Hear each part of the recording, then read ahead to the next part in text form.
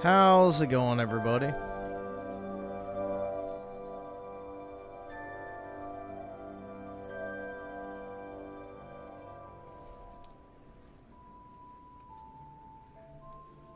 Yeah, there was a clip of Kojimbo getting angry that he didn't win. Which, to be fair, as a Kojimbo hater myself, I will say, he was kind of robbed when it came to the best art direction. Death Stranding definitely has better art direction than Expedition 33 Unreal Engine 5 Asset Flip Edition.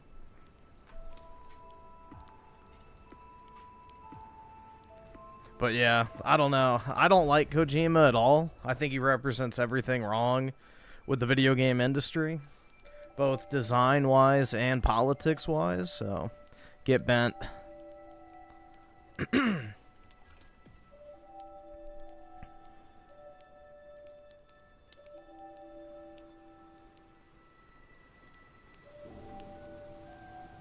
Can't really say I'm disappointed that he's disappointed. Bring order to the chapter, brothers. Yeah, there was literally nothing there. It's just a massive waste of time.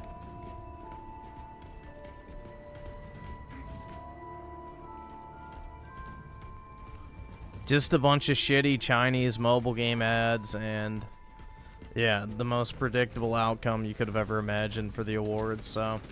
it was a complete and total waste of time. You know, the usual cope that people have where it's like, oh, well, at least I get to see the new announcements. It's like, there were none. Literally nothing.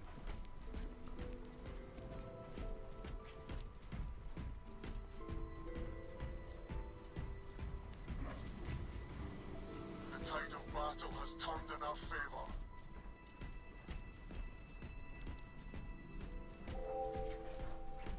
Fatality reported.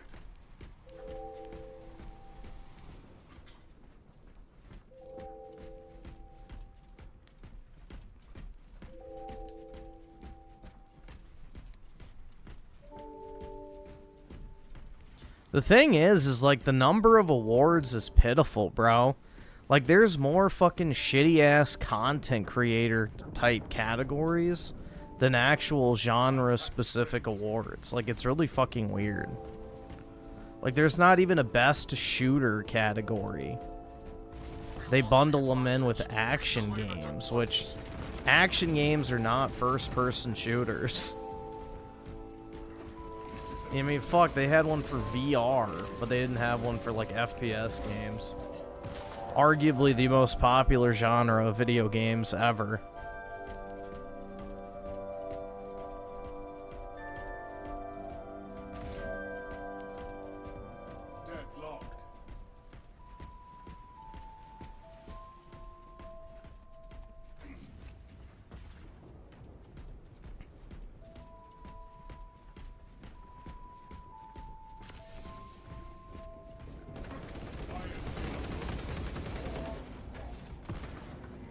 Like, is Moist Shitticle even known for, like, his, gaming? I mean, I don't know. I thought he was just known for his slop commentary. Casualty confirmed.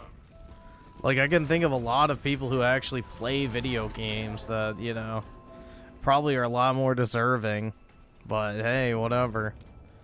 Gotta give it to the biggest names so they promote your shitty fucking award show, is probably the thought process.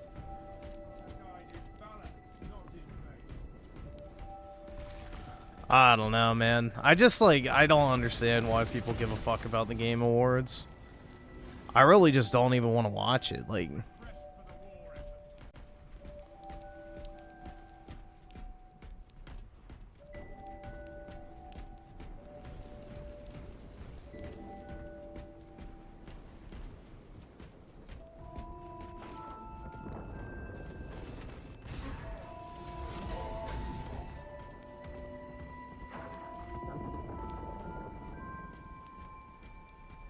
Yeah, Mario Kart winning over Sonic was probably the highlight, just because it pissed off all the right people.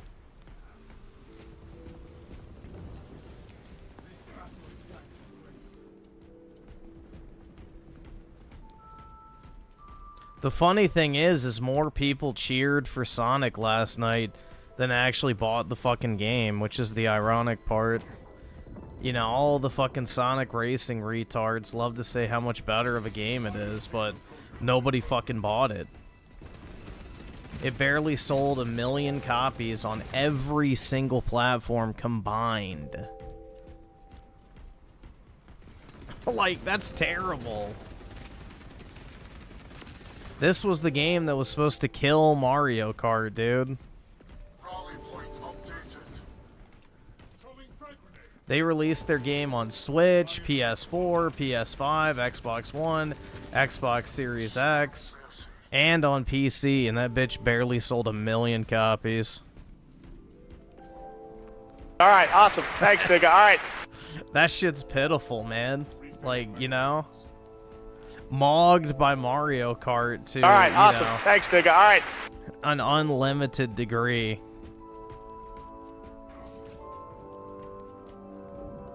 And then they even paid people to make positive videos post-launch about it, like DreamCastGuy.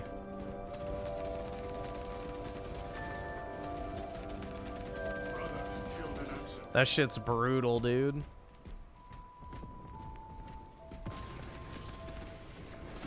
Keep up this pace.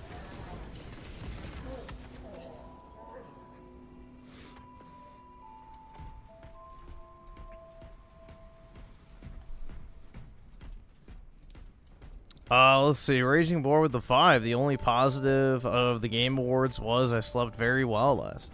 Yeah, I actually slept pretty well. I mean, I had to wake up, obviously, because of work, but the bit that I did sleep, I slept pretty well.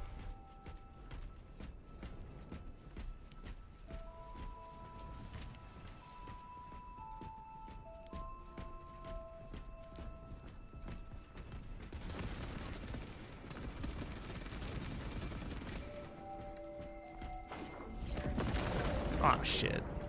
Our allies are halfway done. Reporting for mission. And is gaming for nerds? Yes. With the 5, people are excited for the new Star Wars game. I would be optimistic, you know, regardless of who makes Star Wars. Disney needs those DEI checklists. I mean, that's the thing. Star Wars, to me, I've just completely written off. I don't care anymore. I have zero desire to play another Star Wars game, watch another Star Wars movie or TV show. I'm just kind of done with it at this point. Apparently, I read this thing, too, that the studio that's making it was literally just created this year. So they're aiming for a 2030 release date. So get hyped, everybody. Next decade, you can enjoy the game on your PS7. Wowie zowie. Closes in on victory.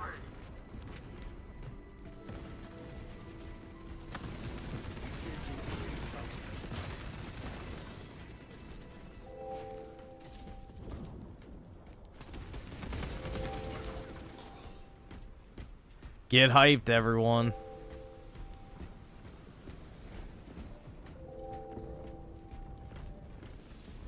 Astartes, push for dominance.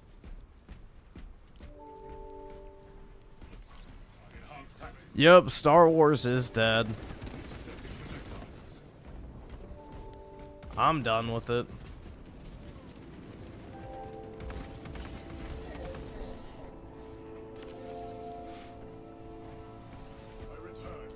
I will get the Lego Batman game when it goes on sale. Because I bought that new Lego Star Wars game. Not only was it terrible, but it dropped in price to like 20 bucks in 2 months. So, I'm not paying full price for another Lego game.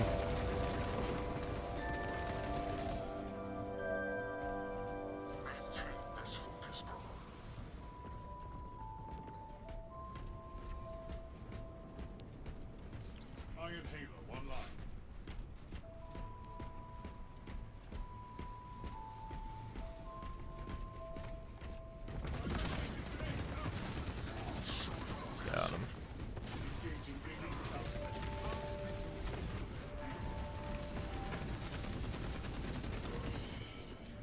Oh, double assist.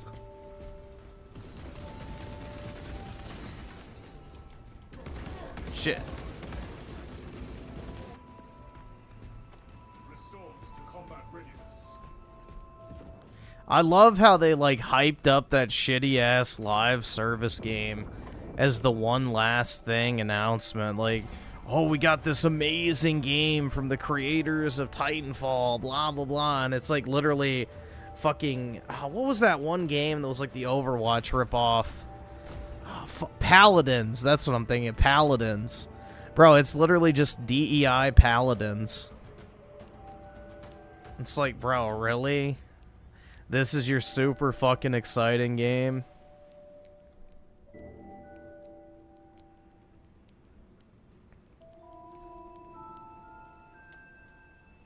Yeah, just what we need. Another heckin' quirky hero shooter game, bro. Literally cannot wait.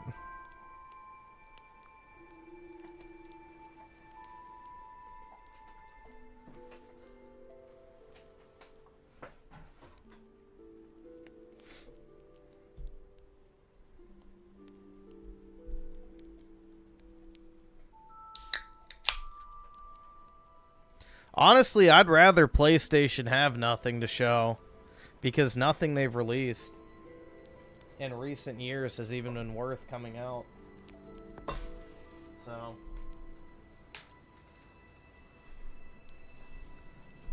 I'm A-okay with them showing nothing.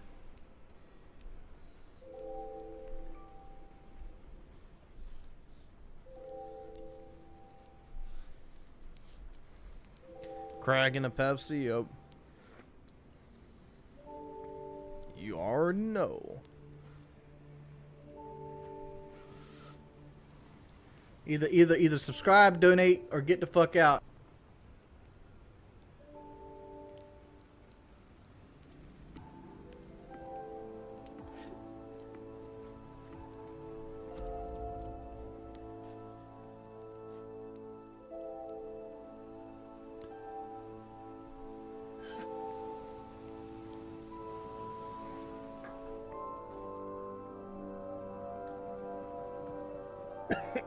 Holy shit. Dude, I went to take a... I dumped it into a cup. And I went to go take a sip. And, like, the fucking, I guess, fumes or whatever just shot straight up my nose. And made me have to cough. That was weird. I haven't had that happen in a while.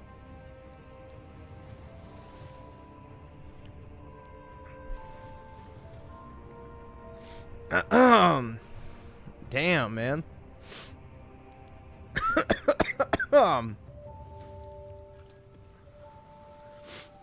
That was a very odd sensation. What you doing over there, boy?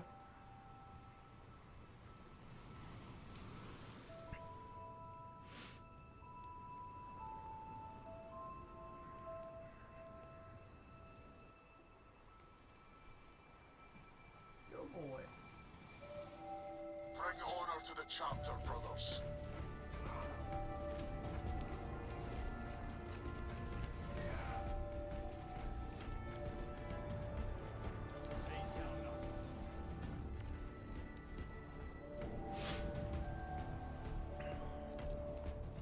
That's because The Last of Us 1 is the game that people actually want to play.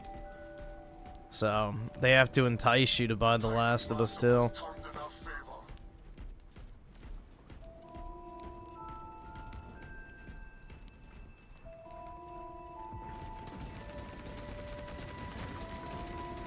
I can't afford this shit! Maintain this focus, brother.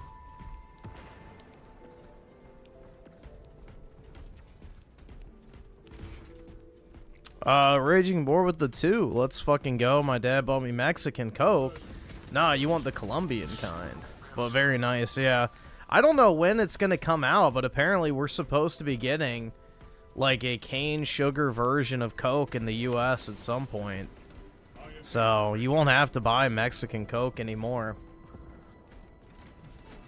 I don't know when the timeline for that is gonna take place, but Yeah, supposedly they're going to be releasing cane sugar Coca-Cola in the US.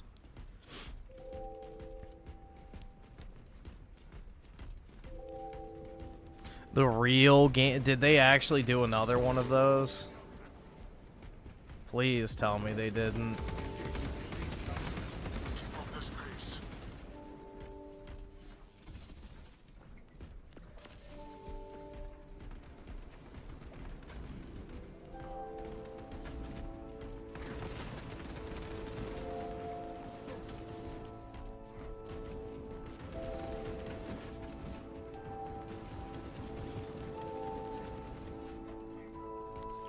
I am Hayward Ray.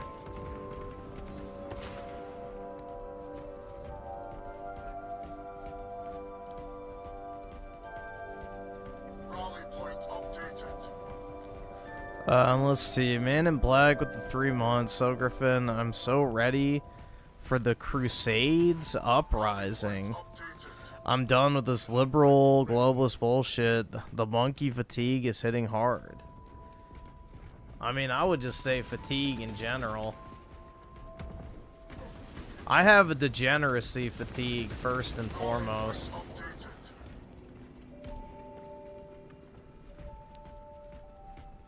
I don't know. I just have a genuine sense of disgust Rally point updated. for modern society. Fatality reported.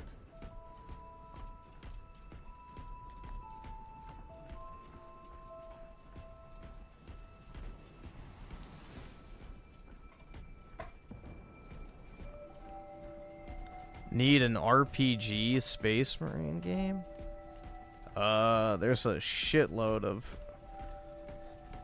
whatever strategy RPG style games for Warhammer. I don't really think we need an RPG. We just need more fun action games, I would say.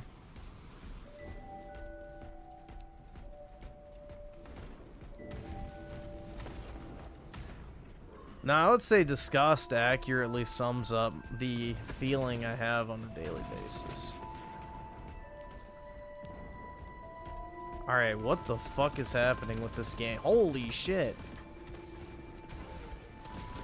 Alright, well this guy's in like the fucking Bermuda Triangle or some shit connection-wise. God damn. Yeah, the ping is all over the fucking place. There's one guy who has decent ping, so I'm guessing his shitty connection is what's fucking everybody else up.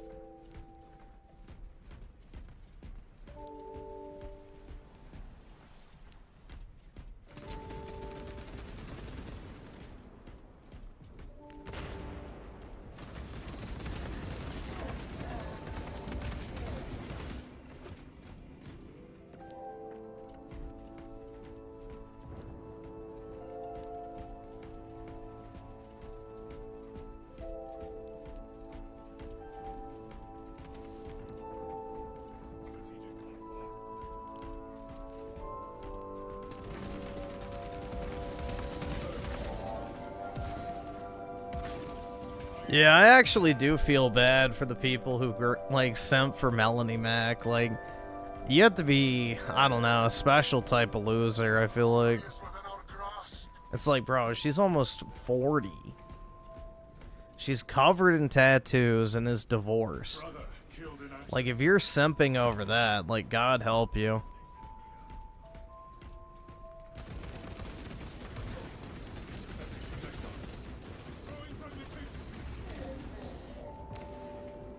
Glory is within our grasp.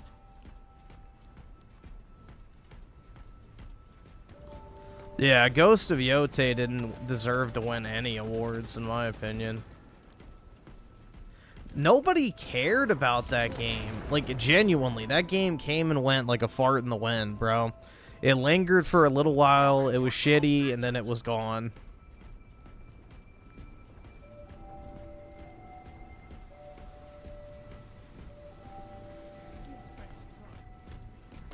Dude, the ironic thing is women are literally disgusted by simps.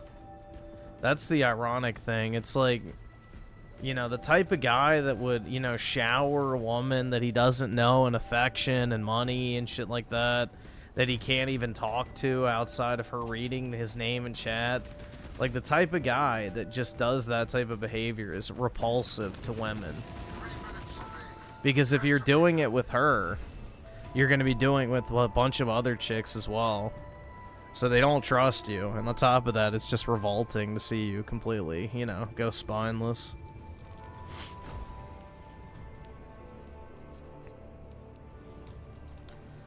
Griffin, how can you go 28 years without sex? Oh, you just don't have it.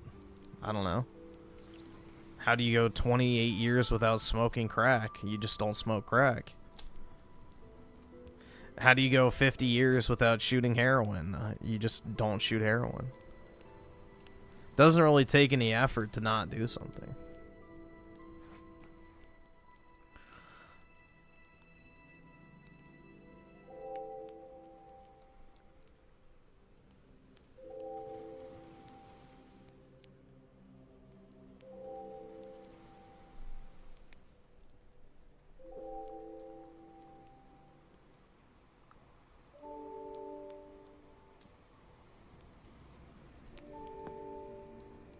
Alright, buddy. Leave that paw alone.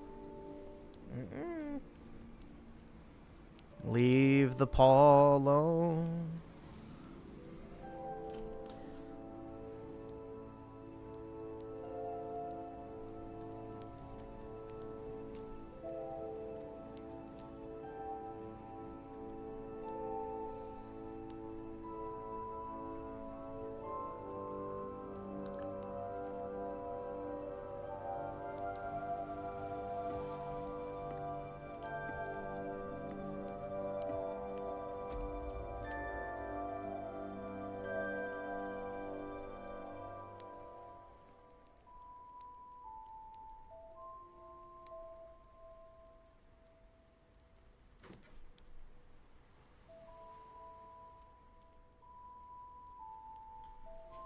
You're broke! You're fucking poor!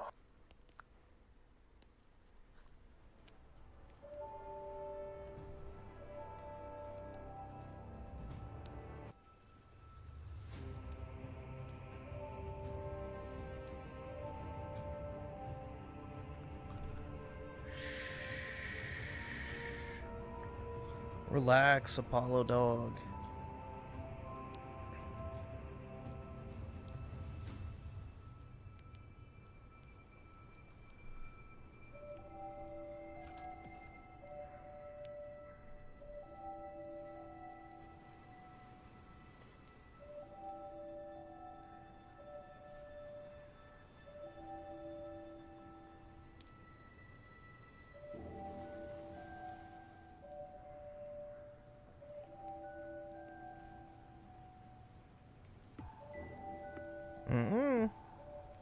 Nope, I don't have anything for you, dude. You want a Chewy? Is that what you want? Okay. Fine. Bring order to the chapter, brothers. You greedy dog.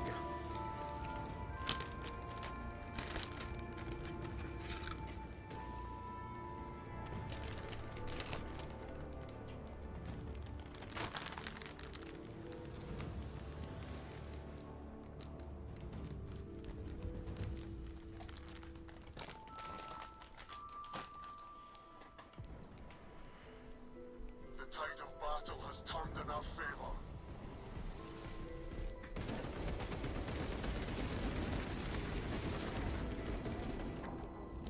We lost the advantage. Reclaim it at once. Reporting for mission.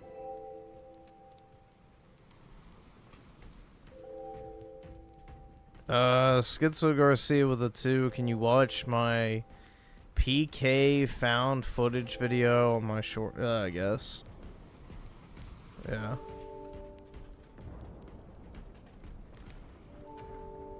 All right, awesome. Thanks, nigga. All right.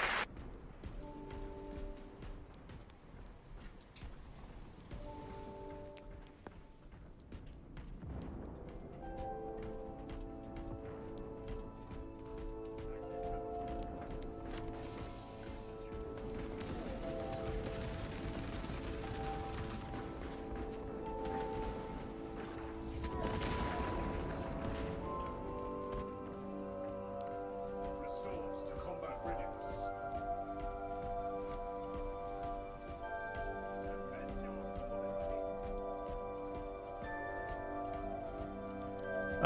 Shugga Shugga Gaming with the 8. Do I find the Grinch relatable? Because he lives away from society and is a hermit like you. Unfortunately, I do not live away from society. And I'm not a hermit. Unfortunately, I do have to interact with the outside world.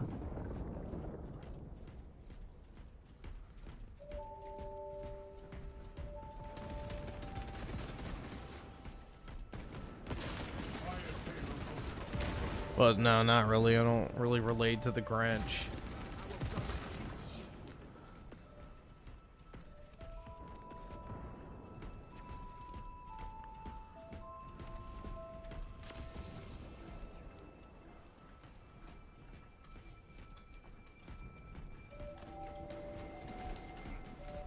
Additional supply. Iron Haven ready.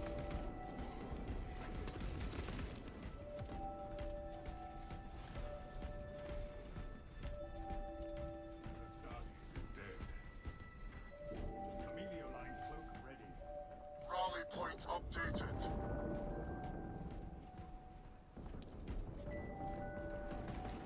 Casualty confirmed. Rally point updated. Enhanced tactic ready.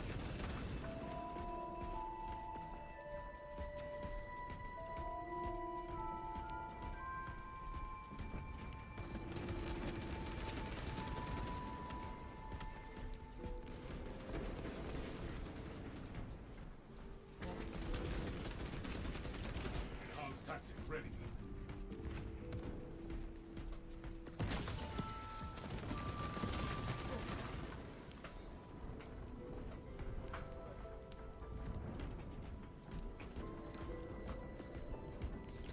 Iron Haven. Yeah, he gave that shit a 9 out of 10. That show was terrible.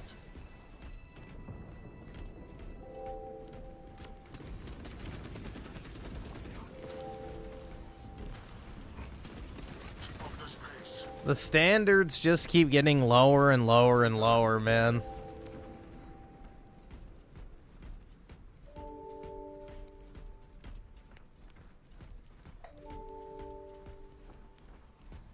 Why would I steal toys? That's retarded. Okay, bro. Whatever you say.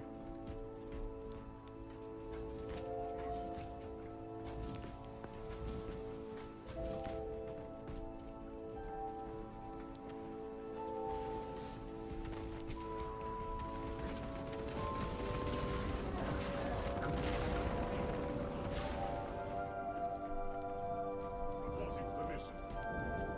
Our allies are halfway done. Dude, I just really don't think the gaming industry has anything to offer anymore. Is the problem.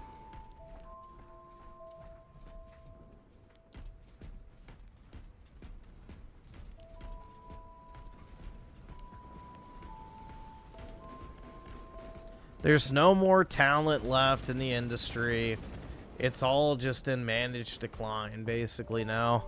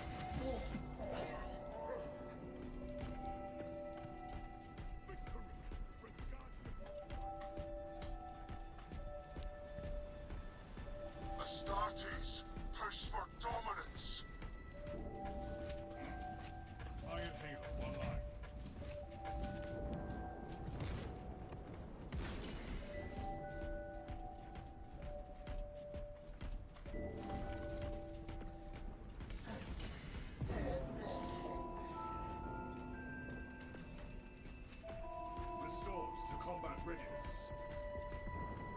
Griffin just wants everyone to feel miserable and dead inside as him. No.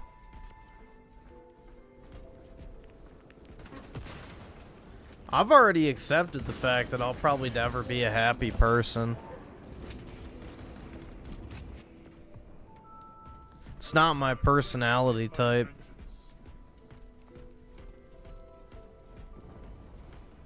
Death 3 long. minutes remain. Decimate them.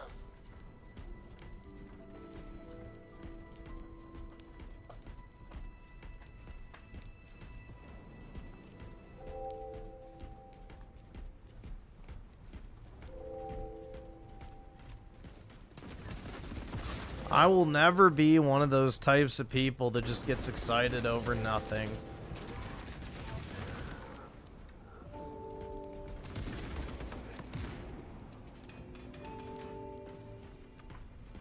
Reporting for mission.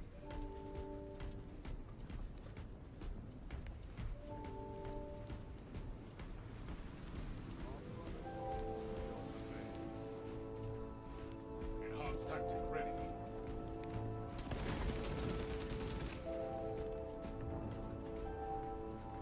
Rally point updated. Red casualty confirmed.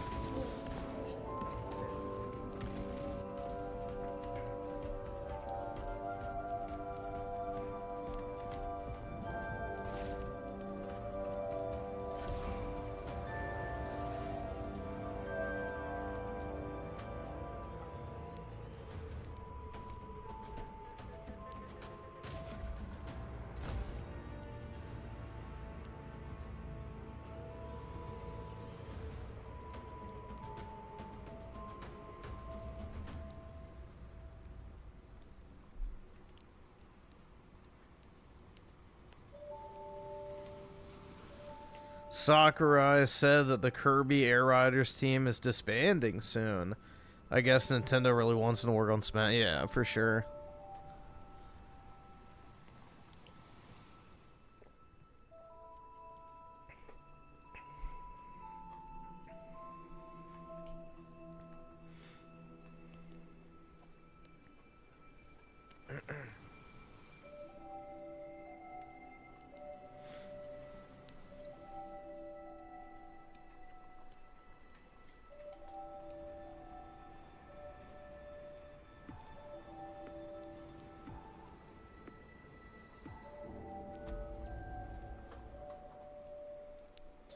Griffin would absolutely go steal toys from who?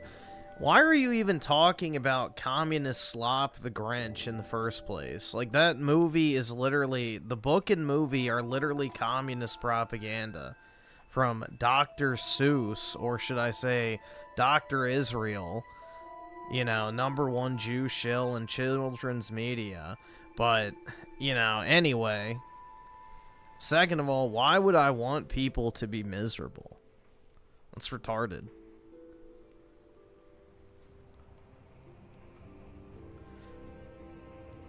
Yeah, Dr. Juice. There you go.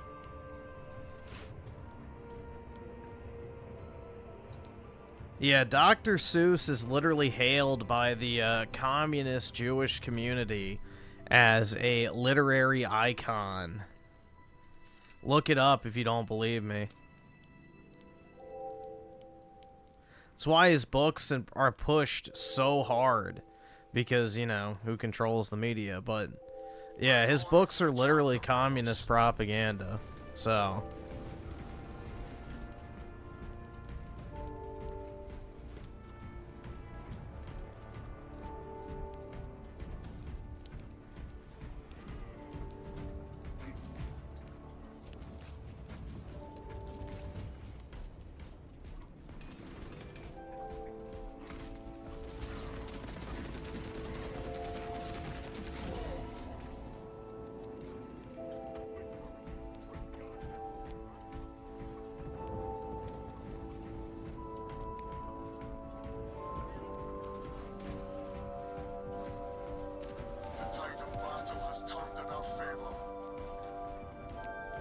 Oh my god, man. They need to fix this visual glitch. It's very annoying. We lost the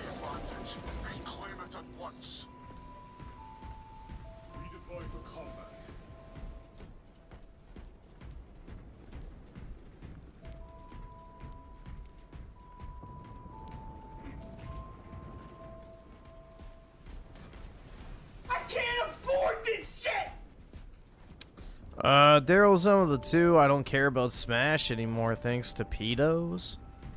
Well, unfortunately, you're gonna have to stop caring about every game then, because any game that children enjoy, you know, the peds are gonna be there.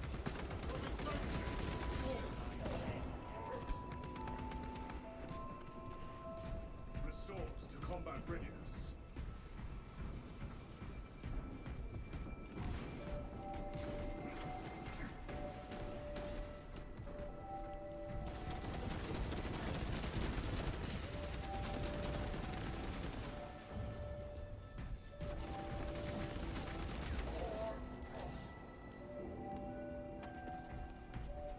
I return, ready to take my vengeance.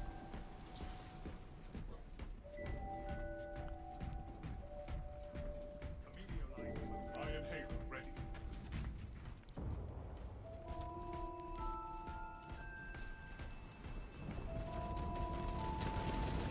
All right, awesome. Thanks, nigga. All right.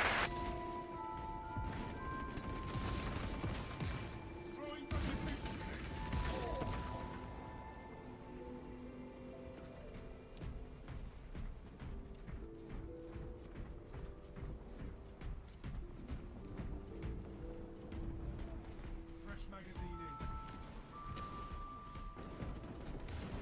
The title battle has turned in our favor.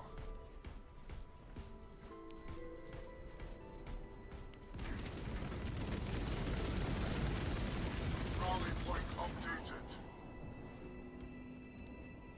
Paul Paul Alright, the awesome. 5, Thanks, nigga. you know Alright. it's bad when a French studio founded by former Ubisoft employee wins Game of the Year. I mean, it's just, people think an okay game is like a masterpiece now. It's fucking pitiful. Like, people's standards are so fucking low because all the other games are just straight up garbage nowadays. So when a game comes out that's okay or good at best, you know, releases, people soy the fuck out over it. Like, it's crazy.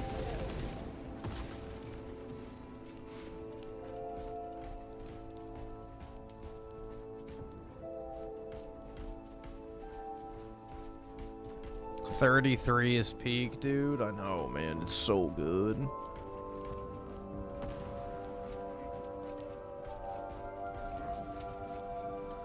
Chugga Chugga Gaming with the 8. Do you think DreamCastGuy is a genuine fan of any? Yeah. If anything, he's overly fucking enthralled by too many game series.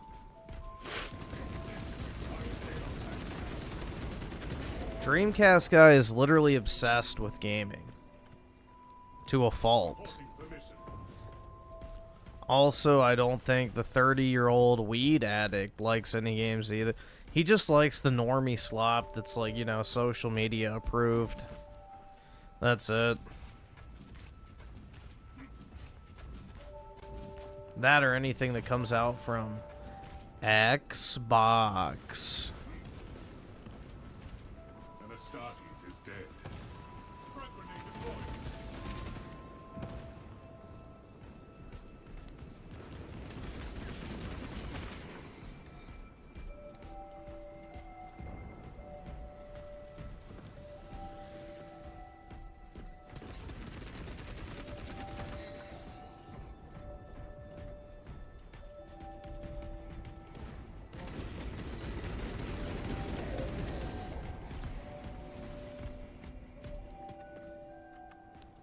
Support incoming, brothers. But yeah, Expedition 33 is overrated slob. It's baby's first RPG with shitty fucking Souls-like parry mechanics, and the fucking retards simp the fuck out over it.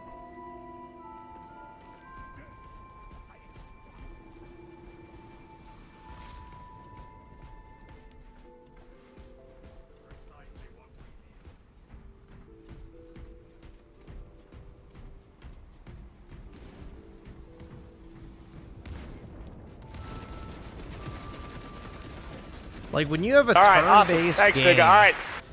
when you have a turn-based game that is more reliant on parrying than the actual turn-based combat, that's a problem. Sorry, that's really fucking bad if you ask me. No thank you. I don't play a turn-based game in order to fucking parry constantly for 90% of the fucking battle. When your parries do more damage than your actual attacks, that's also a problem too. Also, when you have enemies that literally can't be attacked or are only damaged by parries, that's also a problem. The tide of battle has turned in our favor.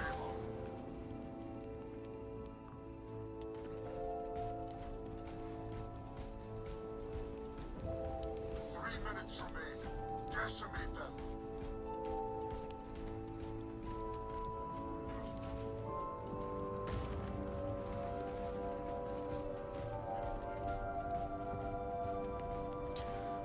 Daryl's one of the 5 people think 33 is a masterpiece of the century, but won't go back and replay it later down the road. I play video games for replay value.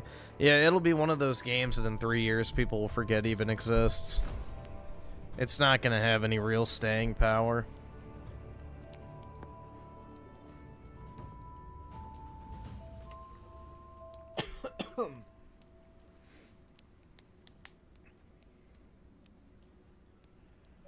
Like, most of the shit that people like about the story is the shock factor, and that's it.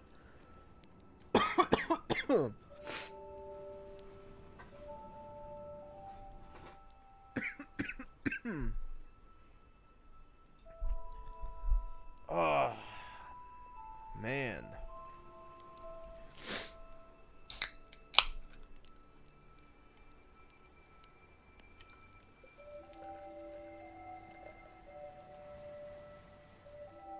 Dude, the female characters aren't even that hot in Expedition 33. The only one that's even remotely attractive is the fucking redhead, and that's it. The other one's Indian, and the other one is an Asian. Like, pass. So...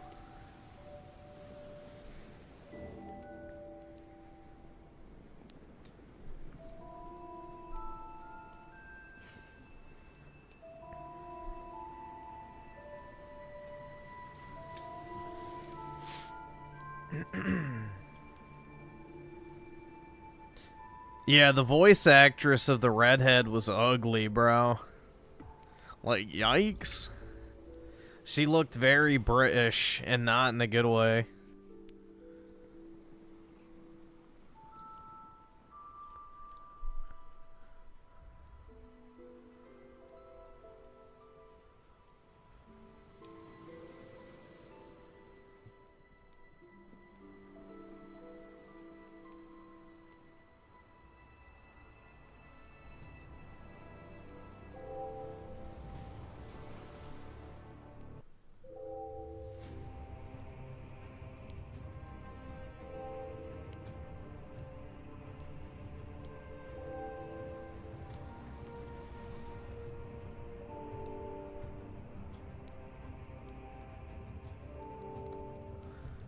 You'd Bing Bang in her Wahoo? What, the voice actress for, I don't remember the bitch's name, the redhead?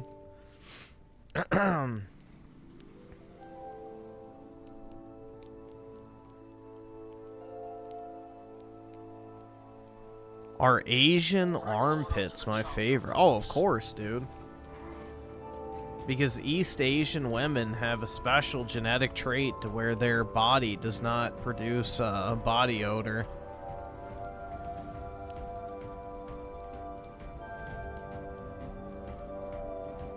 So you can enjoy the salty, savory goodness of her sweaty pits after a long day with none of the bad stink that comes along with it.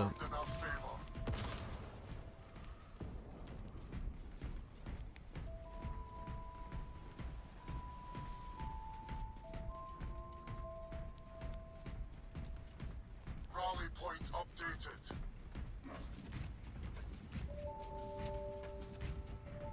All specs ready to scan. Iron Halo online.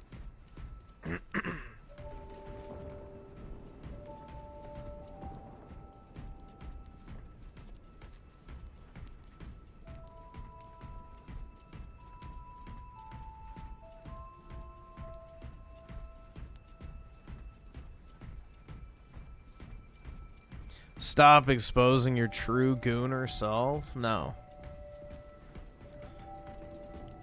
I am who I am, and you'll never change me. Enhanced tactic ready.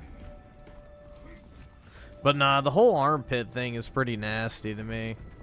The Japs have some really weird fetishes, which I think that's primarily a Japanese fetish, but maybe I'm wrong. I'm not really an expert. I know the Japanese are into like femdom and all that other shit too. I can't afford this shit! Elijah Petty with the 2. Do you agree with Metroid 4 being pretty much a flop? I don't know what the sales are or what, but Metroid has never sold well, so I guess it really just depends on what their expectations were. The Metroid franchise has never been a big seller. Like, for as much glazing as Metroid Dread got back in the day, I don't think that game sold over 2 million copies. But I may be off on that number. I'm not sure.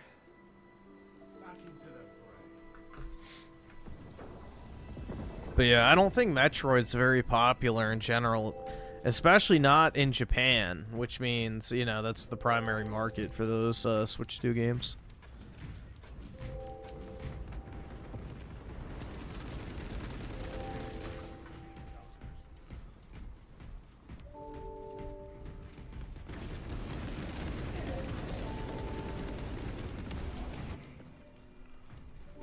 Redeploy for combat.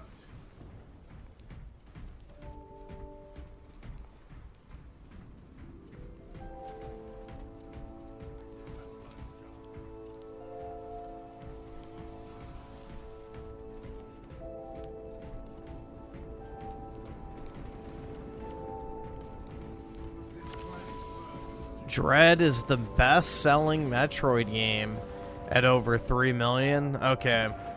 Yeah, I remember it didn't sell very much. I remember it was like 2.3 or something when I last saw it. But yeah, Metroid has never been super popular.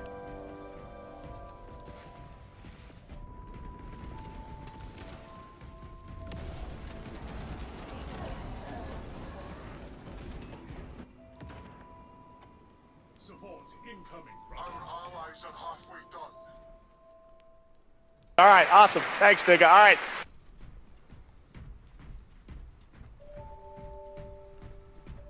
So, again, I have no idea what Nintendo's expectations for Metroid Prime 4 are, but I would imagine that they're not, like, expecting it to be, like, a 10 million plus game. Because, again, the Japanese don't really like Metroid. It doesn't appeal to them.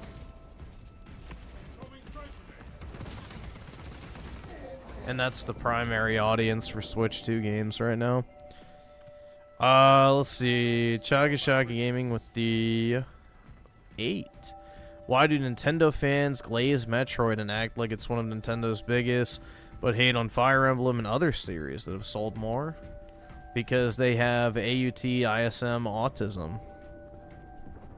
But yeah, I've never understood like the Metroid glaze. Like if you talk to certain people who are fans of that franchise, they act like it's such a big fucking deal. I mean, Zero Suit Samus is more popular than the actual Metroid franchise. I guarantee you people could name the character Zero Suit Samus more than they could tell you what game she's from. Because the entire Smash audience knows who Samus is, but they probably have no fucking idea what game she comes from. Support incoming, brothers. So, it's one of those cases, most likely, where the character is more popular than the actual game, and it just doesn't translate.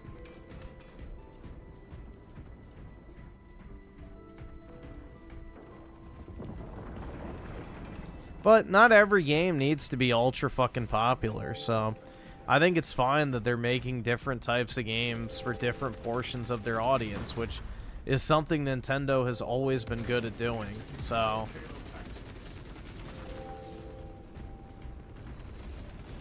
they've always made something for every aspect of their audience.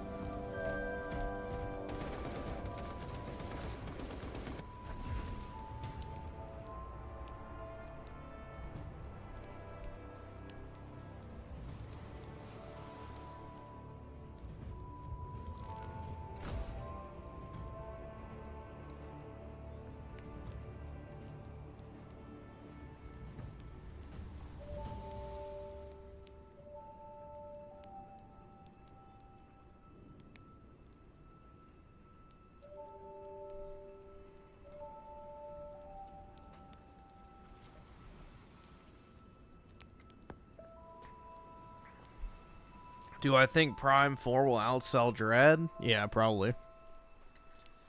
I would say so.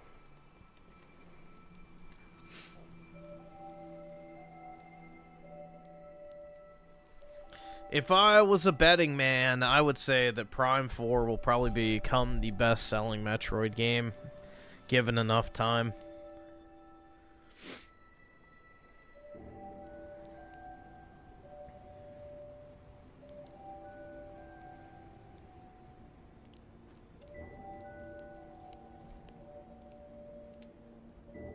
Did I see Synth's Metroid Prime 4? No, I did not.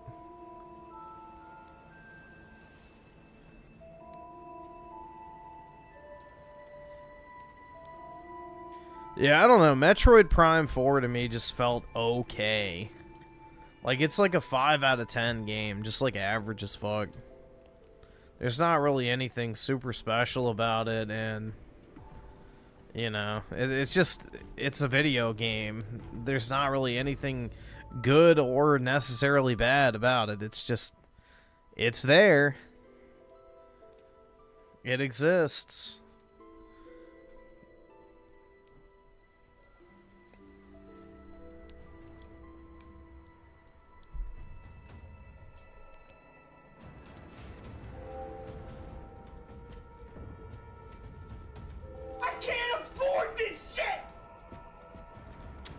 Paul the 2 reviews say Metroid 4 is not as good as the first.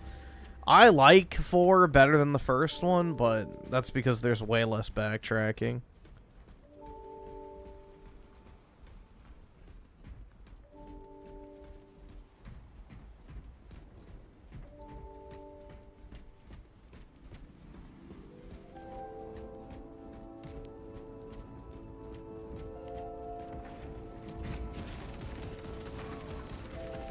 I have a strong dislike of backtracking in games. So any game that has more backtracking than another, I automatically think is worse.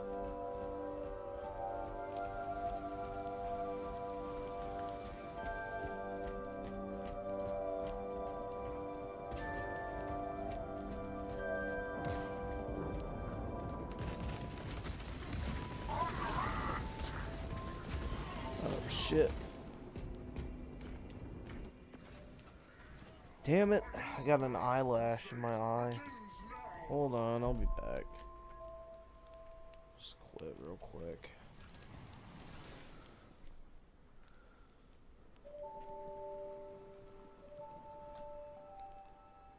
Hold on, it may be out. Jeez. It sucks because I wear contacts and sometimes it gets stuck underneath the contact and it hurts like a bitch. Because it's not just the eyelash, it's like the contact is pushing it down into your eye. Alright, I think it might be gone. Yeah, usually I have to take out my contact because it gets stuck underneath, but I think it's out now.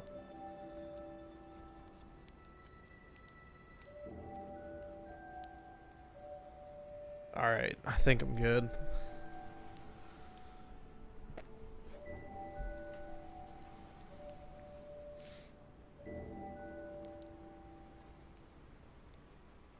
All right.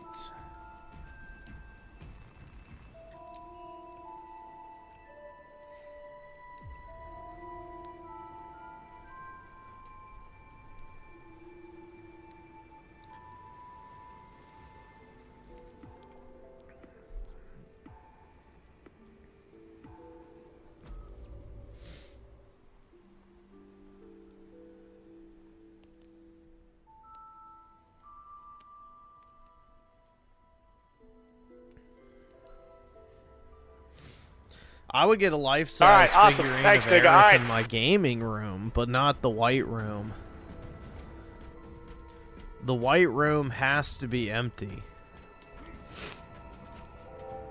But I would absolutely get an Aerith, like, you know, like the ones they have at, like, the Square Enix headquarters and shit.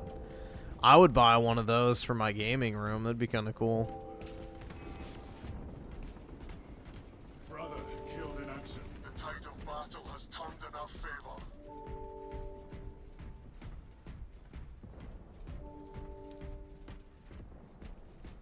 Iron Halo online.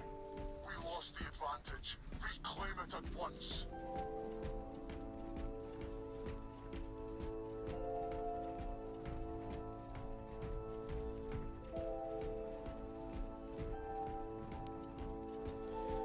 Shaggy Gaming with the 8. The only people who like Metroid are 40-plus-year-old neckbeards. Same with Mega Man, who under 35 cared about the Mega Man announcement. Yeah. I saw a couple reactions to it where people were like, you know, what the fuck is that? Like, they thought it was Fallout. So they're like, wait, what the fuck is that? So people didn't even know what the fuck it was based on the character. So, again, it's probably another scenario where people know the Smash character and they don't even know the fucking game it's from. The fact that that Mega Man game has a 2-year dev time until release is pretty fucking crazy, too. That's one of those games that you take, like, maybe 6 months to make.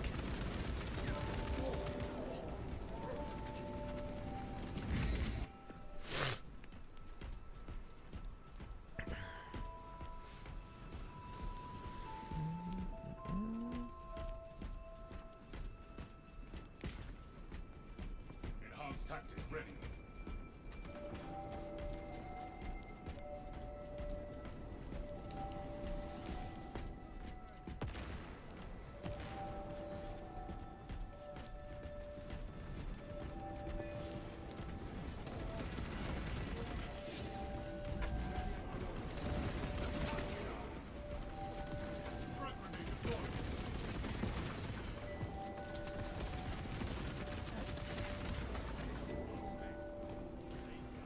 Like, it sounds pretty gay of me to say, but there's, like, no actual gaming culture anymore. Casualty confirmed. Like, there is no, like, hardcore gaming culture anymore of people who actually are informed about video games and play a bunch of different stuff. It's now basically just a collection of niches. And, you know, people rarely play anything outside of their fucking niche. And they just worship that shit. I don't know. It's just like everything's becoming homogenized. You know, it only appeals to the core, like, you know, demographic of person who plays that type of game. I don't know, man. It's just... You look at all those games they announced last night, and it's just all the same copy-paste Chinese anime slop. The same Unreal Engine 5 fucking asset flip garbage. It's just, it's over, bro. Like, the gaming industry sucks now. Genuinely. The mission. Fatality reported.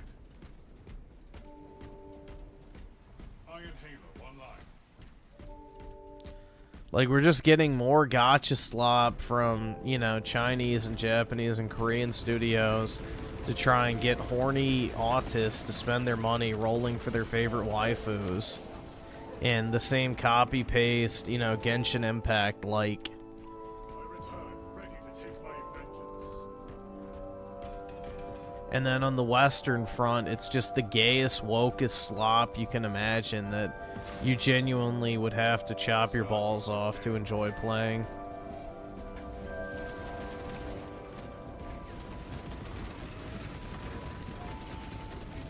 It's not a good place to be, man. The future of gaming has never looked so grim. Restored to combat readiness. Did I play the Pragmata demo? No, I did not.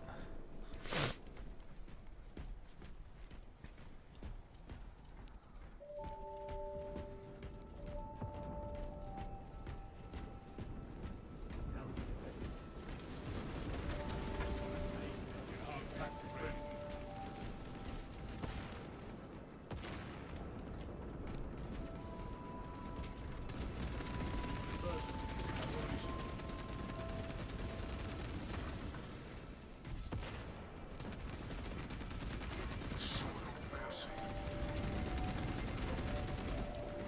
Why is that guy not popping his shield?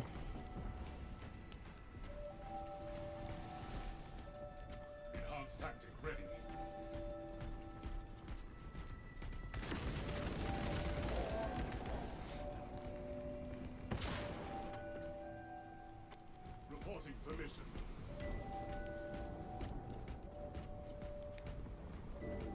Dude, I remember watching the Skyrim trailer at least 100 fucking times prior to launch.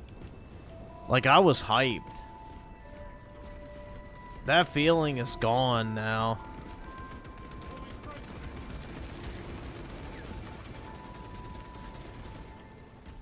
The only game I'm gonna be hyped for is Final Fantasy VII Part 3. That's it. Other than that, I genuinely don't fucking care.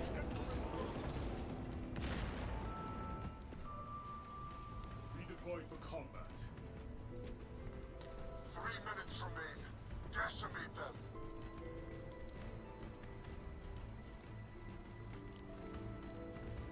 Commencing all-space scan.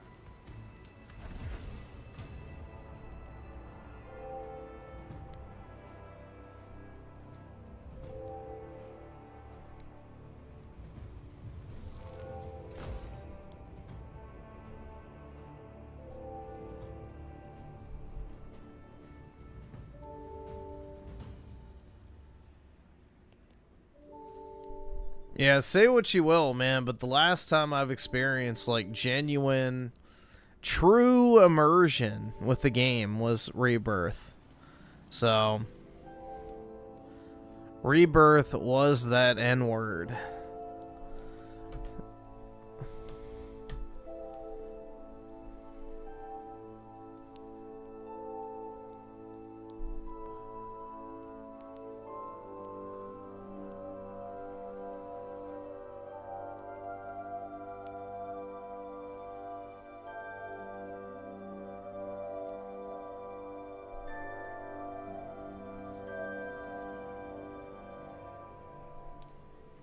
I mean, I play Super Smash Brothers, but, you know, playing it by yourself is kind of just boring. I don't know.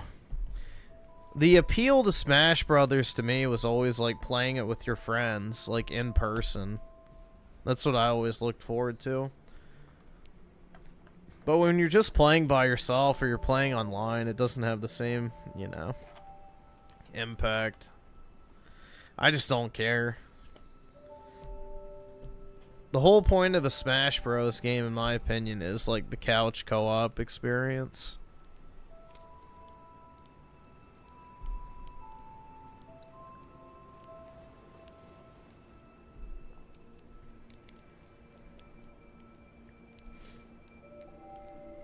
Nah, do you know what was a cool Battlefield trailer?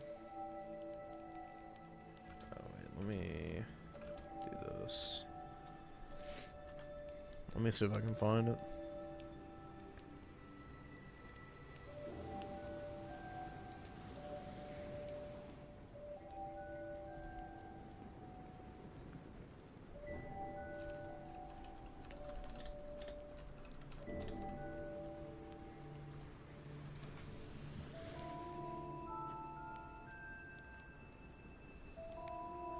Bro, they age restricted the trailer? Fuck off.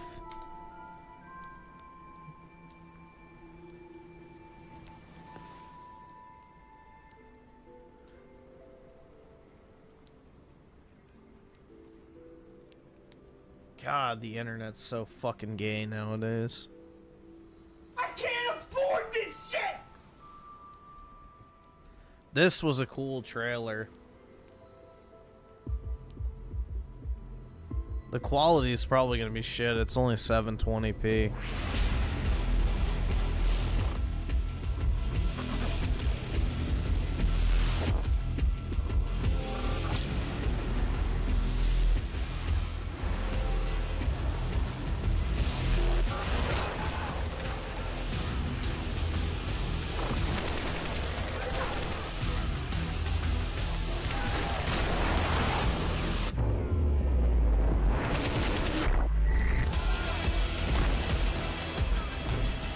Yeah, Battlefield 4 was awesome.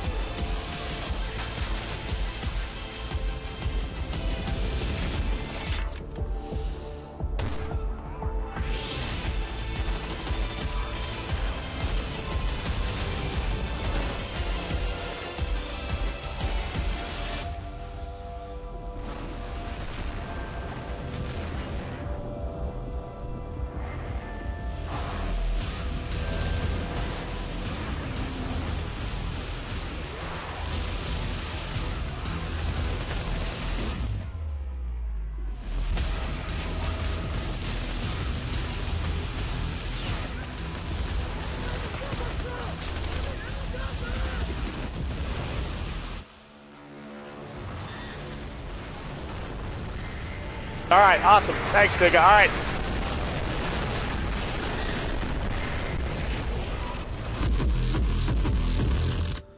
Like, it's just a different era, man. Like, what is the trailer? Gameplay. Shocking. It's the same with the Elder Scrolls, like, the Skyrim trailer. It's just gameplay. So, let me guess. Age restricted. Dude, these studios need to quit being fucking Peggy gay. 18. Genuinely.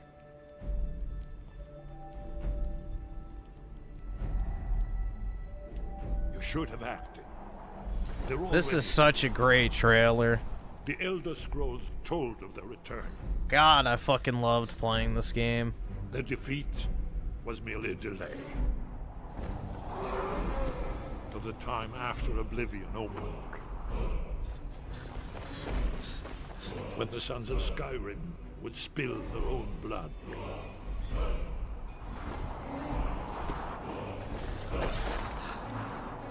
But no one wanted to believe they even existed. And when the truth finally dawns, it dawns in fire.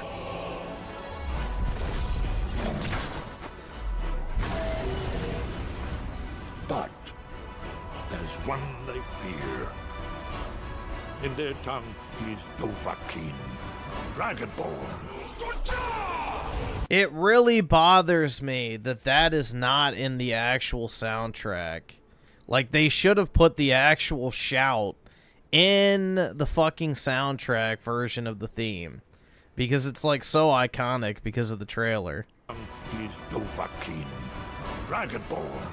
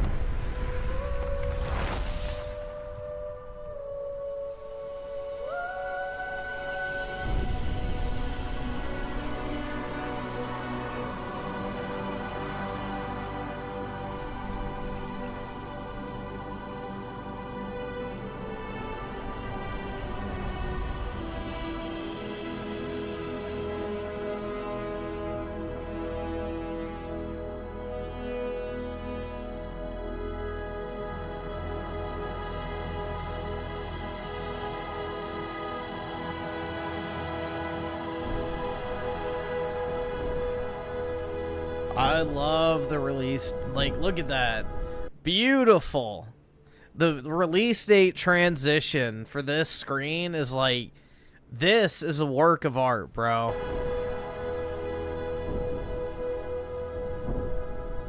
Perfect. Like, I love that to this day. 11/11/11. Like, chef's fucking kiss. Beautiful.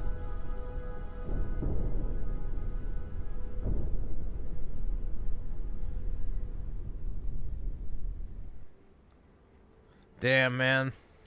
It's just, it's sad. Like, I used to actually like video games and get excited for video games. Not the case anymore.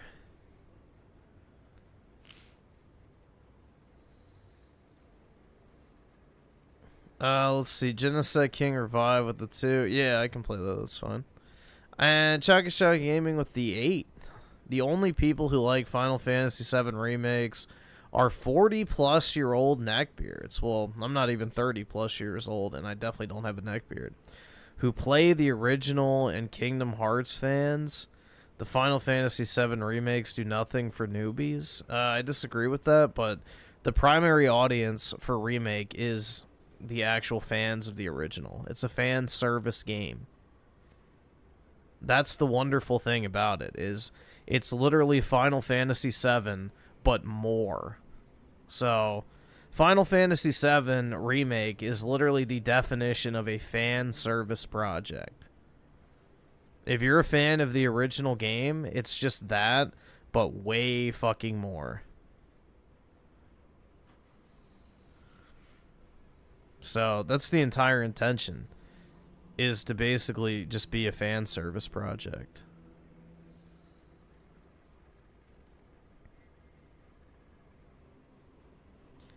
Elijah Petty with the 2.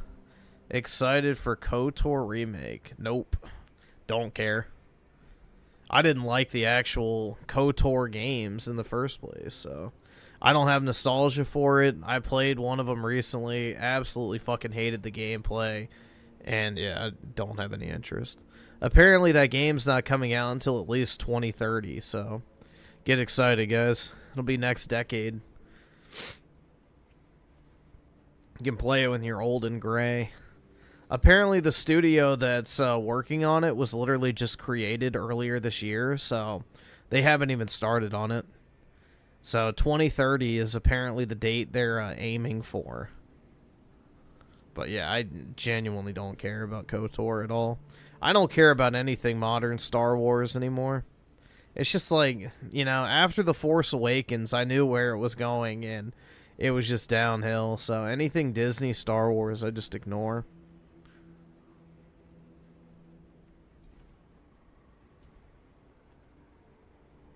Yeah, God only knows when we're going to get Elder Scrolls 6, if we ever even get it. I guarantee you they're putting it on the back burner for another shitty Fallout game. Because of the Fallout TV show being so popular, I 100% guarantee that Fallout will probably come out before Elder Scrolls 6. Like, I'd put money on that. The new Fallout will come out before the new Elder Scrolls.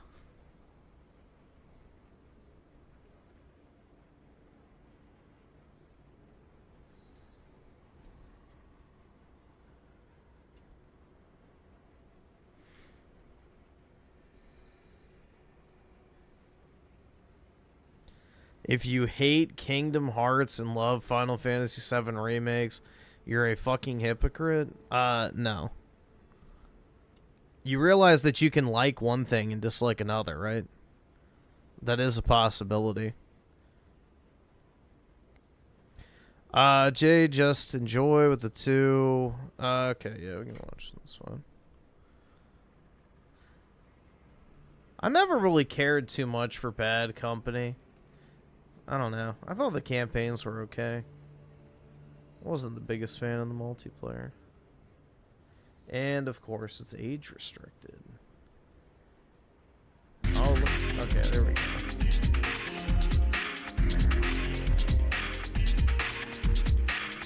Bruh. Piss inside her.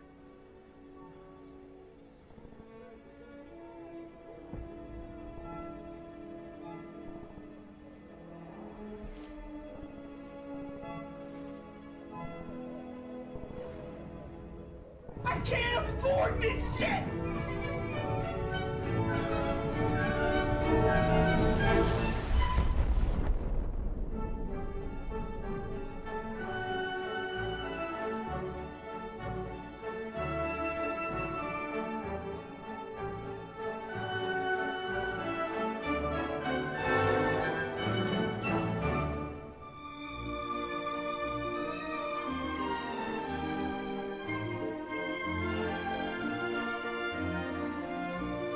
Dude, most of these 360 era games ran at like 480p.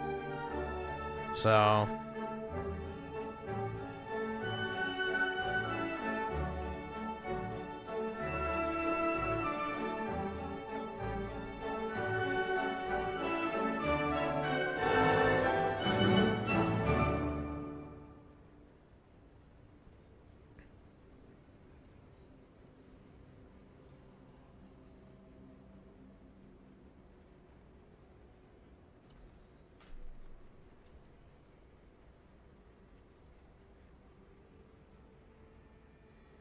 What trailer was I just thinking about? Shit.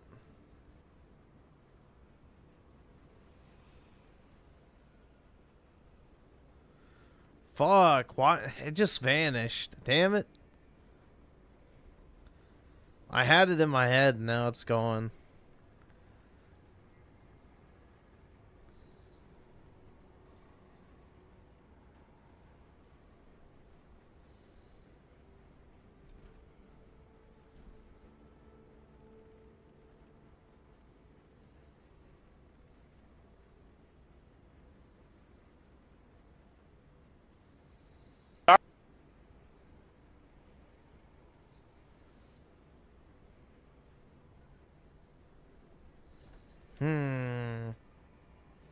Dude, why can I not think of it? Oh, well. I guess it don't matter. Fall in order with the 5. If we're doing throwback trailers, can we what? I mean, that's not really a throwback, but sure, that's fine. A game that came out in the last 5 years, I wouldn't really call a throwback, but...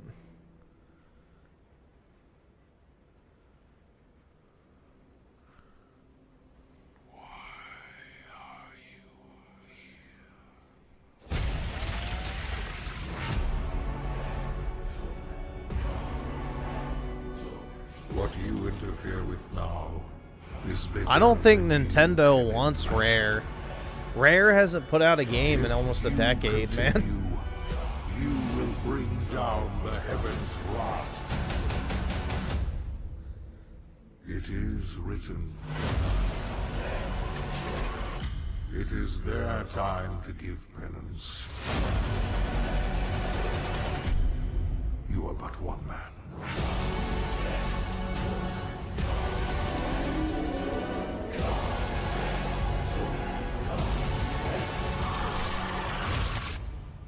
They are no longer your people to save.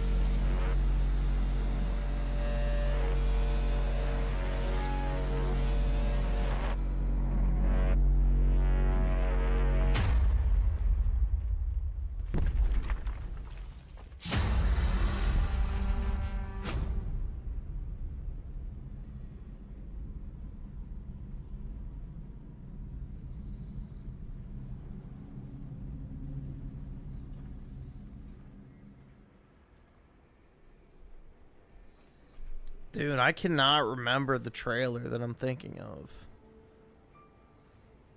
It's bugging me.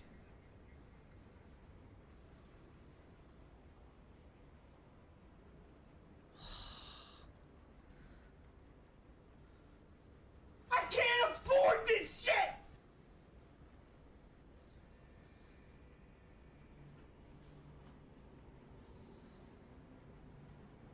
I am not watching Metal Gear. I don't care about Metal Gear. Metal Gear is trash. Kojimbo slop is a pass for me.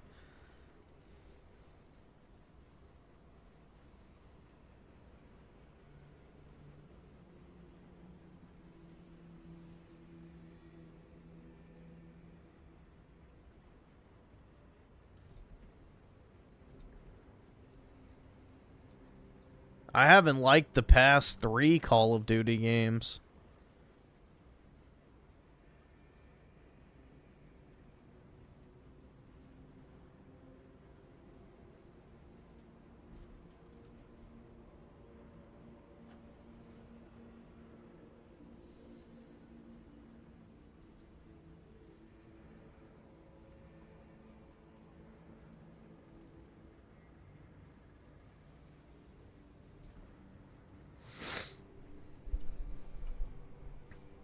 Rare did not make the most recent Killer Instinct. That was made by, I forgot what, Iron Galaxy or something like that. So, literally the only game that Rare has made since Viva Pinata is fucking Sea of Thieves. That's it.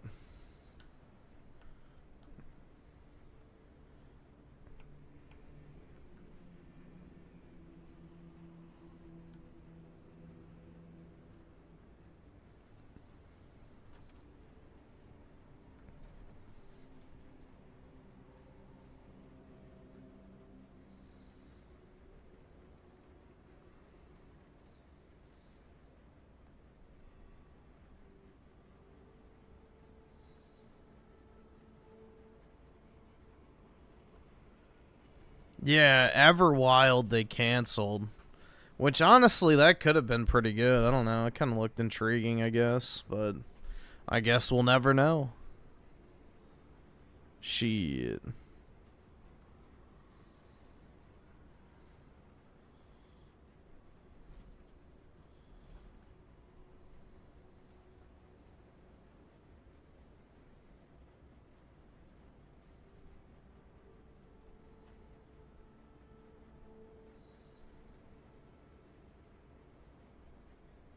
I'm buying the Pragmata amiibo. Oh, yeah, dude.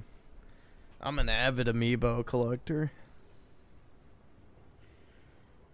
I only buy the ones of little girls. You know, Baby Peach, Baby Daisy, Baby Rosalina, and now the Pragmata child. God, my collection looks great.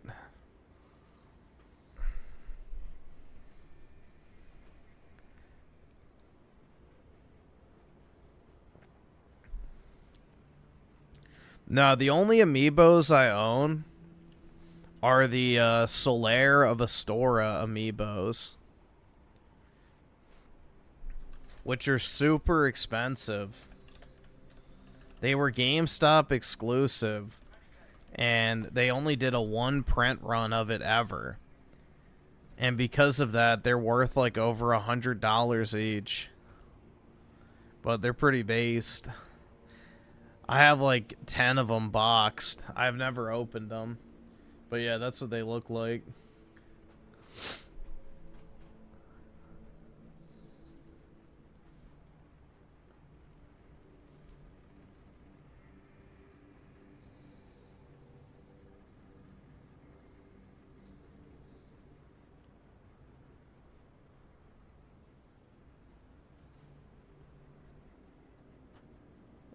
Yeah, praise the sun.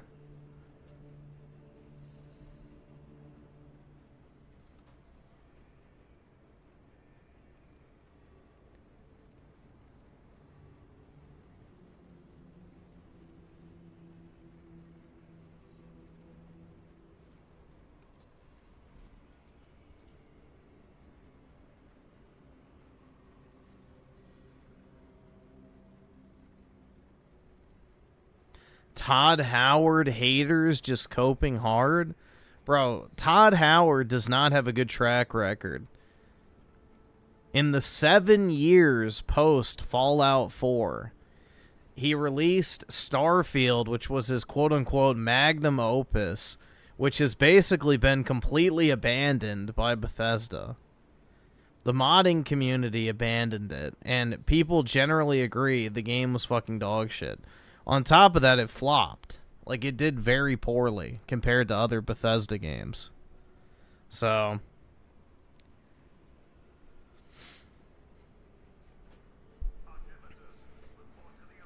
Todd Howard does not have a very good track record as of late.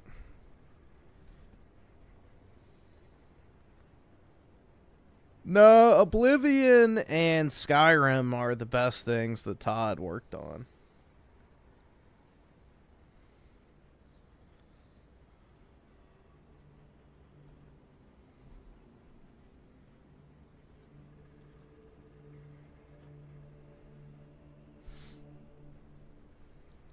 Hold on, I just want to see how much somebody's selling this. So that's the Japanese version, and it's opened. I want the sealed one. Solaire of Astora Amiibo.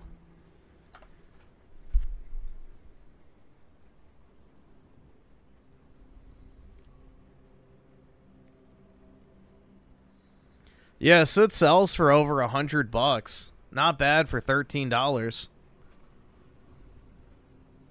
I just don't want to sell them because I like them. So I just keep them in a box. Maybe someday I'll sell them. I mean, I've got basically $1,000 worth of Solaire amiibos. But I don't know. I like them. I don't want to sell them.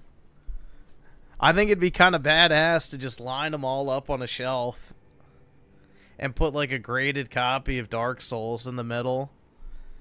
That would actually kind of look sick.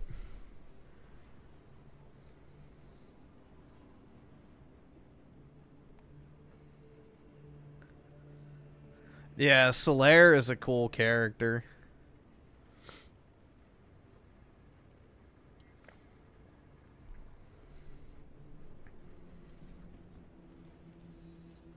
I have a storage unit, so yeah, technically I do have a room to store stuff, but it's a storage unit.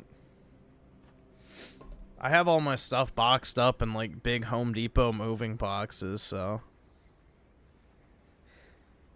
when the time comes that maybe I get to move, then it's ready to go.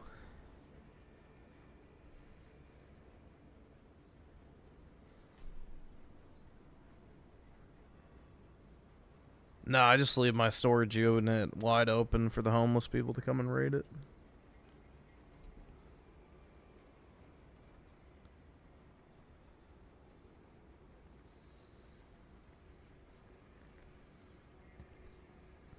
Looks like DSP's Connecticut condo. Oh my god. I don't have any room to display anything. So, we've already been over this 100 times. I don't have room to display anything. I have, like, 3 video game statues in my entire fucking place.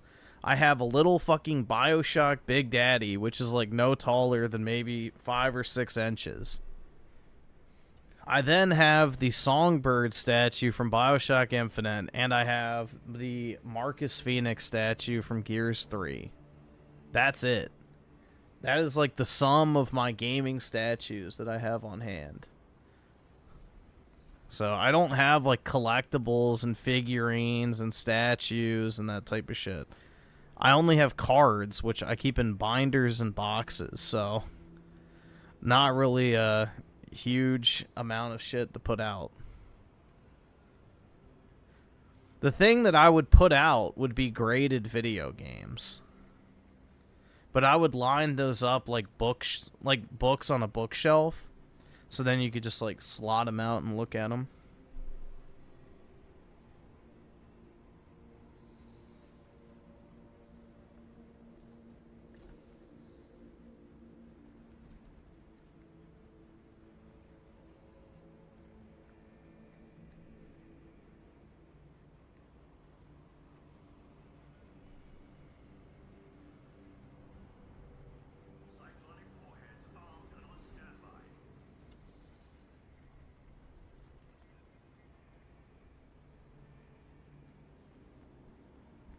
I imagine it's just wall-to-wall boxes of hoarded, sealed items.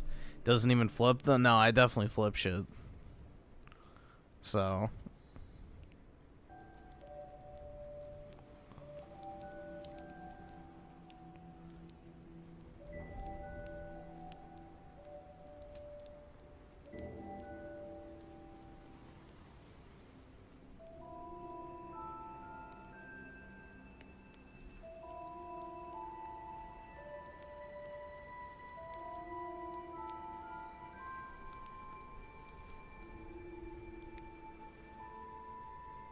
yeah, I actually inventoried my Pokemon stuff recently. I have about $60,000 worth of sealed Pokemon product right now.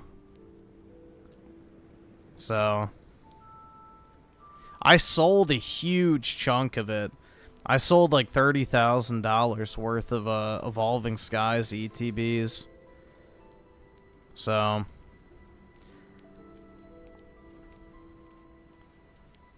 about 5 or 6 months back. Or maybe it was about that long ago, I guess. I don't know. Doesn't matter. Earlier this year, I sold about 30 grand worth of Evolving Skies ETBs. So that lowered the value of my inventory quite a bit.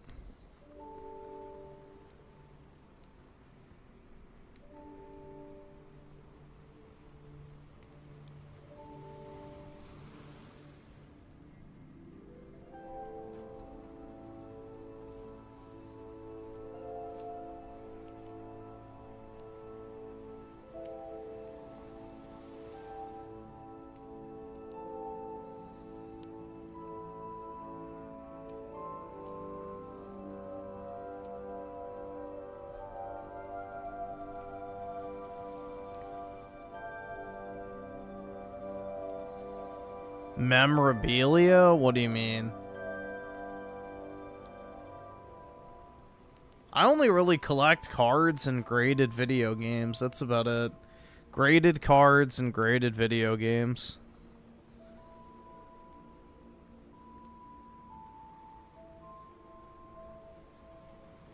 That's what I collect. Let's see. Genocide King revived with the 2. Okay. All right, awesome. Thanks, nigga. All right. Yeah, I'm pretty sure this is copyrighted, but we might be able to skate under the radar. So I've played this trailer before and it's been flagged. But we'll see.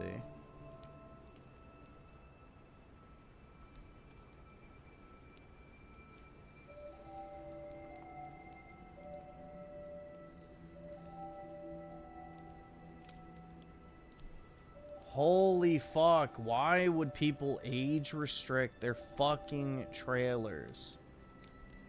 I don't get it.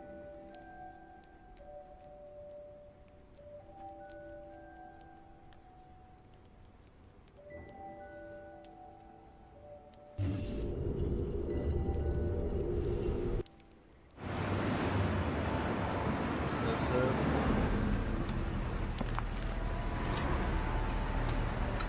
So no, it's not. It is not YouTube. Xbox does it, PlayStation does it, EA does it, Activision does it. Every single game company, if they upload a trailer, they age restrict it by default. It's retarded.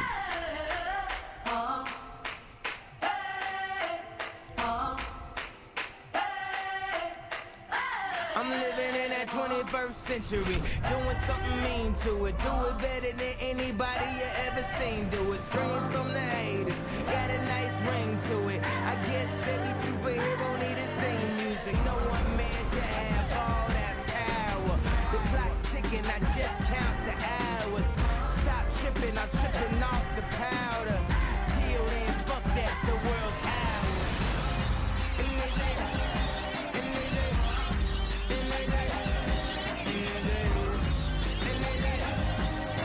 Yeah, Saints Row was good during this time.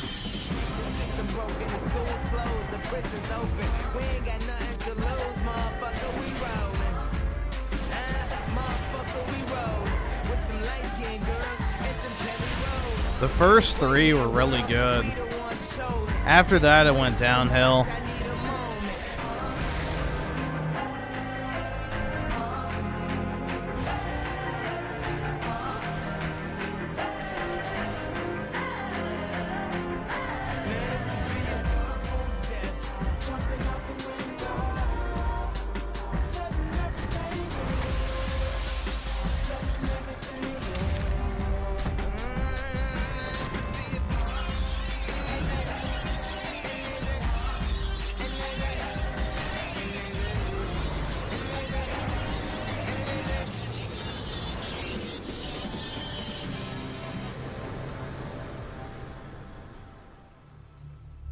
Yeah, after Saints Row 3, it really fell off, which is a shame. 'Cause 1, 2, and 3 were all pretty enjoyable. Why the fuck would you want to play Vice City or San Andreas? Trash.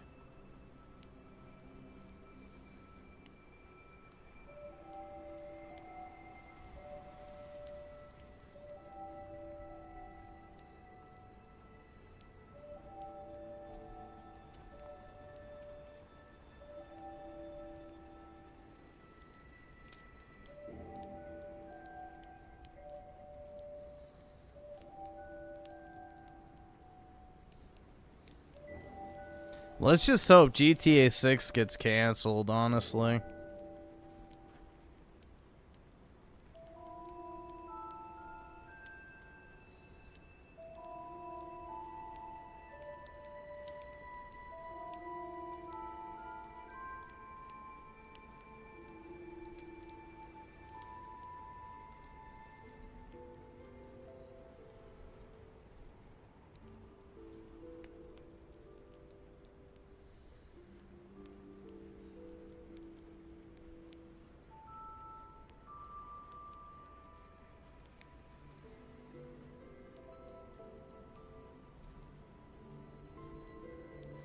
GTA 6 is nothing.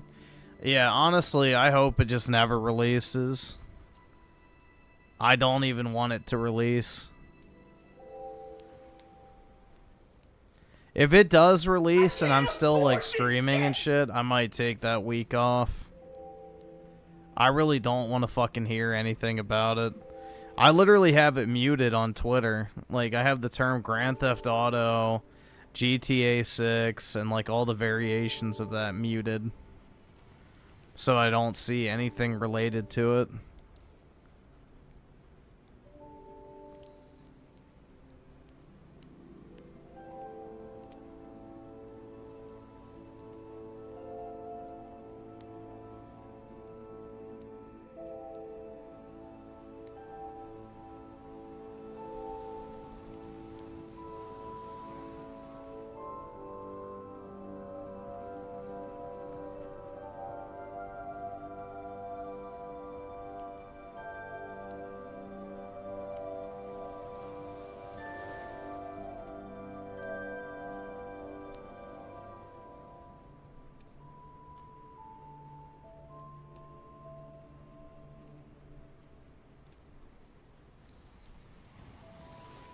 I absolutely can't avoid it.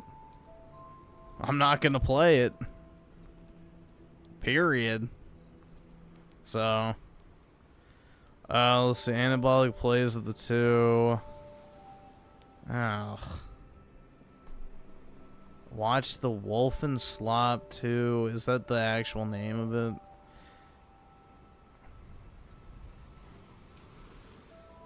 I'm not playing the game, so I didn't like GTA 5 at all. I just thought it was meh. The only good part of GTA 5 was Michael. Trevor and the black guy, I don't remember his name, were fucking terrible. Horrible characters.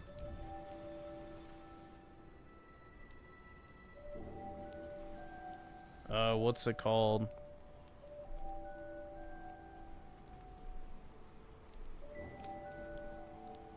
If you want me to watch the trailer, you have to give me like the actual name. I don't know which one it is.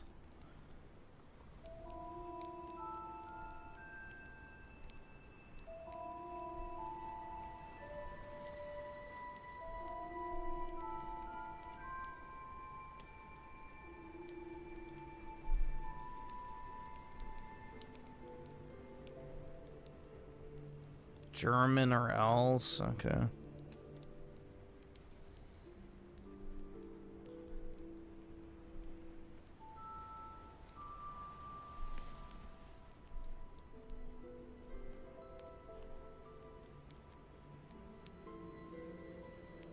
Don't lie to yourself. I don't know why you can't comprehend that I don't want to fucking play GTA.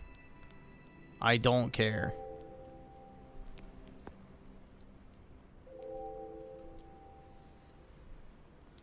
I have not touched GTA since the PS4 port.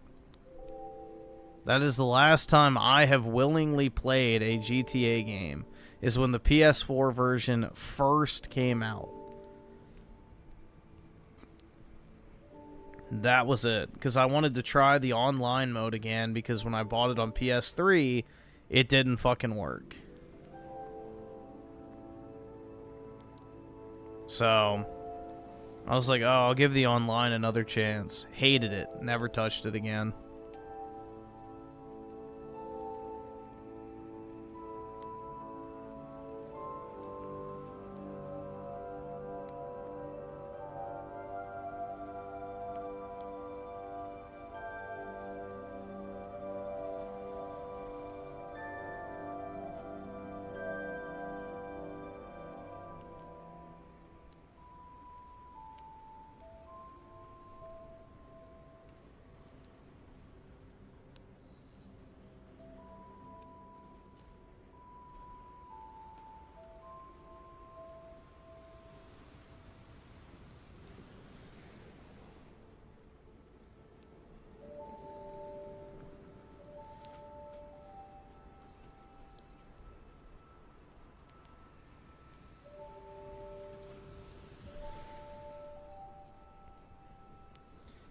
Let's see. Brian with the 5. It's time to give up on gaming and get a wife and family.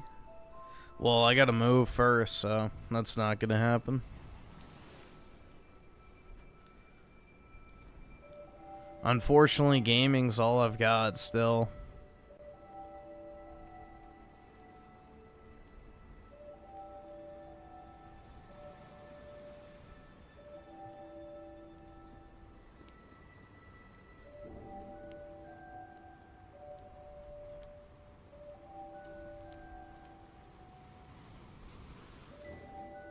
Find different copes? Like what? There aren't any better things to do.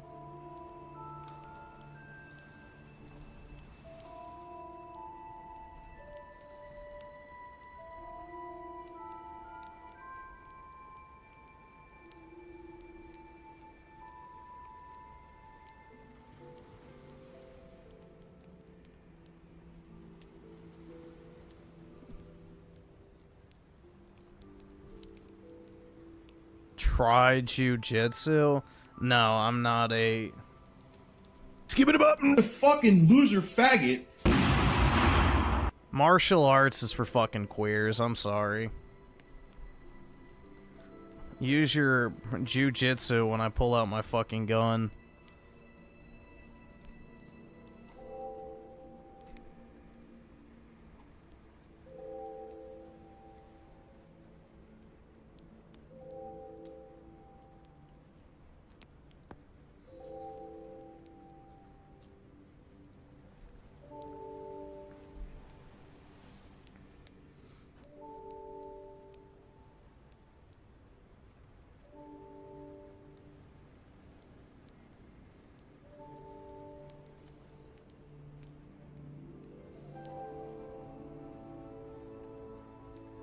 Have I tried a snowmobile? I don't think that'll fit in my apartment.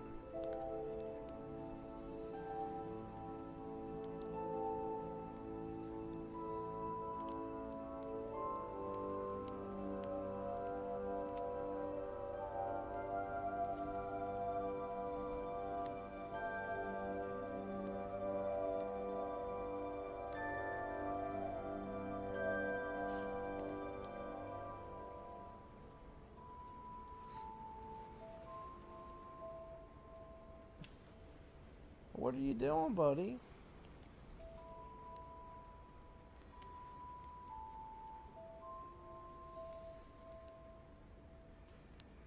Judo is pretty... Yeah, I don't care. I'm not doing martial arts. The last thing I want to go do is grapple a bunch of sweaty old men. So, yeah, no thank you. German or Else is brought to you this evening by Commandant's Knockwurst. Open a can today. Welcome back to round 3. Now is where it gets really exciting on America's #1 game show. Okay, hands on your buzzers. Here we go with abstract nouns. A super soldier has great strength. Strength is stärker. Correct. Good children must learn obedience. Obedience is gehorsam. 700 points for Rupert now. Linda better get a move on. The army's power is unstoppable. Power means Kraft. This fellow knows his German, that's for sure. And this means Übermacht for Rupert. So if he's right again, he wins. Breaking the speed limit is against the law. Speed limit is Geschwindigkeitsübertretung. Shada, but that's not correct. Rupert?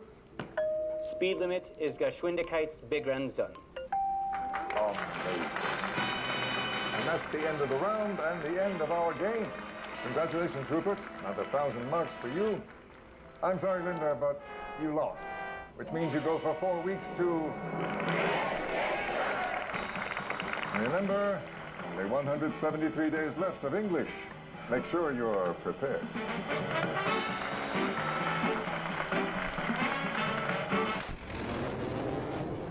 Have you taken your German lessons?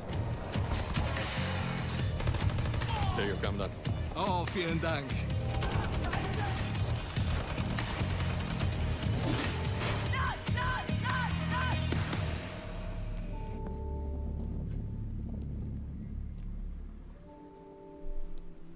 Repulsive game.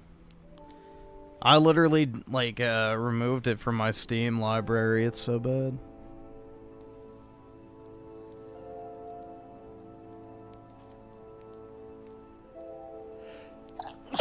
Shit.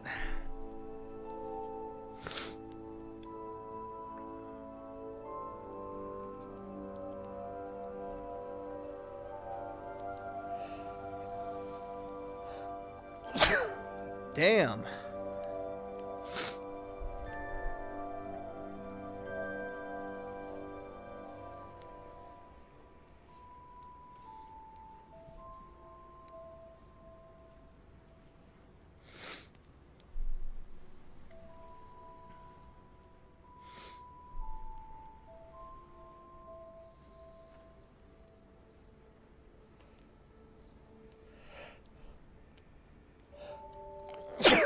Holy fuck, bro. Damn. I got something in my nose.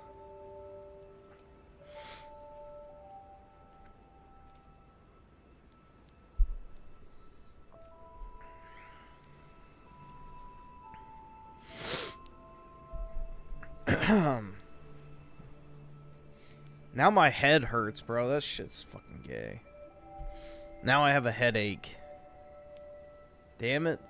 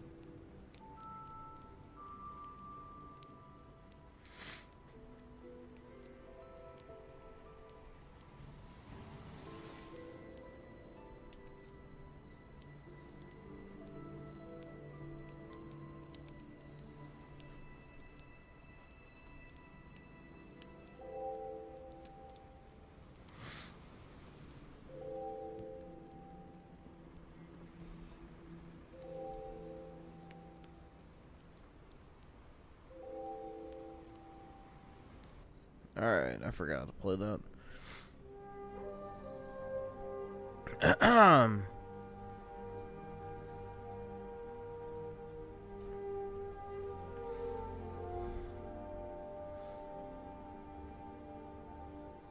I don't even think the marketing for the game was that good, honestly.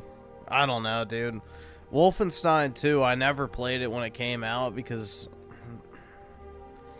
I bought it, I think, on like a deep discount. And I think I got like the whole bundle of the series or something like that. And I just never played it because I heard it was woke. And yeah, I got, you know, a donation to play it one night, and it was worse than I could have ever fucking imagined. Genuine fucking dog shit.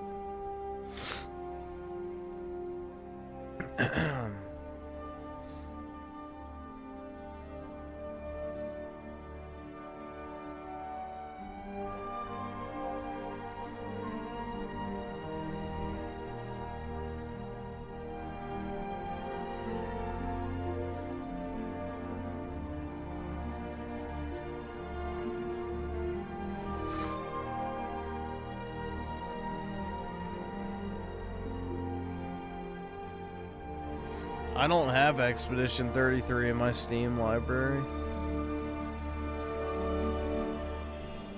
I bought it on PS5.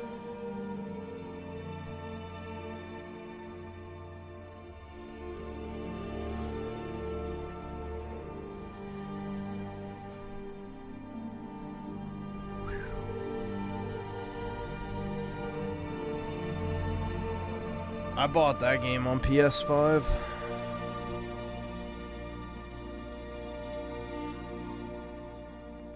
The Switch 2 version of Skyrim? No, I have not.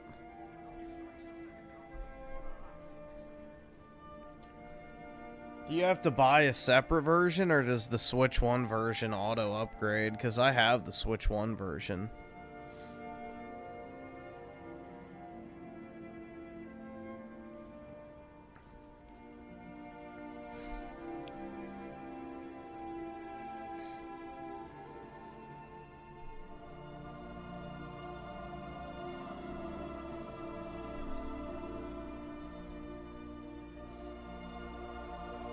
Yeah, you can run mods on the Steam Deck the same way you do it on your computer.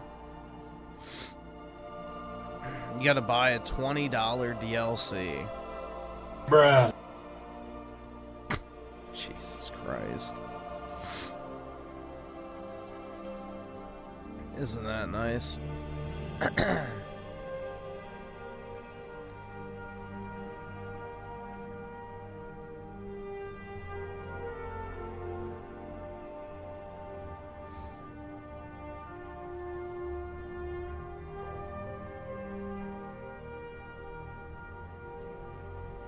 I don't think I have the Anniversary Edition. I bought Skyrim on Switch when it first came out, so I don't think I have the Anniversary Edition.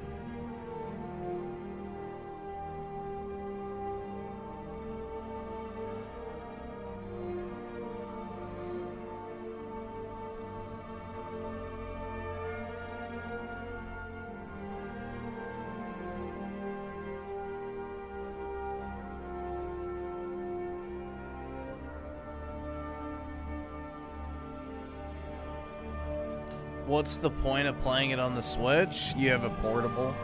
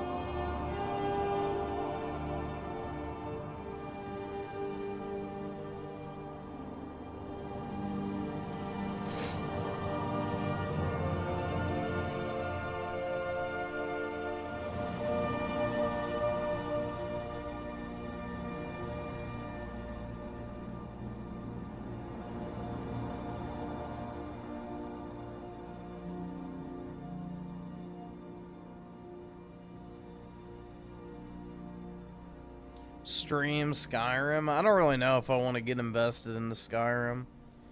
Because once I start playing it, it's basically going to be the only thing I want to do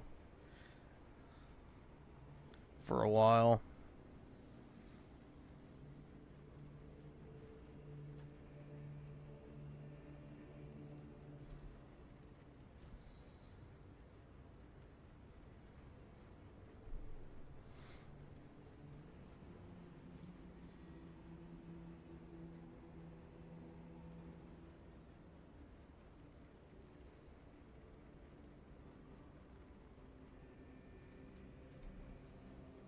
I'm not gonna mod the game.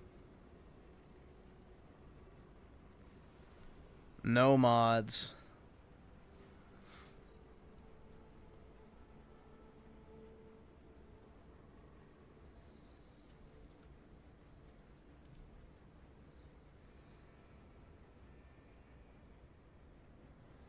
Yeah, I don't believe in modding games, personally.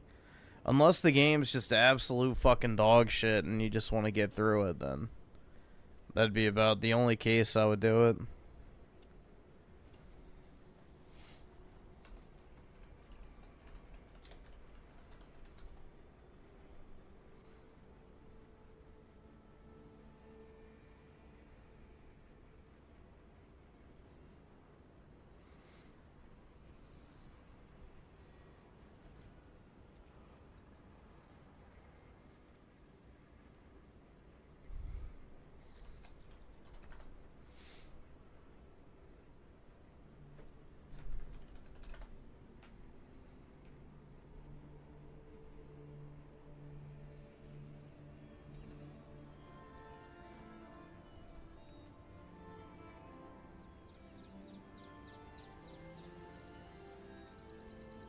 Nope, I don't do performance mods or graphics mods or any of that.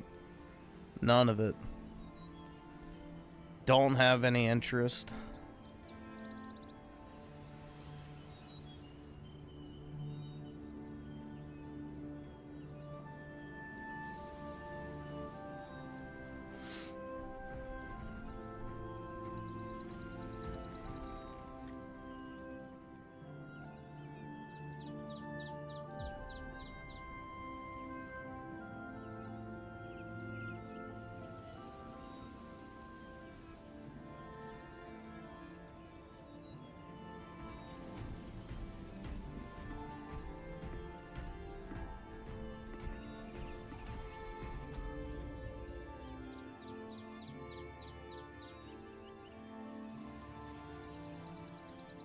For a robust experience, exactly. I don't know. I don't like modding. Call it a mental hang-up if you want, but I just don't like it. I want to play the game as intended. Unless I hate it, then I'll put on like infinite health or something like that.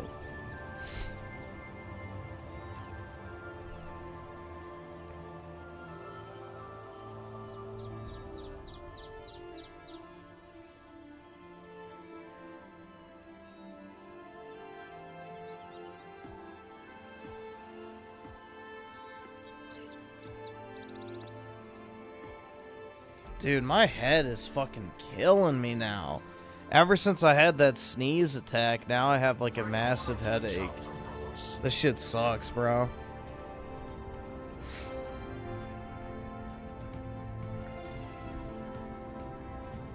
Oh, well, at least I can get a nice full day of sleep tomorrow.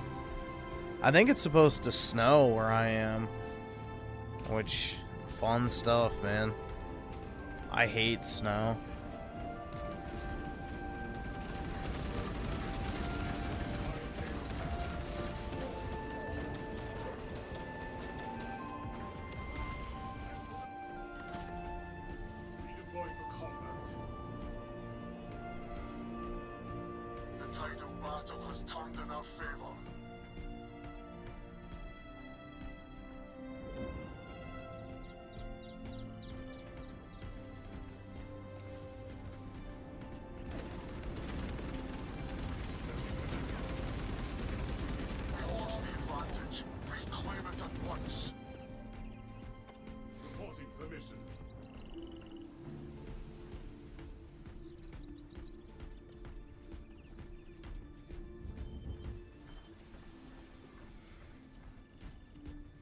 I don't think the snow's going to be deep enough to even bother going out in it. It's probably not going to stick that much. It'll probably just cover the cars. And that'll be it.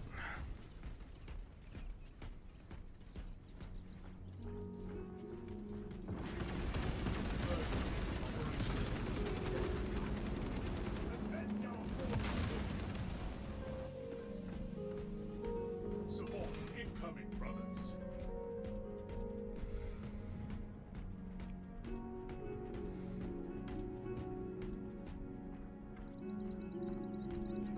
The tide of battle has turned in our favor.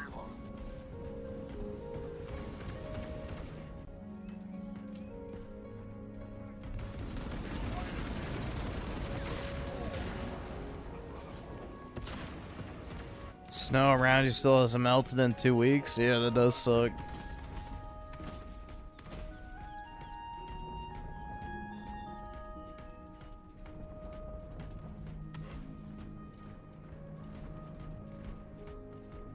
You need a snow bunny to fall on your face.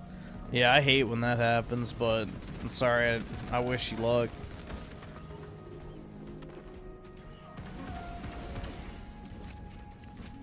Good luck, son.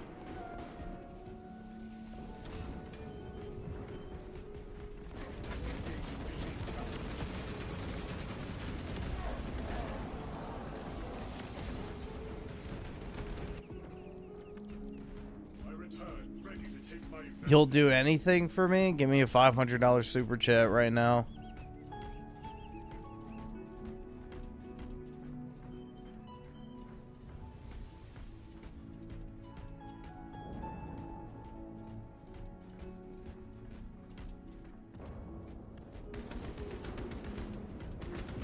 Rally point updated.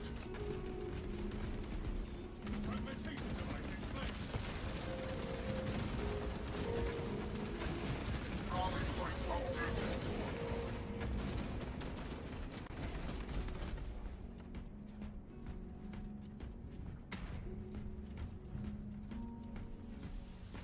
The tide of battle has turned in our favor.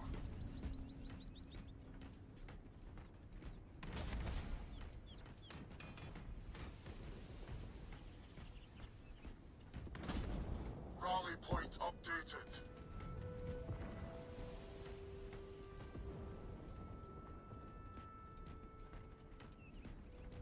Rally point updated. I've been going broke for a very long time. You just haven't been paying attention. Rally point updated.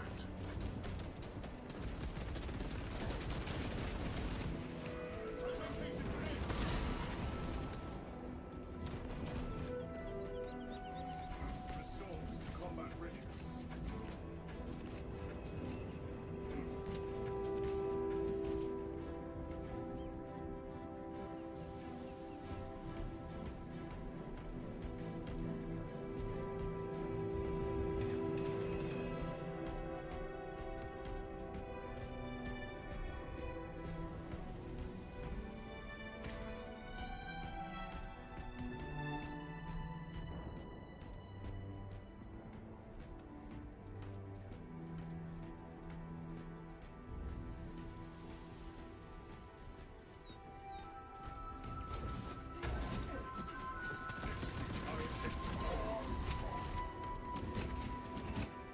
Whole set of Funko Pops? I don't think so, man.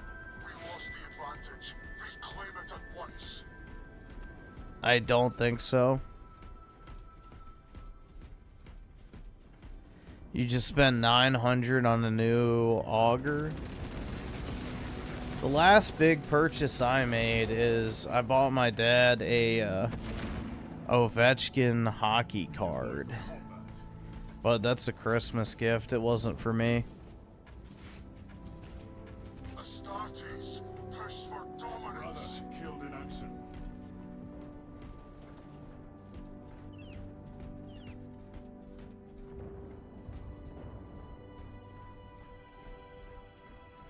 The last big purchase I made was a $1,700 Pokemon card. But I haven't gotten it yet. It's coming over from Kangaroo Land. So I think it's in customs right now, actually.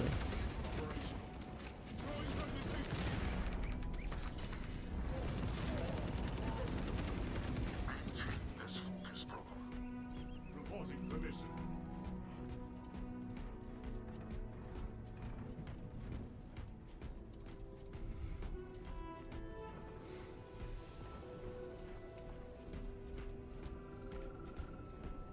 We lost the advantage. Reclaim it at once.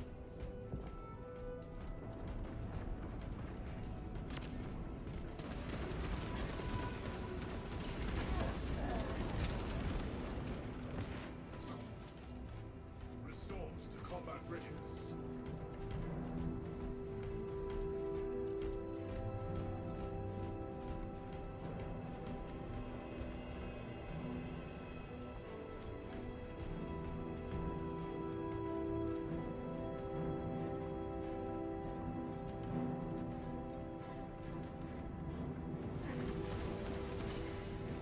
Execute Iron Halo tactics.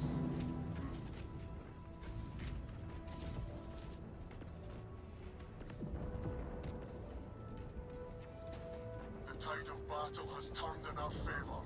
Deadlocked.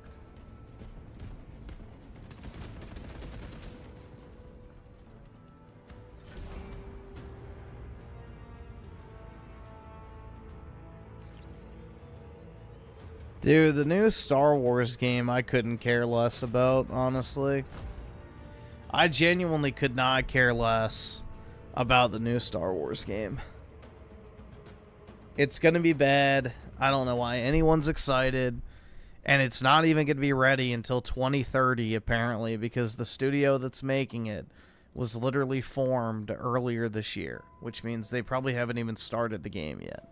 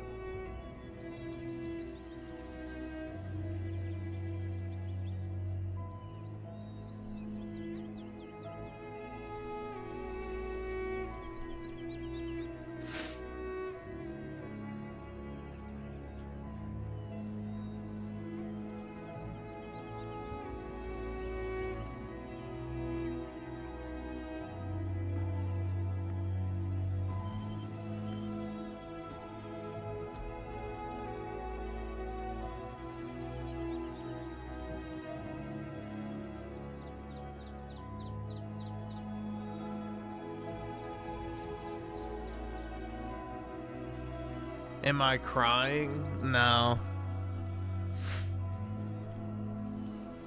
My head is like killing me right now, so I was kind of just leaning over on my desk. I've got like a really bad headache now, thanks to the sneezing, which is great. It's like right at the top of my head too, so not a great placement for wearing headphones.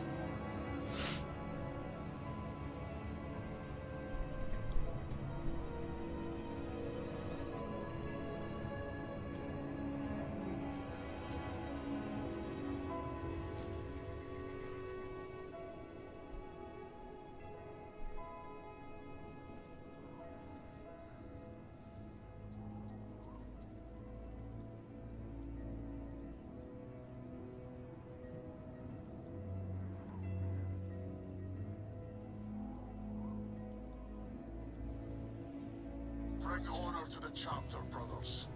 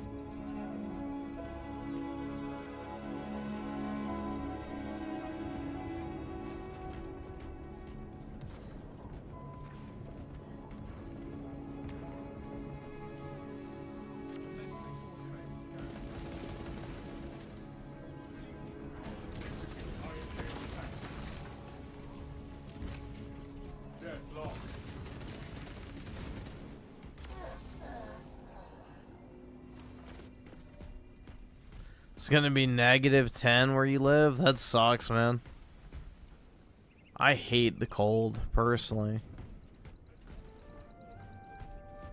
So, stay warm, bro.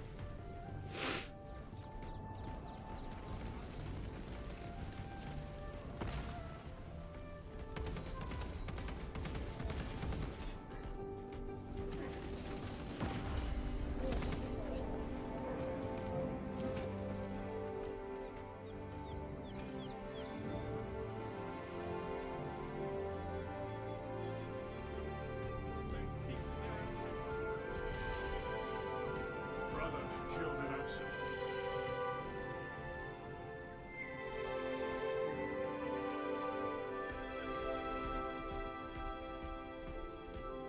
I got a snowstorm for the entire weekend. Ain't even fucking winter. Yeah. It's probably going to be a very cold winter because we had a very hot summer. At least in my state, that's how it works. Is usually if we have a really, really hot summer, then the winter comes with a lot of snow and cold. So I don't know how true that is for everybody else, but...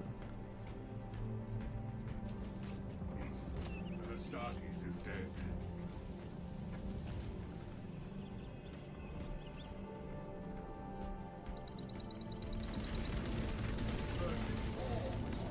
Shit. I return, ready to take my vengeance.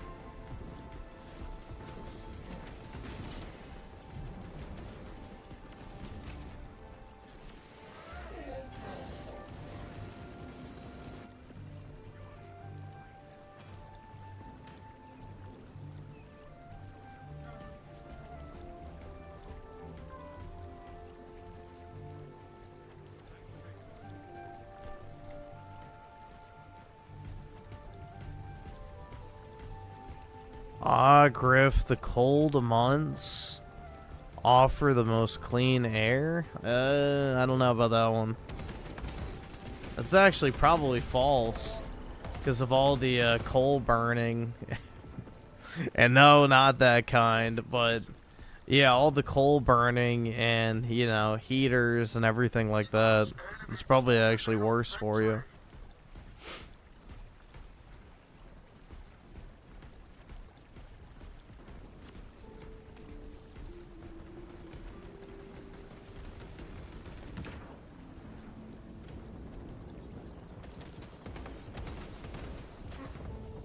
Intercepting projectiles.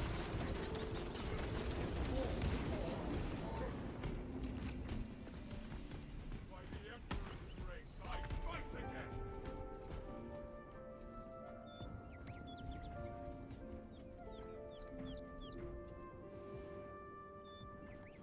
Our allies are halfway done.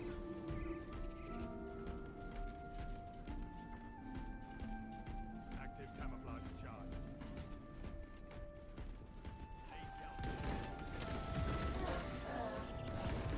Yeah, I'm definitely not a morning person or a cold person. That's for sure. Although as of late, I've kind of become less of a night person too.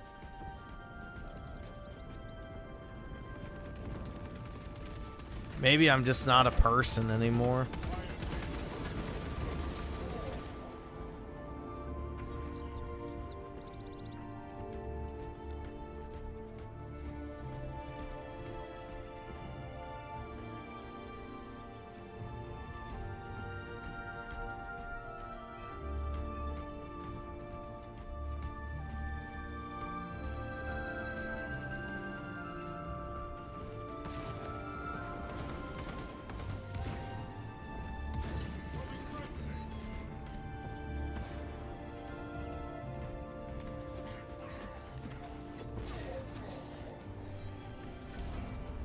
Oops. There goes the chat. I don't eat in the mornings typically.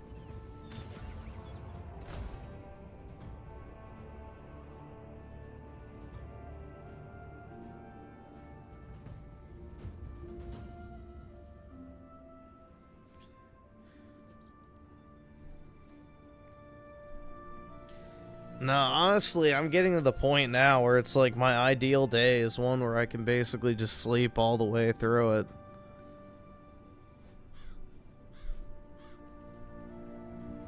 Morning, afternoon, and evening.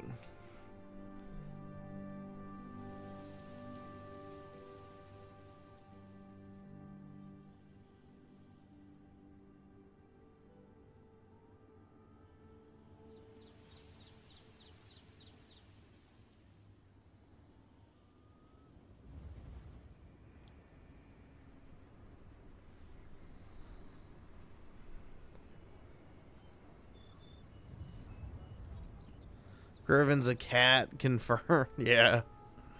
I don't know, man. I'm just tired all the time nowadays. The age is catching up to me.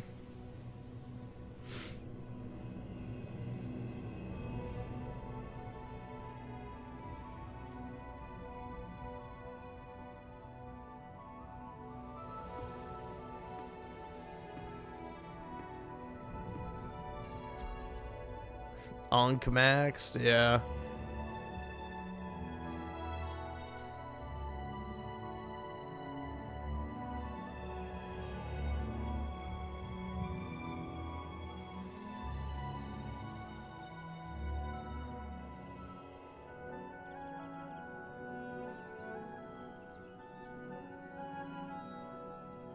That's because you're sleeping late? It's not even that, it's just I'm not sleeping enough. So.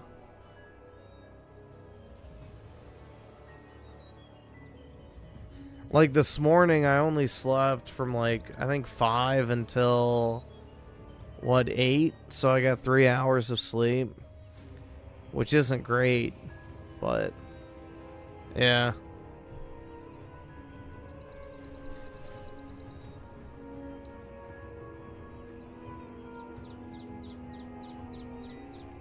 If this headache doesn't go away, I might actually get off. I don't know.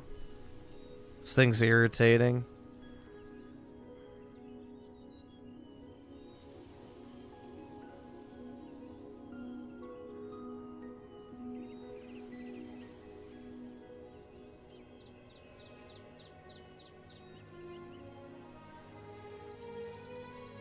Bring order to the chapter, brothers.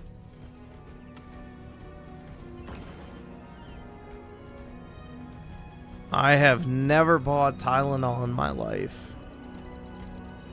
And I don't plan on it.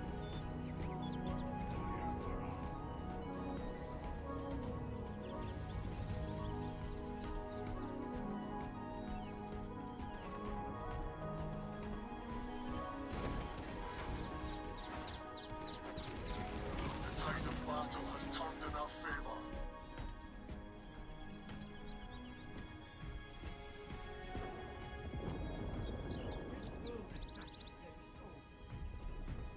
To a sleeping stream. Yeah, I would rather sleep in my bed than in my desk, but hey.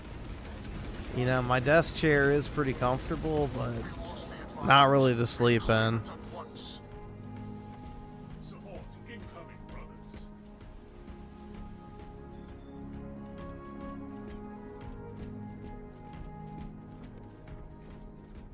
Avenge our fallen king.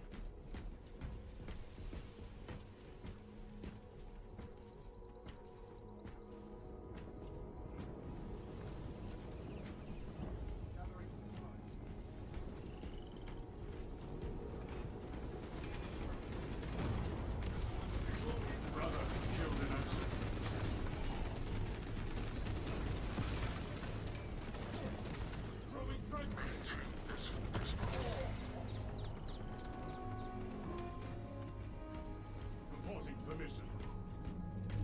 You've got so much money. Isn't there a lazy gamer boy in the market?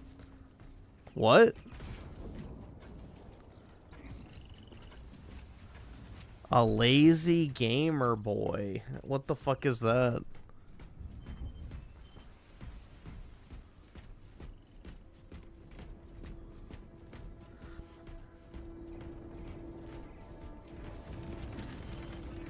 Is that you?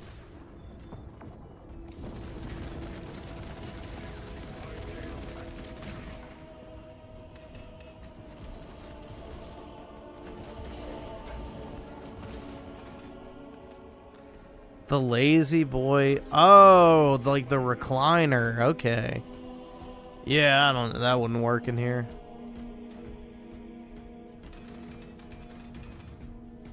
That definitely would not work for my setup.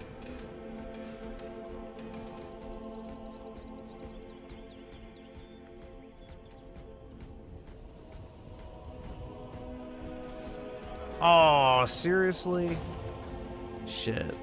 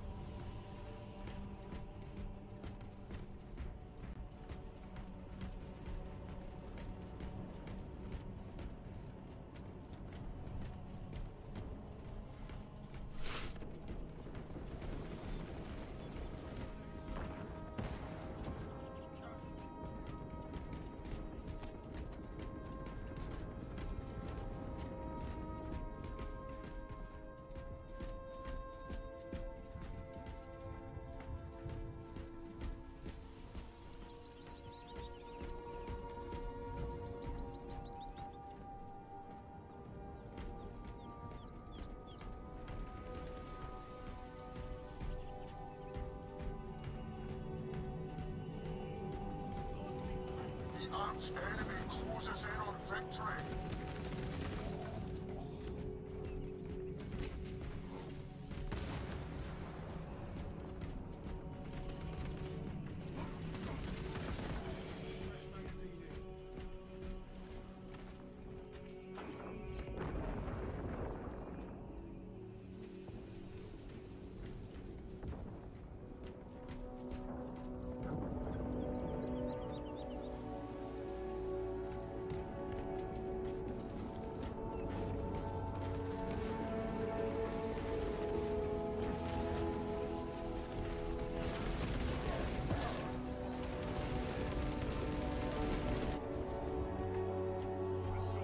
The best chair you can buy if you're looking for an office chair, I personally think is the Herman Miller Embodied, but it depends on what your budget is.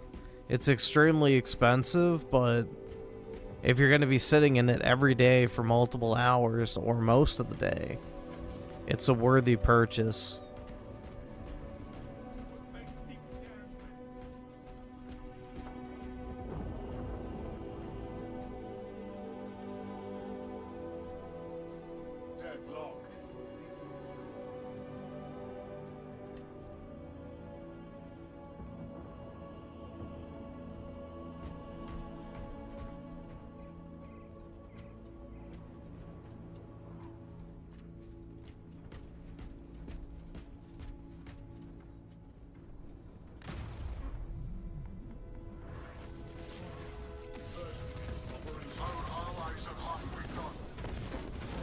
Fuck, man.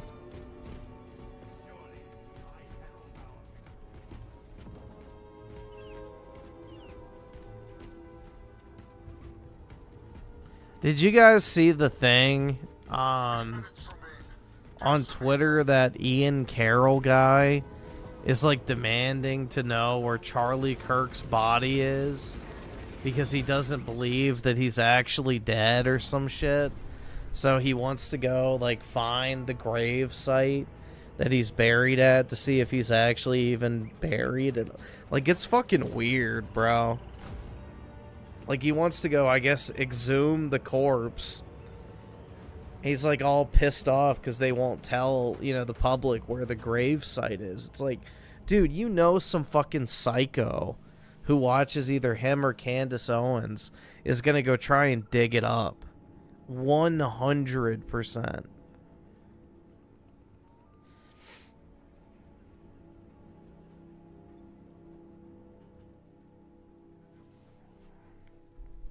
Like, he wants to go all Tomb Raider on him. It's fucking weird, bro.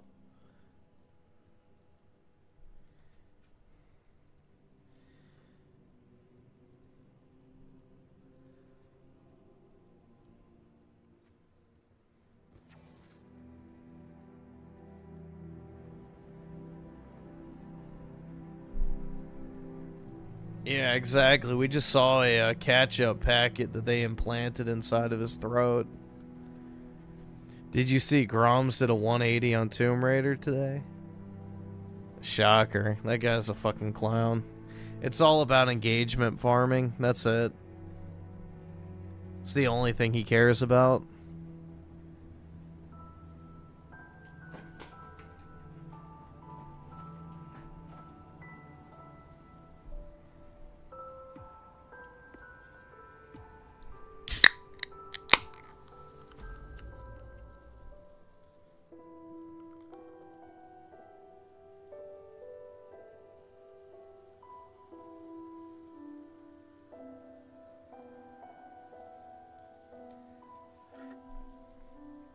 So apparently someone found out what Candace's, you know, beef is with Turning Point USA.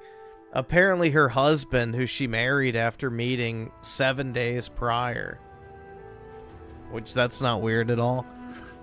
Apparently he was the head of Turning Point UK. So apparently the reason why she's turning on Turning Point is because she thought her husband, and by extension her, would get to be the heads of the organization. And they said, fuck no. Which, shocker. Another La Shaniqua lying because she didn't get her way.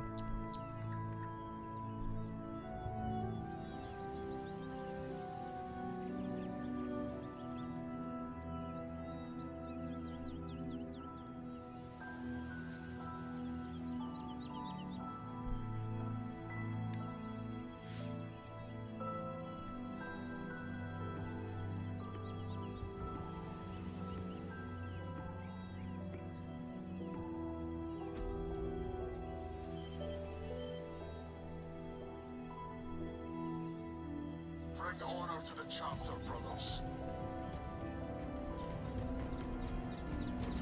Yeah, so what people have said is apparently she was like obsessed with him.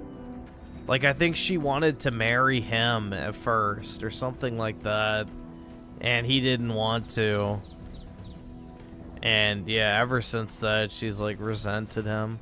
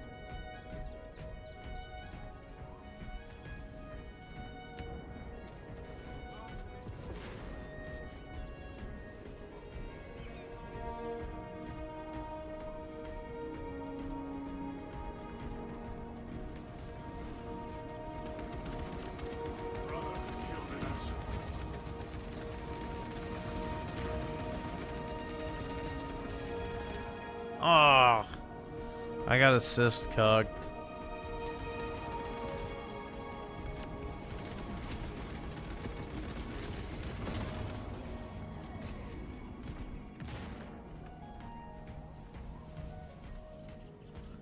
Candace Owens must be fire and bet if you're into that type of thing.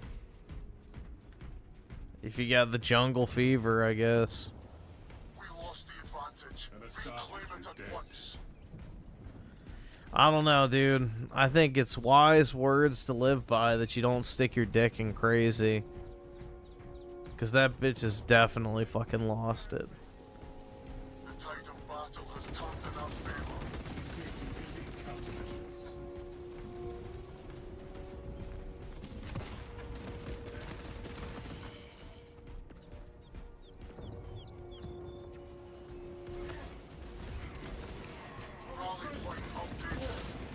Ah, it didn't get him.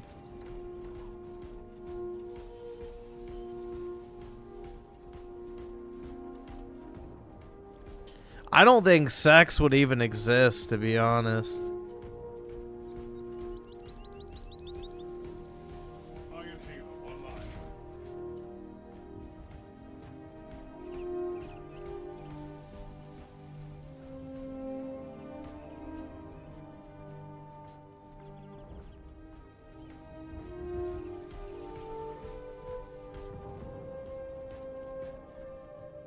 Our allies are halfway done.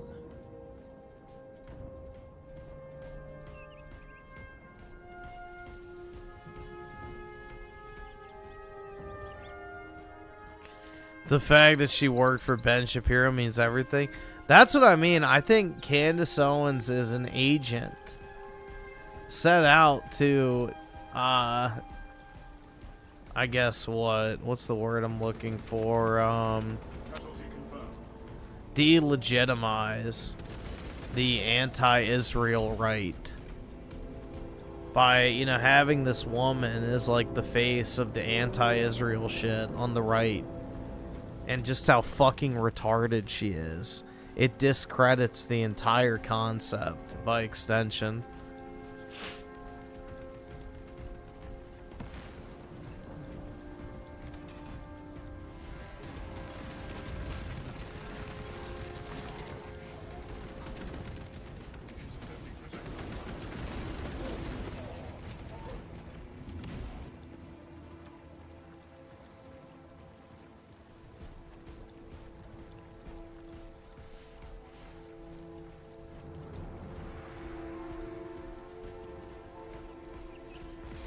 I don't like mayonnaise, so I don't even know what the fuck you're talking about.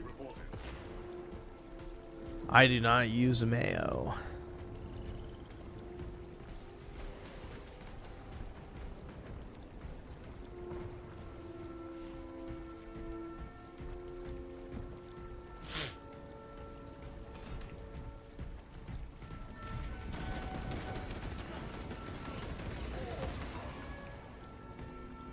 Another dog shit. Yeah, I'm so sorry. I don't like straight up lard. Please forgive me.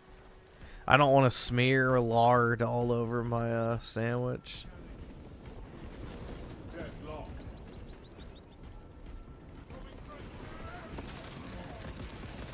Astartes, push for dominance. Support incoming, brothers. Nope, I never watched Halo Legends.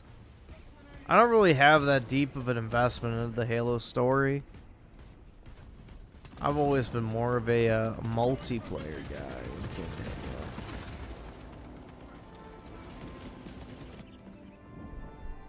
Restored to combat readiness.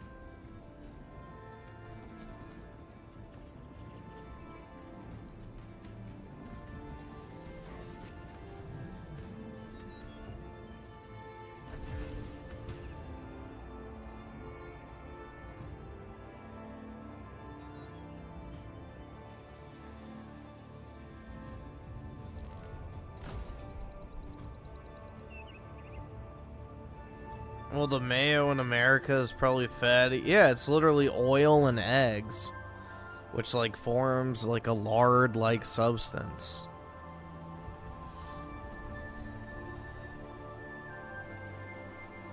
Like it's, hold on.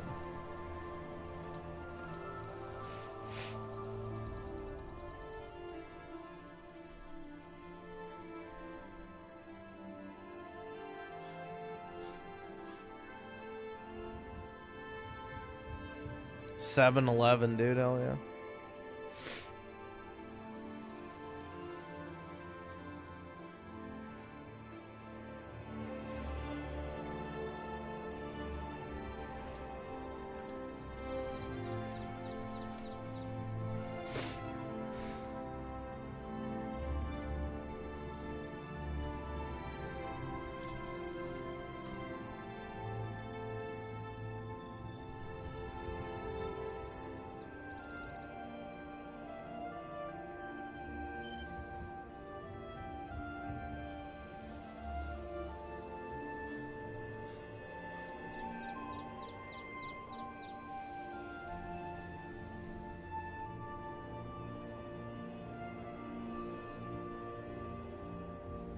Let's see.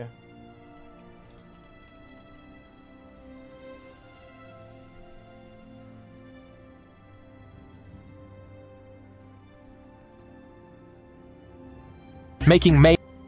Yeah, dude, this shit looks nasty as fuck. Look at that. Mayonnaise from scratch is so easy. All you need is an egg, some lemon juice, vegetable oil, mustard, and a pinch of salt. Gross. Mix it all together, and you have fresh mayonnaise in a matter of seconds. It's as simple as that. Oil. Making mayonnaise from scratch is so Yum. easy. All you need is an egg, some lemon juice, vegetable oil, mustard, and a pinch of salt. Mix it all together, and you. And the shit you buy at the store is just the vegetable oil and egg. That's all they put in there. It's just oil.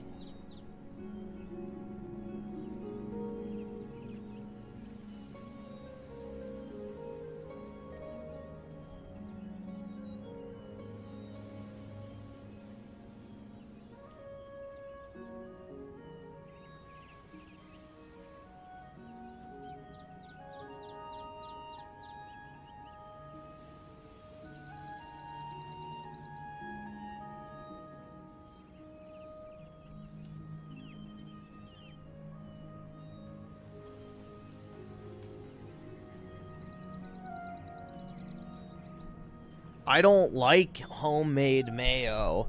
I don't like mayonnaise in general. It's disgusting. First of all, it smells, the texture is gross, and it tastes like crap. So I don't like mayonnaise. Homemade, store-bought, it doesn't matter. It tastes like shit.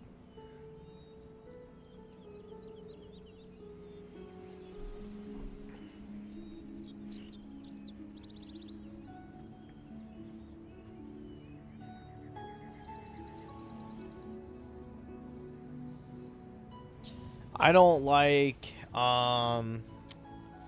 whatever you call it either. Ketchup. Mustard's okay, but I don't really use it. But yeah, I don't really use condiments at all.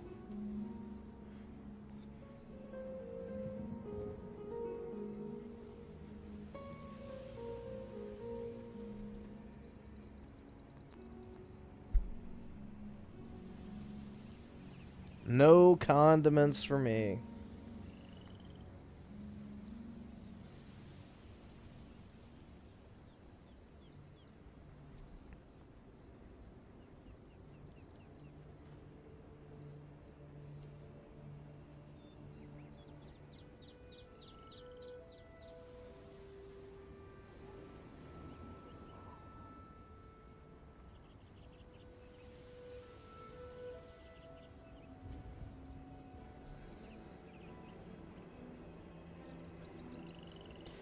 If I don't like ketchup, I'm a Jew? What? I don't even know what that's supposed to mean. What does liking ketchup have to do with being a Jew? I'm pretty sure Jews like ketchup. They put it on their kosher hot dog.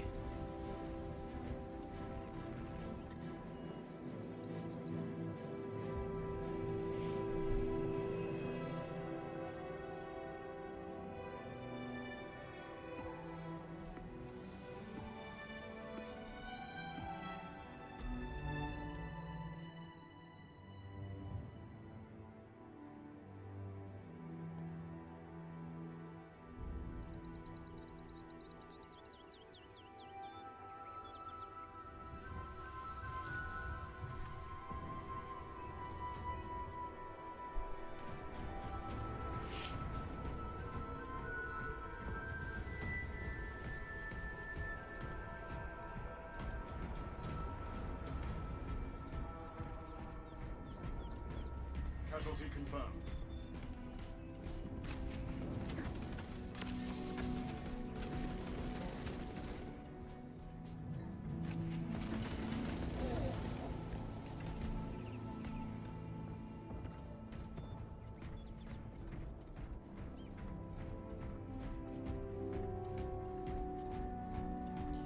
No, PK, you don't want to drown your hot dog in mayo and have Melonie lick it clean. You want to have her lick your clean hot dog and pump her mouth full of mayo. Duh. Support incoming, brothers.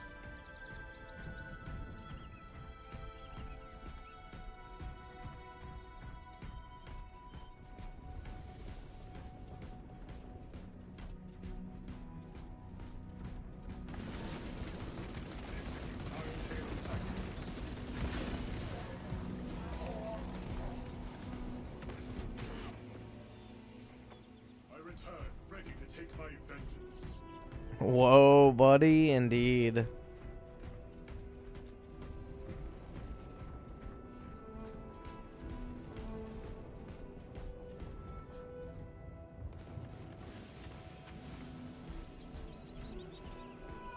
brother goes.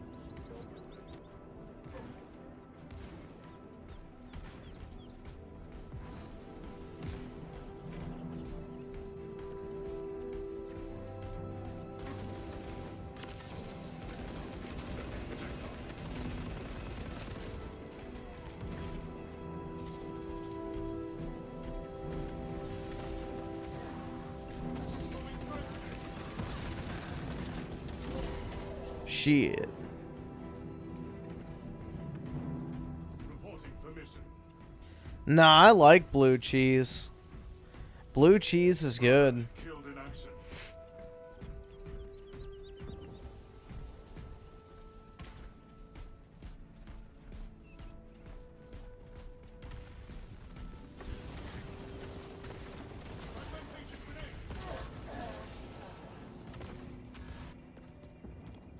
Oh, dressing? I don't use salad dressing, so yeah, that's fine. I don't like ranch or I guess blue cheese or any of that.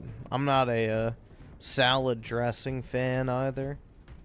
I don't like it. I'll just eat my lettuce as is. You know. No dressing required.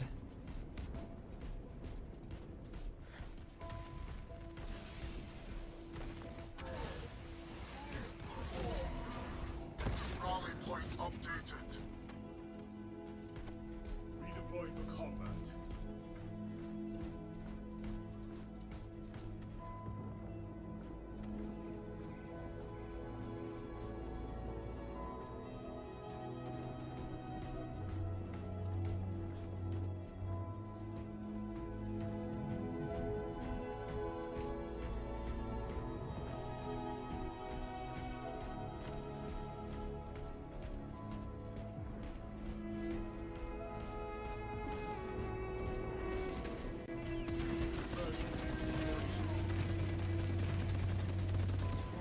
Man.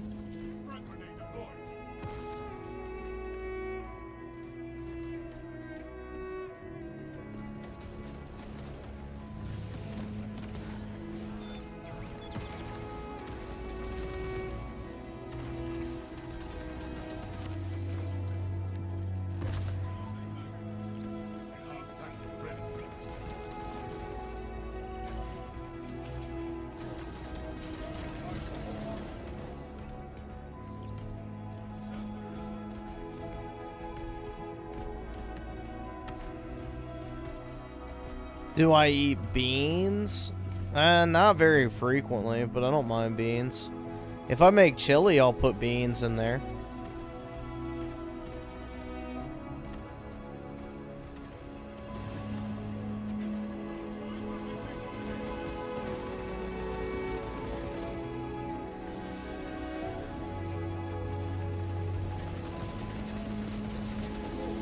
Shit.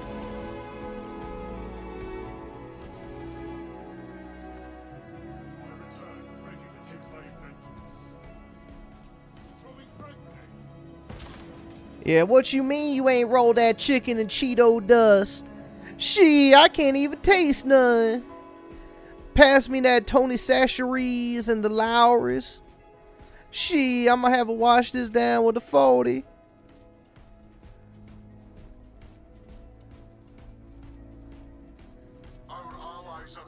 Fatality reported. I can't afford this shit!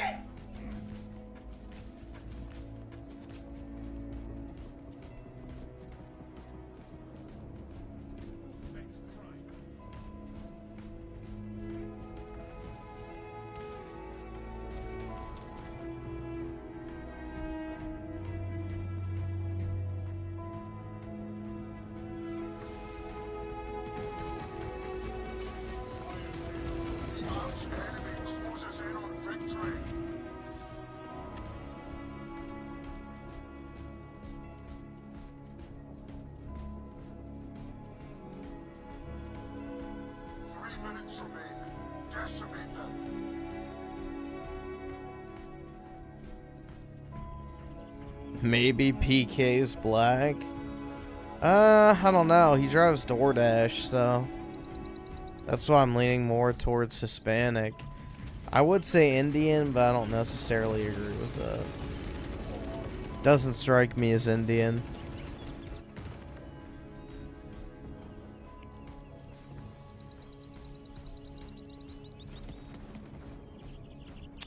Z here with the 5. Appreciate it, man. What's up, Mr. Gaming? Did you hear Dreamcast guy said the Xbox is dead again? I mean, he's not wrong, but it's funny nonetheless. Yeah.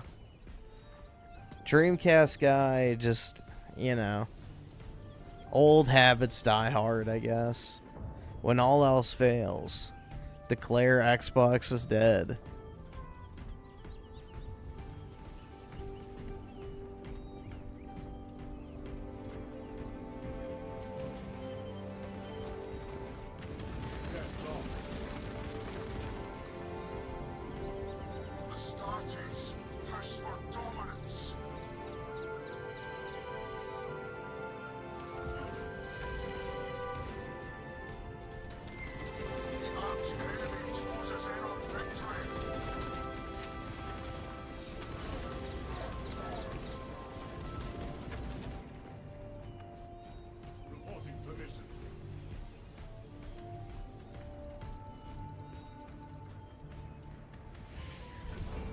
Yeah, both Yote and Death Stranding 2 deserved nothing.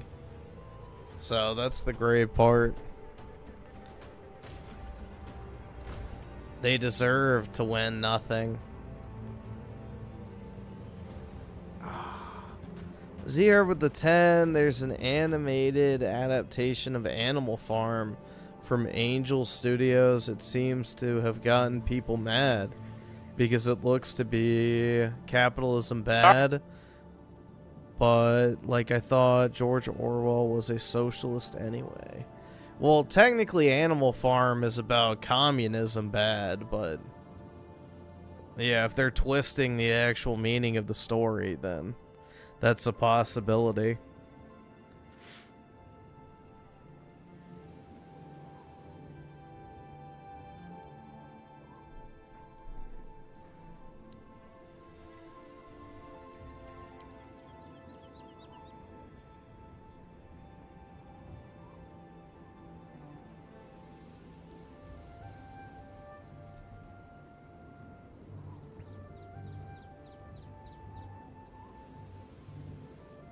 But yeah, I could see, I mean, I'm not really familiar with Angel Studios, so I don't know what that is. But I could see, you know, them trying to subvert the actual meaning behind the, you know, actual story.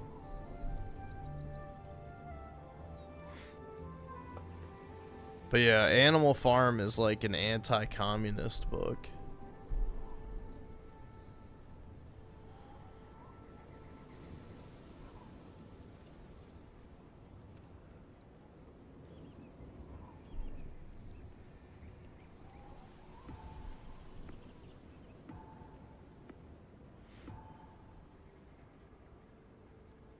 That's why people are mad, because they're twisting communism bad story with capitalism corrupts communism.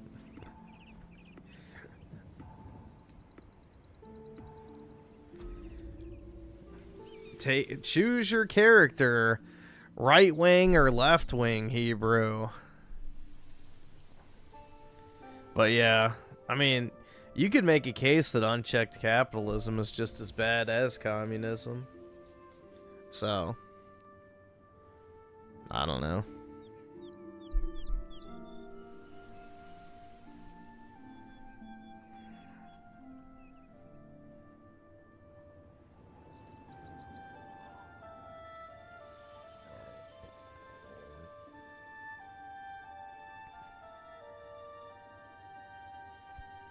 I mean, look at how fucked up South Korea is. That's end-state capitalism if left unchecked, so...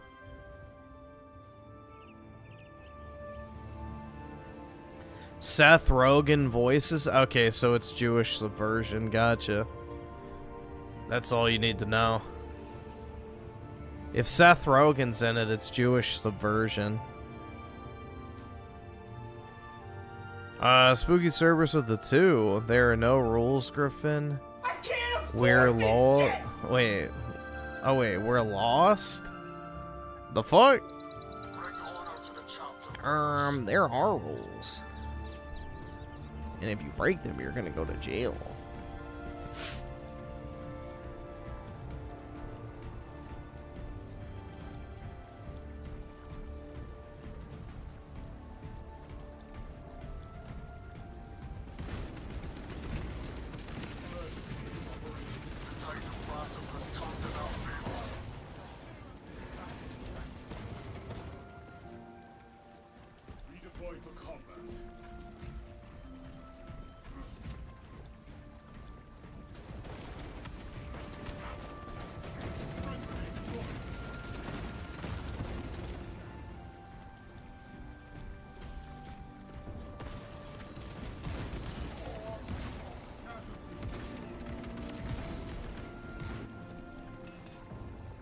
The Angel Studios company is supposed to be a Christian religious right-wing Ah, okay, so another one that's sold out. Gotcha.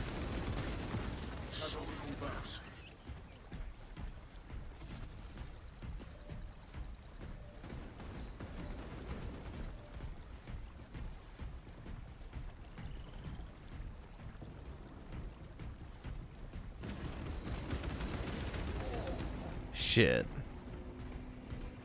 Yeah, the visual bugs have gotten really bad in this game. It was an update like 2 or 3 weeks ago, and it like completely fucked up. Like something to do with the visuals in this, where the like pop-in is just really bad. And there's like lighting glitches and everything else at the same time too. So they broke something and they haven't fixed it yet.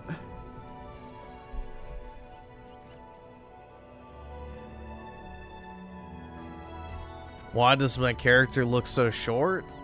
Because everything is so grand in size, that's why. Brother killed in action.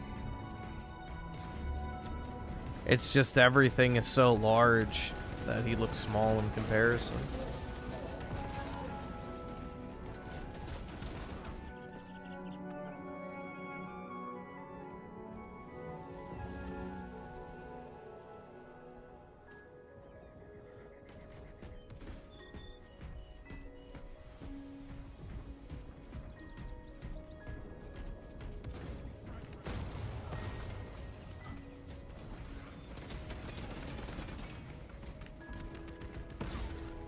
If you actually are around the humans in the main storyline, they look fucking huge, so.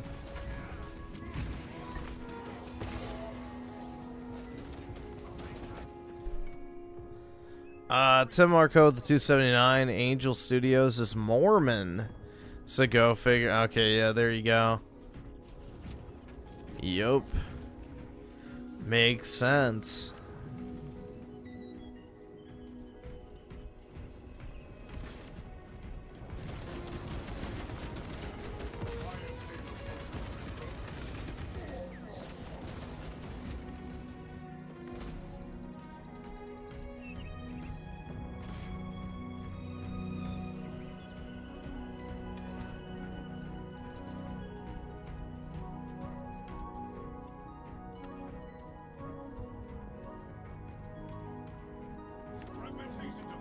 Oops, shit, I hit the paddle on the back of my controller, fuck. I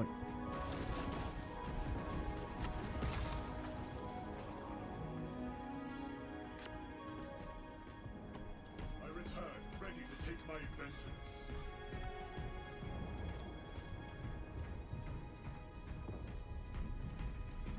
Well, the thing is there's like these machines that are even bigger than the Space Marines. That when they become old, they literally get like permanently, I guess, mounted inside of, essentially. So.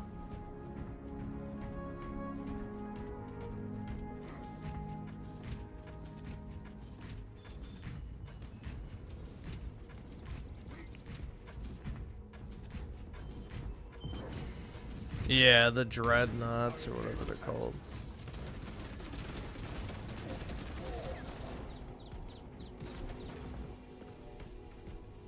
Support incoming, brothers.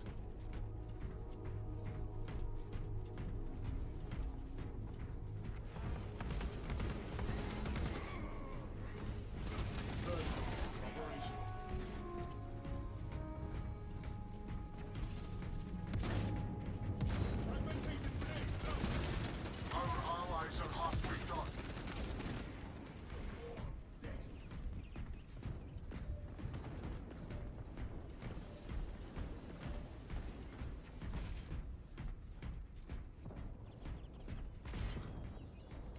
Iron Halo online.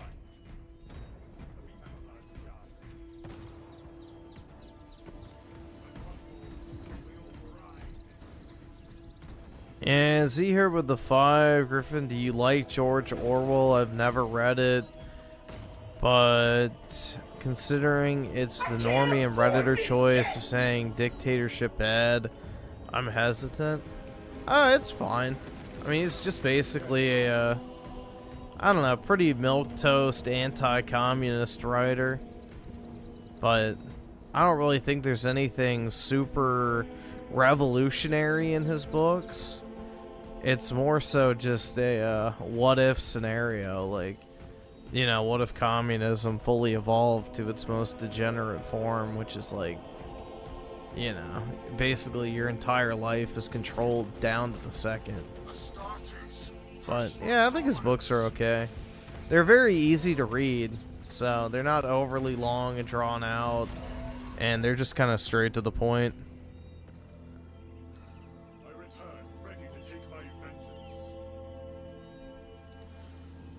You have to sleep, you're mentally ill, e-girl needs you.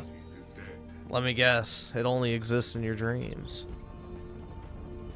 Just like all women. 3 minutes remain. Decimate them.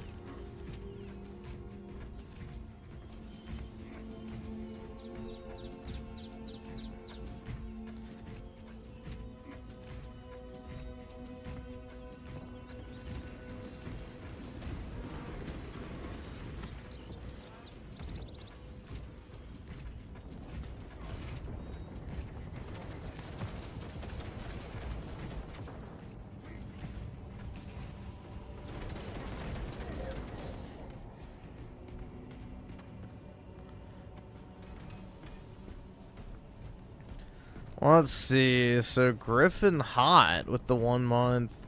How's it going? And how is the dog? Just got here. That's all right. I'm just like tired, and then I also have a headache. Either subscribe, donate, earlier, or get the fuck out. Is gay, but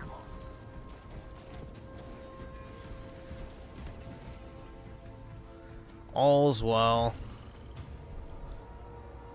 My dog is passed out snoring behind me. He got some more ground beef tonight, so he's got a full stomach. Just snoozing.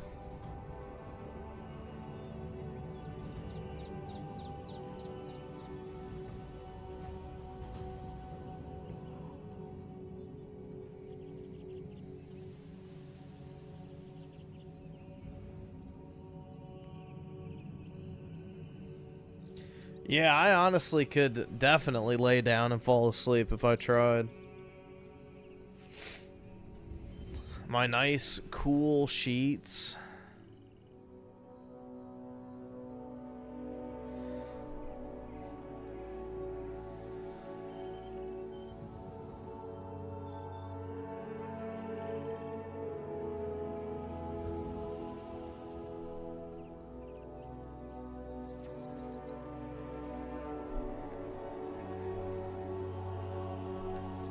Yeah, tonight I cooked a rib roast or whatever, a ribeye rib roast in the oven.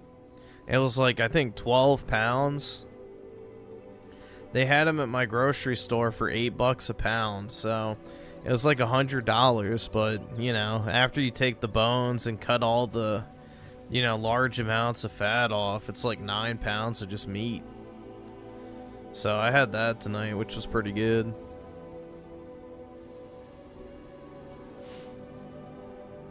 Put like some salt, pepper, garlic, paprika, thyme, and like, you know, basically it forms like this herbal crust on it when you bake it. It's good.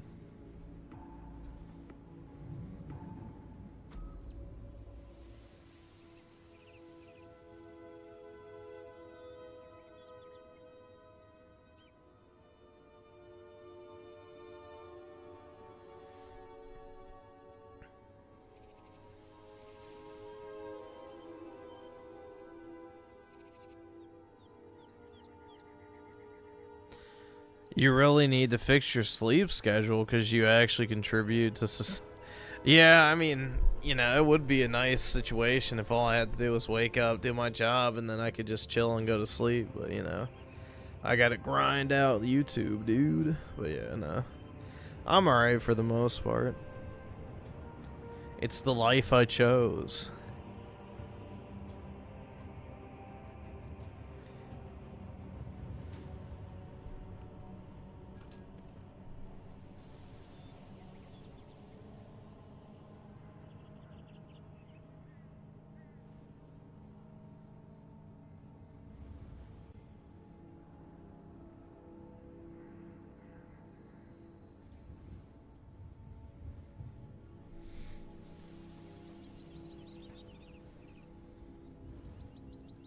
Yeah, I played Max Payne 3 when it came out.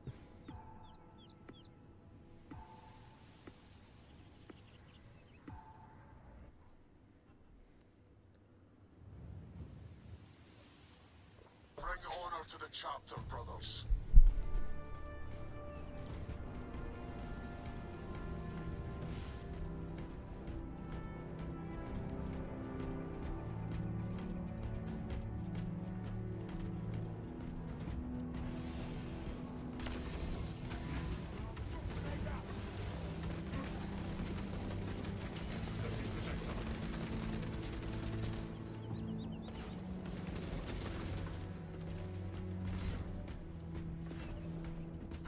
Battle has turned in our favor.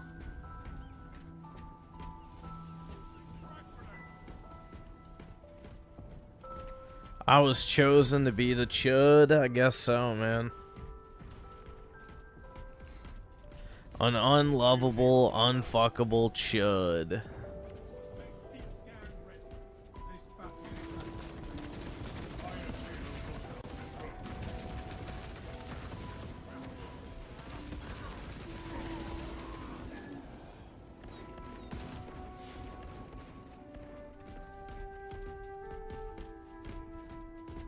fatality reported.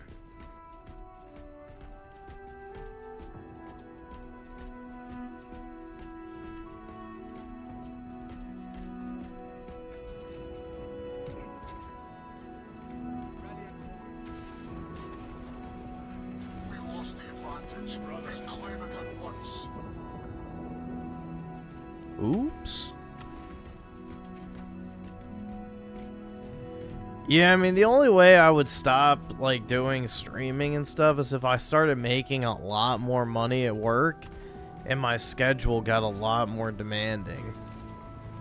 So, like, theoretically, if I swapped projects, let's say, and with that came a massive pay raise, but I would have to work more hours and maybe go in person, I would probably have to cut back on streaming to maybe way less time or just doing it on the weekends.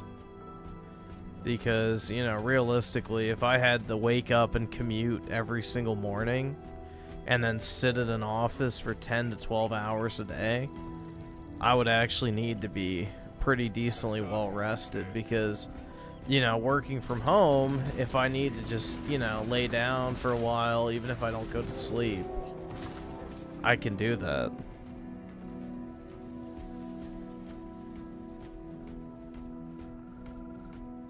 Yeah, I work full time. Recently, I've been working like 10 hours a day. I've had a ton of shit to do.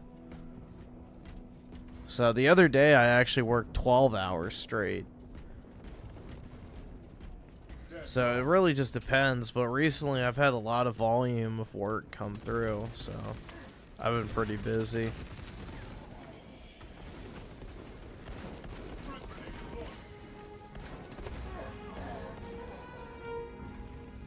All right, awesome. Thanks, nigga. All right.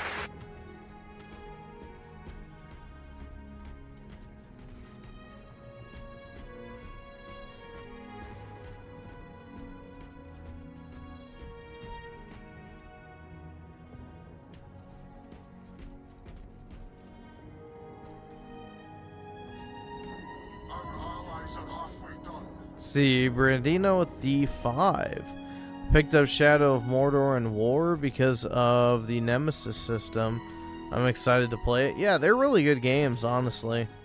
The only thing I dislike is the shielded enemies, but, you know, other than that, I think they're both pretty good. They're fun action games.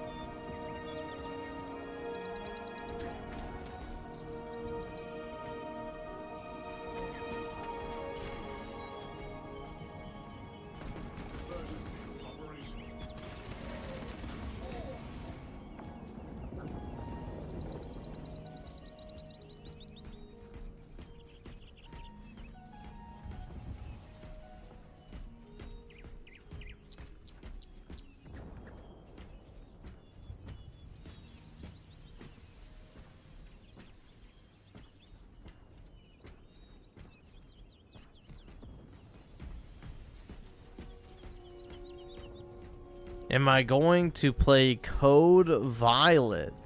I don't know what that is. So, probably not.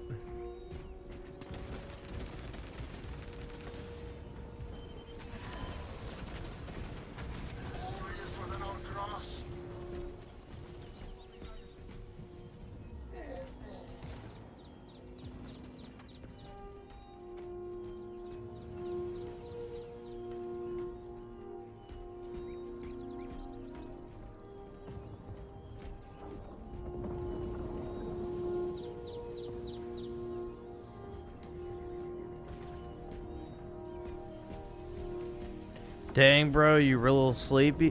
Yeah, I have a headache too right now, which isn't helping either. But, yeah.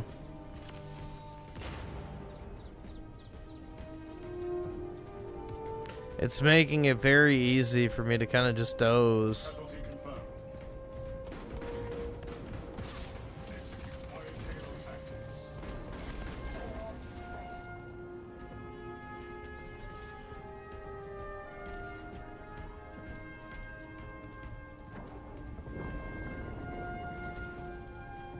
Brother killed in action. Astartes, push for dominance.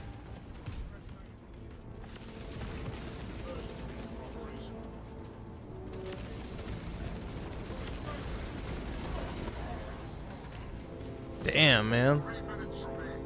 Decimate them. Ready to take my vengeance. Zier with the 10. Really appreciate it, man. Piers Morgan has come off real bad after his Nick Fuentes debate. I didn't even like the guy, All right, but awesome. he kept Thanks, crying nigga. All right. about racism and sexism. Worst part was he ignored per capita to try and own Nick. Yeah, well, Piers is a white-hating, you know, race trader, for lack of a better term, because he said he would trade white people for fucking curry. So, yeah. You can't argue with someone that fucking mind-cucked. So, he already said that he would trade the white populace of fucking England for curry.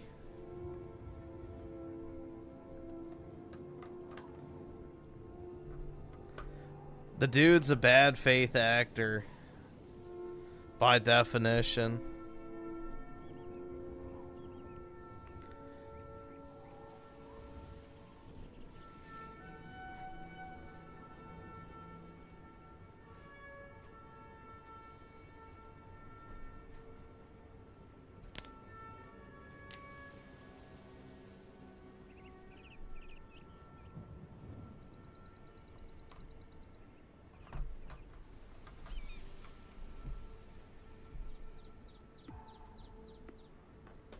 But yeah, Piers Morgan, I've seen some clips. He did really fucking bad in that debate.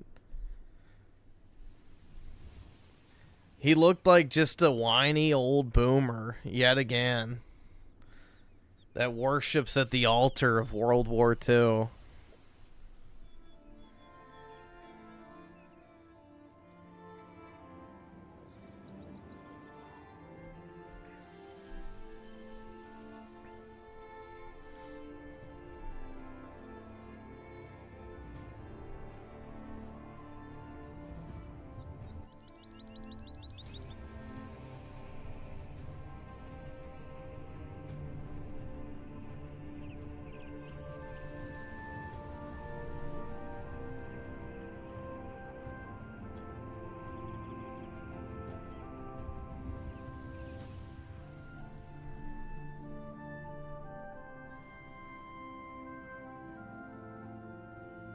Todd, aka OG Raymond, already destroyed Piers. And Alex back in the day, too. That's where that 1776 will commence again clip comes from, is Alex, you know, screaming at Piers about gun control. So, it's a classic moment.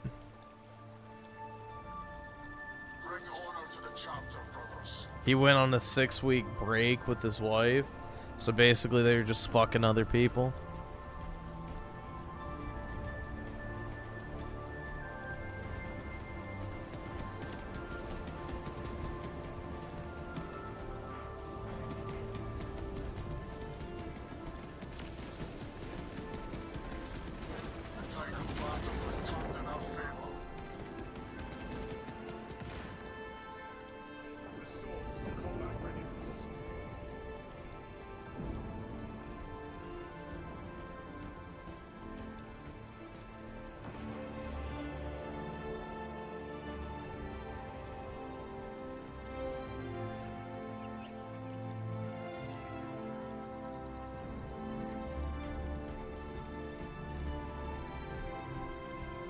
I watched Casino reaction to the Indian guy who has a whore of a wife, and damn, yeah, we watched another video on that guy. Or it's like so obvious his wife is just with him for the money and she absolutely fucking, you know, despises him and takes every opportunity to insult him and undermine him and, you know, just be a massive bitch all around. Quite sad, isn't it?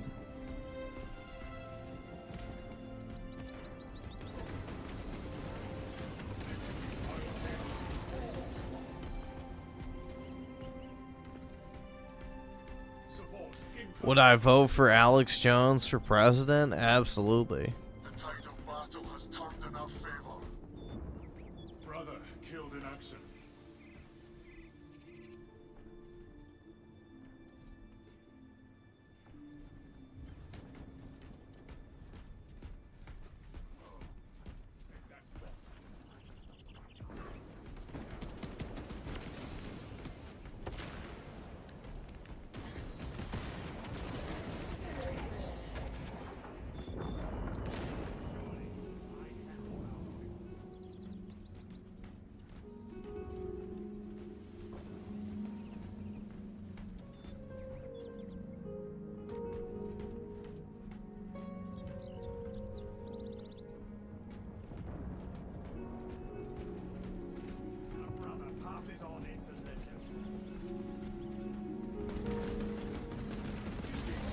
Yeah, all of their quartering videos recently have been like 2 hours long though, so it's not really ideal to watch on stream.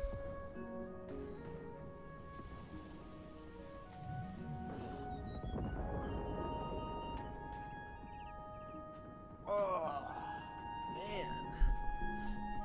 My legs are kind of sore. Fatality reported.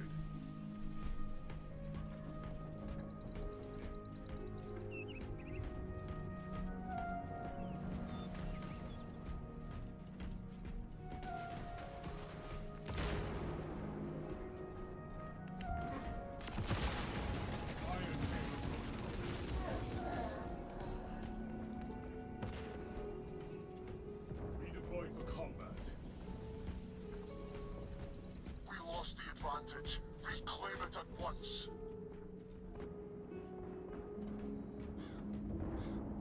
Casualty confirmed. Intercepting projectile. The tide of battle has turned in our favor.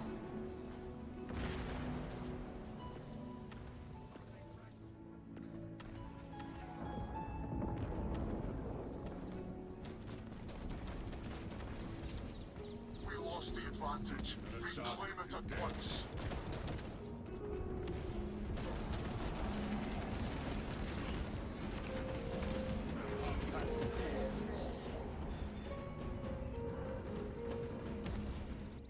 The tide of battle has turned in our favor. Ready to take my vengeance.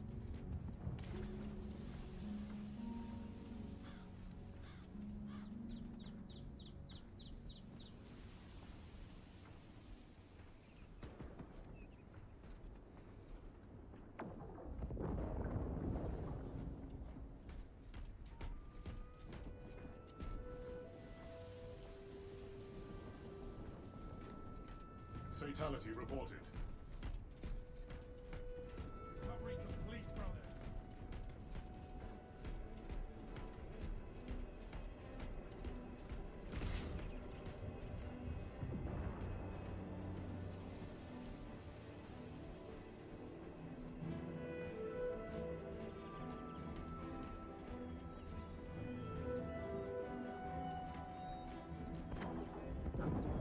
We lost the advantage. Reclaim it at once.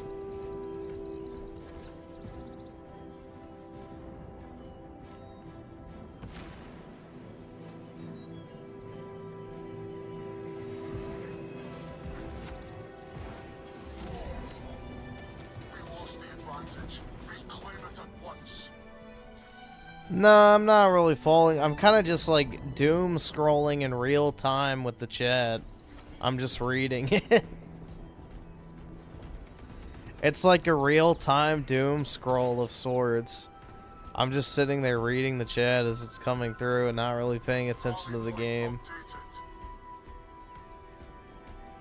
No, I'm still sitting up and fine. Rally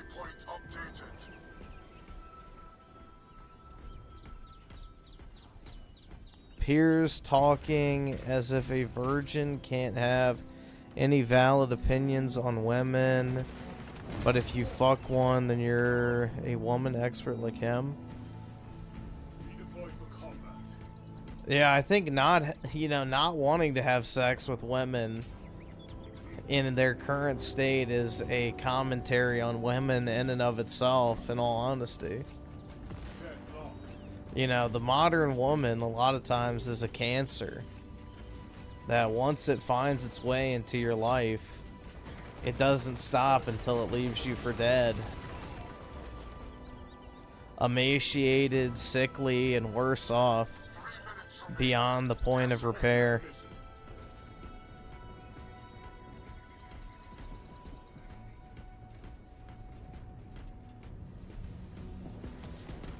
Well, it's not even dooming, it's just the fact that I'm tired, so my attention is very easy to be, I guess, redirected.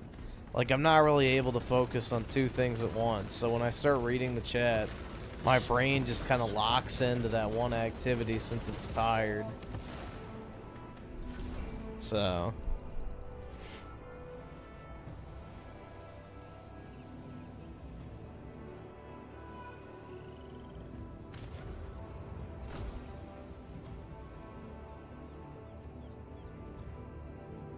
So it makes it so when I start reading, I just kind of like lock into it. And I kind of just, you know, get like the glazed fucking look, I guess, of the retard, like trying to read.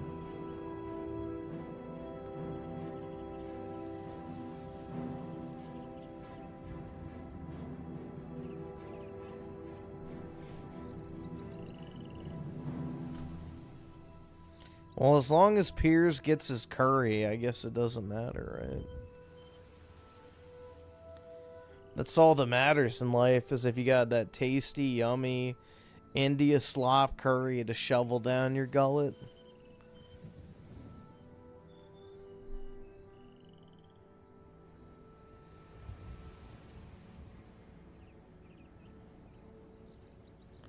Great metaphor on women.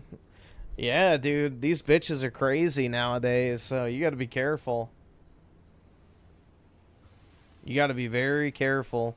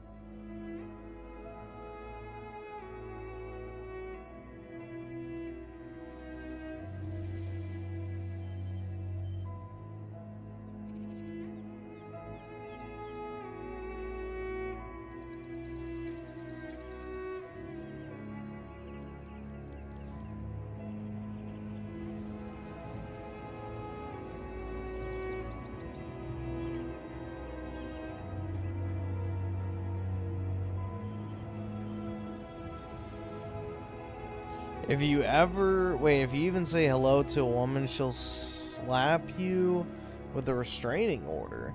I mean, that's an extreme case, but she'll probably call you a creep or tell you to fuck off or something like that.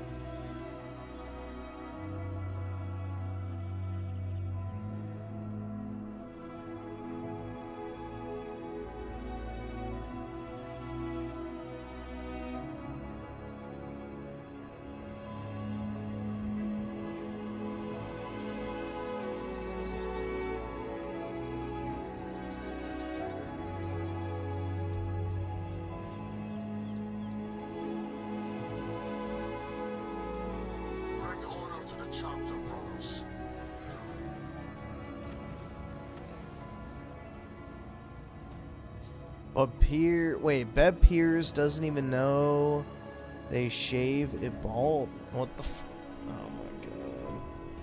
You mean he's missing... He still thinks they keep the 70s bush?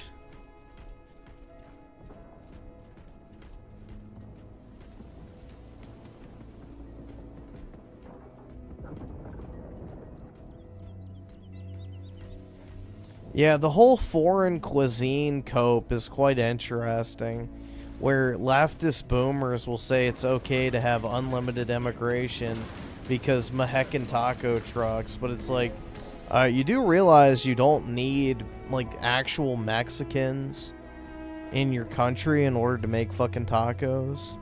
You don't need actual Indians in your country to make fucking Indian food.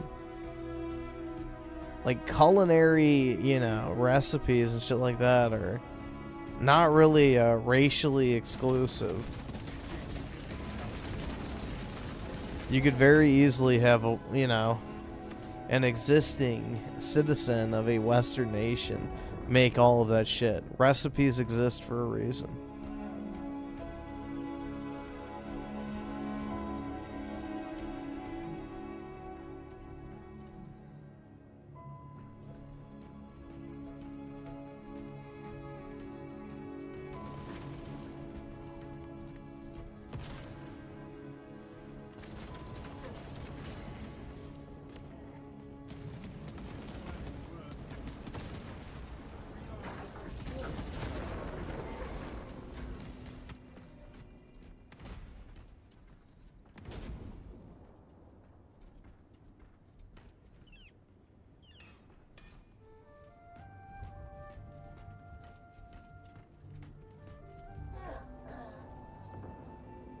Oops.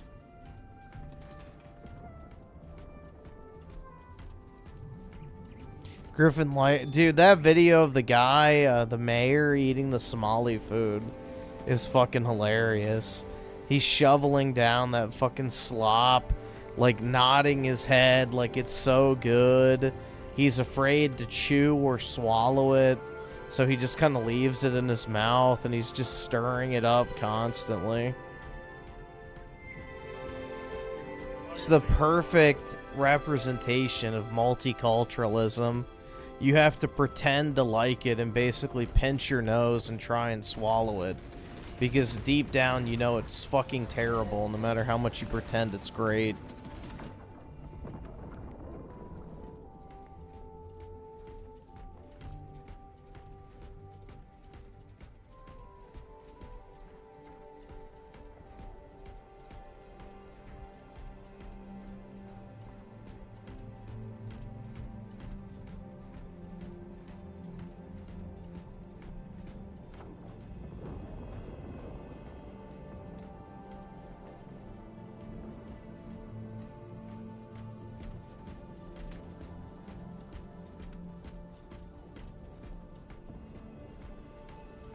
What was he eating? It was like some Somali bean dish or something. I don't fucking know.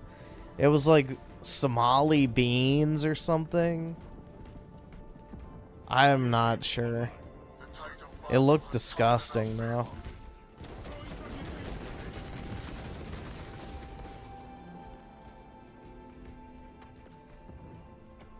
Support incoming, brothers.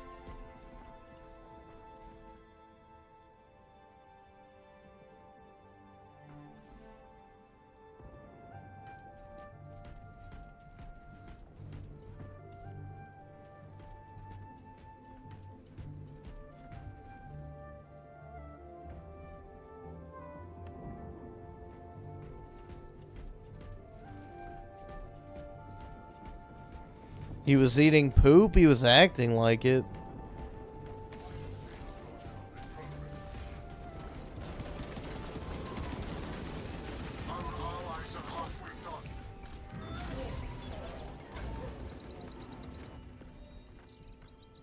Redeploy for combat.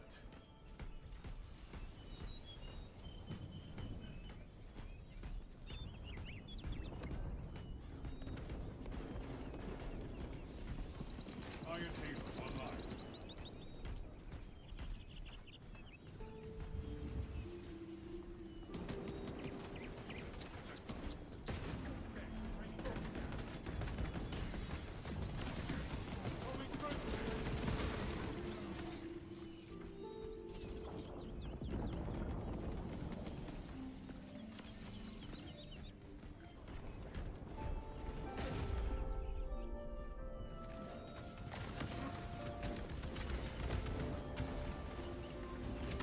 SAAR, India has the best food and the most beautiful country in the world. And most beautiful women. Where else in world can you see braided arm hair? Very hygienic, SAAR. Very beautiful.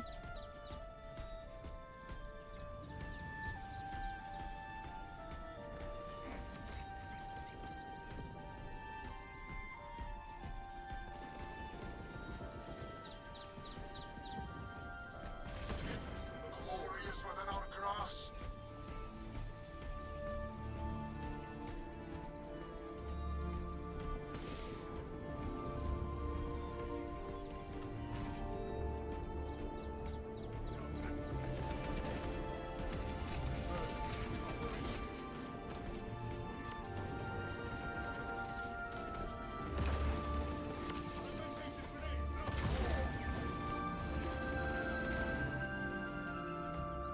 I return, ready to take my vengeance.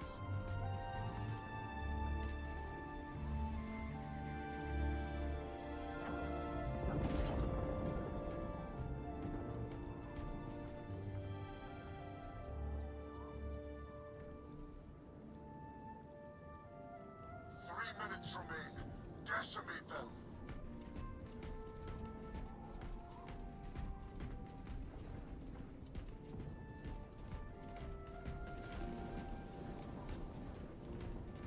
Are you ready for a future bug-based diet? Yeah, I will not be eating a bug-based diet. Period.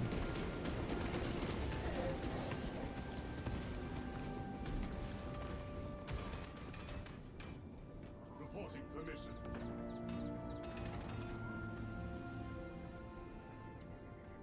Iron Hamer, one line.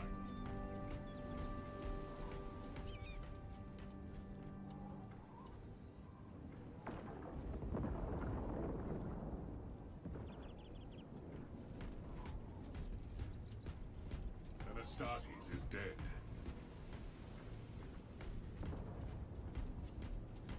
You will eat the bugs and be happy? That's right, man. I can't wait for a sustainable dietary future.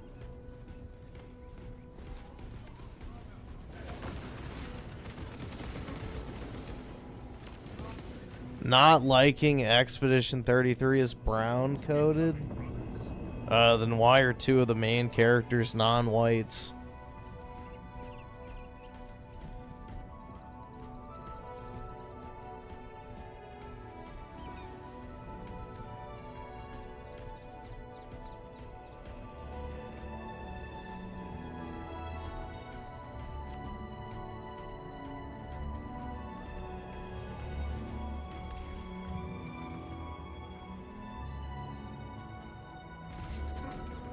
Intercepting projectiles.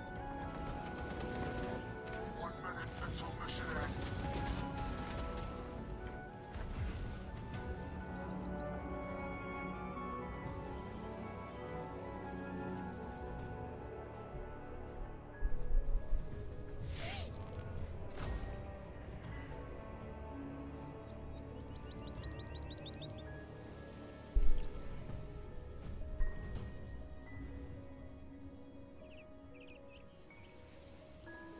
You have the Sarjita chick.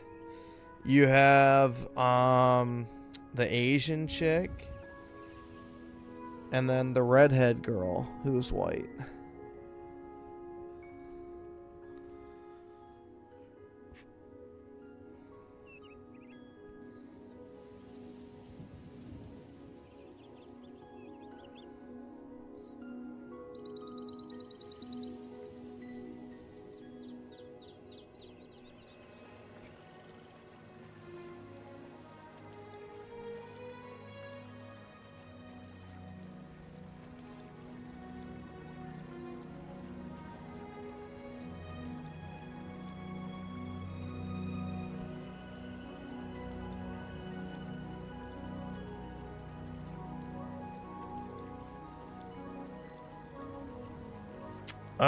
Jay, just enjoy with the two. Yeah, okay.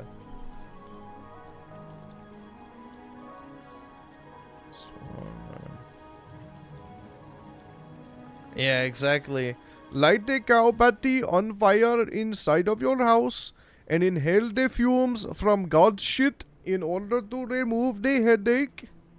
It is very scientific, physics approved. God will enter your nostrils and ease the pain aching your head. Very, very hygienic, no worry.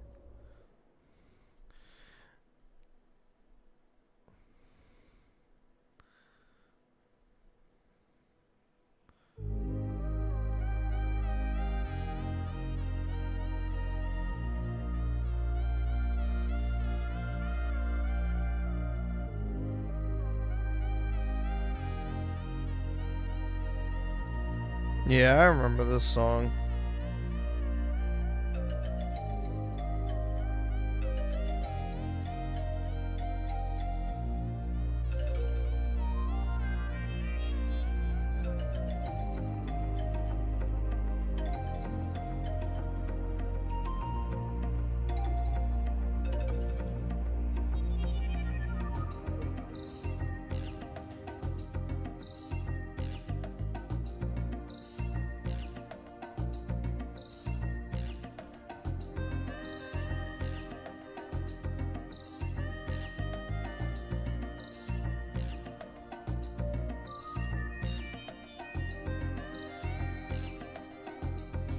You watched a porn with the same OST?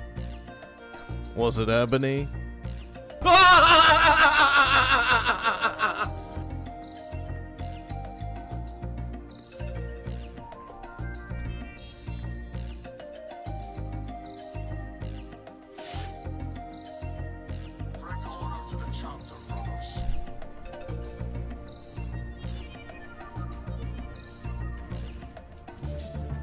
Jungle Fever.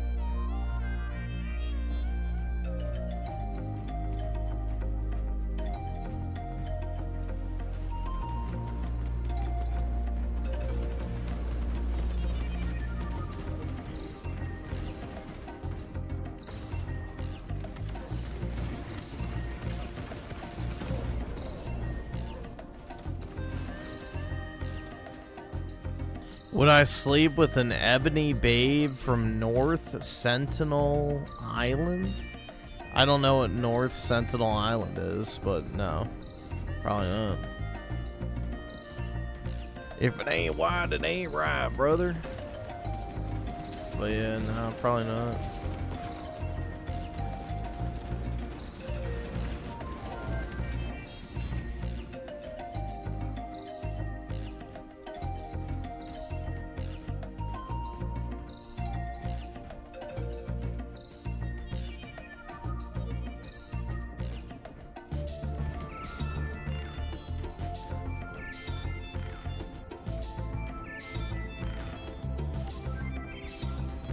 I can put on the extended version if you like the song.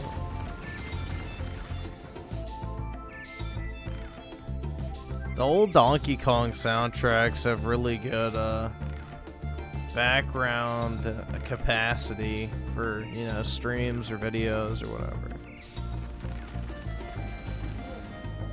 It's got a nice ambient feel to it.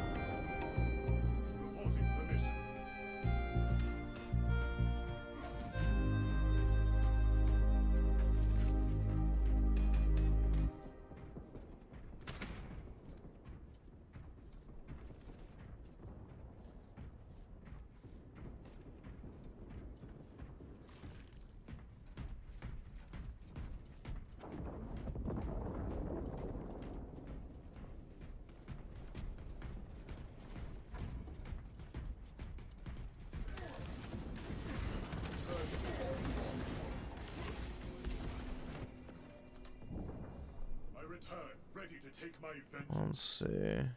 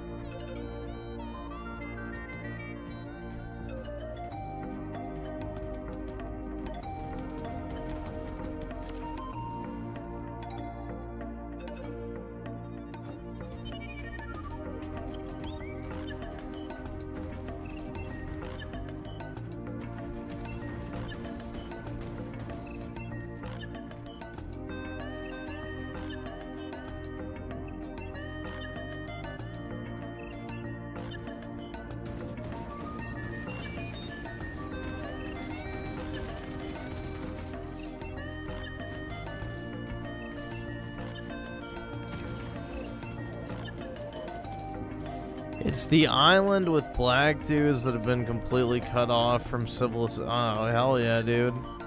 Going native.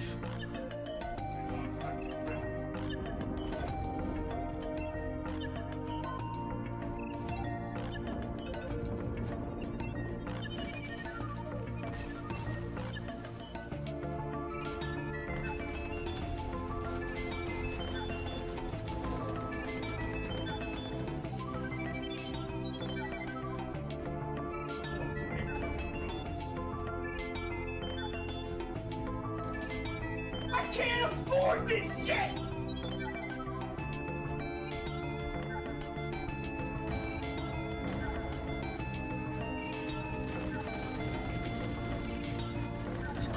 Shit.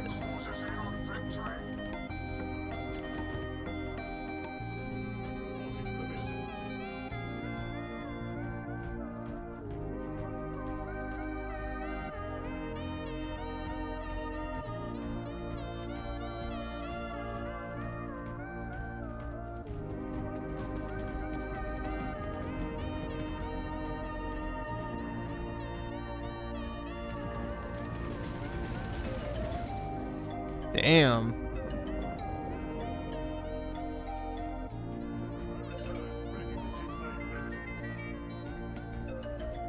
Too tired to be playing this game.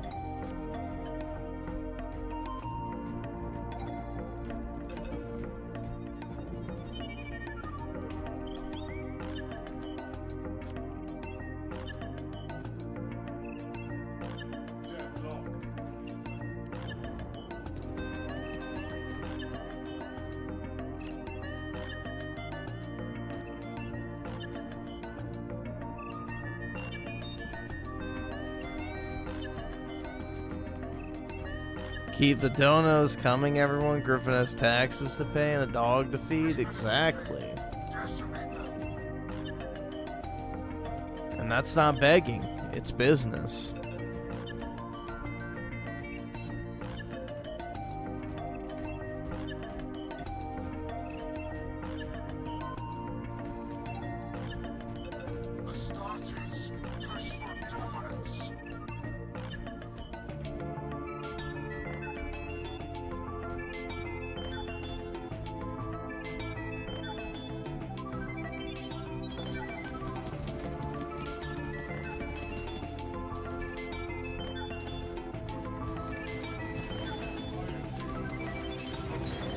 Shit.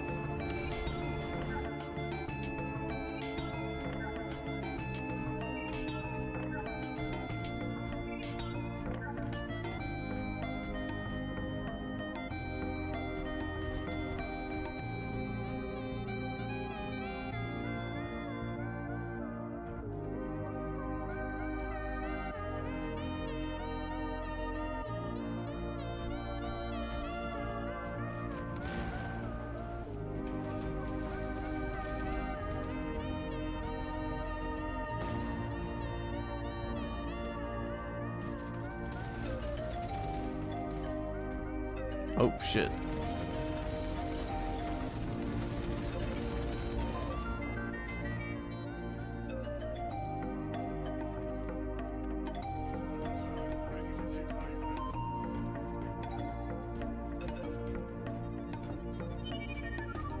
Let's see. So PK with D2. See my short Griffin. Whoa, I guess pull it up.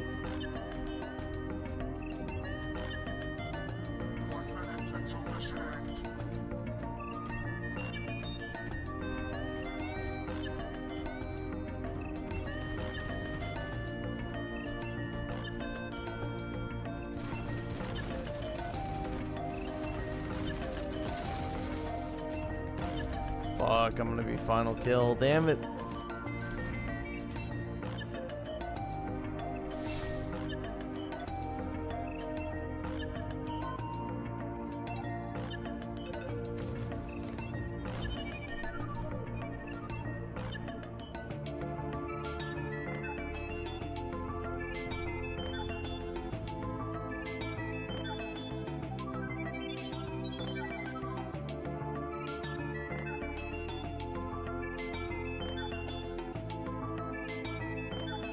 PK, what the fuck is this shit?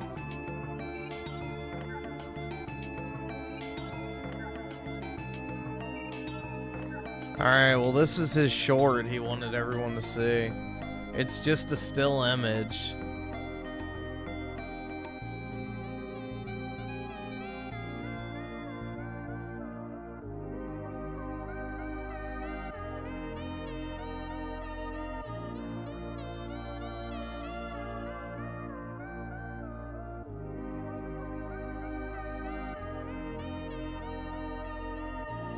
So it says, I want Melonie's juices all over my face after I eat her out, and then have to dry on my face and around my mouth and just go on about my day like normal with her dried juices on my face and mouth.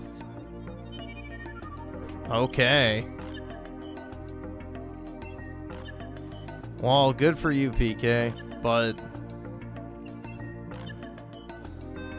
I don't think that's how it works.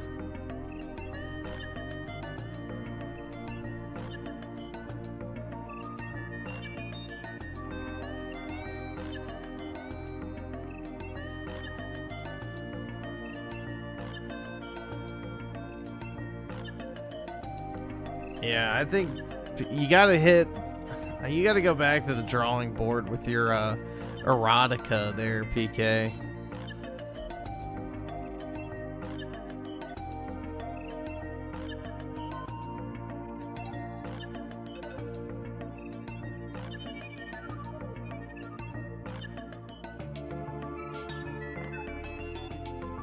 You gotta start off with something like, I find myself face deep in between Melonie's thighs, my nose pressed firmly against her pelvis, my tongue exploring every inch.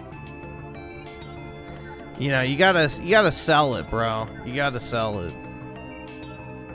You gotta paint an image of what you want the reader to experience.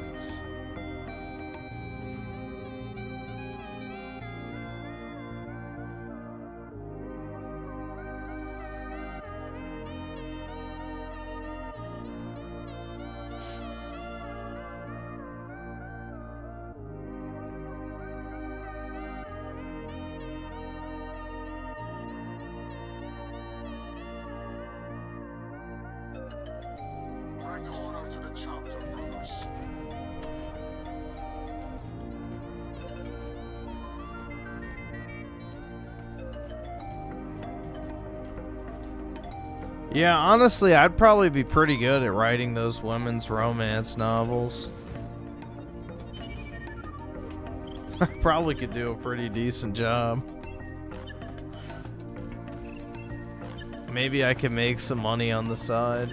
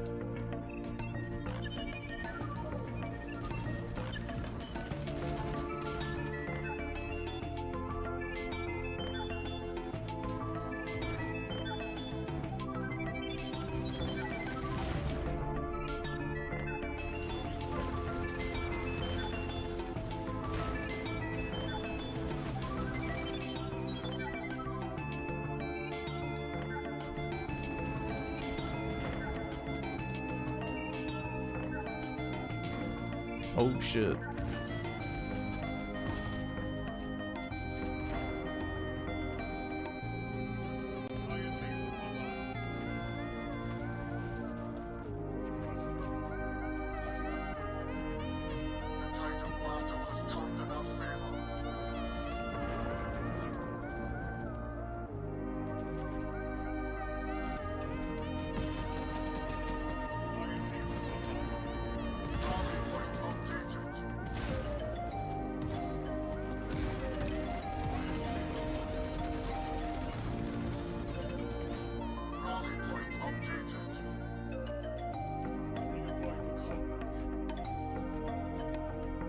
I can't afford this shit!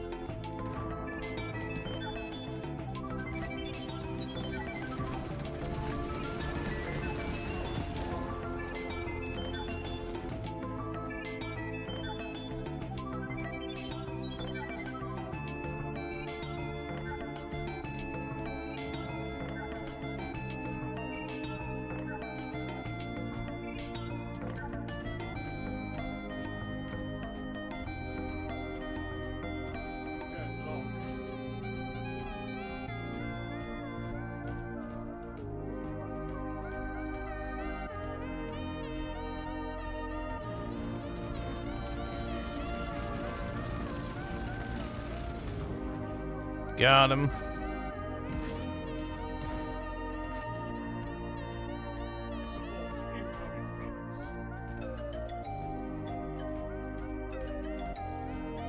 Z Herb with the 5, might I say how South Africa was first world once. I wonder what changed. Got rid of all those pesky white people, that's what happened. Now they can barely keep their power grid activated.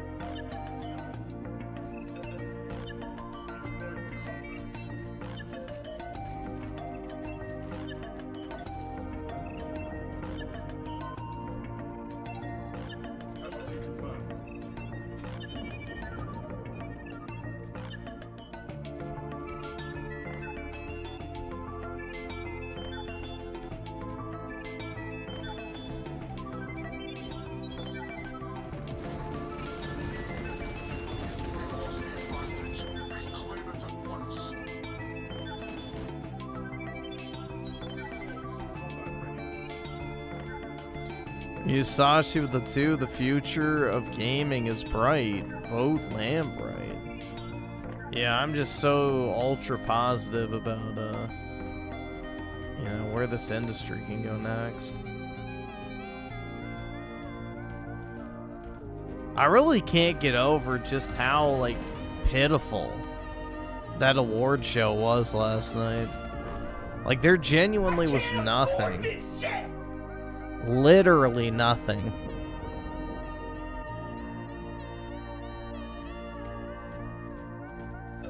Brother killed in action.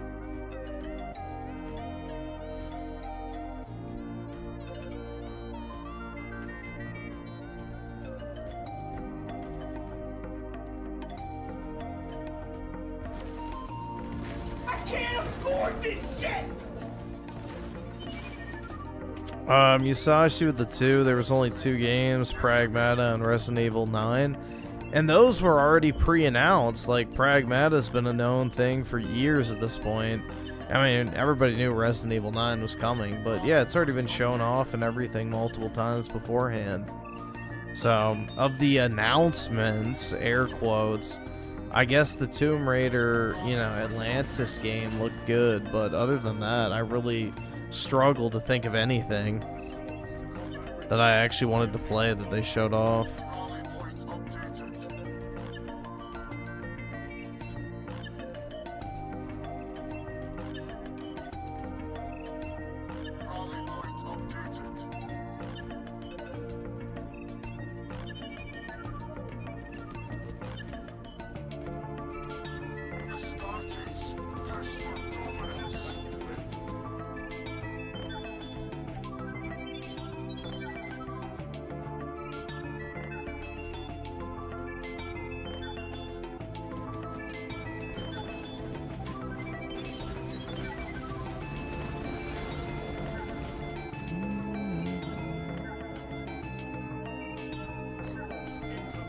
I have 0 pre-ordered copies of Resident Evil 9.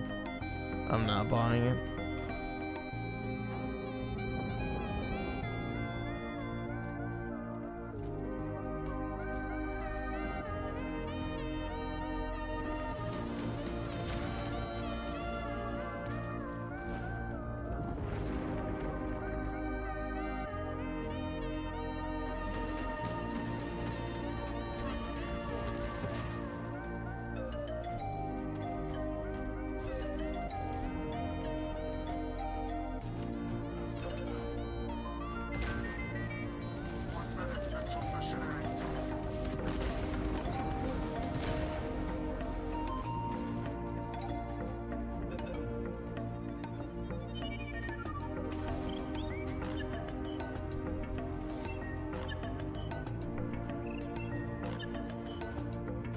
I don't even think there's any highlights to be told about is the problem. There's no highlights to even mention.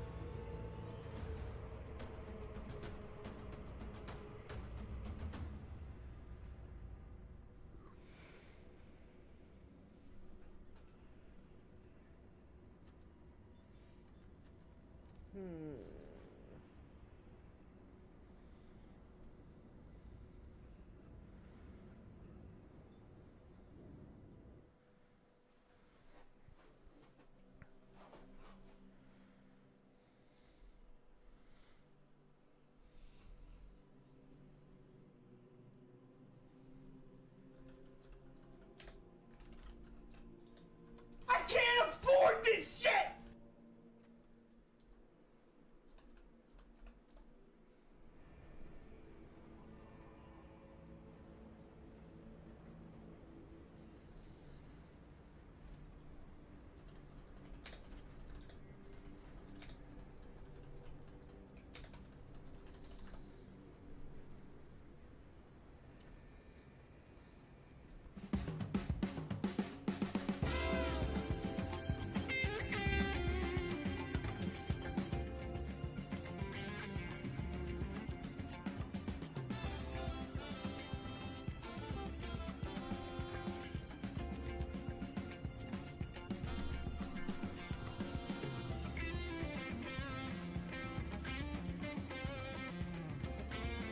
That's not what I was looking for.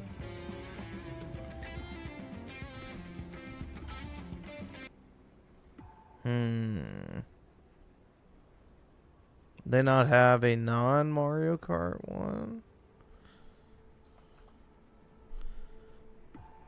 There we go.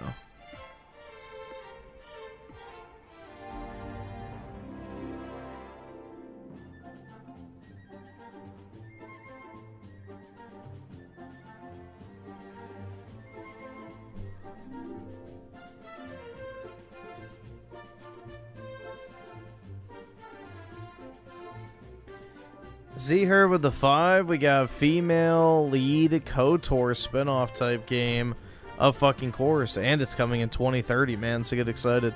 And 2 Tomb Raider games announced. Wowzers, that's gaming. At least Laura was hot. Yeah, they didn't make her that ugly. I wish they would have just kept her old model from, you know, the, I guess, 2013 reboot. That's still my favorite Lara Croft model, personally.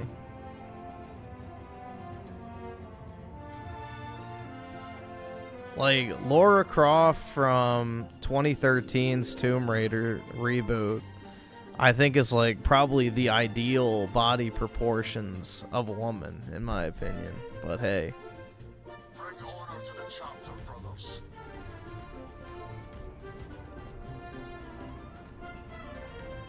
That's like basically the perfect woman, in my opinion.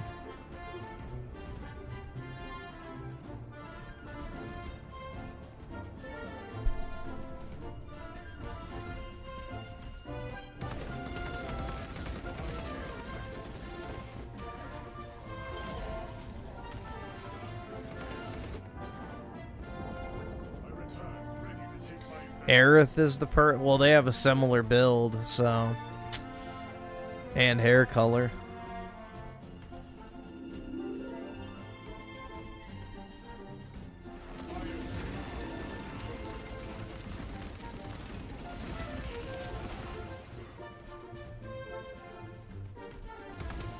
Yeah, give me the slim athletic build with the perky naturals, bro. Gaming.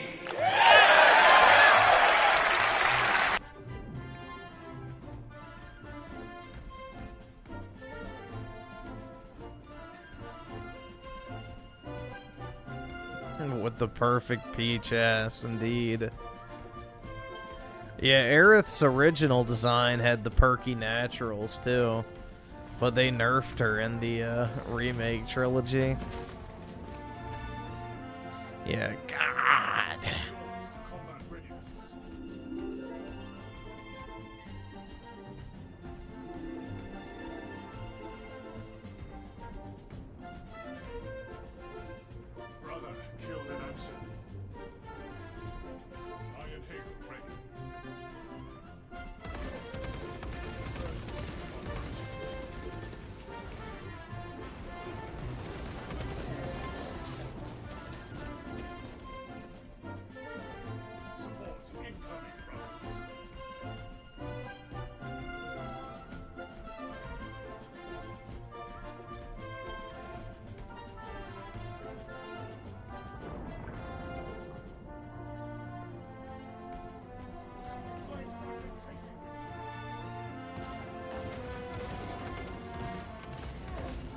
Oops.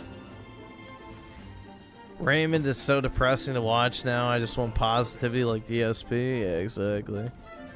I don't know. Like, I can watch Raymond like once or twice a week, if even that. Other than that, it's just like, damn, bro. Jeez.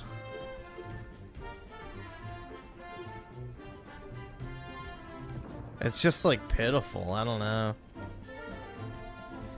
The amount of self-loathing and victimhood mentality type shit. I don't like it.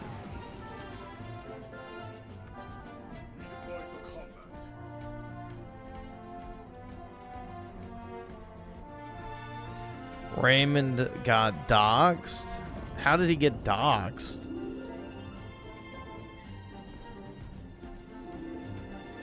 Dude, Raymond talks about all sorts of personal information on that stream constantly.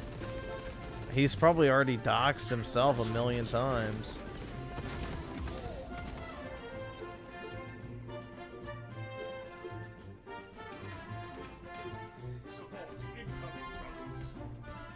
Someone said they knew his address and he started crying. Oh my god. Do you have a timestamp or did he delete it?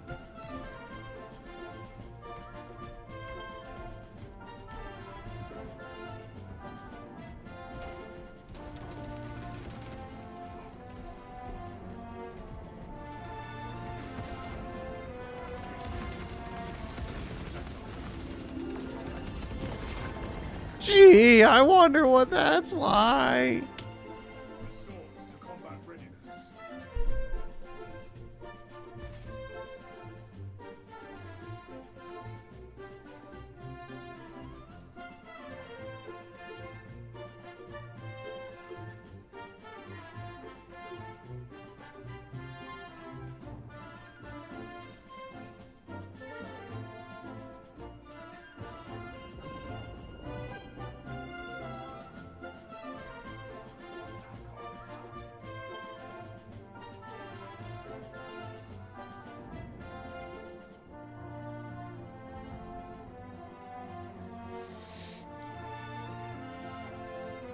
Yeah, he's just so emotionally unstable.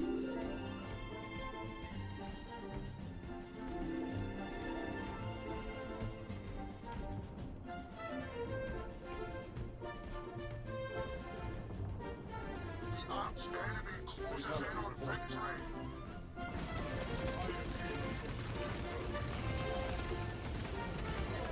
Like, the dude literally propositions sex on every single video and live stream from strangers on the internet. Why the fuck is he worried about getting doxxed?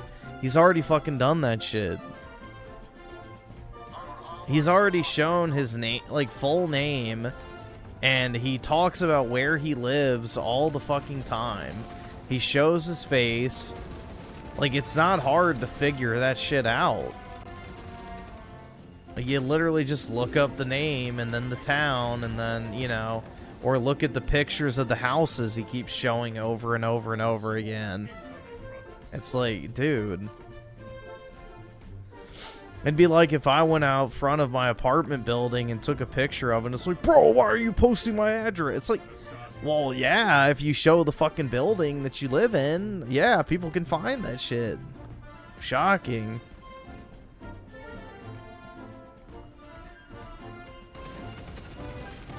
I don't know. I feel like it doesn't take a genius to figure that one out.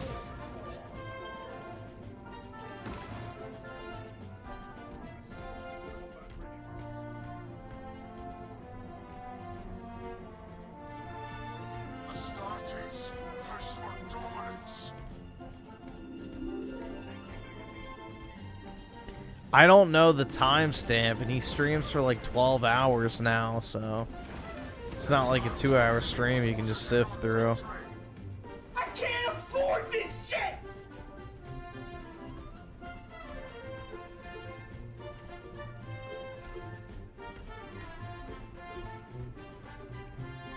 See her with the 5. I'm about to get my first new car. Finally. Either before or after Christmas. But I'm excited. Secondhand cars have given too many little problems. Yep, there's a reason why people get rid of their car. So, that's my mentality with used cars. Is there's a reason someone no longer owns it.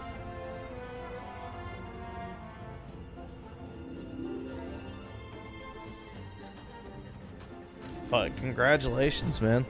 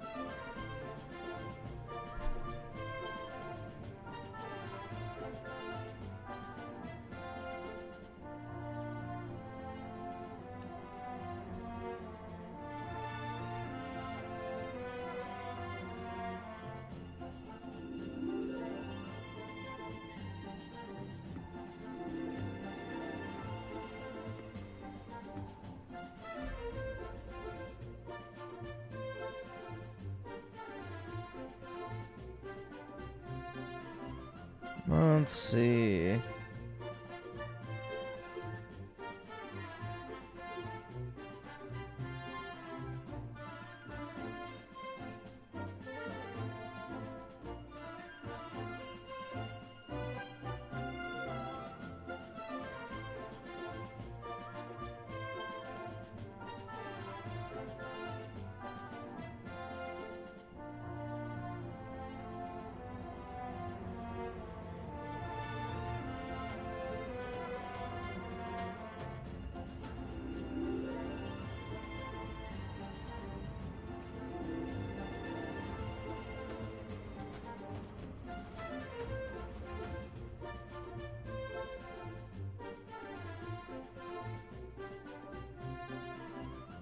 I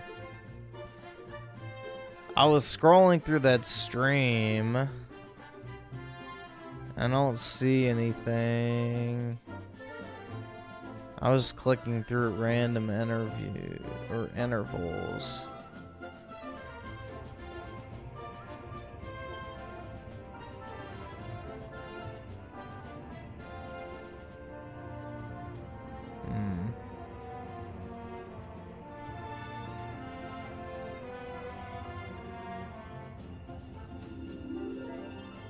He probably cut it out, which is what he usually does.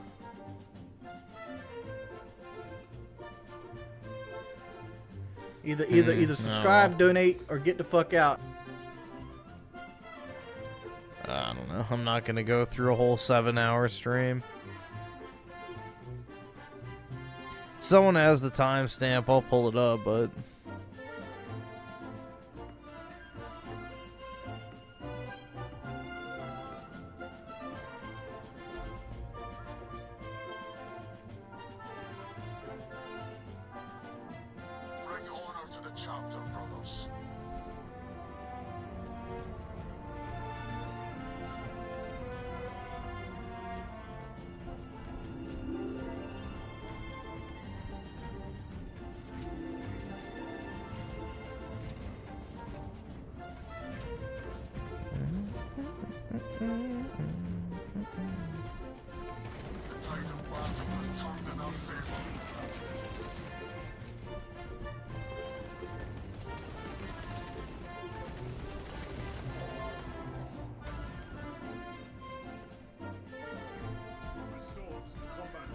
See, Chudler with the 3 months. Oh, yeah, that's fine.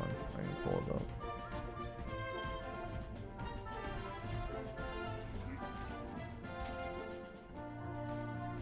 Rally point updated.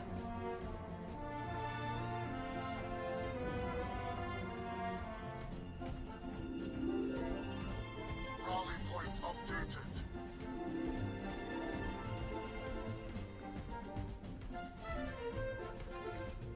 Nah, he started removing shit from his live streams when he spurgs out.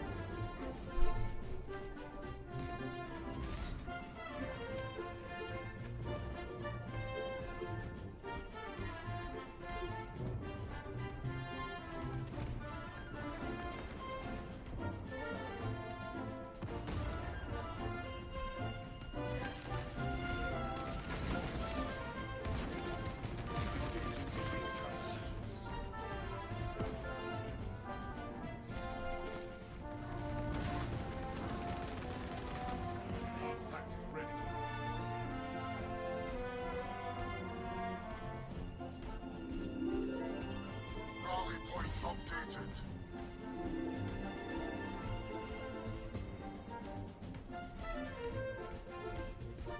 Iron Halo online.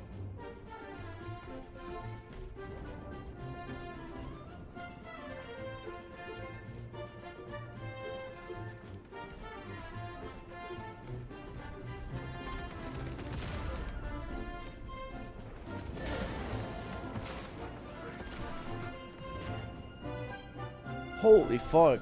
Damn, I almost had to sneeze. Jeez.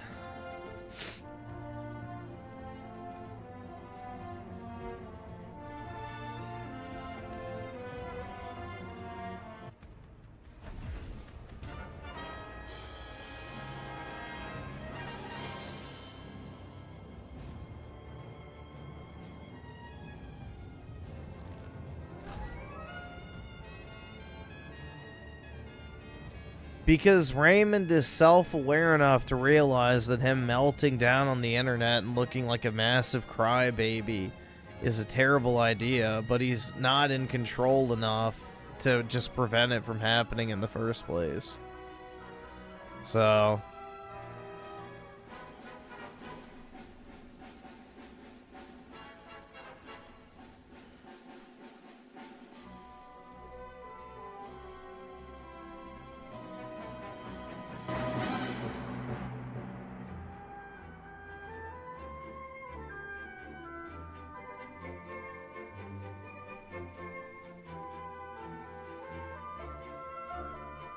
He's a psyop? I don't even think it's that. He's just a broken man.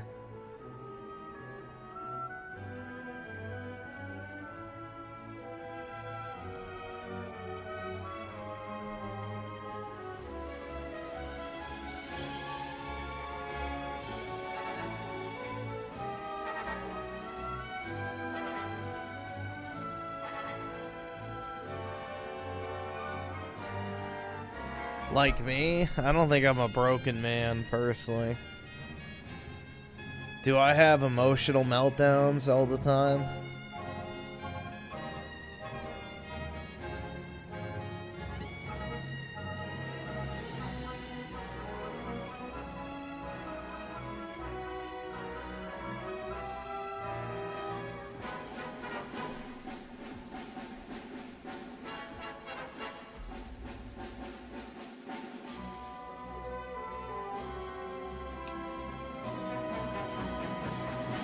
He's just a Soylenial, bro. He's not really unique in that fact.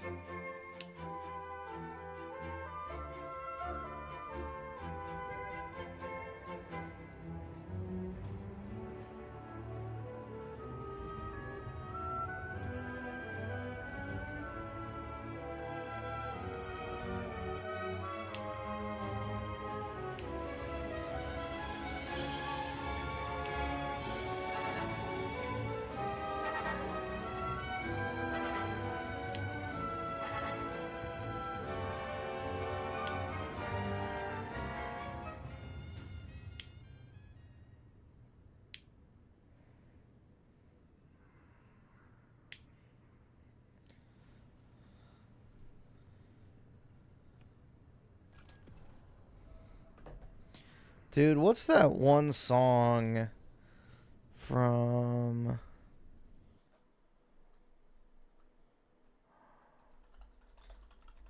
Bring order to the chapter, brothers.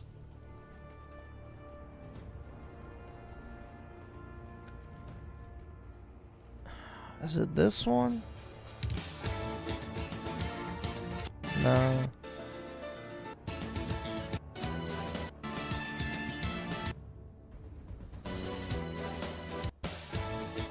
No, that's not it. What is that song?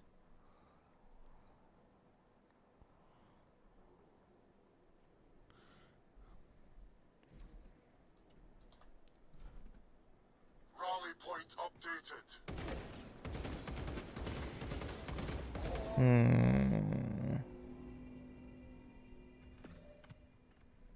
return, ready to take my vengeance. Maybe that's it.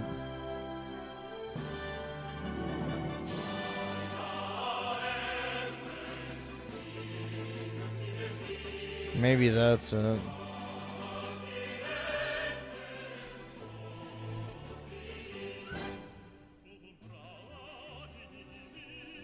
I think this is the one I'm thinking of. I just remember it was a Fire Emblem song.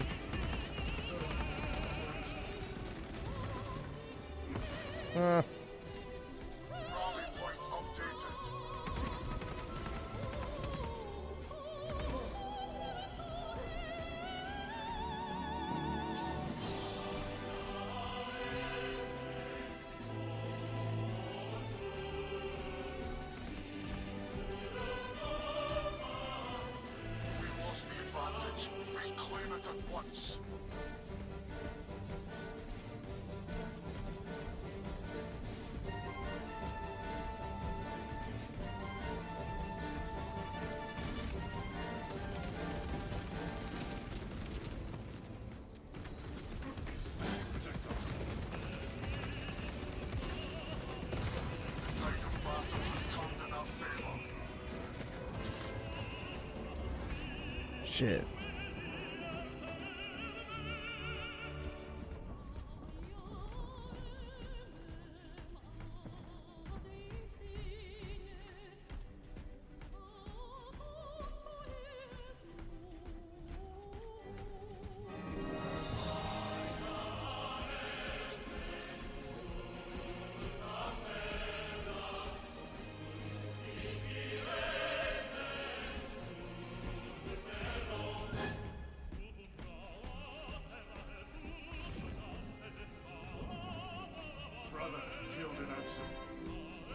Your Ray phase is through. Yeah, that's the thing. It's like after a while, you've kind of just seen it all. I don't really want to watch him melt down 100 fucking times over the same shit. Because you have to sit through a bunch of boring content in order to see it.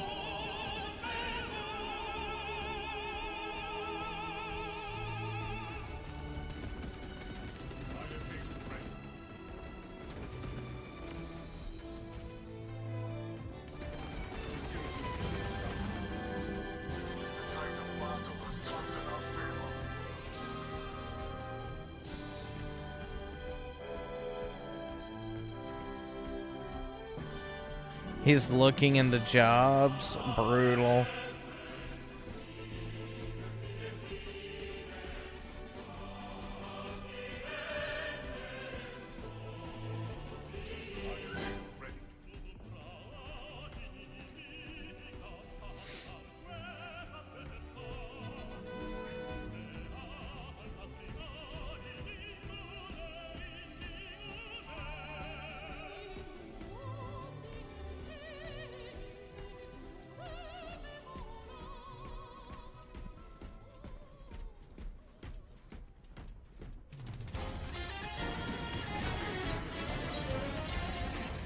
Oh, it's in a playlist. Shit.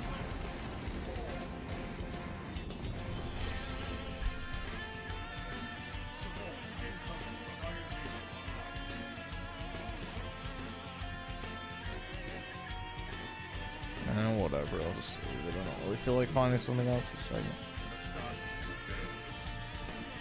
Absolutely not. I'm not giving him a referral.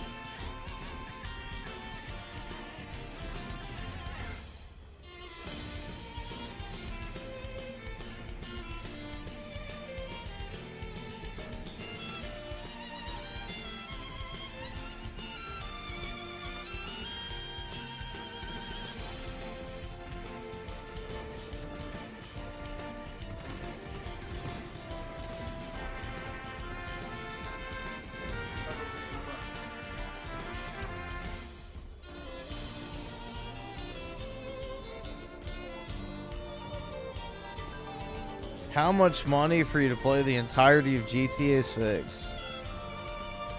A lot. It's probably going to be like a 100-hour long game. If Red Dead Redemption 2 is any fucking judge, it's gonna be 50 to 60 hours minimum.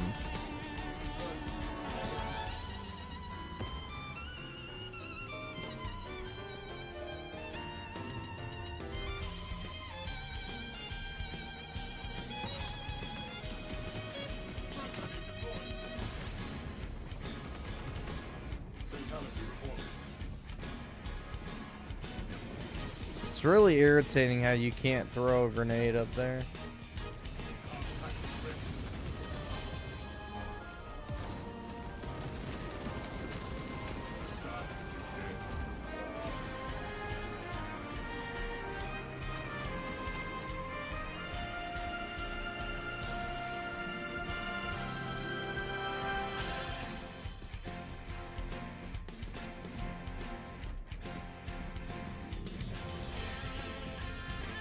$100 per stream. It's not terrible.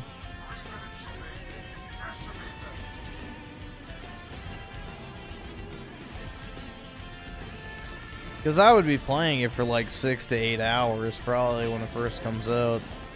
So it's not a bad value. Not for me, but for y'all, but yeah. I would probably do that. I don't know. But who knows if it's even ever gonna release?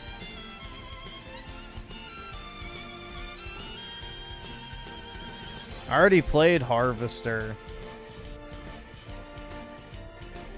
We already did the like a year or two ago.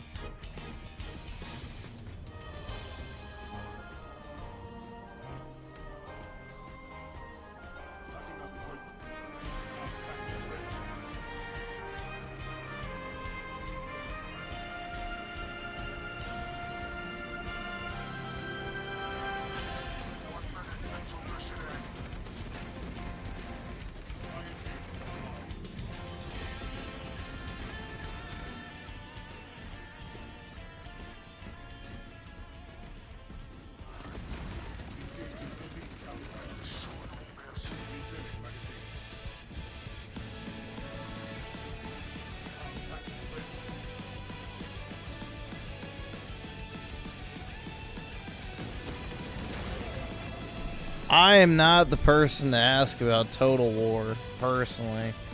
I've never played a Total War game in my life, so I am definitely not All right, awesome. the Thanks, authority nigga. All right. on that one.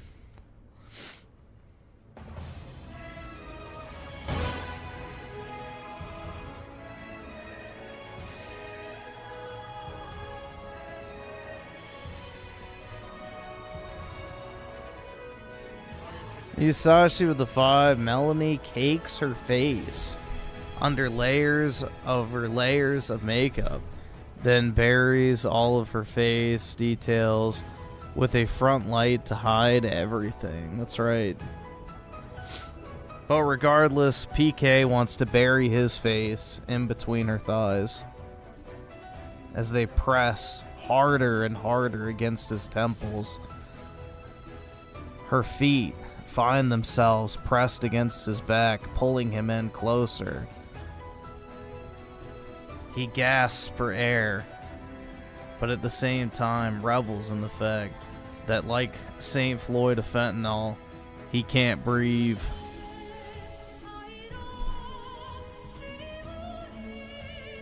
But yeah, there's many such cases of that.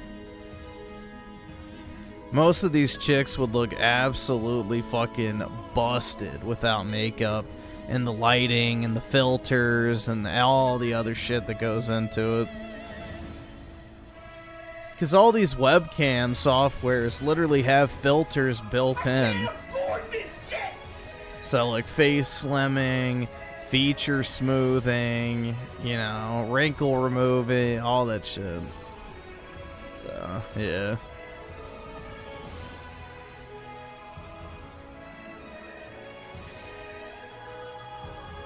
Man, Musashi with the 2. Wow, Griffin's doing live Cyber E roleplay for PK.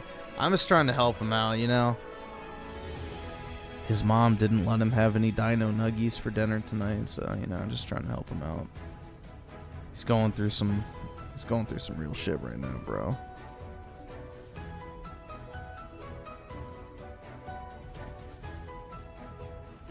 You're only half right, Griff. I'm not a foot fetish gay lord. PK, this is how I know that you're just like an innocent mind. Because I said her feet are wrapped around your back, dumbass. When you got your face buried between the legs and she's wrapping her legs around your back, where do the feet go? I'm not talking about you sucking them toes, bro. That's your mind, not mine. So, nice try.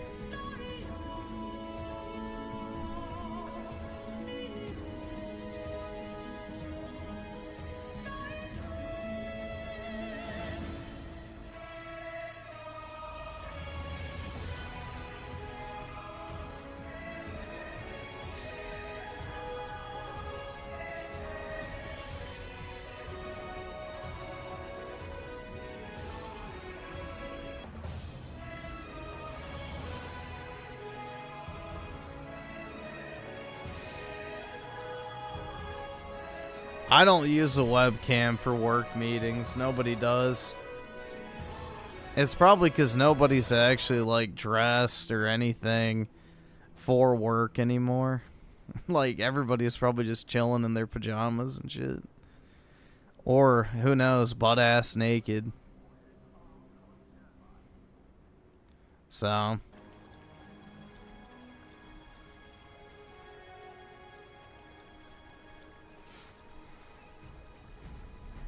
yeah, that high guard fucking game looks terrible.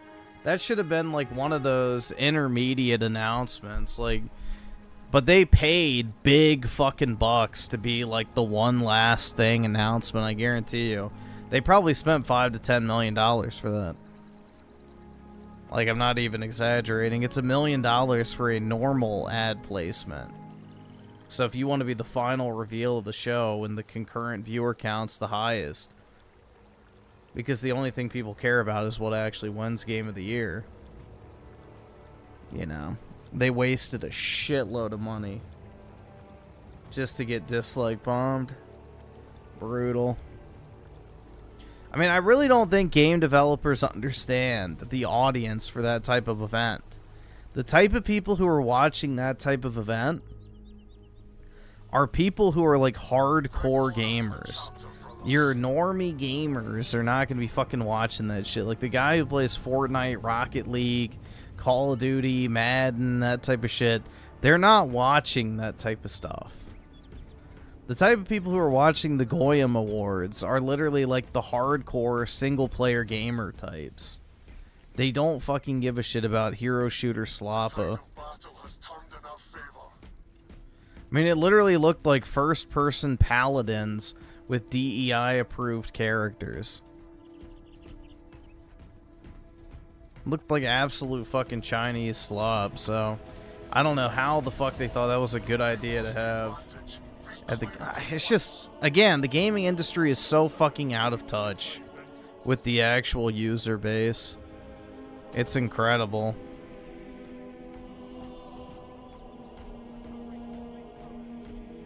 And suddenly, when his face is deep buried against her ass, she tightens and does a quick left, right, Hip bent, neck gone, say goodnight, execution.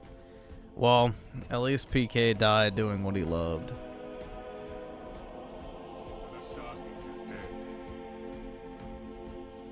His final words were, "I can't believe it's not butter."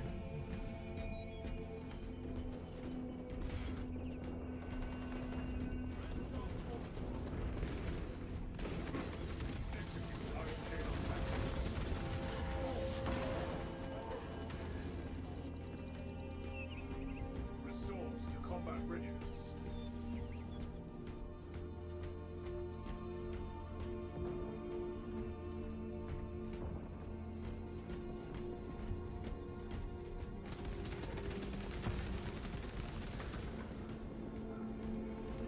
Yeah, I saw like the social media account for that High Garden game or whatever the fuck. And apparently the account is LARPing with the fucking people replying to their tweets, calling them like guardians or something. It's like so gay. I'm so sick of like video games turning into fucking LARP shit. Like, don't fucking call me some gay ass in-game name.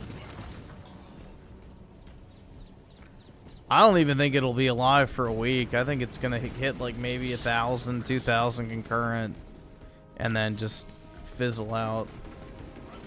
It's gonna be another Concord situation. Although it's free, so maybe it'll have a slightly larger initial player base. But yeah, it's not gonna last. Reporting for mission.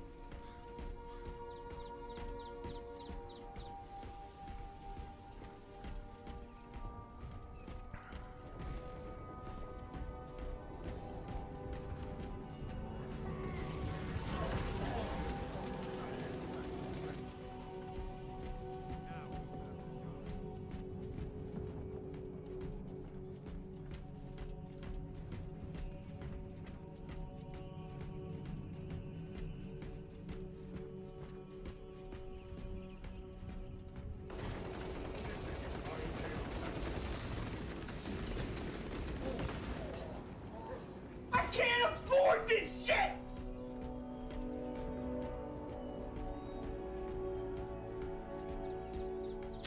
Musashi with the 2 All Game Awards China games shared where wins meet template. Yeah, I mean, the Chinese are like literal fucking, you know, just worker ants. They literally are just told what to make and they make an exact copy of it. So, yeah, there's no creativity or originality or, you know, anything. There's no inspiration other than just pure copying. They'll make carbon copies of the same shit over and over and over again because they don't have a creative mind. So it's a problem with most Chinese companies is all they do is imitate other people. They don't have anything unique or different that makes them stand out.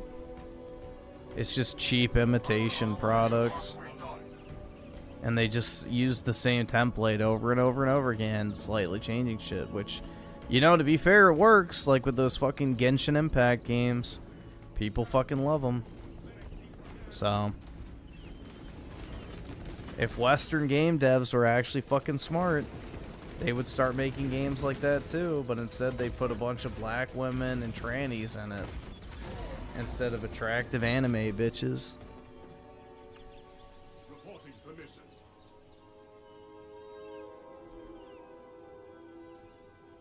Enhanced tactic ready.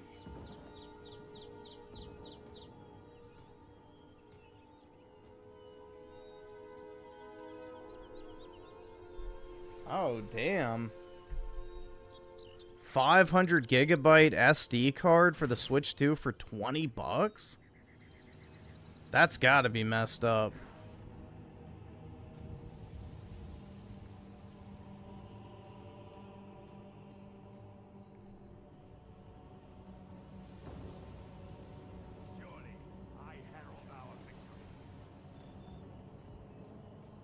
Oh, but it's out of stock. Yep, that was definitely a pricing error. RIP. Oh well. Death locked. The tide of turned in our favor.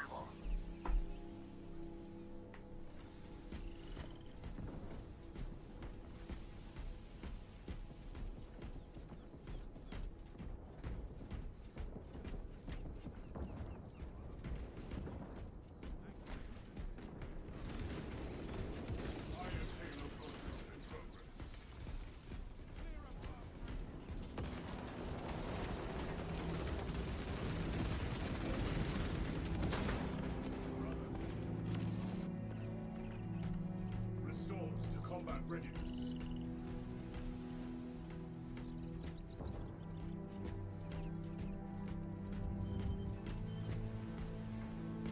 Iron Halo ready. 3 minutes remaining. Decimate them.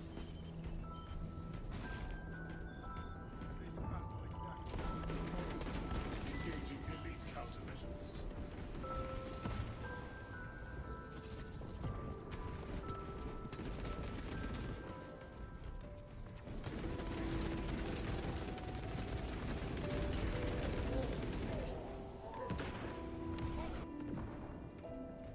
Support incoming, brothers.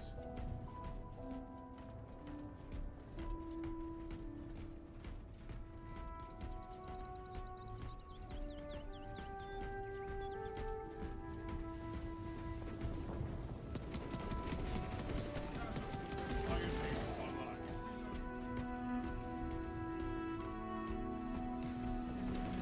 Execute Iron Halo tactics. Fatality recorded.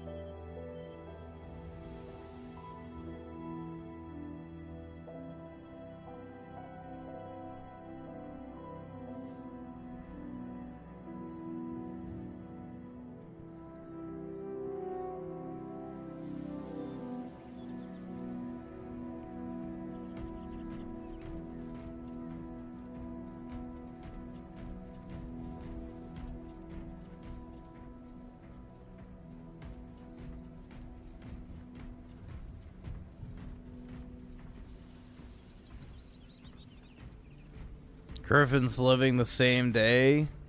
Yup, every day, man. Wake up, work, stream, repeat. Shit.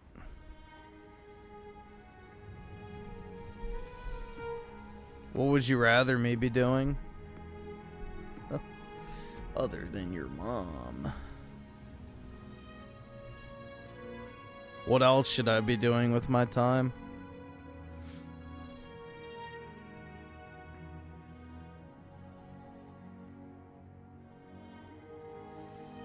When am I taking a vacation? I'm not going anywhere, but I'm taking time off around Christmas.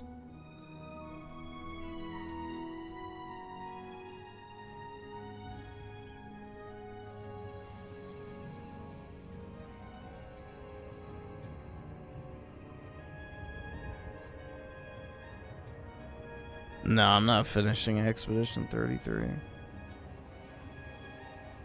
I've already packed that shit away. It's out of sight, out of mind.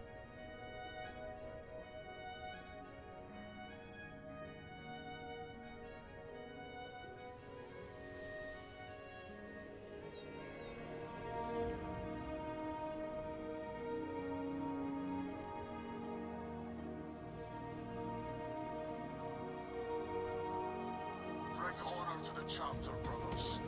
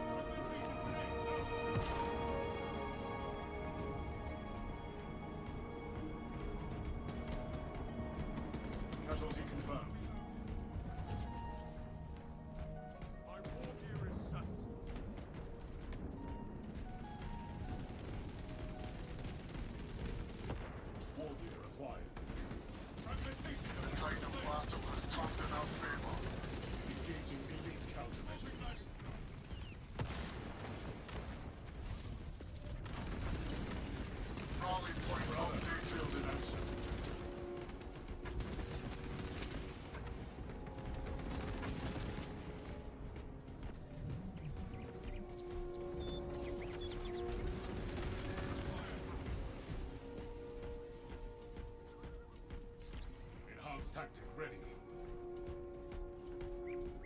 Obtaining armor. Packing up equipment.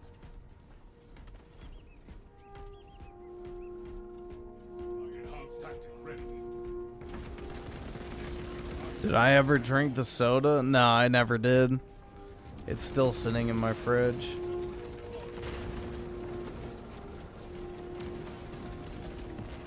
At least I think so.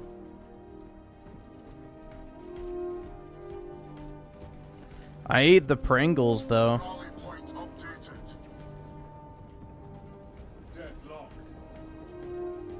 Iron Halo ready.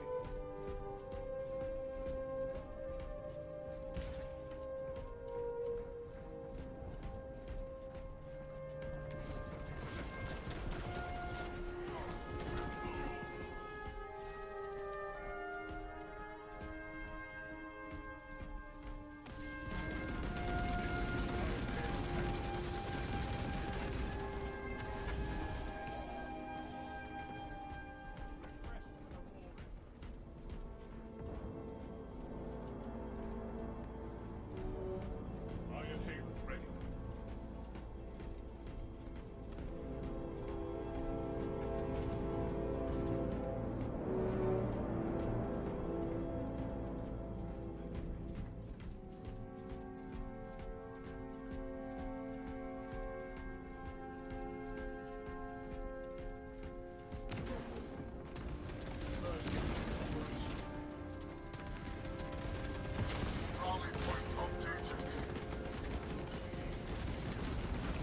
Shit. Rally point updated. So much shit I thought I was in India. Rally point updated.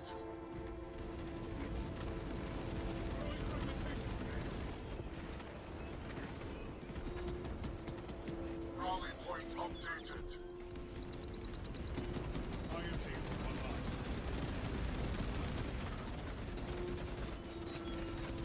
Rally point updated. Let's go, dude. Free kills.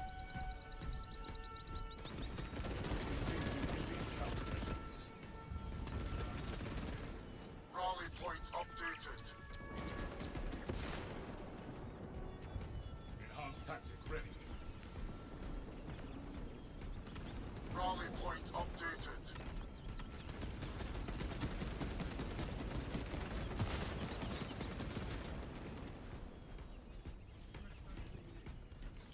Iron Halo online. For the Emperor.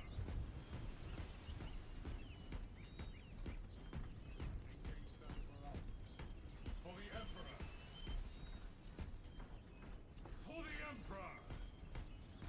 Refilling magazines. Packing up equipment.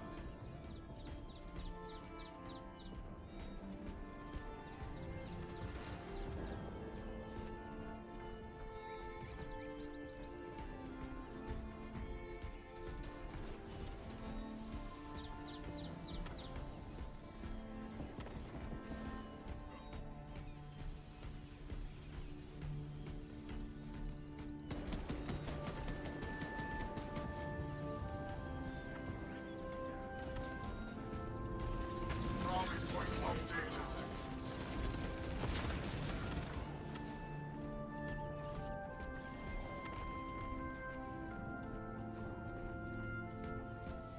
Ammunition restocked. Enhanced tactic ready.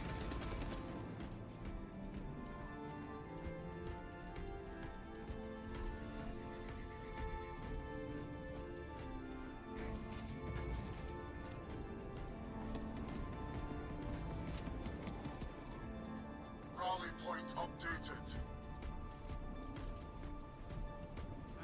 Yeah, I don't like any of the Call of Duty campaigns.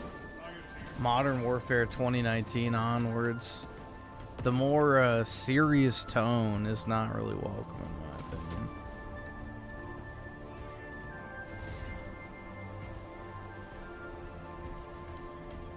Death locked. Enhanced tactic ready.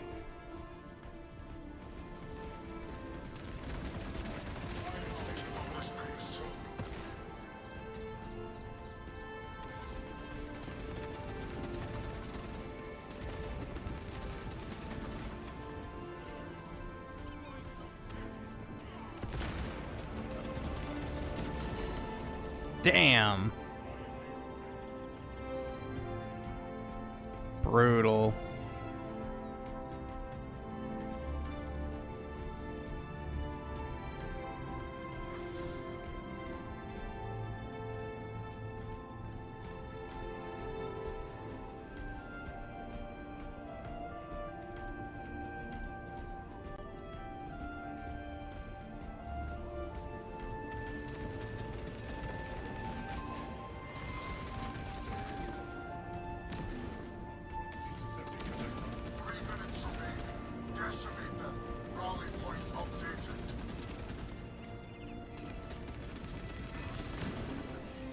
Nice.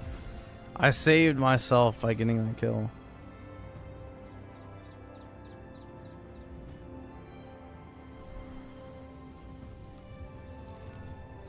I had 0 health.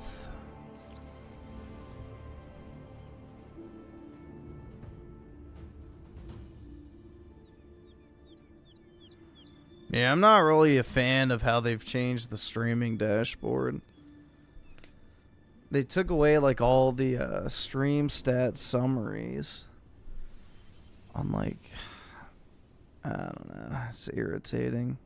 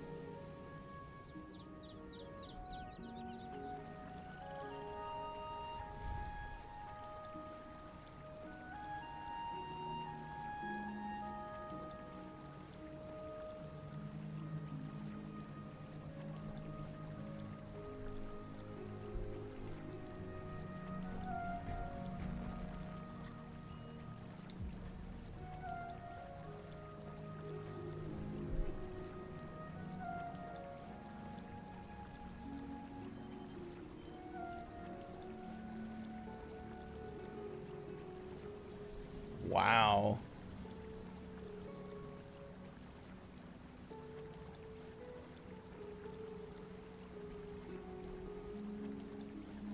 So apparently that Metal Gear Solid 3 remake is $25 at GameStop.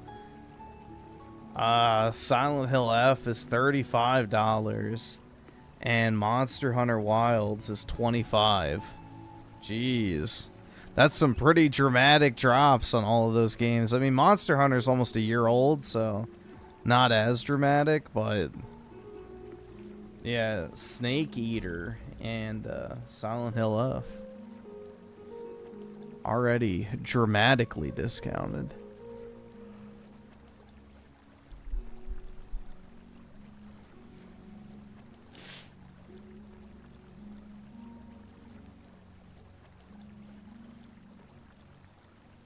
Well, I think the sales really fizzled off for Monster Hunter Wilds because of the post-launch sentiment.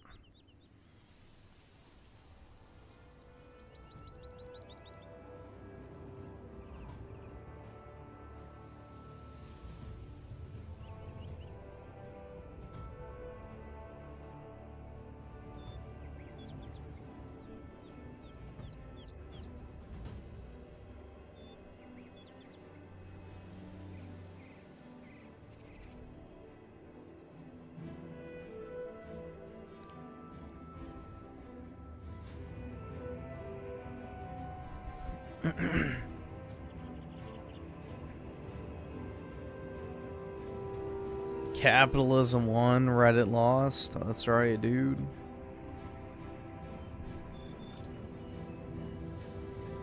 Yeah, I've got 2 physical copies of Mario Kart World that I bought just to spite the Redditors, so...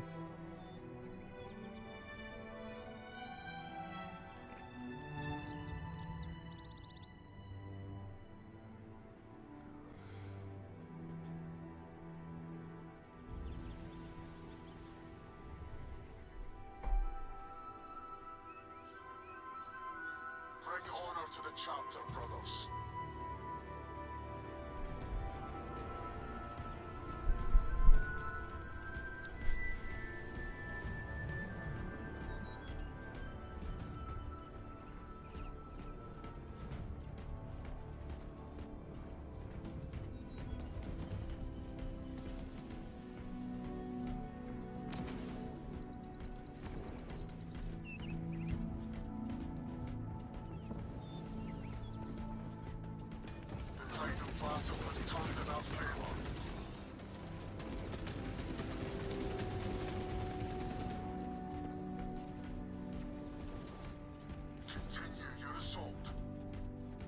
Oh, baby, a triple.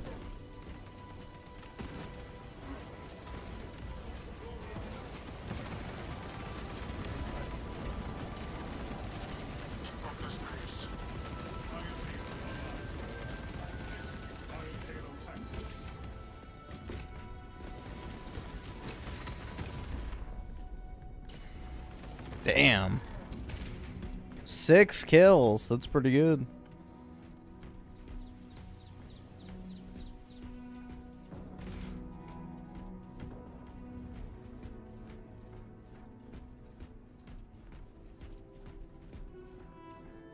Black Ops 7's already $35. Brutal, man. That's horrid. 50% off within what? 2 weeks? 3 weeks? I don't know. How long has it even been? A month? Who cares? It's still terrible. That's genuinely awful.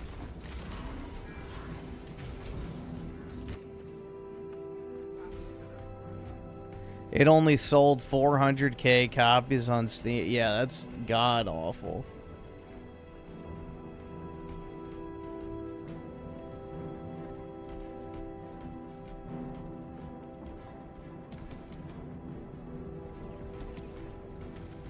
Well, if GameStop is discounting, it means that GameStop bought way too many copies of it, and they're just trying to liquidate it because nobody wants it.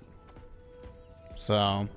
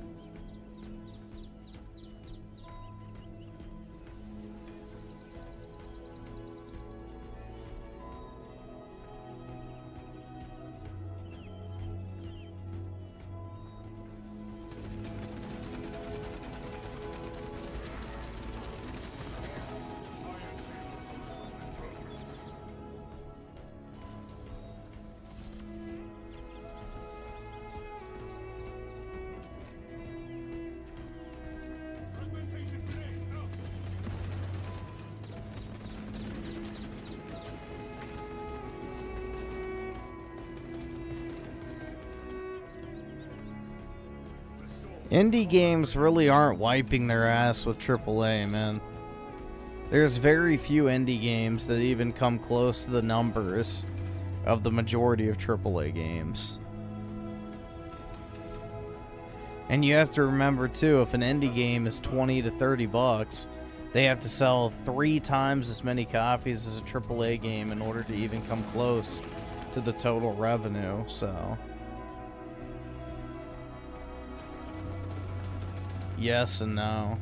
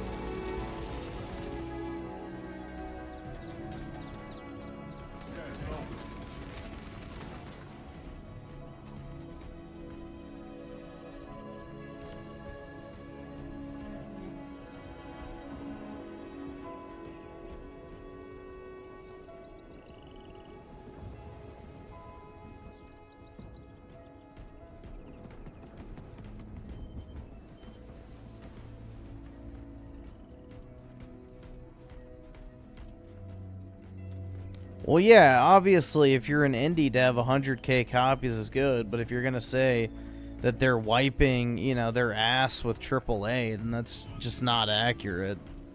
AAA games still make the majority of the money.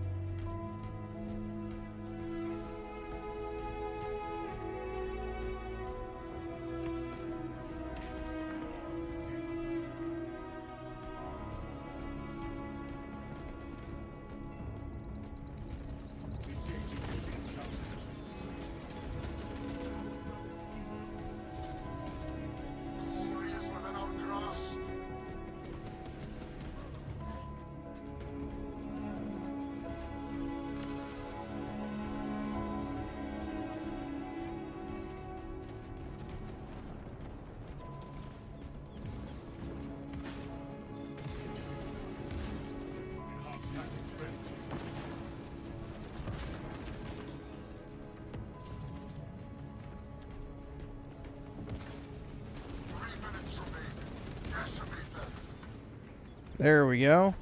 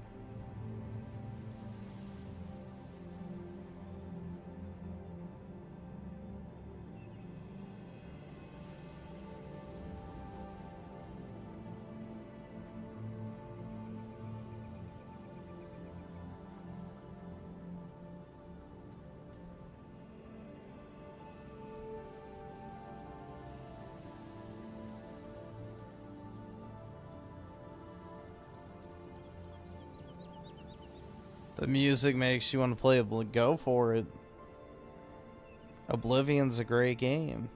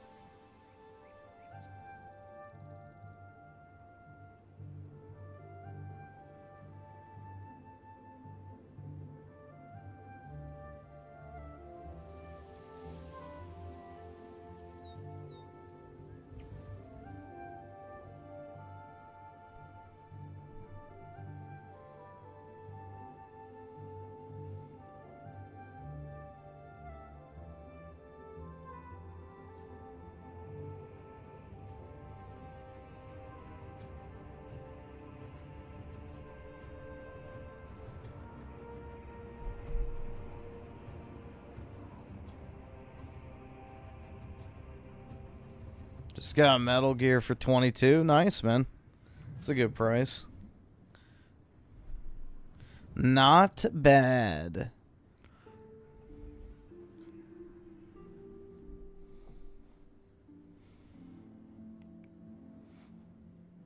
Bring honor to the chapter, brothers.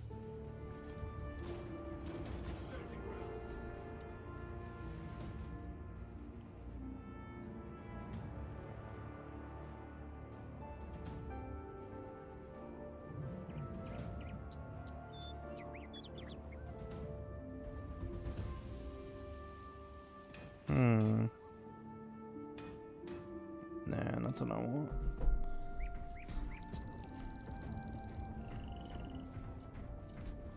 The tide of battle has turned in our favor.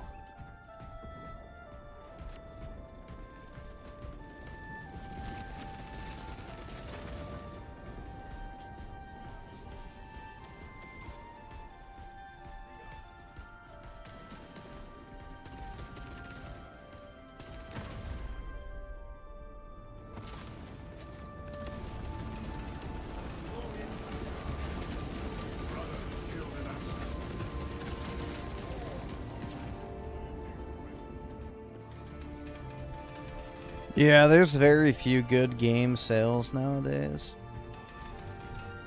Especially digital.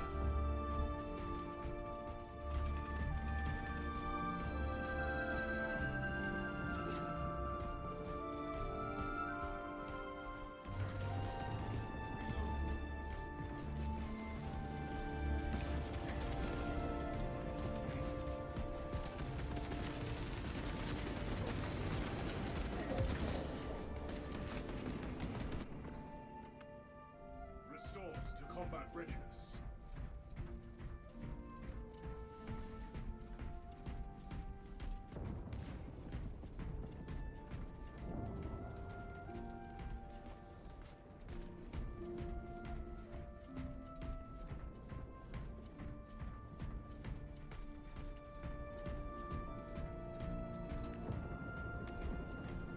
We lost the advantage. Reclaim it at once.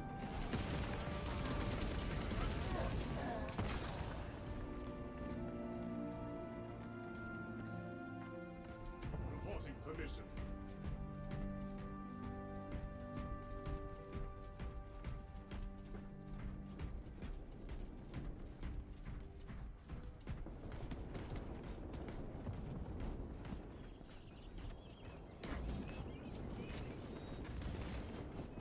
Enhanced tactic ready.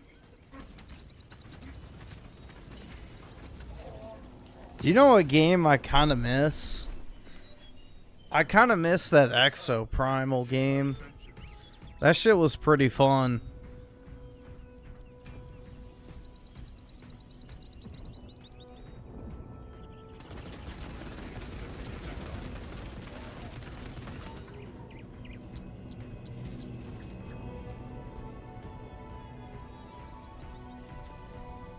Iron Halo online.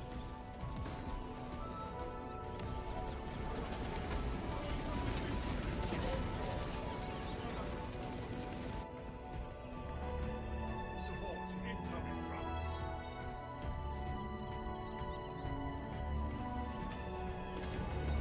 Iron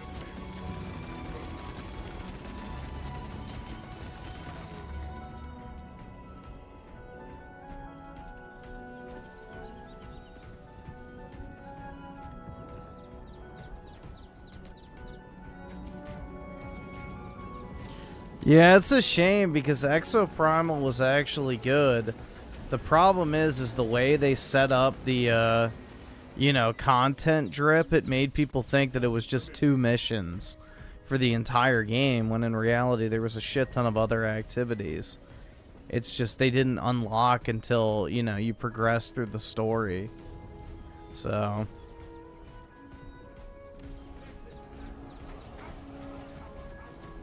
if they would have just had all the content available to everyone right off the bat, I think a lot more people would have stuck around.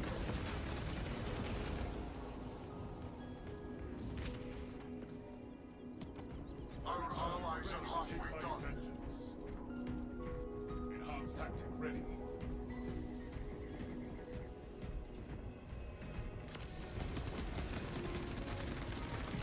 Casualty confirmed.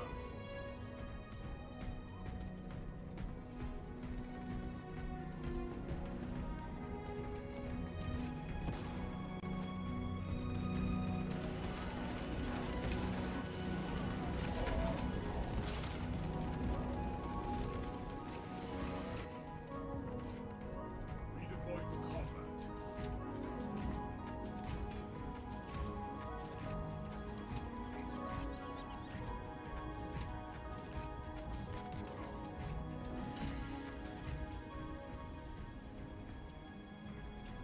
Throwing fragmentation grenade.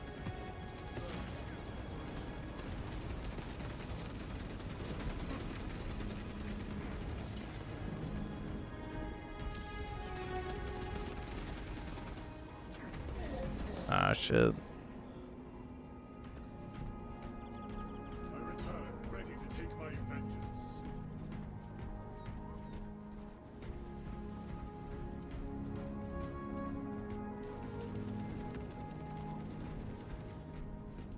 Astartes, push for dominance.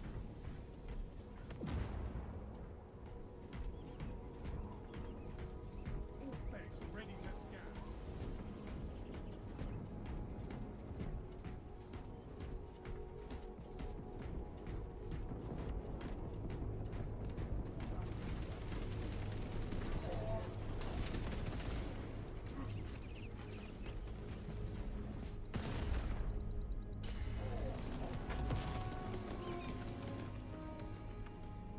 Support incoming, brothers.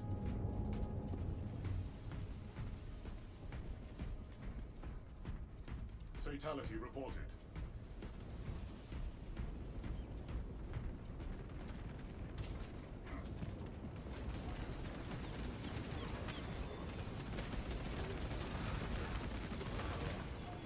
Three minutes remain. Decimate them.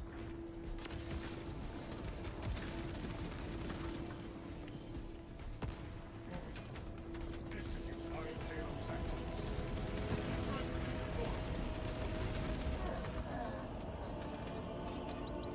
All right. Reporting permission.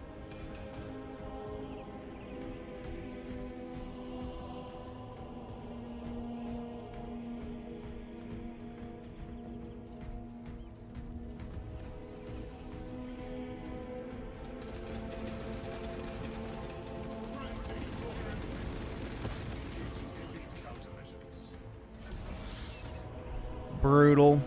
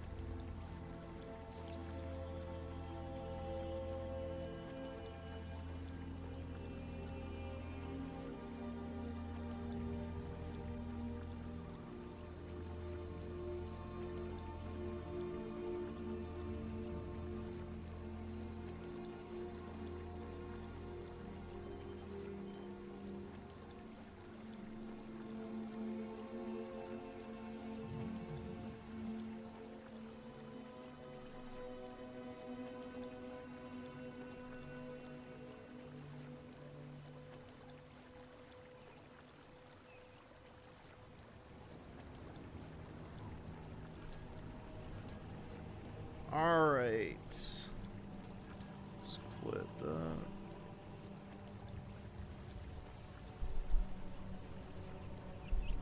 Level 48. Yeah.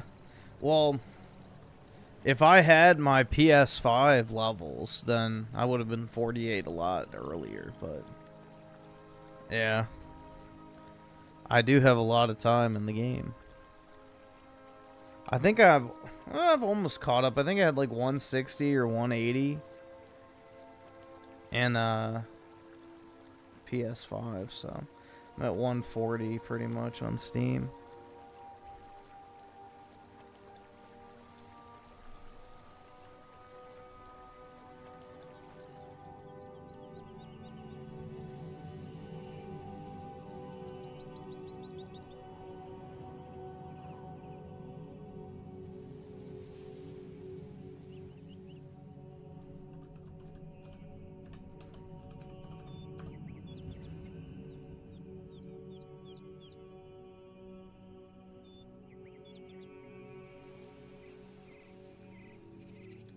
Why it is all over. Hey there, gamers. Drew. Here we go, man. It is over. Hey there, gamers. PlaystationCastGuy here. Today we're talking about the death of Xbox, because I truly believe that 2026 is the year that they just get shut down. I mean, it just feels like things get worse and worse and worse. The console isn't selling. The games aren't selling. Game Pass has had like 15 price increases. Even the president of Xbox, where is Phil Spencer? Put that guy on a milk carton. I haven't even seen that dude in public in like 9 months. This is just a ghost town. But today specifically, I wanted to talk about maybe it's for the best. If only Phil would have gone earlier, you know, things could have been different. Evidence that I feel like bust points at the fact that this is the last leg of Xbox. It's done so. I don't even think they're going to have that next-gen console they're claiming exists. I think this is the end of the end. But let me break it down. Hi, hope you're having a great day. If you could please give this video a like and subscribe if you haven't already. Now, part of my inspiration for this is honestly that last night during the Game Awards, everybody was there except Xbox. I mean, there were some like Xbox executives sitting in the chairs and stuff. Was PlayStation there? What did PlayStation show off? What did Nintendo show off? Nothing. This was, again, like, nobody showed anything off of any value whatsoever. That entire event was just a massive waste of time. But for the most part, you know, there was a big segment about the next big PlayStation 5 exclusive, Saros. That honestly looked fantastic. Now, Nintendo didn't announce anything first party, but there was a lot of stuff that's clearly being put to the Nintendo Switch 2, stuff like Pragmata, a bunch of big AAA stuff, made announcements that even if we saw them before, they announced they're also coming to Nintendo Switch 2.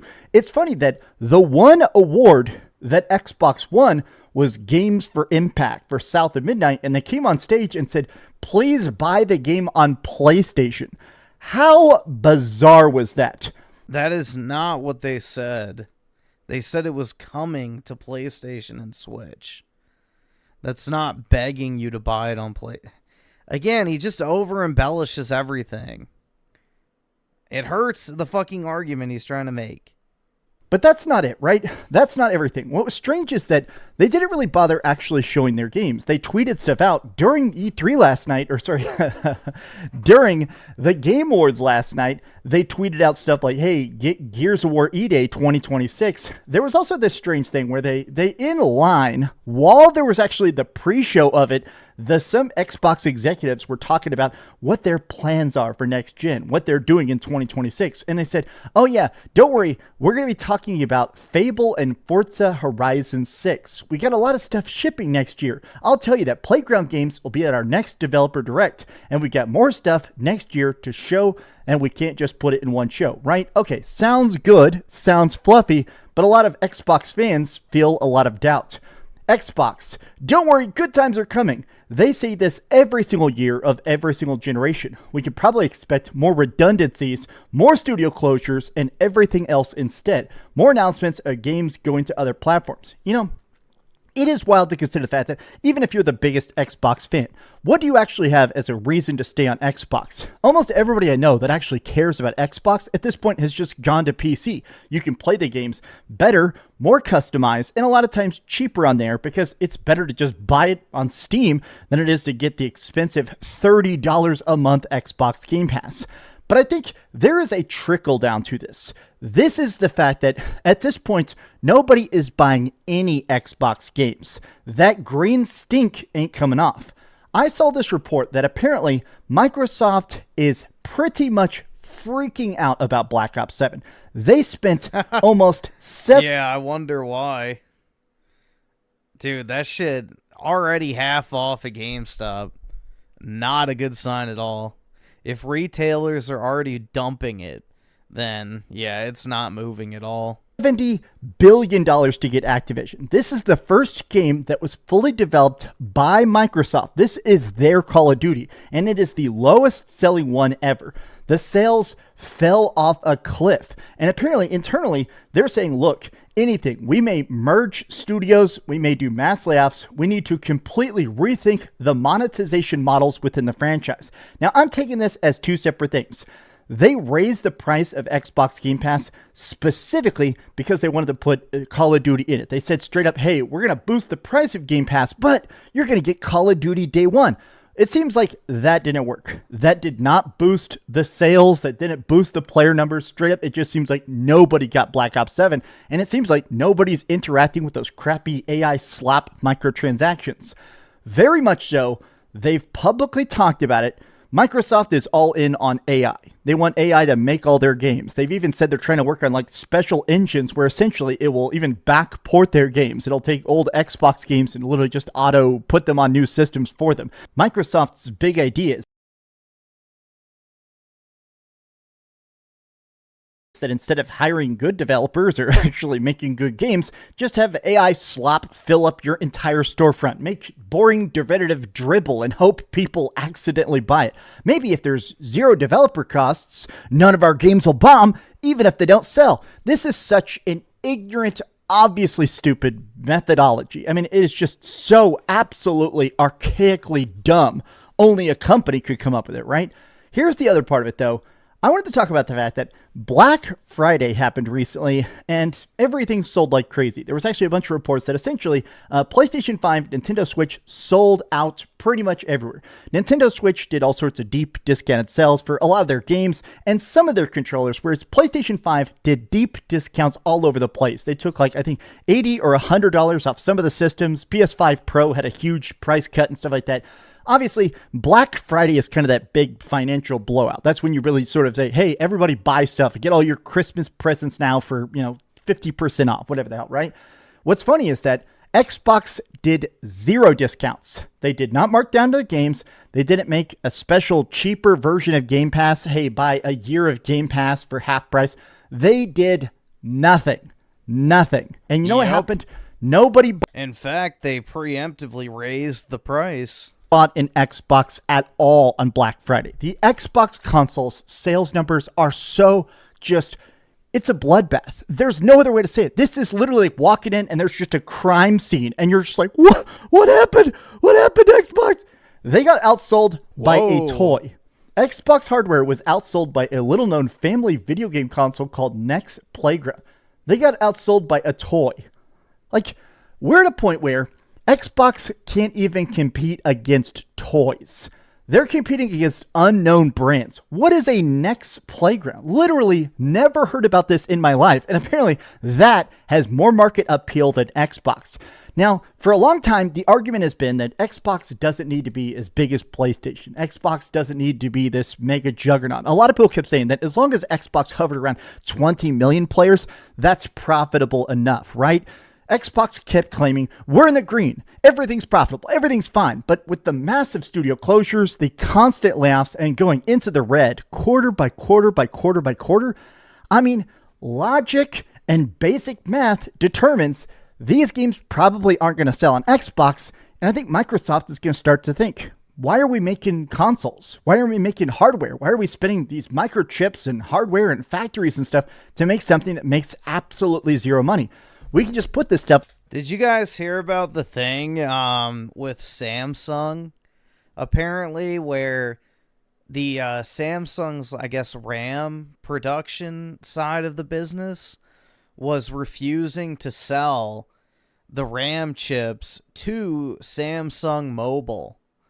So even within the same companies, they're competing for the RAM. So if Microsoft has access to this RAM, why would they put it into a device that's not going to sell? They could literally just sell it and probably make more money than they would off of selling the Xbox. So, kind of interesting. On PlayStation, where it actually sells, we can have our developers maybe focus more on porting stuff to the Nintendo Switch 2. I'd probably buy a Gears of War game on Nintendo Switch 2. I would definitely buy Halo on Nintendo Switch 2. Why even bother putting stuff on Xbox when that's the one place it does not sell? Now, when I say Xbox is dead, I specifically mean the hardware. I do think that next year, There's going to be a ton more studio layoffs. There's going to be a ton more closures. But I think the caveat is I think they're going to do a spinoff. I think they're going to make Xbox Game Studios live on. I do think that some of these studios, I don't think that Xbox really cares about massive profitability. It's the massive losses that really concern them, right?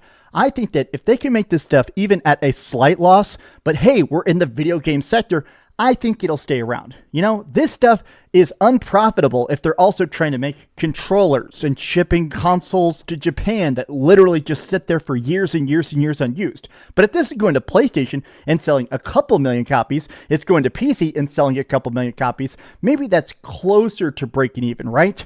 I'm just at a point where, as much as Xbox keeps claiming they're excited for their next-gen deals, their next-gen hybrid console development, I think Steam Machine's going to come out in March and just slaughter the Xbox. We're going to go from like low single digits to so deep into the red, you're going to ask how the heck they'll ever keep up.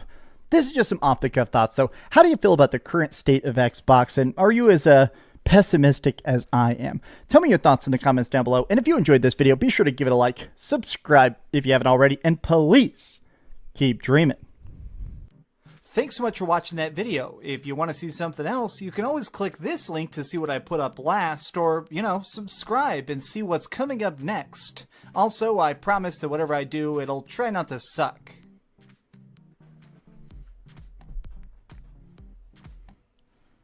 Yeah, I don't understand how anyone with a brain can look at what's going on and not think like, yup, they're just trying to fucking torpedo the business.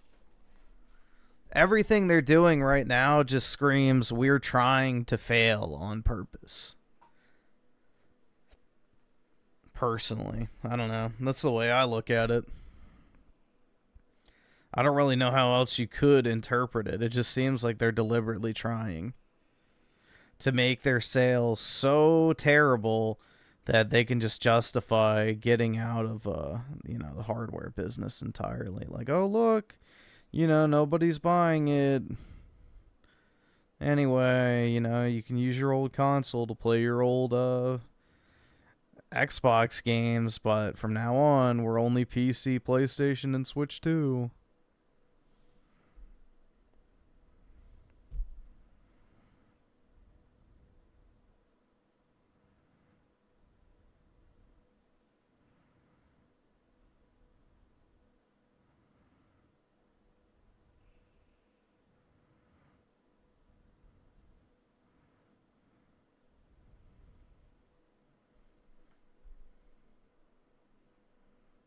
What else should we watch? See what gets recommended.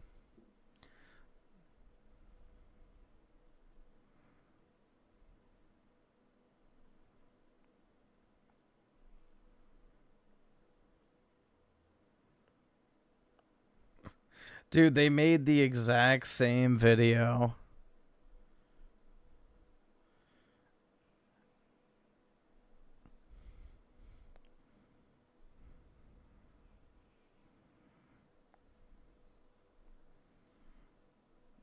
Watch Kino Casino. If it's not like 2 hours, that's a lot of time to dedicate. Kino Casino. Like, that's kind of independent viewing area. An hour and 30 minutes. I guess we can see how it goes.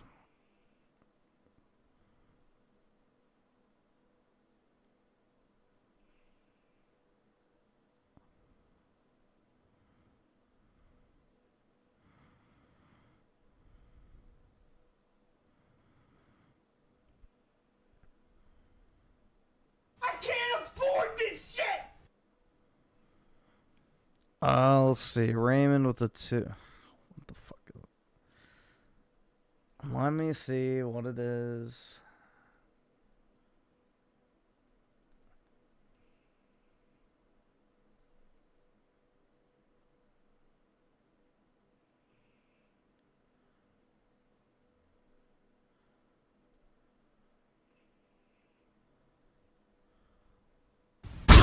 not playing these games.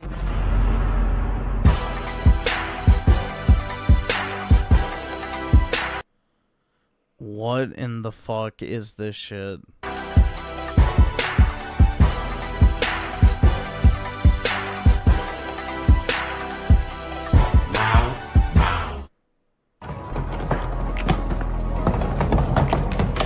Make sure you have your boarding pass and ID ready. Checking in? Correct. Okay, boarding pass and ID, please. Oh, yeah. Give me a second. What did I just say? Make sure you have your boarding pass and ID ready. I wasn't talking to you, Lenny. Oh, my fault. Ah, found it. Here you go. It's a temporary ID. Thank you. So where are we heading today? Home. Okay, you're good. Thank you. So are we checking in the bag today? Of course. Okay. Put it on the scale for me, please. Sure. That should be easy enough. Dice is on the beat.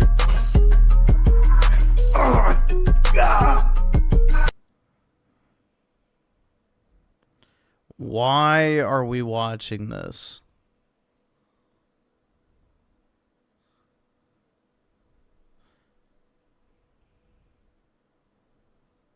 I'll give it another minute, but...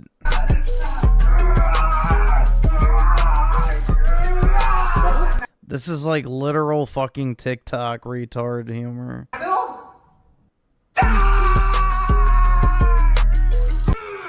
You okay? Jesus! You need help? You got it? Okay. Done. Ah, wonderful. Well, it seems like your bag is a little overweight. Can you fit anything in your carry-on? Oh, I'm not really worried about it being overweight. I mean, here we usually do free check-in bags, but overweight bags are going to cost you $2,500. $2,500? Yes, absolutely. Let me check if there's any space in my bag.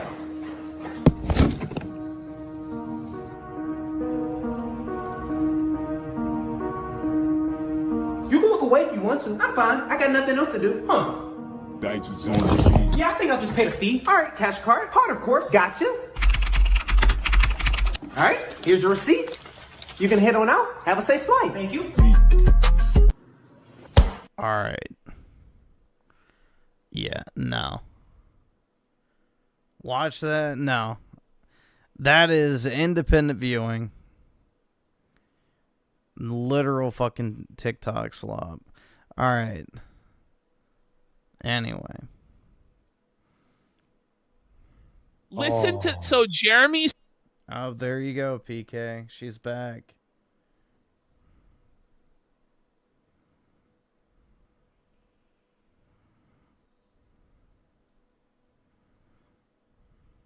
That's quartering and Luke.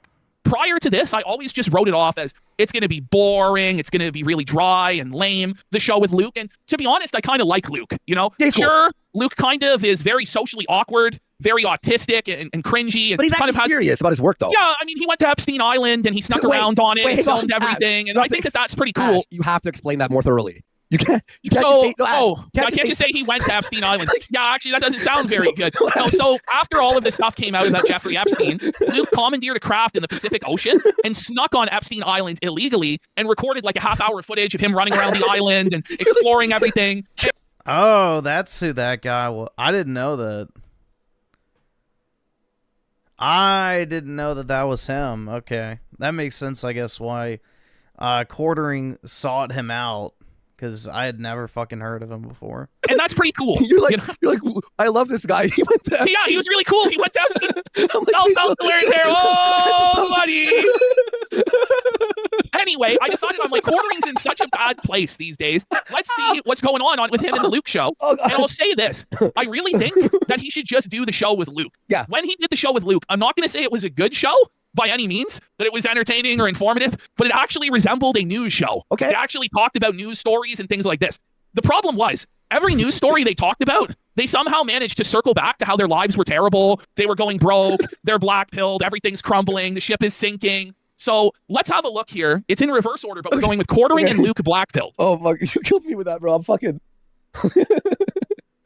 Okay. So right away, kind of just the faces are felted. You've got Quartering, who's just got a full-on felted face. Doesn't look like he slept in weeks, which is pretty normal. And Luke's just looking on like, oh man, here we go again. Here we go again. You're starting with the faces of felt right here. All right, let's have a listen. Okay.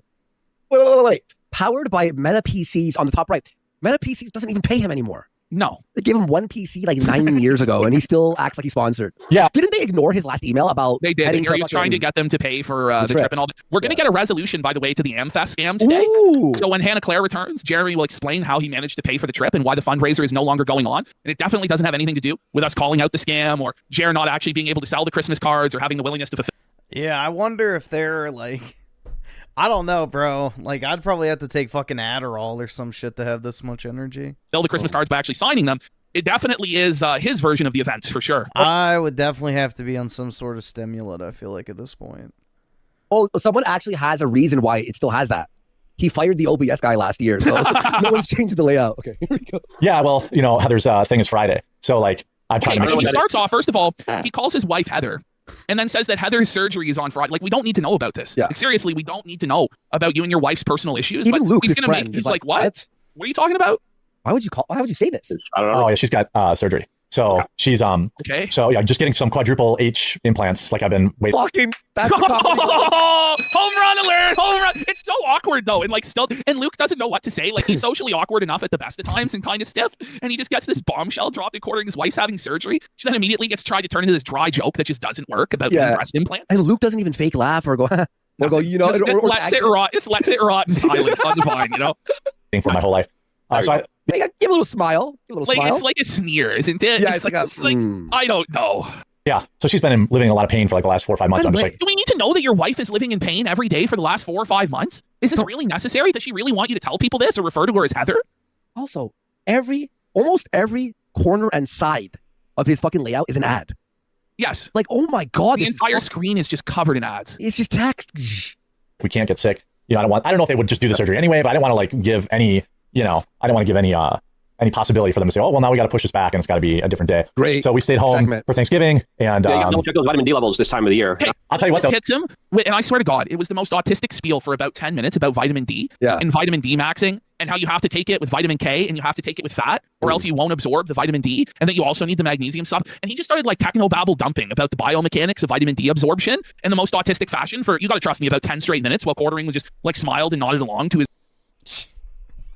Dude, they're in the wrong business then. They need to get on the Alex Jones type, you know, grift and start pumping out pharmaceutical products.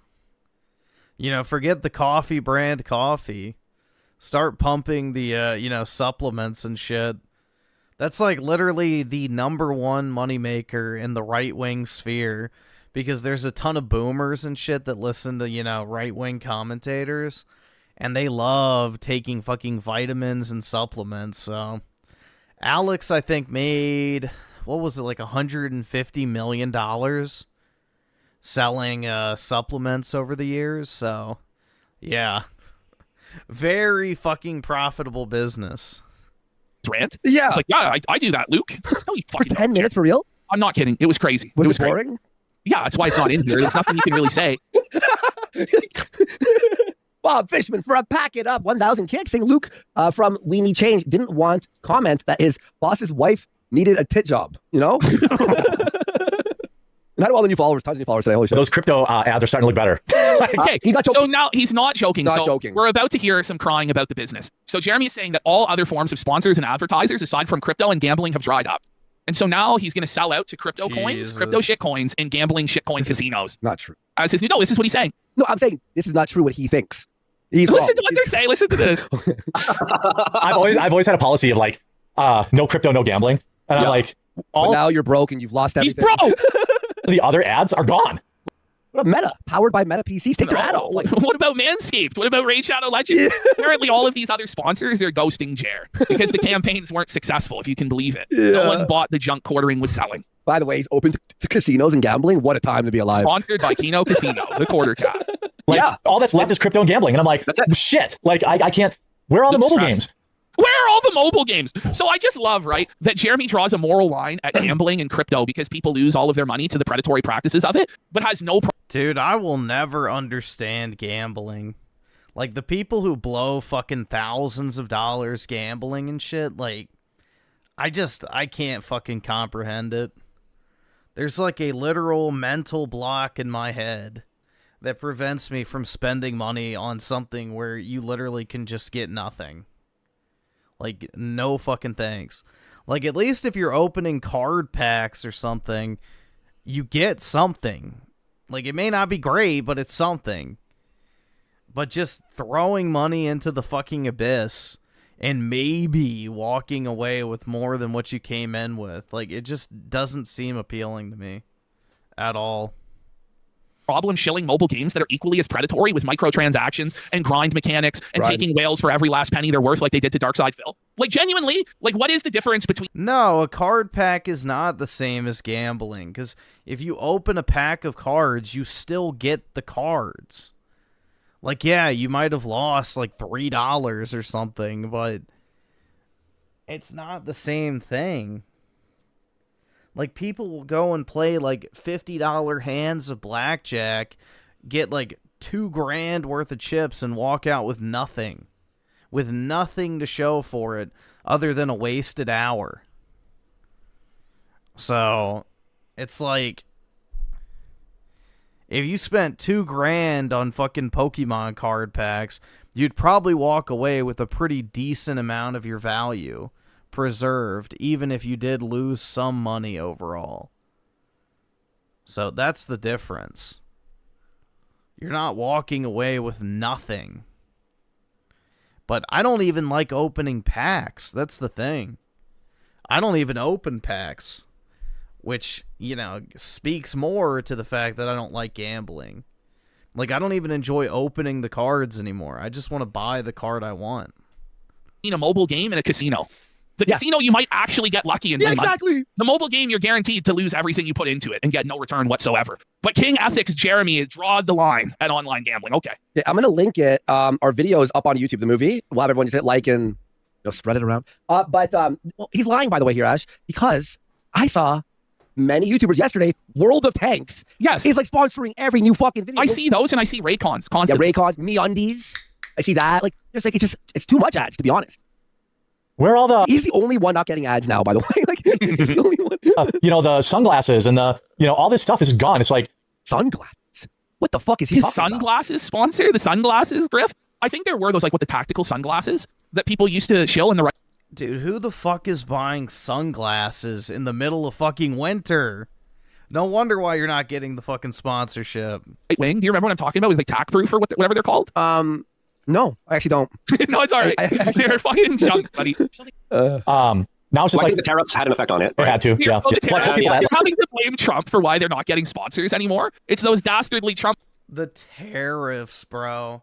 Do you know how much it costs to make a pair of fucking sunglasses? Like $3.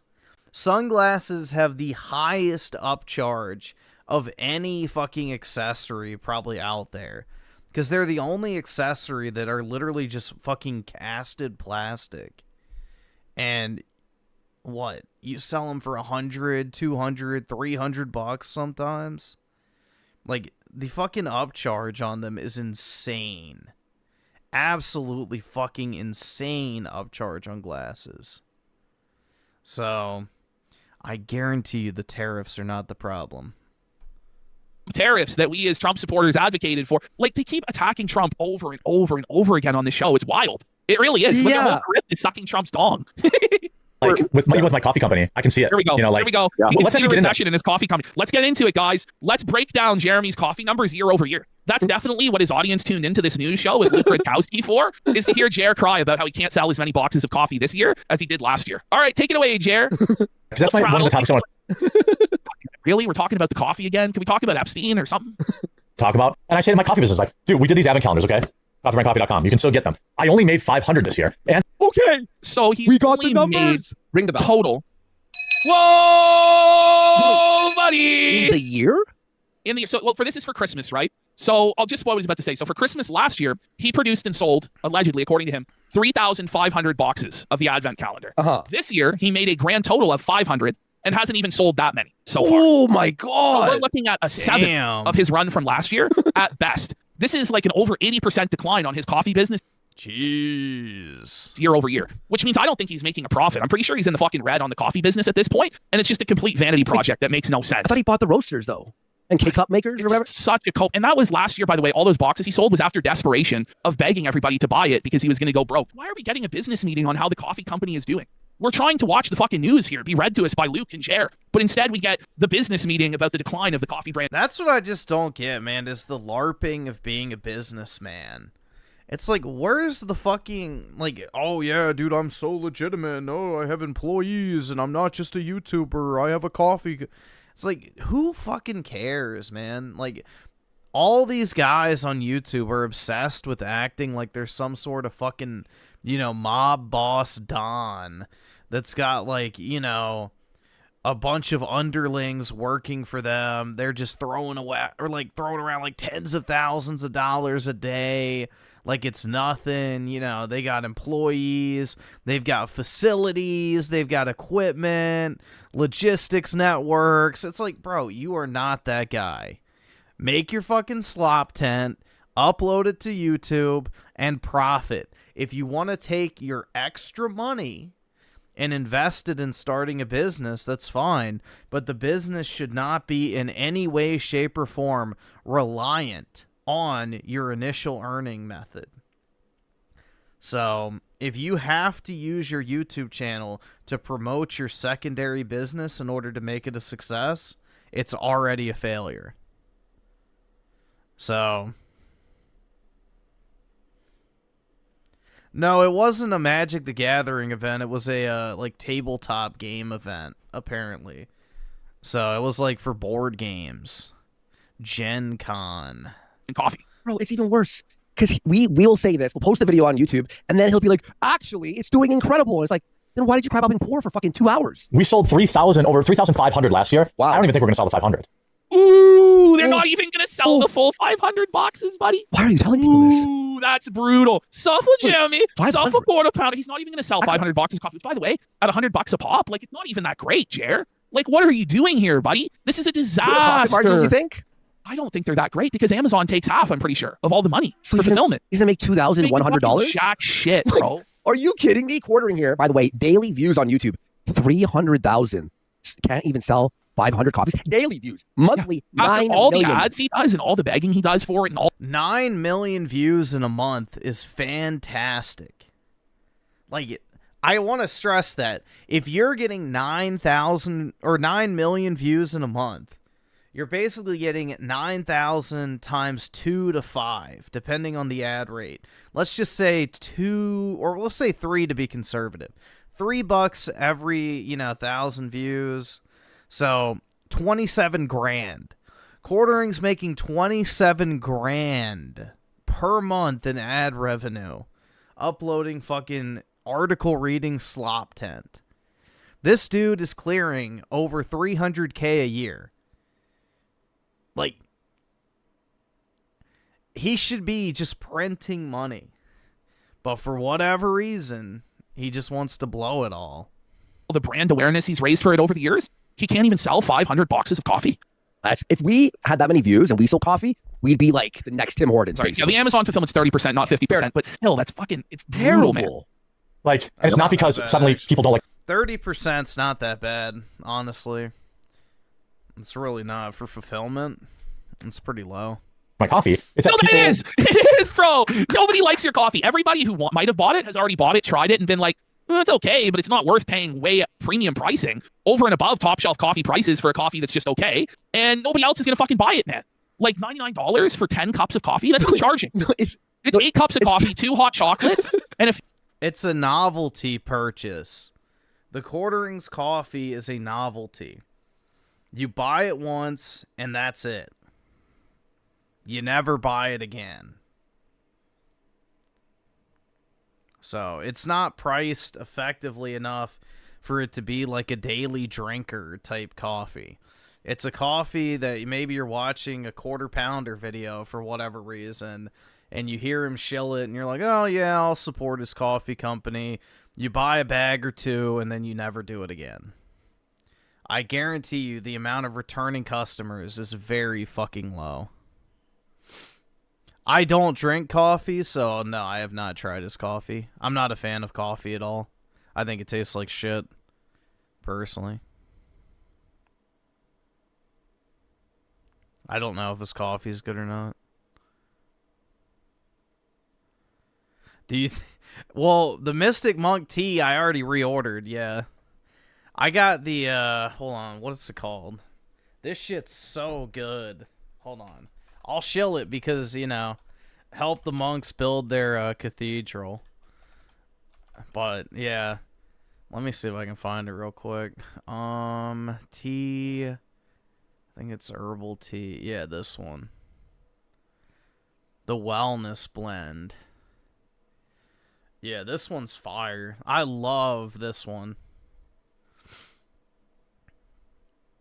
But yeah, it's got spearmint, rosemary, lemon balm, linden, eucalyptus, blackberry leaf, and eleuthero root. But yeah, this shit's really good. The wellness blend tea. It's only $8. So, it's not even, like, that's pretty damn competitive for, like, a high-quality tea. Thanks to this already. Yeah, no, I am pretty much out of my second bag. I have other flavors as well. I have the, which one is it? Yeah, the Mystica black tea. This one's also good if you like black tea. It's not super bitter. It's very smooth, but, yeah, it's really good, too. But yeah, I like tea, personally. But yeah, I have reordered that. You snacks. I also bought some for my mom for Christmas as well. She likes tea as well. For $99. USD for us is like $140. Bro, no one's fucking paying like $10 a coffee. This is fucking crazy, Chair. That's crazy. $10 a cup of coffee? Oh my god. Aren't going to pay $70 for an advent calendar this year, but they would pay 70. This is a lot. $99. It's $100. We saw it on your website at 9. Last year. Did he lower the price after our video drop? This is always such a loser mentality, is to blame the economy. Link? Shit. Let me pull it back up. I'm just gonna link the tea page, and then you can just go there. Here you go. That has all the teas. Make sure if you're gonna buy it, you have an infuser. So make sure you get the infuser if you're going to buy it. Because otherwise you won't be able to actually brew the tea properly. So get the infuser. It's like $3 or something. It's nothing. Or $5, whatever. It doesn't matter. But yeah, it's really good tea. You blame what's going on in the world. Like, even if it was true, it's just a loser mentality. Ultimately, you have to take accountability and responsibility. But yeah, every purchase goes towards helping the monks build their cathedral in Wyoming. So it goes to a good cause. For your business. And the real truth is, if you have a product that people really, really want, that they really, really love, they'll always have the money for it. People always have money for their cigarettes. Okay, smokers always find the money for their cigarettes, no matter how fucking poor they are. Yep, that's why I have all my money in tobacco stocks. That's my entire investment account nowadays is just tobacco stocks. I'm printing dividends. Fat people always find their money for fucking food. If you have something that people really want that's really that good, they will find the money for it no matter how dire the economy is. Your product is fucking overpriced junk, and that's why no one's buying it. But the thing is, Ash, his product I buy at the store when I go grocery shopping or when I order groceries. Man. I don't go like, imagine buying coffee and having to wait 2 weeks for it to show up on your fucking front door. You know what I mean? Like, no. No, it's only a 2-day fulfillment with Amazon. Like, I guess. But even then, they don't even have it. Care. People don't care. Double the product. I doubled the amount of stuff in it, and it's still going to be a slug to move the 500. Is he really telling us there it. were only 4 coffees in the box last year? 4? Wait, well, there's only 8 coffees and 2 hot chocolates in the box this year. So he's telling us there were only 5 coffees in the advent calendar last year? He's saying he doubled the product. Like, what sort of a fucking scam are we running here, Chair? By the way, isn't an advent calendar supposed to be the entire month? Yeah. You're still getting only 50 for the month. 12 days. Telling you term advent, you know, this isn't really saying it, Chief. In your store. And like, you know what? I think I'm going to order his coffee. And then Jer says to Luke, you can see the same thing in your store where no one's buying anything. Like, I wasn't aware that Luke had a store. But now I'm not only aware that Luke had a store, but now it's struggling. He's not making any money. Thanks, Jer. Yo, Jer, like, everyone's business is just on display here, eh? This other number, again, like, I don't know what I'm supposed to tell people. U.S. foreclosures Oh my god, he tweeted out a picture of a fucking toilet. You can't make this shit up, can you? Holy. Under the seat. No, like pointing on chat, like Luke looks like he doesn't want to be there. Like he looks like he wants to leave. He looks miserable. Every single co-host of Jer's show never looks like they're having fun. They always look miserable. We need the three of them on our show one day. It's gonna happen. The tell-all is coming. We're doing like the Deadpool of who's gonna show up to our fucking snake first. Yeah, it's like, is it Hannah? Is it Melonie? Is it Luke? 20%. I think Hannah has the highest chance of coming on our show. So too. I think so too. Our homeowners fall behind on mortgage payments. I know I'm right about money. I'm good with my money for the most part. He's good with his money. Oh, buddy. Buddy, you completely destroyed your entire business, down 80% year over year in both coffee and YouTube revenue. You've had to fire your entire staff. You told us last show, or it was a couple shows ago, that you had to sell all of your stocks. You liquidated your entire portfolio and you have no investments because you were scared about losing money in the market. But now, after telling us, and you guys all remember this, we all saw it. Jared told us fucking 2 shows ago, not even 2 shows ago, that he didn't have any money in the stock market, and nobody on the show, Hannah Claire, Luke, or Mel, had any investments either. That's what he told us. Now, just a few days later, Jeremy is going to detail out all of the investments that he has, all of these low-risk investments, putting it into index funds, exactly what I told Jeremy he should invest his money into, like at the beginning of the week on Monday. Coincidentally, Jeremy now has all sorts of investments. They're the exact same sort of investments I told him to put it into. It's funny how that works. Listen to this. Bro, someone has to do an edit where we take that from last week and just put it side by side from this. Watch. For example, my home loan is at 2.9%. I earn on average 6%. He says that he has a home loan at 2.9%, but he's about to say that the first thing he did was pay off his mortgage. So he's going to claim that he paid off his mortgage. But from previous shows, we also know that he said that he still owes his mortgage. So I'm not really sure where this is coming from, like which is true and which isn't. Did he pay off his mortgage? Did he not? Does he have no investments or does he have investments? I tend to believe that he actually did pay off his mortgage and that he does have all of these investments that he claims to have now, but that he lies to everybody and cries poor so that people still give him money. Yeah, if he didn't pay off his mortgage, he's a fucking idiot, man. That is the first thing you should do if you have a lot of money coming in, is get rid of all of your recurring expenses that you can. You know, buy your fucking car, pay it off. Buy your house, pay it off. You know, if you have any outstanding debt, pay it off. And then start banking the money. Because then, you know, you're always going to have a roof over your head. You're always going to have your car. And you don't have any debt payments that are, you know, just constantly knocking at your door that you have to worry whether or not you can afford to pay or not. So, and that way you don't have to fucking worry if your YouTube ad revenue goes down, for example, because, you know, you're good. It's all, like, basically, you know, sprinkles on the sundae at that point. Sure, you got to take a few $1,000s out here and there for, like, food, maybe taxes and stuff like that, but you can survive regardless, and comfortably so. But, yeah, if Quartering didn't pay off his house, he's an idiot. Like, that's crazy. That's what I really think is going on. But it could be that he is just completely destitute and lying about having his investments. I don't know. Here's why I think that he is actually broke. His YouTube channel is not making the money it used to.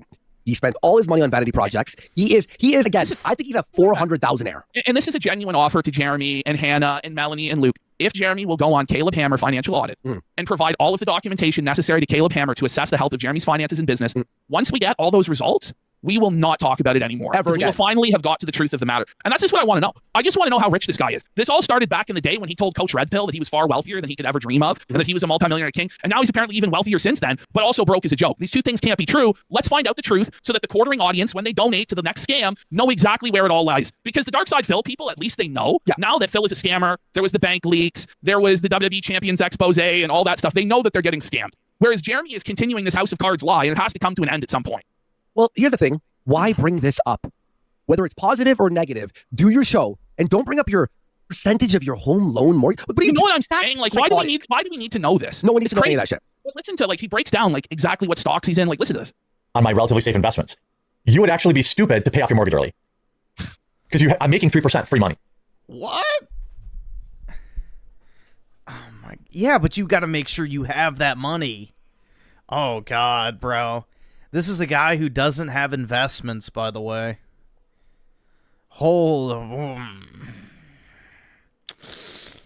Dude. This is going to make me feel some type of way, bro. The only way you should not... Okay. If you have a low interest loan, like a 3% mortgage, the only reason why you should not pay it off early is if you are putting that money into another investment that is paying more than 3% guaranteed. Like if you can buy a 5% treasury bond, for example, yes, you should do that and not pay off your mortgage early. But you have to make sure you have the money in case you need it. Dude. And he's on record saying that he doesn't have investments because it freaks him out too much to watch the market.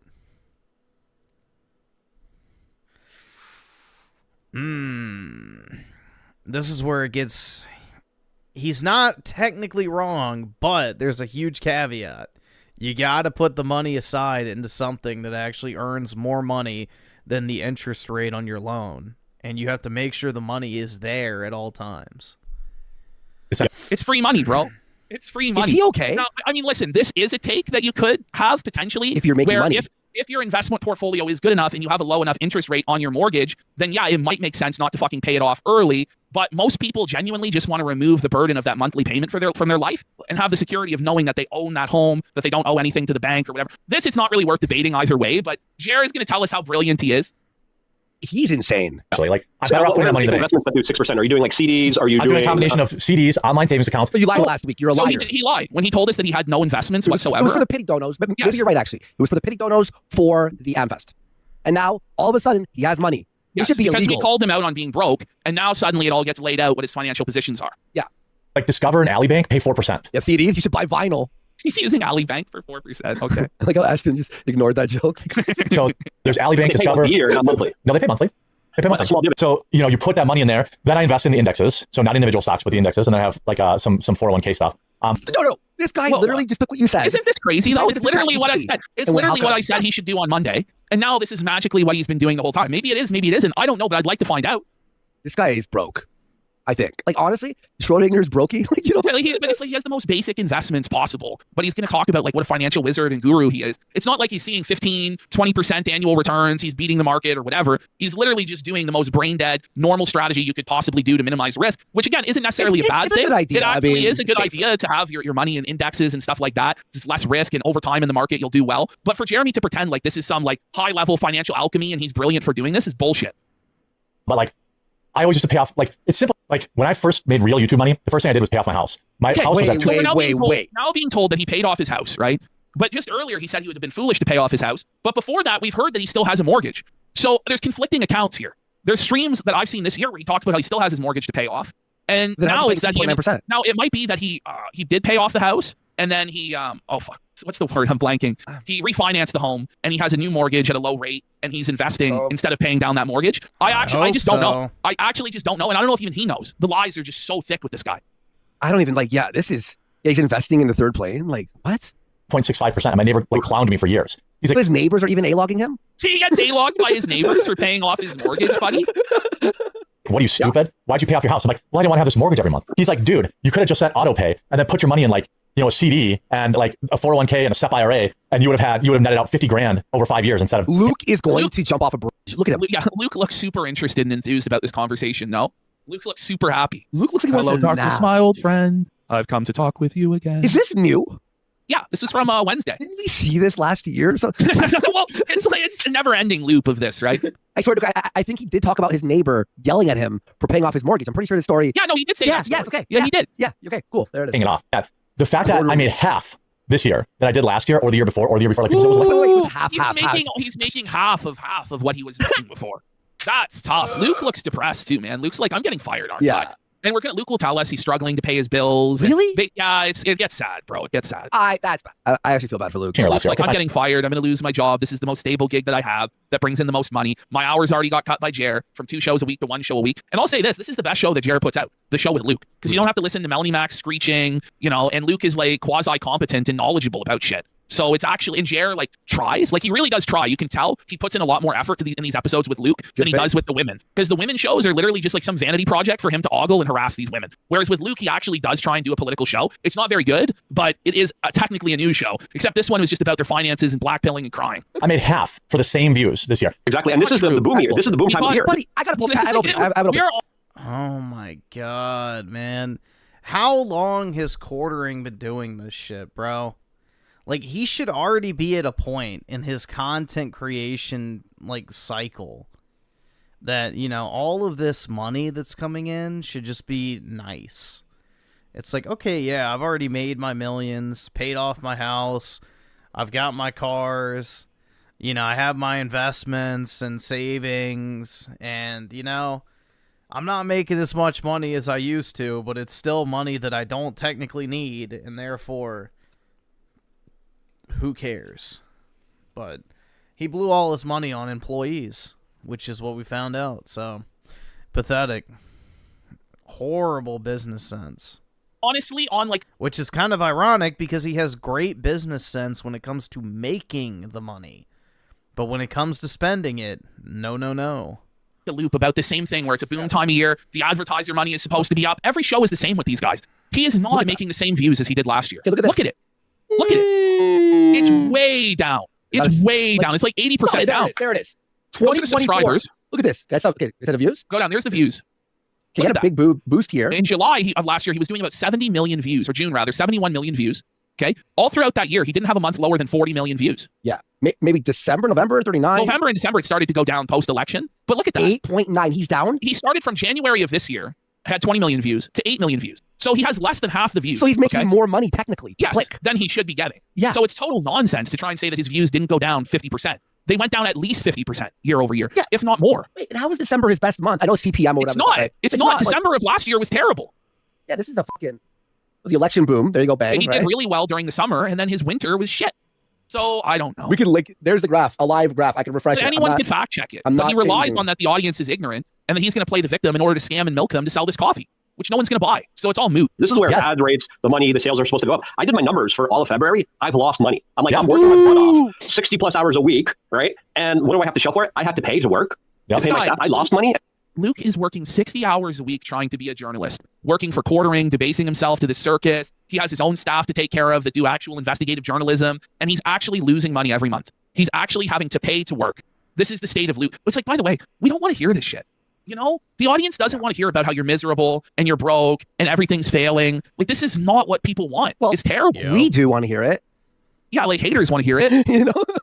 And now I'm going to be taxed on it. Is Luke, like, and he's crying about his side. And it's like, listen, ultimately, you're not entitled to be a political news journalist on the internet. Yeah. Like, you may actually have to go work a job like everybody else and do this on the side. Or you may have to let go of your staff, because why do you even need a staff anyway to do the stuff that you're doing? You really don't need a staff to read news articles and stuff. But it's like a vanity thing. Maybe it's these are your friends and you want to make sure they're okay or whatever. Like, I get it. But ultimately, like, this is ridiculous to tell everybody, like, we're going out of business and please help. Whoa. Get a grip. You guys are grown men. Stop it. And again, too, here's the thing, too, is you're in a competitive market. There's so many people doing what you do. You got to do it the best or the best you can. It's just half-assed. Hey guys, it's like his mumbling mush mouth. It's not a very good product. Exactly. It's not like this is a really good product that they're just not getting the opportunity to have it be seen by people and supported. If anything, you can argue they're getting way more exposure and attention than they ever should for this dog shit product. And it's doing way better than it ever should in a free market. Like, let's be real. Exactly. It should be like 2,000 views. Let's be real. Even more, as I'm already at a loss, and I'm like, how can I even afford this moving forward? And you're going to have to do what I told you to do, Luke. Yeah, I have. Wait. You're going to have to do Jared's secret humiliation rituals behind the scenes Wait for him? a second. What's going on in the Quartering fucking business? You know, you're going to have to do what I told you to do, Luke, and sell drugs. He's laughing He's laughing at Luke's misery and poverty as he cuts Luke's hours, and is a major reason why Luke is not doing well right now, because Jeremy cut his wages in half. You know, but this is crazy, isn't it? Yeah, this is crazy. This is actually dark, dude. I've been doing what you've been telling me to do. Yeah. And it's not easy enough. to do. It's not even enough. What, selling blood? Like, you know, like basically, like, he comes up, it's bad. At one point he tells Luke, and I think I cut this out, but I should have left it in. He tells Luke, we're all gonna have to do a subathon. And Luke goes, innocent, wide-eyed, naive Luke goes, what's that? Jeremy's like, I will teach you the grift, Luke. You will do as I say. You will demean yourself for nickels in the gutter. Subathon. Yeah, he's teaching Luke the power of the 24/7 stream in order to keep the lights on. But Quartering has tried a subathon. He didn't didn't call it work. that. He didn't call it that, but he you know. One day we'll do a 24-hour stream. I don't know if that will ever happen. Like, I was brutal. I did that once. We'll do it. We'll do it at some point. One day. We'll have to have you on the G Fuel, bro. Yeah. I cut deep in staff, and like, if I didn't have this Rumble contract, we wouldn't even have a show. What?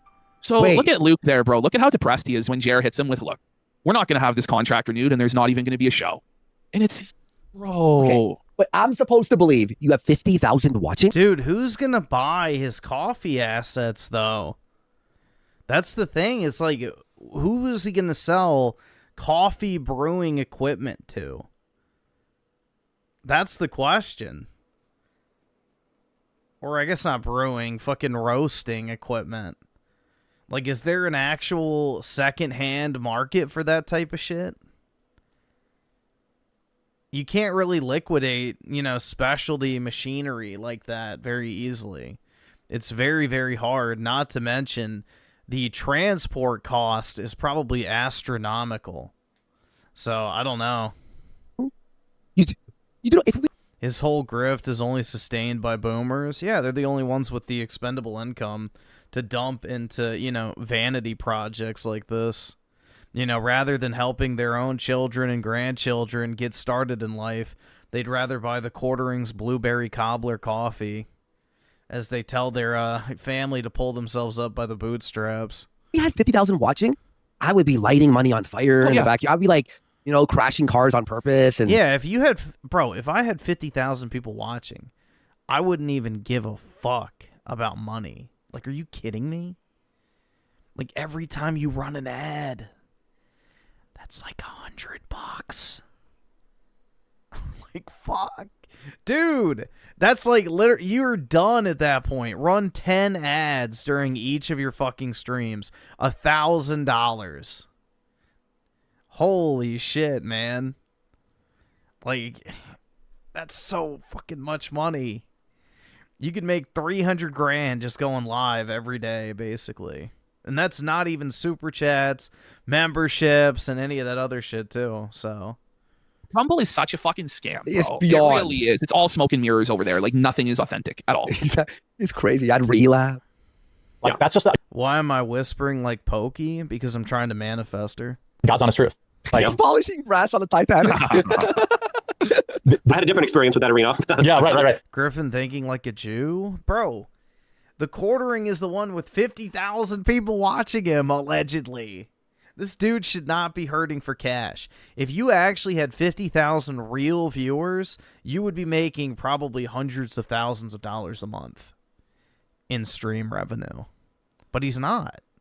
So, You know, don't want to get too into, but it's like what Luke's doing. Like, I know I always say this, but Black Mirror. Remember the episode where the guy has to like pull his tooth out and shit? Yes, that's what Luke's gonna end up having to do. Dumb dummies or whatever it is. Yeah, brutal, man. He's IRL streaming with a Keem N-word playing at the gas station. hell's going on here? It's like the adpocalypse, but I think a lot of this is like a perfect storm of people being politically drained, AI slop content. Okay, we're blaming the AI slop again. It's excuses, excuses, excuses. Nobody gives a about your excuses. You know who else cries? A fucking baby, because they have no other recourse. Men care about fucking results. And at the end of the day, you have to have extreme ownership of your fucking results. You can't blame the economy. You can't blame people aren't interested. Make them fucking interested. Go and sell. Go and close. Yeah, I mean, even if you had 4,000 viewers or 2,000 viewers, you would constantly be getting super chats. Like, you would get so much money that you wouldn't even have to worry about it. If you were just, like, engaging with the actual, you know, chat and reading the super chats, you would probably clean up very fucking well. Stop being a fucking bitch. Wake up. That got me going down to the crappers. And when's the last time you did a breakdown of your electricity bill? Every month. I look at it. Whoa! Every month. They're so bros. Every month they're breaking down by the hour. Dude, I don't even look at my electricity bill. It's just on auto pay. I don't even look at it. It just auto pays. Their fucking electricity bill every month, bro. I'm looking at that shit and I'm like, where are the savings at, bro? On that fucking electricity bill. Listen, I'm not saying it's a bad thing to. No, so apparently what happens on Rumble is they have like basically a TV channel feature where there's like a set person who streams during each hour, and during that hour, the audience from the previous person gets redirected automatically. So he gets Steven Crowder's audience, is my understanding. So I think Steven Crowder's viewers get funneled to the Quarter Pounder. So they probably just leave their phone running or their laptop on or whatever. They're not actively like engaging. It's just like basically like leaving the news on the fucking TV in your house. Look at your electricity bill. But the way Jeremy hit that every month, man. I'm always looking at that electricity. You're counting every kilowatt hour. I think he's lying, bro. Because this guy wipes his ass with his money. He's not fucking looking after the pennies in his fucking electric bill. Do you believe him? Yeah, so I think he has like that thing where it's like you spend a lot, you're addicted to shopping, but you're also frugal in your mind. I think it's yeah, like, where you know he's just miserly. He's like shouting at his wife to turn off the lights and stuff. No, it's basically he spent too much money on dumb shit. So he tries to, you know, nickel and dime the necessities. It's like when you just spent, you know, I can give a first-hand account. When you just spent $1,700 on, well, we'll go with the more expensive one. When you just spent $7,700 on a Pokemon card, and you go to the grocery store and you're like, maybe I should buy the chicken that's on sale and not the ground beef or something like that. You know, it's like, oh, you're saving $2 a pound on whatever meat you're buying, but you just spent $8 grand on a fucking card. Like, is it really that big of a differentiator?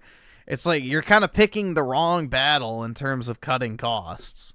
So that's what it is. He's like trying to make up for the fact that he spent too much money on stupid shit on, you know, necessity items instead of, you know, just buying less stupid shit that he couldn't afford. So, yeah. I mean, let's just put it this way. One of them has already sold for $12,500 recently. So, and currently someone's trying to sell another one for $25,000. So, if that card sells for 25 grand, then I almost 4x'd my money. So, we'll just say that I've already almost doubled it, technically. And I have a newer cert number on my card, so it's actually more desirable. But yeah, we'll see. And then I also have this Mew I bought for $4,600, which, you know, that's up to like 6,000 now. So, do all right. Do all right. But yeah, that's basically what he's doing. Is he's like spending a shitload of money on stupid stuff, and then when it comes to like necessity items that really aren't that expensive in the grand scheme of things, he's like all worried about it because he's actually worried about the stupid shit he bought. Like that, that is like the ultimate fucking poverty mentality. Because it's like, listen, if you have to fucking cut to the point where you're worried about keeping lights on, you don't have a fucking saving. No. That's called N-word rich. When you get a shitload of money and you blow it on stupid shit, and then you're broke. N-word rich. It's a term for a reason. Problem, you have a fucking revenue problem. Yeah. Like, you obviously need to make more money, like, or cut expenditures elsewhere that are insane and lavish. When it comes down to trying to measure the kilowatt hour of leaving the lights on in a room for an additional 3 minutes, like, it's already over at that point. But then he has a fucking the RC car thing, the fish. By the way, the fish tank. I would say it's more of the Alex version than the Pokemon version. How much electricity does that fucking well, that's probably what it is he's facing like an actual $10,000 a month electricity bill to run the container, the shipping container that's all wired up with the RC course and the hot tub and the fucking 50,000 Christmas lights. His wife apparently has 500 light up Frosties. He said this on his show. But he had to bring up, like, you know, Frosty the snowman, but, you know, like the blow mold Frosties that light up. Apparently she has 560 of them that he had to set up and light. So maybe his electricity bill is fucking insane. I don't know, but we shouldn't be having to discuss someone's electricity bill, though. You know what I'm saying? Like, this is unhinged.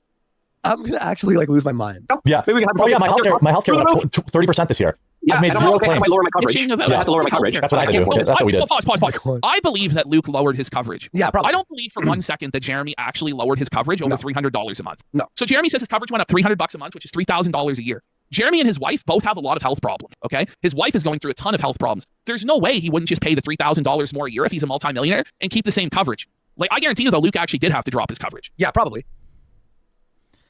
Pokemon made a post on X about wanting a slave to bathe every part of her body. Do I get to use my tongue? We just said, well, we'll take the lower coverage, which is what most Americans will do. And then you're going to need it. Like, yeah, he was talking about Rolexes last month. Yes, you're buying Rolexes, but you can't afford fucking health insurance. You're spending $10,000, $15,000, God knows how much more on the shipping container setup and everything on an RC race course. You're spending $50,000 on a saltwater aquarium, but you can't find the $3,000 extra for you and your wife's healthcare when you guys are going through a health crisis and she's going to surgery on Saturday. This is another one of Jair's lies. This is one of his like humble. He's like, I'm just like you guys. I'm being forced to downgrade my healthcare plan. That's not what's fucking happening. He just wants you to think you're like him, and you know, just like you might be struggling to have healthcare, he's not struggling to have healthcare. And if he is, it's because he pissed everything down the fucking toilet. All of the money and all of the opportunities he had. And that shit, it honestly is disgusting what he's doing. And I mean, yeah, okay, fine. Insurance went up $300 a month. Like he hasn't lowered his healthcare, but his health is lower in quality. Oh, yes. I think his thing went up 30% because he's 30% fatter than last year. By the way, we got Hannah Claire stand with a packet. I stole that joke, by the way. I stole it completely. When you're in a Who's Poorer competition and Jer is your opponent, it's over. It's over. He's the brokest bum in the whole world. Going into this year, we're running around trying to get everything done. Like, I got to... Why the fuck does there... Oh my god. Did they discover how to use bows, or was that introduced by the Europeans? Like, you know, little shit like, I gotta make the dog food for the weekend because like my wife won't be able to do that. I've gotta, He's you know, complaining that his wife, who's going in for a serious surgery tomorrow, won't be able to feed the dogs. And so he has to do that, and it's really putting him out. And it puts him out so bad that he has to complain to us. Look at Luke. Luke knows it's over. He said make the dog food? He has to make the dog food. So they make it. They actually cook the food, right? He has to open a can and put it in the bowl. Or is he making chicken and like gourmet dog food? No. Stuff done because she's gonna need, you know, I need to pay attention to her for a good bit of time. Like she's gonna be in bedridden, you know. So oh man, poor Jeremy. Poor Jeremy. Oh no, Jeremy's gonna have to take care of his bedridden sick wife for a few days. Don't you feel bad for him, guys? After an invasive surgery, like oh man, poor Jeremy. Complaining about how his wife is such. No, please leave the makeup on, babe. No. What you want to do is say, nah, leave the makeup on. I want everyone to see that I made you cry. There you go. Shit. It's like buying a Ferrari and worried about gas, bro. Yeah, it's just stupid, bro. Like, quartering should be fine. Quartering should be fine financially. You know, he should have taken some of the Griffin Gaming sanctioned Pokemon card investment advice, and he would have been, you know, sweet sailing. Imagine if quartering back in 2018 was buying, you know, booster boxes and shit. He could get as big of a house as he wanted. A burden. Like, never do you hear, like, oh, I really hope it's going to go well. Like, I'm really praying, you know, that she's really been suffering. And it's like how he's put out. He's going to have to mail out the merchandise. He's going to have to take care of her. He's going to have to make the dog food. So why are you such a piece of shit? And why are you so openly a piece of shit like this? Yeah. And it's just because he knows no one's paying attention. So he feels like he can act as insane as he wants. But we're paying attention, Jer. We're calling it out now, Jer. So I don't know how long I still have it. I've been in this game for 20 years. I don't know how long I have it, to be quite honest. Look at Quartering can't even look him in the eye. Quartering can't even look him in the eye. He's literally ignoring Luke's heartfelt plea about how he's been a journalist online for 20 years. He doesn't know how much longer he's going to be able to keep the lights on and do this. Jeremy, and you know the text is useless, right? Oh yeah, you know that text is nothing. How awful the numbers and the survivability. I can only keep. Jeremy, your fucking co-host is talking about how he's poor. You know, like at least look him in the eye, bro. Come on. This is actually, I feel actually bad for Luke, really bad for him. Oh yeah. You know, I don't hate Luke. He's smiling at the text message. Yeah, he's Luke's laughing. Like crying. Like, this is bad. Luke, bro. Losing money for so long doing this. Right. So, yeah. Right, yeah. Yo, did you see that? That was horrible, man. So different. I can only keep losing money for so long doing this. Right. So, you know, the support I get is definitely greatly. Sorry, Jared. Is your co-host bothering you? That's horrible, bro. Yeah. Like, just no awareness Or- or comprehension of what he's saying at all. Holy appreciative. YouTube.com/We Are Change means a lot to me. And hopefully we, you know, keep the wheels on Laughing, this. like, he's like fucking smiling and laughing at him. I honestly think Jeremy hasn't been paying attention, and he's just doing that, like, yeah, yeah. Yeah, it's wild. Oh, No, he's hitting him with it. He's hitting him with it. He's hitting him with That's crazy, pal. Yeah, Oh, it's wild. Yeah. Silent ones for a pack it up. Saying, I feel really bad for Luke. By the way, one way to save money, fire the fish tank guy, plus other pipe dreamers, and give your money to Luke. I'm going to be real. I feel like he should fire Melonie and Hannah and just do all the shows with Luke. Yeah. Like, all the money that's going to them rightfully should go to Luke, in my opinion. I don't even think it's close as to who's the best of the co-hosts. It is Luke. But it doesn't allow Jeremy to power trip over women and harass them. So he's less... Yeah, he can't flirt with Melonie anymore. That's the problem. So... interested in doing a show that actually covers the news with any sort of analysis that's decent. That's what the quartering's paying her for, is, you know, he wants his little e-girlfriend. Oh. Honestly, dude, though, I hate to say this, but I really fucking think that if he did a show with Luke every single day, it would still fail. Because well, no, it would still fail. 100% it would still fail. In fact, it would do probably worse numbers than the Hannah and Melonie program for sure. I don't think it really makes a difference though, whether it's Hannah and Mel or Luke. Like, it's going to go down the toilet. So you may as well do something that at least if somebody stumbles upon it, they could go, okay, yeah, this is a news show and there's some amount of information that's useful. True. Like Luke went on his whole big thing about vitamin D, and like I trust that what he said was probably accurate. And there was more value in Luke's little spiel about vitamin D than in anything that occurs on the Astrocast with Hannah and Mel. You know, Astro. This car going. Yeah, We'll hopefully see. January is different. You know, we'll see. It's gonna be worse. I told my wife. You know, January is going to determine a lot. Okay, so he basically told his wife before she heads to surgery, listen, January, it's like be in the bomb shelter. Get ready. We don't know. Listen, the nukes this are is dropping. make or break. Either we're going to make it in January or it's over for this business and we're going to have to get jobs. And we're all going to like bankruptcy. Well, it's gonna go bad because it's going down. Yes. You know, someone just Jeremy can't figure out why revenue's down. Even okay, why you got to watching, and that's the one you read. No, all he does is spurg out. Is this a? It's not a lie. It's the truth. About and black pill nonstop. You don't watch my content if you think I black pill nonstop. That's what this entire show was a black pill. Yeah. Like, it was all negative the entire time. And Luke made it worse because Luke is like a walking black pill that's super depressed with everything that he knows. Something I'm going to do in the future. I mean, the only way I would ever be worried about finances is if, you know, I, for whatever reason, decided to be a retard and do YouTube full time, which not going to happen. So, really, that'd be the only way I would ever be in this situation, because there's not a chance I'd ever do YouTube full time. I would always have some other form of income. Whether it's chucking boxes at UPS, whether it's an office job, whether it's whatever. You know, like, I would never put all my eggs in this fucking basket. Personally.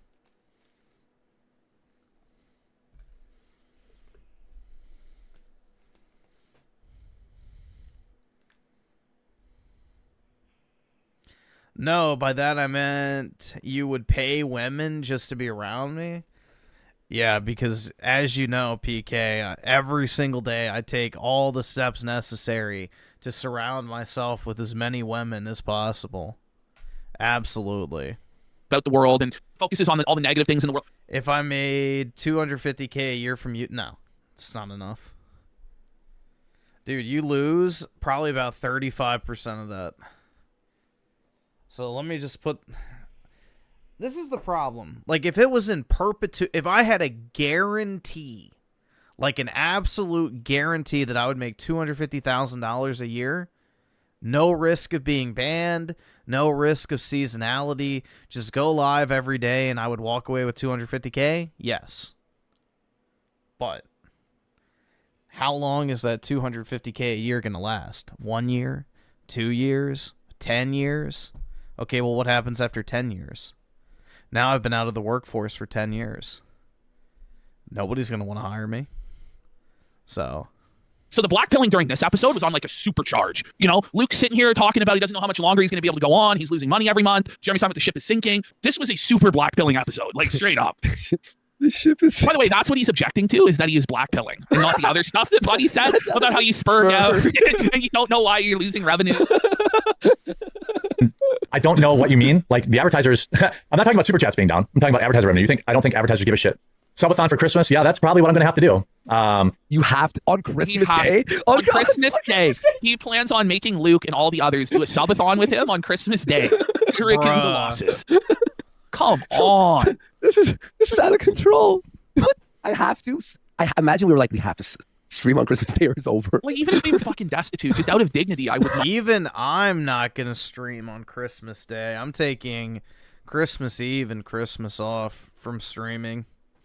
So it's an actual holiday. I want to stream on Christmas Day and at least like pretend that I had friends or family that I was celebrating it with. You know, even if I didn't, you gotta cope and say that you are. Like, holy, that's fucking funny, dude. And it's gonna have to be on. Like, Luke's gonna have to do one for his website. I'm gonna have to do one for mine. Luke looks so disgusted. It's over, folks. All right, so we have the return of Hannah Claire. Let's go. Hannah Claire is back on the Astrocast, and immediately she's going to be pressed. Let me grab a G Fuel real quick so I don't hit the wall. Okay, if you can read some super chats, I'm gonna hit the wall. All right, let's have a look. We got Speed CXLA for a pack. Yo, what flavor is he drinking? It up goes, what are the odds quartering and Luke ends up like Dickers and Jay? It probably is going to end up like Dickers and Jay, but the difference will be that Luke will have the professionalism to keep his mouth shut and not snake Jeremy. I would say out of the three of them, I would say that Luke probably has the most integrity and probably wouldn't snake Jeremy, even if Jeremy deserves to get snaked for fucking him over. Luke will probably take it and chalk it up to his principles and stuff like that, which is what it is. I guess that's the more mature adult thing to do. But I would prefer if he actually just decided to go full scorched earth and fuck over Jer. But then the problem is when you do that and you're trying to be on like the big boy political shows, you probably won't get hired at the next one, right? And Luke's not really a main character sort of guy. He kind of exists to be like a sidekick or a co-host to other people, I think, more so. Even though he might be more knowledgeable, he's not really got that main character aura. All right. Woo. All right, let's continue. Bro, why is he drinking G Fuel through a straw? Like, you have a shaker cup for a reason. You know? You just pop the top and then chug away. It's much easier than sucking through a straw. Here we go. Oh, well. Already, like, bring it back, like, to 0 seconds. Already, Hannah Claire's face, bro. Already, she's like, oh my God. Do I bet really he have yelled to at her do this? slightly behind the scenes for missing the show. During the pre-stream business meeting, he's like, by the way, so Hannah Claire has apparently been doing investigative journalism at the Department of War and at the Pentagon. And that's why she was missing the quartering shows. Is that real? Yeah. Okay. Wow. Yeah. Oh, okay. What's more important? Working at the Pentagon or the Quartercast? Well, Jeremy believes the Pentagon's pretty shitty inside, to be honest. it's the Quartercast. So. By the way, we got free Hannah It's not very exciting inside. Claire for 10 subs. Let's we can watch go. in this first second as Hannah puts on her fake smile as she goes from face of death to fake face of mirth. It's quite wild. Oh, look at this, by the way. He's got how much money he makes on these shows up on screen. It's tough, but that's tough. Oh, well. Oh, I saw the smile. Watch. Oh, watch the Coke smile creeps in. I'm doing slow motion. Yeah, in as slow it motion. changes. But you can watch the Coke smile. Whoa. That's so fake. Listen to so Jeremy's first sentence here. He's gonna mess it up. Are you ready? No way. Are you ready for his delivery on this? Get ready. Get ready. Well. The prodigal daughter has He returned. meant to say the prodigal daughter, but he actually said the prodigal daughter. Well. Look who's crawled back to Uncle Jeremy. The prodigal daughter. Read alert. Is he okay? He's not going to be okay, huh? He's not going to be okay. From the big time up at the Pentagon. Not impressed. Did you see her face there, bro? She was not impressed at all. At all, She knows man. we're watching. The big time up at the Pentagon. She's pissed. She's like, what are you? Can we just do our do fucking the show? Like, do you really have to call me out on the carpet for doing journalism at the Pentagon instead of this stupid crap? Really? Come on. Yeah, this is actually fucked. Pentagon. Yes, I went to the Pentagon and I am now fully operational as a PSYOP member. So don't worry, I'm I giving love no it. one agenda. No one, Could use no one gave it anything, and the joke just died on the vine. You know, it wasn't very good, but she tried for Hannah Claire. Look at him.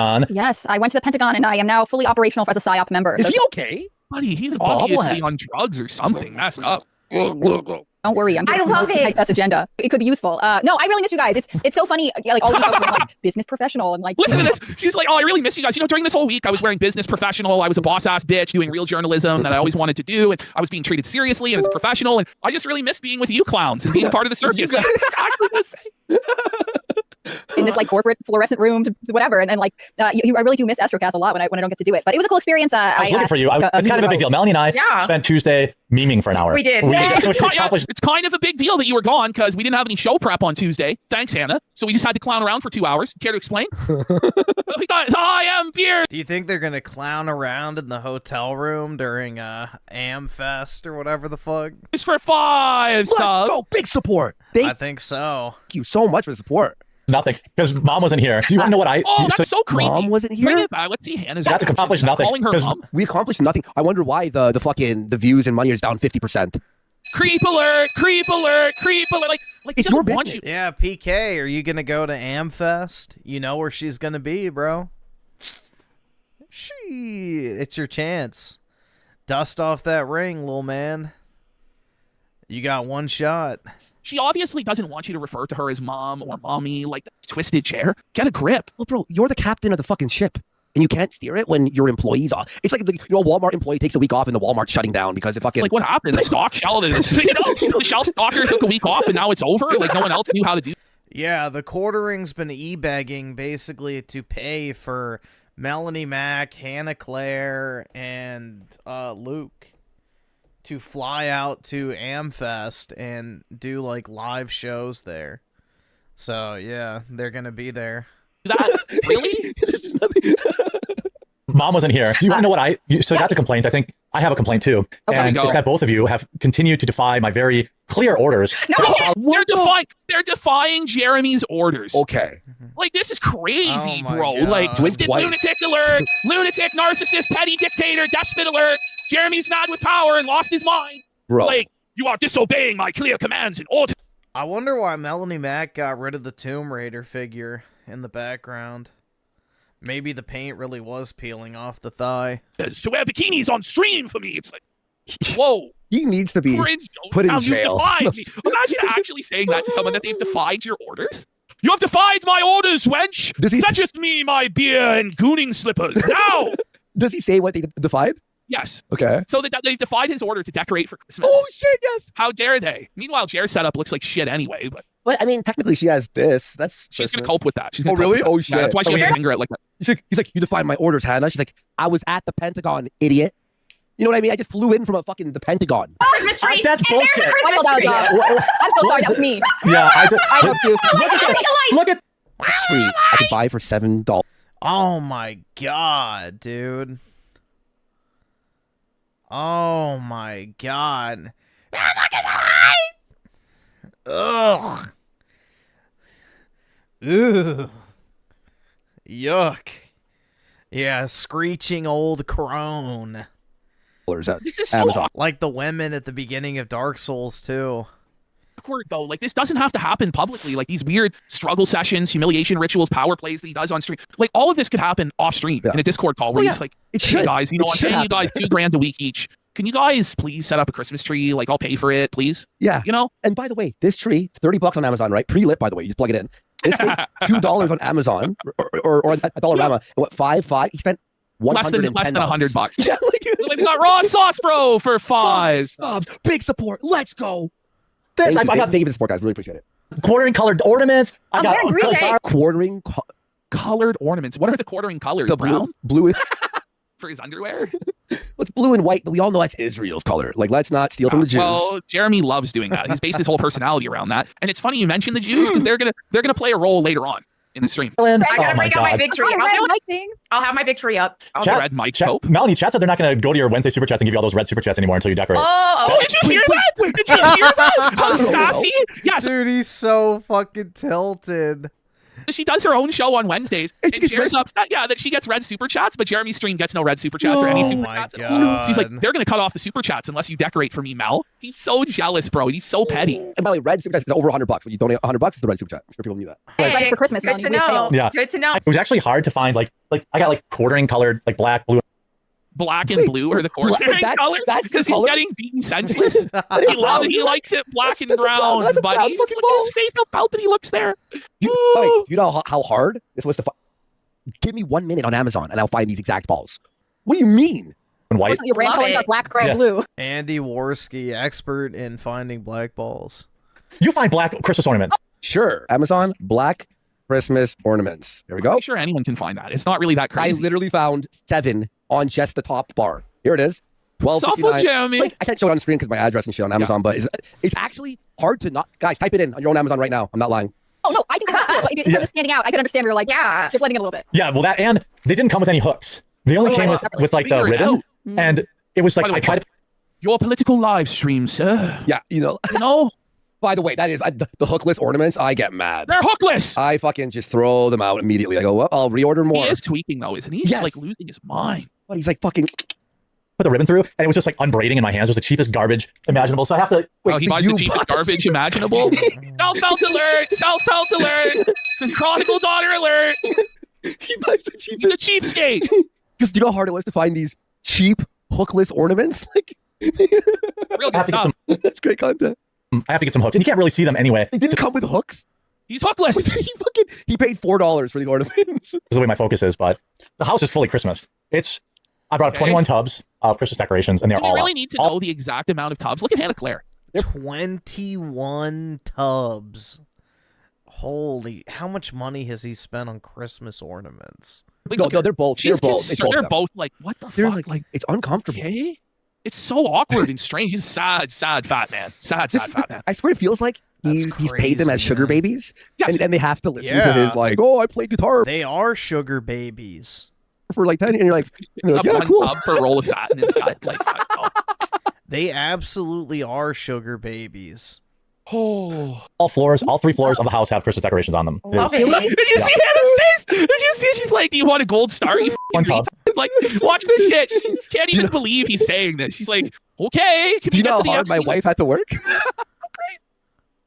Christmas decorations, and they're all up. All 3 floors of the house have Christmas decorations on them. Look at those eyes. She's like, those eyes went so wide. She's Yeah, like, congratulations. Wow, King. Aren't you a special boy? You're really doing it. Yeah. This Even is like down here in the I basement. love it. Good job. You're so. Oh my god, bruh. Yeah, she went bonkers on day after Thanksgiving. I think she spent like 12 hours decorating. And Wait, 12 hours decorating? Well, Jerry didn't do shit. She's got to go to surgery in a few days, so she had to get it all done before surgery, because otherwise it wouldn't happen, because Jerry's a lazy fat bum. Your sick wife, sir. Loaded her on Adderall. Yo. And placing each individual snowman. I think she has a couple of 100 snowmen that come out. She has hundreds. I wasn't lying. She has. Dude, Melonie's very cautiously not turning her head too far to the right, because the bird beak is starting to become visible. Like, look. You can see it right there, man. And placing each individual snowman. I think she has a couple of 100 snowmen that come out. She has hundreds. I wasn't lying. She has hundreds and hundreds of snowmen. I'm pretty sure I heard a number something like 500. She has these light up snowmen, and she placed hundreds of them around the property. Whoa! But look at Hannah. Look at Hannah. She's like, whoa. DSP maxing with the lips. Wait, Melonie Mac, you could tell is not paying attention. Watch her face. No, she's zoned out. She's zoned each out. individual snowman. I think she has a couple of 100 snowmen that come out. She has a problem. You know what she's doing? She's looking. She's looking at herself in the fucking camera, trying to optimize her angle. That's what she's doing. Looking at herself in the OBS. Yeah, look at how bored she is. snowman. Always look She was looking at herself in the. She's like, oh, in different spots. Let me make sure I get my good sign. Yeah. And now they've started creeping down here into my space, but I feel like I've gotten black-pilled, and like I need to go to church more. Go to church, Jer. Go to church, buddy. Figure it out. Maybe.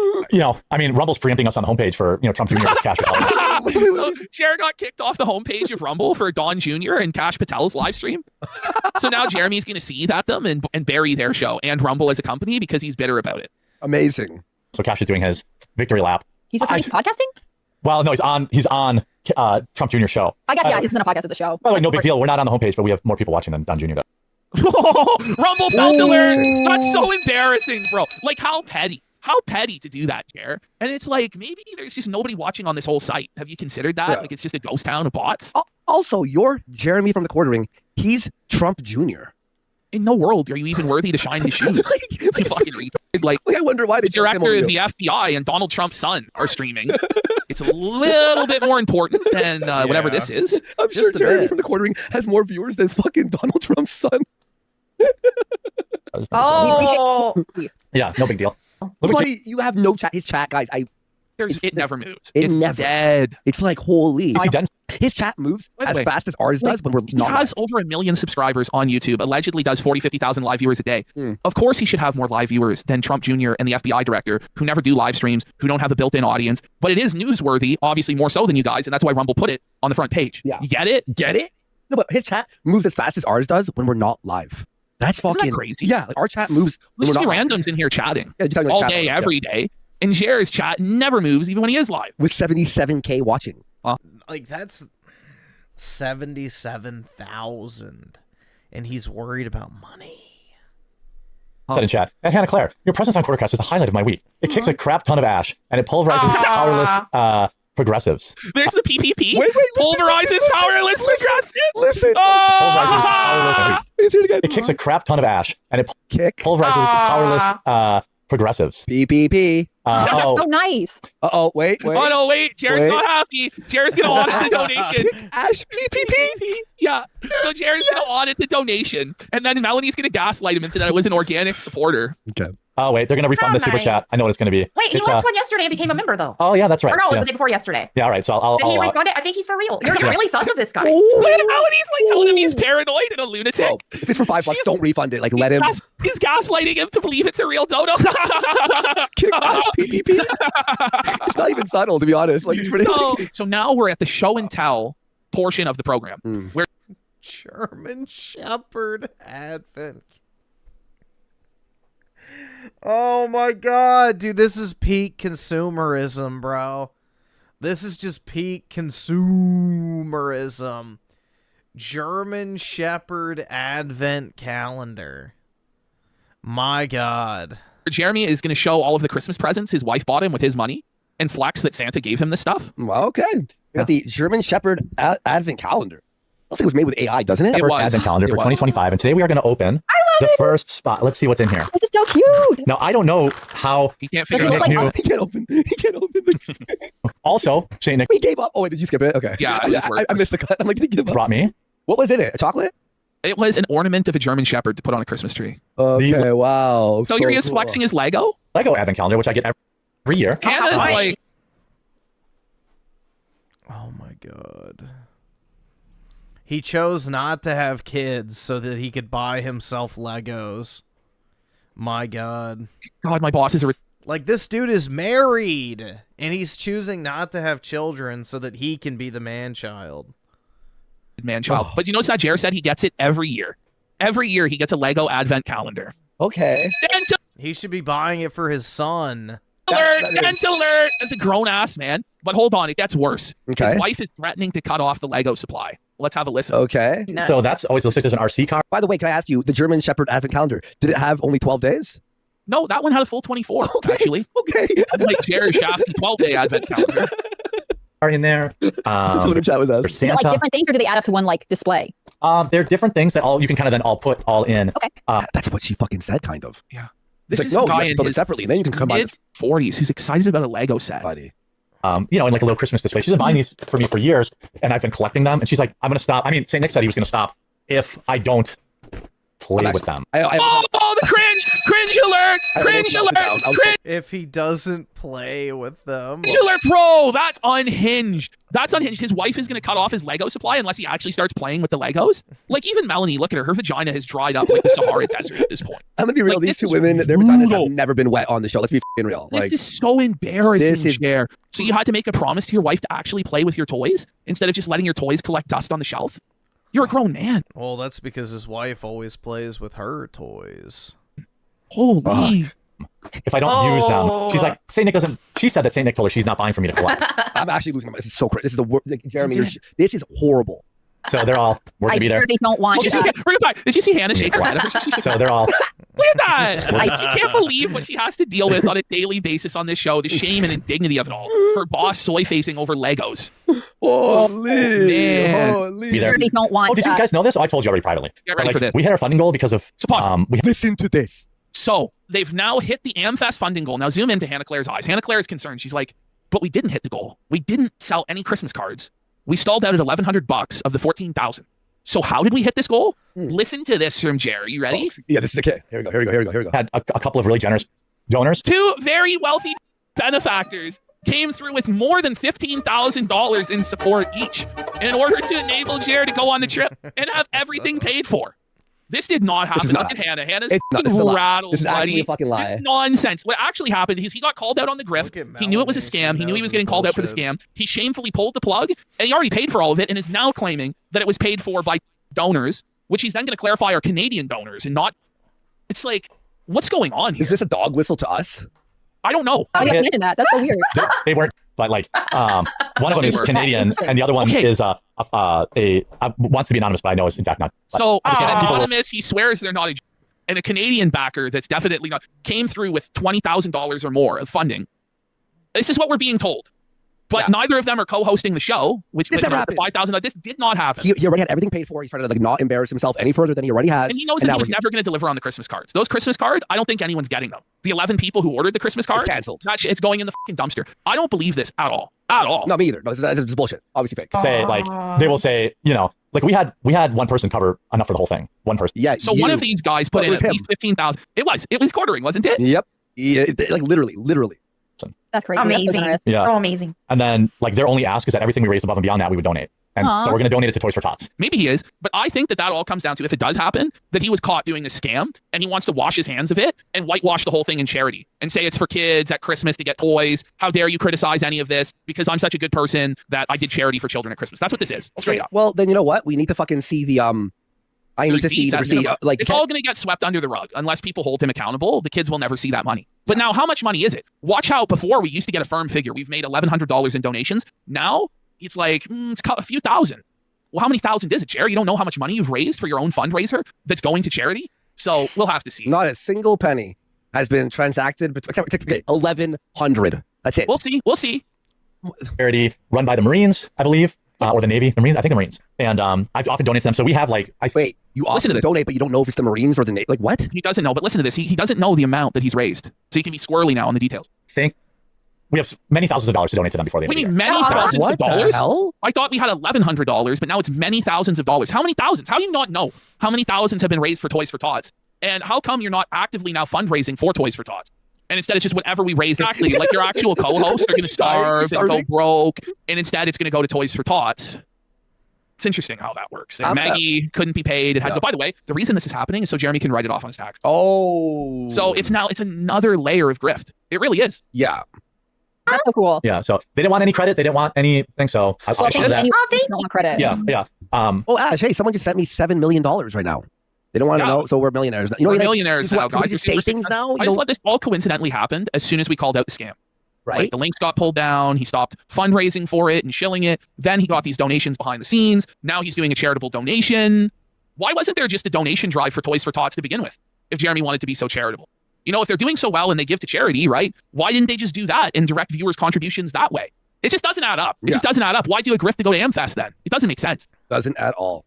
But yeah, so that's why I stopped asking for donations. I worked out great. I like the way it worked out too because I was worried about, well, plus you're asked. By the way, did you do your homework? You have until tomorrow. Oh, don't worry. It's happening. I'll be there. Jeremy is so worried I'm not going to show up. Of course I'm going to show up. No, listen, the truth is, if you're not going to be there, I got to find another blonde. Bro, your show's not real. It's not a real show. It's bullshit. It's a fake vanity show. There's no one watching. These girls, you should this is bullshit. Acting like it's a real. And now, by the way, he's threatening to fire Hannah Claire and replace her with a big titty blonde girl. What? Oh my girl to put in that hotel. He needs a blonde girl. Listen, the truth is, if you're not going to be there, I got to find another blonde girl to put in that hotel. That's not refundable. Pervert alert. Pervert alert. Like, what a weirdo, dude. Like, is he okay? Let's bring him back. Let's hear. I think Hannah Claire might have given him a felt in the chaos. Of course I'm going to show up. No, listen, the truth is, if you're not going to be there, I got to find another blonde girl to put in that hotel. That's not refundable. Anyone. Yeah, that's true. No, but remember, you have to fill that thing out I told you about. I could just get anyone to replace you. This is so brutal. What this is like? Do you remember that movie, the second Cloverfield movie with John Goodman, and they're like stuck in the bomb shelter? Yes, it's 10 Cloverfield Lane. I like it. It is. It's just like that. It's very Elizabeth Winstead's having to deal with his fucking weird shit. I think she got fired from Timcast. And Quartering was basically going through and just hiring all of Tim's old employees to get a one-up on him, which I don't know. There's some sort of weird rivalry there. Anyway, we'll be there. What I've decided to put on the poster and stuff because I haven't been able to really. Luke kind of already had his own stuff. You feel if they say something wrong, he pinches their knee under the table. Oh yeah, he's got some sort of voodoo doll of each of them that he's. Not a voodoo doll. One of those remote-controlled devices. Let's just say, with the pink antenna. And with pins, unless they do as he commands. Going on. So I'm not going to put him on the posters, but I'm sure we'll see him. I'm sure he'll be hard to get rid of. So Luke is now forced to do his own networking because he's desperate to survive. So he's not even going to be a part of the panel at AmFest, and he's not going to be put on any of the promotional material by Quartering. But then he goes, he's going to be hard to get rid of. That's implying he's a bother and an annoyance, and he really just wants to mac on these two chicks. You guys can follow me on X. I'm also going to be there. I have a compilation of interviews of various officials there. So, dude, look at her. She's adjusting the angle again. I'm happy to share with you what I did this week at the Pentagon. Of course, I missed you all. I'm happy to be back. Quartering is so mad that she has her own thing happening. Yes. Dude, she's not looking too great right there. She's old. Look at his face when she's saying this. You're ready? Here. What I did this week. He's going to snap. At the Pentagon. Of course, I missed you all. I'm happy to be back. I'll be back on Monday as long as Jeremy has not... Dude, what the fuck is wrong with her face? Look at that. Watch. He's going to snap. At the Pentagon. Hold on. Let's do this in slow-mo. Dude, watch her face. There's 8 different facial expressions. Of course, I missed you all. I'm happy to be back. I'll be back on Monday as long as Jeremy has not let me go. Mm-hmm. Oh. MySpace self. I guess so, man. Like, is it really a joke at this point? Like, I don't think it's a joke at this point. The way Jeremy reacted to that, he's like, yeah, Jeremy's gonna be like, "Do you want to keep your job on your fucking knees?" yeah, it's about a 50-50 chance your ass is fired by Monday. Oh, man. Look at Melonie. She's like, just pretend everything's okay. Everything's okay. I'm at Disneyland. Everything's fine. The whole building's on fire. Not decorated. I'll tell you what. Will be decorated Monday. Well, your ass better fill out that paperwork tonight, too. Guys, I'm in trouble on all fronts. Paperwork. What the f? This is crazy, isn't it? Like, she's going down swinging, calling out Chair's bullshit, but she's getting fired, bro. She's getting fired. I'm Hannah Claire B on Rumble, on YouTube, on X. Find me there in case Jeremy fires me. Melanie, where can they find you? God. Is it fake if he's already fired? Quartering's gonna be like, "Get on your fucking knees."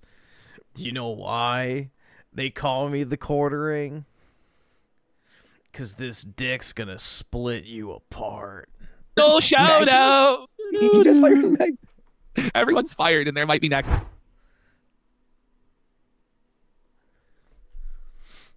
Oh my god, man. It's just such a weird dynamic.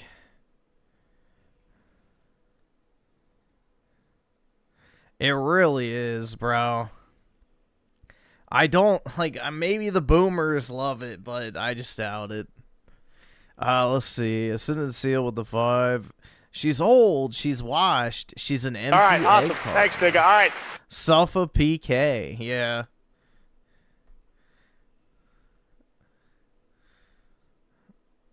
Jeremy is Weinstein. That's the thing, bro. No, it's because Jeremy is a 1/4 inch in length. Nah, dude. He's got a boss hog.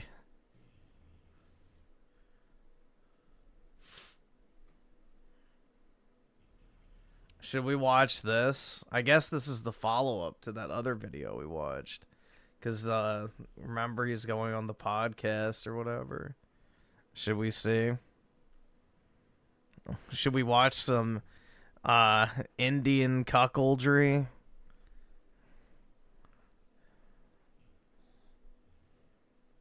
Like the cringe and the secondhand embarrassment is getting hard for even me to watch. Is an Indian stand-up comedian. He's the co-host of Andrew Schultz. Some of you might know him. And they do the Flagrant podcast together. Well, Akash got married to this Indian woman who he told everybody was the best, the center of his life, the sun, the stars, the moon. She was a virgin when they got married. And yeah. Dude, she went to college as an Indian chick who's actually kind of attractive. You already know she got run through. If she wasn't, he would have been super insecure about it and had problems, but she was... Any chick that has gone to college is probably not a fucking virgin. And second, if they're a party girl and if they're attractive, yeah, no, they got run through. The best. Then all these clips start coming out of her mistreating him. He goes so hard for her birthday, gets her a whole new wedding ring, saying they're going to renew their vows in India, beachside romantic dinner. Meanwhile, on his birthday, she hates him and the birthday because she has to be nice to him. Yeah. She also revealed that she had a roster of men in college who ran her through and she was getting her pussy popped. She talked about how she fantasized about having an orgy with one of her best friend's husbands there. And she's talking about how she's sure her buddy's husband has a 10-inch penis. Yeah. It's fucking twisted. Griff would know. Dude, Indian bitches get run the fuck through by white guys because Indian women are expected to marry Indian men, usually by their parents. So while they're at college and away from their family, they just get, like, literally split open, bro, by every white guy they can find. Same with Asian chicks, too. And she goes, like, his money is my money. The BWC is like the flame, and they are the moth. My money is my money. No, his money is our money, and my money is my money. And then, like always avoiding the kiss. Every kiss. That was the most brutal part of all, is she would dodge every last kiss. And she's a bitch. And humiliation, a fucking ritual after humiliation ritual over on the whole TikTok. thing is the fucking humiliation ritual. So now on the Flagrant podcast, they decided to do a full 1-hour humiliation ritual where they bring in Akash and his wife and press them about the felted state of their marriage. Now, why Akash would agree to this is fucking beyond me. He's the total fucking beta doormat. He probably has a fucking, humiliation fetish. Cock. Yes, because the bad thing is with Akash, his shtick on stand-up was doing your crowd work, where he would bash people's relationships. He would pick two people out of the crowd, ask if they're dating, and then make jokes and analyze them. And so his whole shtick is felted. It's over.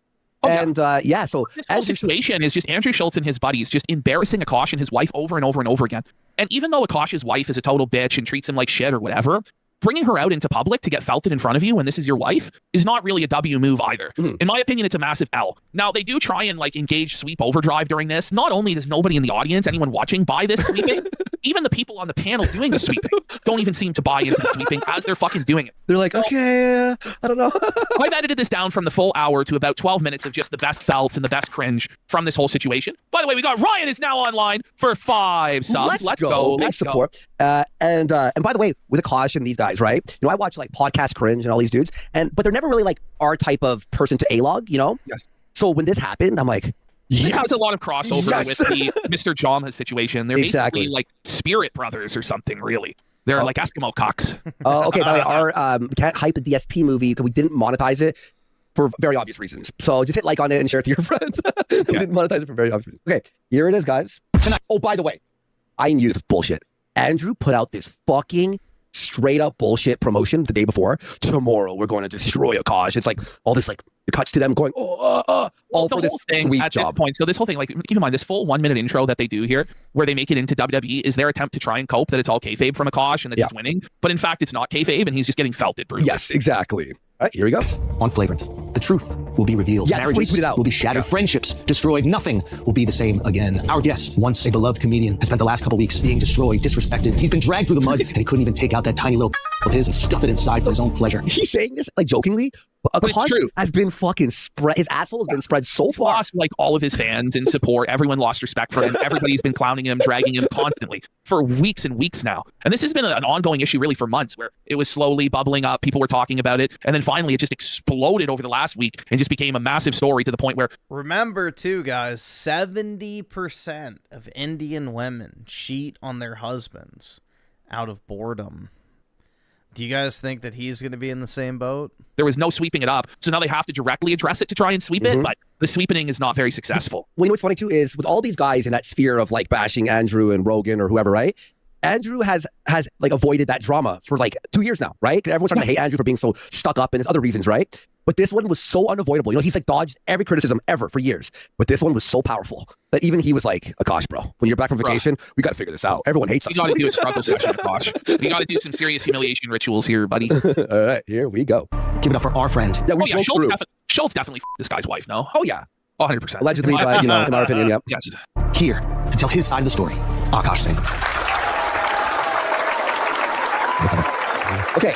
He has to sit on the couch. Buddy, the facial expression he makes looks down in total shame and abject failure. Look, like they have him out here like this in jest. They're trying to make it like a skit, right? Yes. But he is legitimately had his entire life ruined. So this joke is like, but is it a joke? It's not really a joke. It's like when Jer is like, I might fire you, Hannah. And it's like, this isn't a joke because he genuinely has to fire her because he has no money. Like, similar. Like, throughout this, it's all going to be just jokes, bro. But it's not. Like, it's just nasty, brutal felts that they're laying on him and his wife. It's just jokes, bro. Thank you so much for being here. Thank you for having me. You can't imagine what you've been going through the last few weeks. Look at this felted look. It's been really hard for me. My God, it's Akash's wife! King Akash's wife has crashed the set, and she's here to cuck him again. Thronged by 12 black bulls, pumping her full of... Akash has been cucked again. With God as my witness, Akash has been cucked in half. It's so funny them doing this skit, right? This Jerry Springer skit. Because later, when the skit's done, it gets so awkward. Like, they go, anyway, so you are talking about... now that the joke is done.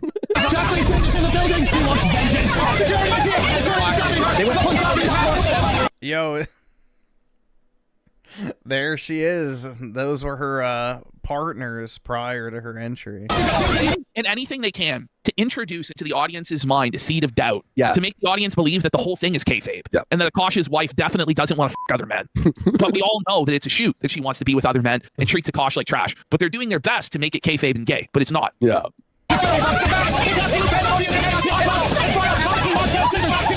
cutting the credit card.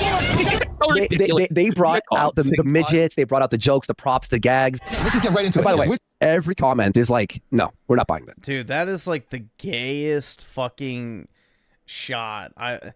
4 men should not be sitting this way on a couch. You know, he's got his leg crossed. He has his legs crossed. He has his legs crossed. This is the only guy that looks straight in this scene because he has his legs spread. Yeah. Even they don't buy it. No, Even they don't buy it. Like it's like they're trying to hide their boners. Let's watch. Frat party should my daughter avoid? What a brutal first question. What frat party should my daughter avoid? Because I don't want her to get a train run on her by frat. And then you've got a Kosh here, has to put on the smiling Wojak mask, but inside he's fucking crying. Oh, look at the black dude with the popcorn on the left. He's like, all right, I'm gonna get some popcorn. He's by far the most base guy on the panel because he doesn't believe any of this shit, and he makes it known. Daughter, which frat party should she not go to? Shy should avoid Teak because they definitely. So she actually starts dropping specifics on like, what. No, it's a joke. It's a joke. No, we're supposed to sweep this up, and she's like, no, like at Teak, they really run a train on you. I was gangbanged by 6 guys there. It's like, bitch, we're supposed to be walking this back that you were a virgin your whole life. But she has this intimate knowledge of how the frat house runs, right, guy? But she never slept with anybody. Yeah, that's the thing, bro. Is like she's way out of his league, and the only reason she's with him is for money. Like, let's keep it honest here. You know, dudes don't bat outside of their own league unless they're fucking loaded. So she is not with him for the looks. She is with him for the cash. Because it's one or the other. They're actually running with the narrative that she was a virgin until she met a Kosh. Yeah. Even after all that we've seen her say and do. This is wild. Yeah, come on, bro.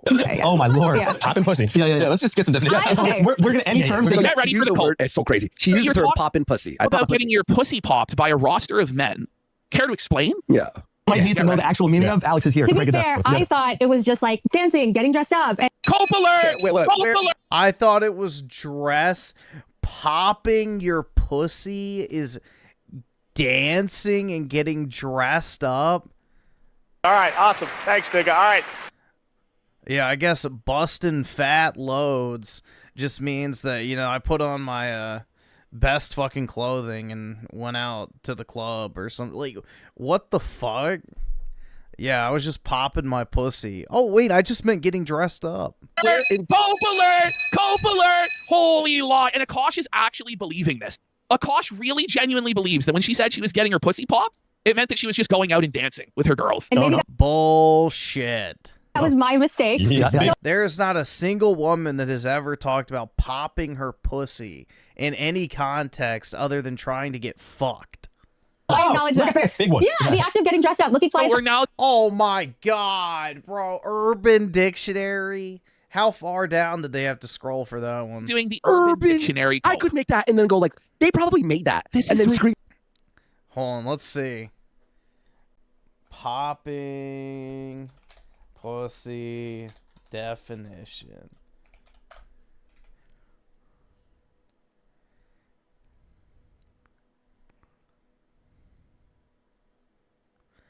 Bro, the first fucking one.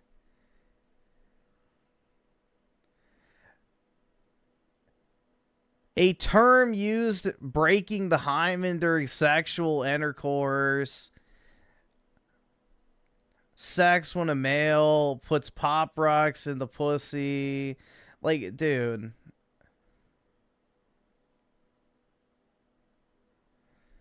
When a woman bends over and makes the ass cheeks clap out sideways, like in the porn video.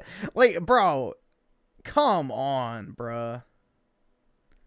None of these are like, oh yeah, getting dressed up. ridiculous, dude. Come on. Dude, anyone with a fucking brain knows what poppin' pussy means. It means you're out there shoving your fucking snatch in guys' faces trying to get fucking railed.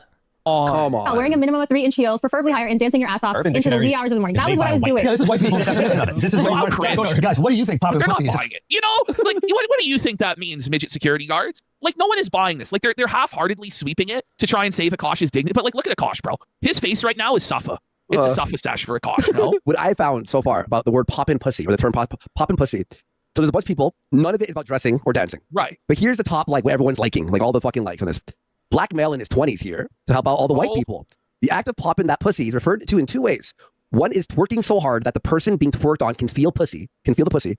Number two is just having sex in general with a female with a rather plump pussy. Right. So they actually chose the one, they cherry picked it from Urban Dictionary that was the most downvoted one. Yes. And they're coping that that's the accepted definition. That has never been the accepted definition. It never will be. We all know what she meant. And the real question is, does Akash actually believe these Yeah, you don't go to a frat to pop your pussy unless you're trying to get fucked. Like, there's only one reason a girl goes to a frat party in the first place. It's to get fucked. Period. No pun intended. But yeah, it's like, dude, there's no other circumstance that a girl is going to a frat party other than to get fucked. Like, come on, bro. Oops. Or is he aware that it's all a fraud, but he's trying to save himself? It's also slang for trying to have sexual intercourse with a woman. Usually a person would say that term will never get that pussy. All right, so okay, so there it is. Okay. No one believes her. No one believes her. Guys, what do you think popping pussy? This is literally not fake, bro, because their careers are ruined and it's fucking up their money. Bad, okay? The worst fake thing ever. Yes, it is. There's no life for the time being. Brutal L, buddy. He'll never dump her, bro. It's sunk cost fallacy at this point. Yeah. Like, he's not going to cut the cord on this because he's in too deep and he's tasted the felt too many times. Yes. So he's just going to keep doubling down until he's totally tabled. They take his share and his table. We have a calcium market, by the way. Oh, by the way, yeah. So they've now made a fucking calcium market, a predicted market on whether Akash and Jaslene are going to divorce before 2027. They're gambling about this shit now. Oh, there's a man. calcium market that's been made. Will Akash and Jaslene divorce before 2027? I just want to point that out. Okay. 2027? We have like a long way. There's a long way to go. They're like, fuck, another year? I don't know if we're making it that far. We'll never leave her, I don't but know. Remember, she did not sign a prenup, and she made TikToks talking about how you should never sign a prenup and about hit. She's taking half of it. She's taking half of it. And you can correct me if I'm Especially wrong. as for Kalshi. Kalshi's like poly market, and you can bet on the outcomes of various things, and the percentage chance goes up and down over time. Yeah. Is it true that you said that there was a rotation of guys? A roster. Roster. Yeah, what is a roster? Okay, what does it mean? You guys have to understand. Have you ever heard of the repressed Catholic schoolgirl? Never. I was, yeah. Dude, there's only one thing that a roster means. It's a list of people in your phone that you have sex with. Like, that's literally what a fucking roster is. There's no other definition where that makes sense. A roster, especially in fucking college, is when you have a bunch of, like, guys or girls saved in your fucking phone that are basically friends with benefits. That's it. There's no other fucking context for that. I don't think in any way. So she's trying to claim that the reason she was such a whore is because she was just a repressed Catholic schoolgirl. She was an innocent little angel child. No, she was an Indian chick surrounded by white dudes, and her parents weren't there to stop her. Of God, that was a total prude in college. When they she was popping that pussy on the roster of men. When they bring that term up, it means they're innocent, and then when they're in college, they're like, "Let's go," and they have dicks. You know what I mean? Like that's what that. The ultimate cope is about to happen here. Yeah. Indian girl that I didn't even watch Jersey Shore in high school because I felt it to be too inappropriate. So when I got to college, I'm like, oh my God, I can dress however I want. I can do whatever I want. You have a roster of frat boys. It doesn't sound repressed to me. Like, oh my God, I can do whatever I want. Akasha goes, what does roster mean? We discussed this before the show. Like, tell them what you told me, please, honey, please. Translate to a roster. It just meant like two guys I was talking to. Lie. Nobody talks about a roster as two people. Come on. There's no sport. Yeah, and a roster is literally someone you can call to get sex. In order for someone to make your roster, you're already well past the fucking talking phase. You know? Your mouth is being used for something else. Of course, he has a roster of two people. The roster is like 10, 15, 20, 30, 40, 50. That's a roster. The roster is two guys. But even if it is two guys, you're not a virgin, bitch. When you're talking about having rosters of guys in college, that is not trad wife virgin status, but we're meant to believe that she just went only as far as kissing these guys on the roster. Yeah, so totally. At the same time, that's it. That's all. Yeah. And when you say hooking up, I think people think... Okay. Yeah, but she didn't say with which pair of lips. When you say hooking up, how do you define hooking up? What is the definition of is? It depends on what the definition of is. It depends on what the definition of cope is, okay? Look at this guy. Look at his eyes. Begging her, this please, is like honey. A visual plea, like emotional plea. Like you can see in his eyes the sadness, the pain. He's like, look, honey, I don't believe you, but you got to make these people believe you. Please make people believe I won't that, break up with you, just fucking please. I can see, like, it actually. We all know what hooking up with guys mean. In college. We're having in a frat choice, but to just completely rewrite reality so that this guy can pretend he's not felt it, even though everyone knows he is. Buddy, come on. I mean, hooking up. What frat house do you know? They're like, we just kiss all ladies here. You know, I have respect for the family. Not only Dude, everybody knows this is the fucking cycle, man. And it's the same for Indian guys, too. As well as Arabs and Muslims, especially. Like, what happens is they get out of their parents' house for the first time. And all of a sudden, mommy and daddy aren't there to pressure them to date within their race. So, what do they go fucking do? Well, they go get run through by white guys because, you know, they're more attracted to white guys than like Arabs or Indians. But the white guys don't want anything to do with them long term. They just want to pump and dump them because they know they're easy. So what happens is they get run through all the way through college, and then once they graduate and they're back in their parents', you know, purview because, you know, unless they get a job immediately, they're going to go have to live back at home. And then, you know, all of a sudden the familial pressures put on them in order to get married within their own race or culture, and they have to settle down with someone they don't actually fucking like because they already had their fun, per se. And the same thing happens with, you know, Indian guys and Arab guys, is they'll go off to college and fuck a bunch of chicks, but once they graduate, the parents are going to demand that they, you know, marry an Indian woman or, you know, an Arab woman or whatever. So this is a very common cycle. It's why, you know, it's always said, never date a fucking Arab guy because he's never going to fucking marry you unless you're Arab. And, you know, Indian chicks just date white guys to get run through. So, I don't know, man. When it all comes down to it, race mixing is not as common as people think it is. Give me a kiss on the cheek. She said, "My dad." Frat houses are not really known for their restraint or respect for women's boundaries. You know?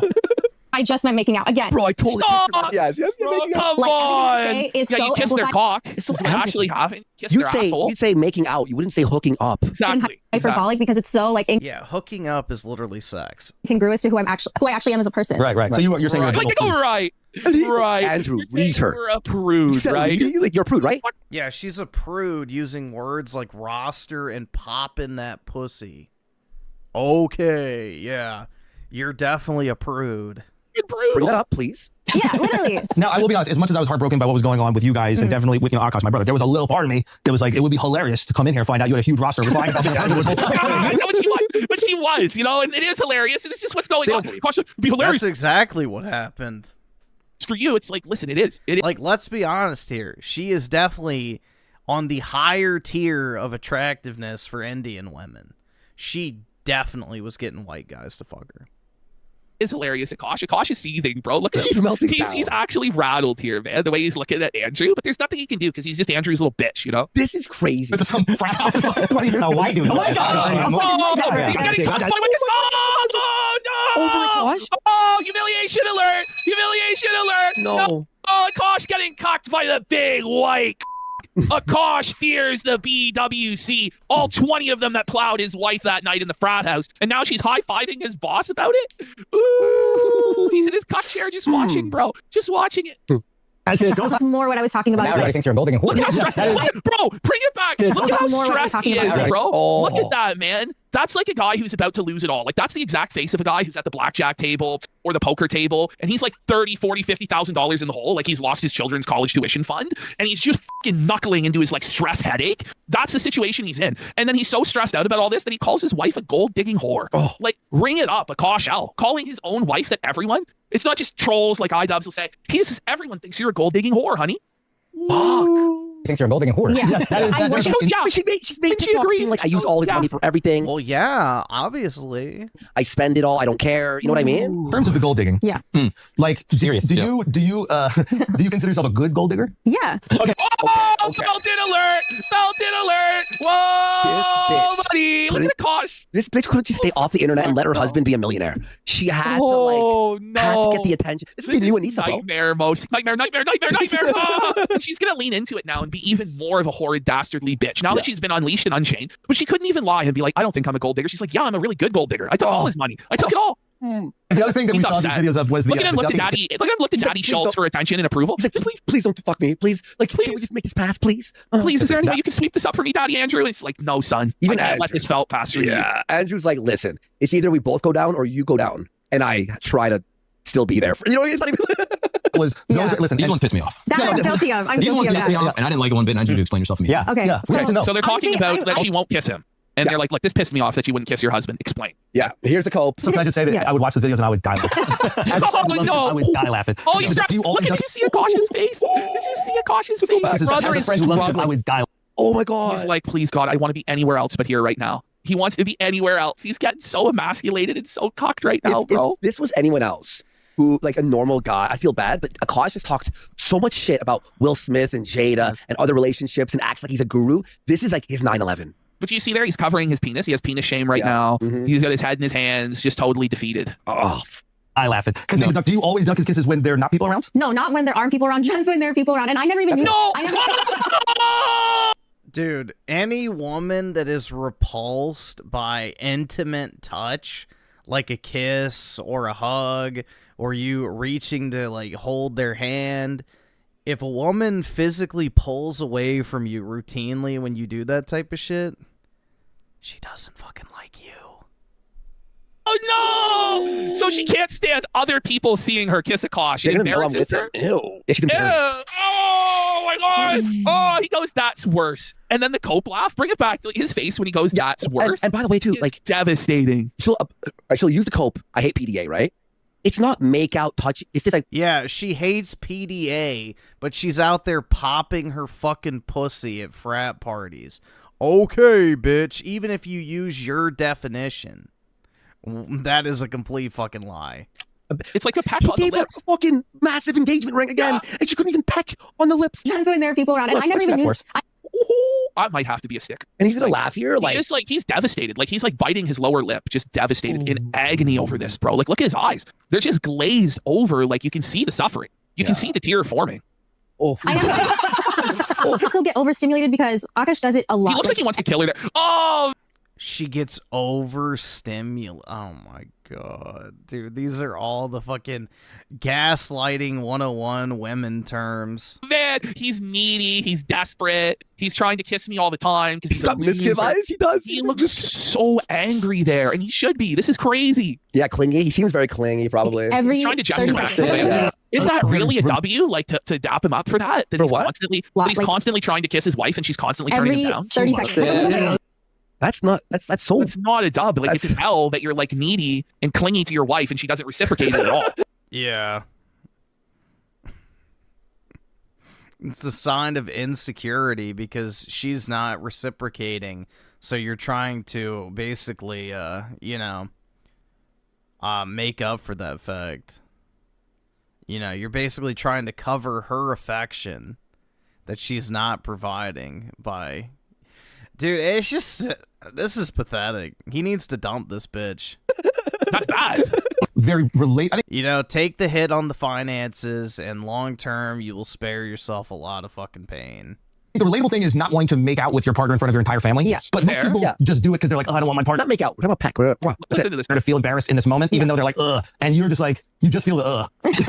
Oh! I don't even know. By the way, these guys, right? I've watched their podcast once or twice, right? They laugh to cope about everything. Don't they just like they say the most horrible thing? Yeah, they do have a cope laugh. Joke, buddy. And then they all just laugh, and you're like, no, wait, that was actually a real moment. That was bad. That was actually not good. That was not a good thing to laugh. I want to see it. My lips. Okay, group everybody. They called it fake laugh. Look at how much she's resisting the idea of having to kiss him right now. Like she does not want to. It's gonna mess up my lips. She messed up. She can't drop the cope. It's gonna mess up my lips. Oh my God. Look at these guys on the end. Buddy and the man. They're so rattled that she came up with that. Oh no. That is Tosh's fucking cope is that he turned his cheek to her. So He's trying to alpha. Yeah. My alpha moment. This is a brutal cope, buddy. Brutal. You know what he told her basically? You're gonna have to fix this, or we're gonna be poor soon. Like if you like the money I make, you gotta like be on my side completely and accept this sweepening as much as possible. Stimulating. Bro, the orgy thing was fucking. That shit was crazy. I even watched it and I was like, so break us down. How do you explanation? How's the orgy happen? So okay, no, it hasn't. Okay, no, that's only fuck one woman. Bro. How's that? Like that's like it's like a self-felt brutal. Like look at him, man. Like he's in pain. So I'm gonna laugh it away. Like this is the Wojak. For those of you who don't know, like she was talking about wanting to fuck her co-host husband and how handsome. Yep. And this is like a recurring thing that she says is how handsome she finds the co-host husband and how she really wants to get down by him. And she said that she imagines he has a 10-inch. And so she wanted to have like an orgy where Akash watched from the corner. This is crazy. This is literally stuff she said. You have the Bunty King arc? Yeah. That's what I thought was missing in all orgy combo is that he also gets to get some side. Okay, double my body count. Yeah. Now, would you have let him get some side in this hypothetical orgy? Of course. Everyone should be included. I don't believe her. I don't believe her. No one believes her. Look at Akash. He's skeptical, bro. He's a skeptical, sad little goblin in this moment. No? Oh my gosh. No, but Akash wants the dude. The dude. Akash wants it. The black guy just keeps fucking felting Akash. Akash had to close his eyes. That one hurt. That one hurt. They're just bullying this poor fucking guy relentlessly for an hour straight about his wife. Oh. You can take, and they have to let it happen, or else it's like, no, they'll know we're upset and they'll do that. You know what I mean? So it's like, yeah, this is so funny. Ripped or whatever. I will say also, if she had a body count, I would have been like, hey, cut it. But because she doesn't, I know how like innocent she actually is. Oh, you are brother, come on. I was virgin until I met him. Yeah. Really? She claims that, but later on, she's going to admit that she got fucked up. So you can't really say that you're a virgin. Dude, all right. I will say this, and maybe it's a controversial take. I don't think so. But a chick that does anal, that is way fucking worse than losing your virginity. Having anal sex is worse than not being a virgin. Period. You have to be some freak fucking hoe to go from, you know, oh yeah, I kissed a guy, to yeah, stick it up my shitter. Like, that is not just a natural progression for most women. Like, you have to be a fucking slut at that point. So she not only was not a virgin, she definitely, you know, had been sleeping around a lot.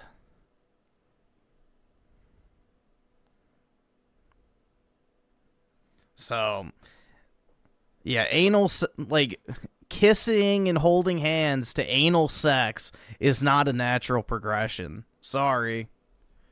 Not a natural progression.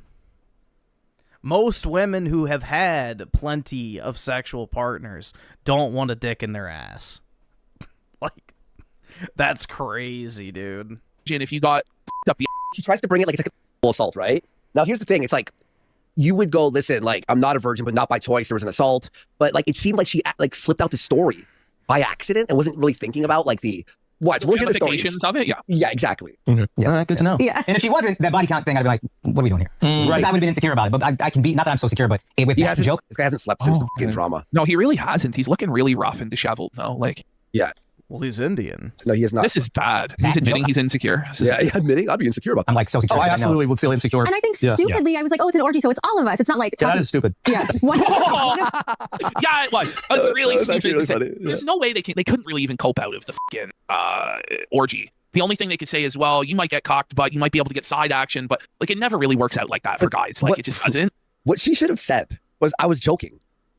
Like, she starts to go like, you know, I was serious, but I'd let him join. It's like, wait, what? Oh. That's the worst type of sweep. Like, no, it really is. I would let him be there. Sir, ma'am. Our fans asked us what you guys have in orgy, so I just said, oh, I'm actively trying, like, as a joke. Because I just feel like... So now it's a joke. Yeah. You're cool with him just getting a job. Oh, it's a joke. That's why she brought it up 85 fucking times. We watched the clip, so... Totally. She's cheating. She's cheating. Yeah, 100%. If you're saying... Of course she's cheating. She physically recoils when he goes to kiss her. She's already dominated by another man. Your bitch don't let you have a job if she's not getting some stuff on the side. This is bad. Yeah, of course you can have a job. You know, the other dude's spitting in her mouth, and, you know, her husband can't even get a kiss on the cheek. It's really bad. Like, she's setting up for her, like, being caught being... I thought you have hand jobs all the time. What are you talking about? Of course you could let me get her. You know what I mean? Like, it's like, that's crazy. You could cheat on me, honey. What the f*** are you acting? Yeah, I know. Yes, I've said that. It's a less... By the way, this guy... Hear what she says. Bring it back. This is so... And his job, by the way, Listen, is stand-up comedy. I think this is the most savage fucking line I've ever heard dropped ever. Okay? Totally. Are you acting? Yeah, I know. Yes, I've said that. It's a less work for me. Oh! No! Akash, no! Bruh. Your wife considers intimacy with you is work. Bro. She doesn't want to have sex with you, touch your penis. It's less work for her. Yep. That another woman would do that for her because she doesn't like to do that. Well, women like to have sex too, and because she's like, oh, it's less work for me. It means she's getting down somewhere else. Pleasures, or she's using it for money to have a divorce to meet someone Everyone else. in this room knows what that meant and knows how brutal this is. And look at Akash. She's not attracted to him at all, no. And this is like breakup material right here, like 100%. Doing this in public, especially, is fucking brutal. And we're gonna be supporting that. We are so close to Chinatown. She can't be prettier either. So he can't get with any women that could actually compete. They'll have to be ugly, fat hags. But he travels because he travels for the weekends for stand-up, right, to different cities. She's getting down. Like, let's not. Are we joking here? You know, I know Shinomaly here is saying that this is fake, and I think there are certain aspects of this that are very performative. Or whatever. Comedians, right? But to what actual end though for Akash? Like, does he really want to be known as the cuckold guy? No, this like, actually fucked everyone's money. This is not like it's fake in the terms they're acting fake to lighten the mood. The real damage has been done, and they're trying to like save it, salvage it in any way. Like this is not positive for anyone involved. They lost so many subscribers, so many Patreon members. Like this, their money bad. They're trying to disarm the situation. Exactly. Yeah. But she can't be prettier than you. Yeah, she just can't be prettier. Yeah, I mean, yeah, that's not gonna. Yeah, unless you go. That's not gonna happen. Yeah, He's saying to him, "You'll never do better than that." Like that's brutal. To be listen, bro, you'll never do better than her, so we don't even have to worry about it. Exactly, and that's the reason why he's staying. But the thing is, bro, it's not even like she's had kids. Like she hasn't even had a child with him, so she's keeping herself open to leave. Because if she was this, you know, innocent trad wife Indian girl who just wanted to get married and saved herself for her husband, she would already have kids by now. If she was really that trad, she would already have kids. The reason why she doesn't have kids, she's waiting for the right moment to leave. I looks genuinely like hurt for him. Like you can tell he's like, bro, like, are you okay, brother? Brother, this ain't looking good. Yeah. My justification for the hand job is it's emotionless, and it's just like a little thing after a massage shirt. Okay. Yeah, that's a great. I mean, I'm on board. Yeah. Fire. I also like the fact that it's just less work for you. Yeah. And I know your day is full. You like that? Oh, she has no job, and she doesn't cook, she doesn't clean, she doesn't do anything. But if and then she's about to drop another bomb on Akash's head about all this. If she's struggling on that job, what about the sex? What about the jobs? There is no sex. There is no job. Like, job never happening. Ooh. Sex, she's dead fishing. Like, it's over. If it ever does happen, he's praying to God for a fucking dry hand job from the sewer. Explain yourself on I do things. You do nothing. You're useless. Bro, like, look at his face. He's wait, did you put in the cleaner coat? To a logical tone. Yes, I did. It's coming up. Oh my God, It's this is coming up. brutal. Clean cooks. She cleans. She maintains her home on a monthly basis. Yes. Is that true? Yes. There you go. Not by me specifically, but yes. Yes. And you also will find people. You do, but not you. Yeah. Schedule. Someone got to manage the We house. all have cleaning people. Yes. And Yes. Look at Josh. He's heartbroken. Oh my God. He's heartbroken. So he was under the impression that she actually was the one cleaning the house. And now he's realized, she's confessed that she pays someone with Akash's money to clean the house. I think you missed a part, but it's fine. I'll explain it. It's about this. But he's like, she does stuff. She cleans. And she goes, oh, I hire people. He goes, you hire people? So It's she right here. thought, is it here? Yeah, I go on the road, I come back, it's clean. I don't know if you hire somebody or if that's you. Yeah. Every time I come back, it's I clean. hire someone, yeah. Really? Oh my God, he didn't. Oh, he didn't even know, Liz, bro. oh, Danny Morgan for 10. 10 subs! Big support. Let's go. Let's go. Okay, if your girl is using your money to hire people to clean the house, she's not cleaning the house. No. This is not a clean. This is It's not even with her money. It's with his money. Exactly. And she's probably the one that's wrecking everything, too. Because in the other video we saw, she had all of her shit just thrown all over the place. Which, maybe that was a poor choice of words, considering the demographic. But, you know. Now I know. By the way, she pretended like she has been until this interview. They're married. Betrayed. Everyone's hiring people. You know what I mean? So I feel like women are just built different. We're built to withstand suffering. Yes, you are. That is so true. we don't We're built to really withstand y'all. Yeah. I don't know. Are women? We're built to withstand suffering. That's what her marriage is. There you go. Built to withstand suffering? Because I hear a lot of She's moaning not from bitches. suffering at all. Fucking this guy's suffering, though. I'll tell you that. There's no doubt. No, that's how she views her marriage, is suffering. You know, in order for her to get access to the money and lifestyle that she wants, she has to suffer through what she views as a loveless marriage. What? I mean, that did it. You know what's suffering? You don't have a job. You have millions from your husband. You just take. You said that when Akash is sick, you hate taking care of him. Buddy.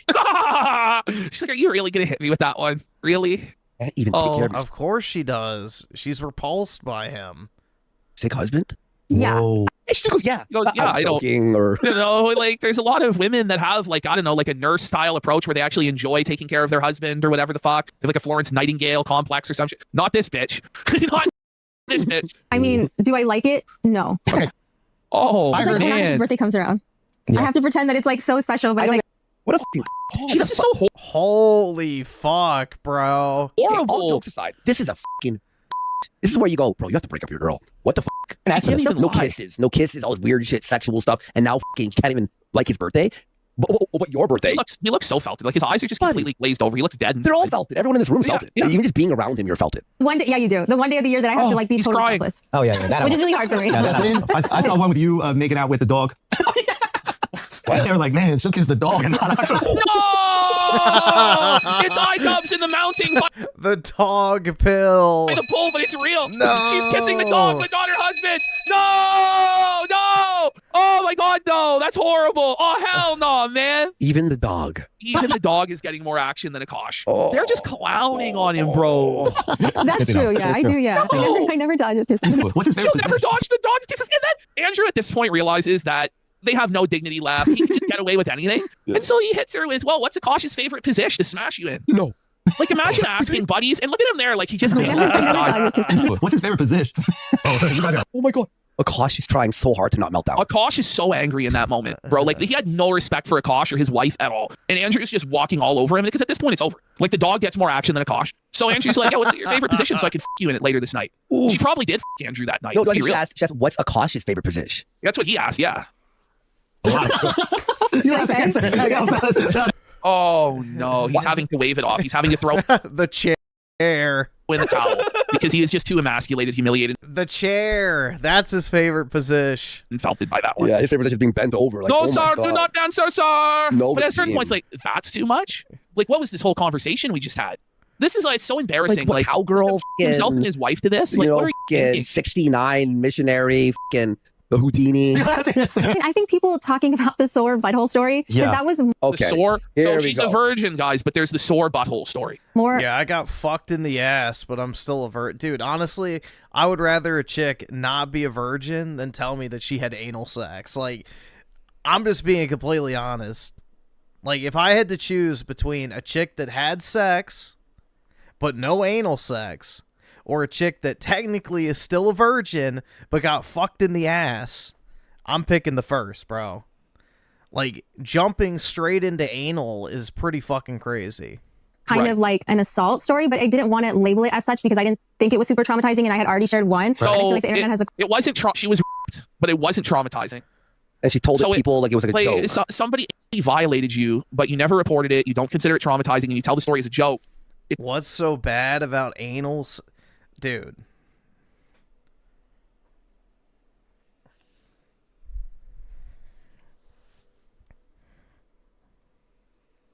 Do we really have to...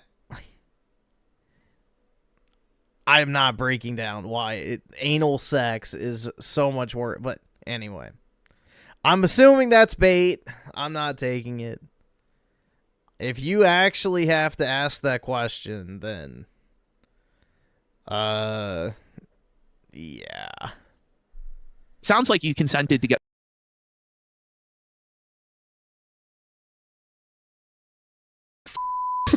or that it really wasn't that big of a deal to you, and it also sounds like you're not a virgin at all. quota for girls of like how many assault stories they could share, regardless of if it's true or not. Like, obviously, I you didn't. think it'd be like, oh, every story she tells. Yeah, she's that's why I getting didn't want to do assaulted. that. So I was like, oh, this happened. I didn't really say it's okay. So what happened if you don't mind saying? Well, I mean, so I was living in San Francisco, working on a relationship. Akash has to fucking look over at her and go, all right, share your asshole fucking This story. is so, like, the cringe and the secondhand embarrassment is getting hard for even me to watch this. You know? Like, man. This is just this is humiliating. What happened there? This is like when Tinder first came out. There was no Bumble. There was no Hinge. I met this guy on Tinder. Whatever. Like, we were By the like, way, just this girl had Tinder and she never had sex. We're meant to believe. Yeah. And in this story, Yeah, because everybody was using Tinder to date. Wrong. No one ever used Tinder to fucking date. Man, this is like She going to the slept over. all-you-can-eat buffet and saying you didn't eat food. Yeah. Come on. Dude, let's just say that, I was around for when Tinder was at its prime and nobody was using that shit as a dating app. Ever. no, it's like, yeah. I'm on a diet, actually. Okay, why are you at the all-you-can-eat Mandarin buffet? She was an early adopter. That was literally the one-night stand app. Everyone knew that's what it was for. Tinder, but she was only on it to kiss boys. Come on. feeling like the vibes. And I stupidly was like, oh, you can sleep over, but like not really wanting to hook. Folks. Come on. Yes, you If can a stay at my girl- house. The girl invites you over. tells You are you fucking such her. a Yeah, you're fucking, like, come on. The girl goes Like, and over. we're meant to pretend like she didn't know what that meant because she was such an innocent, wide-eyed schoolgirl.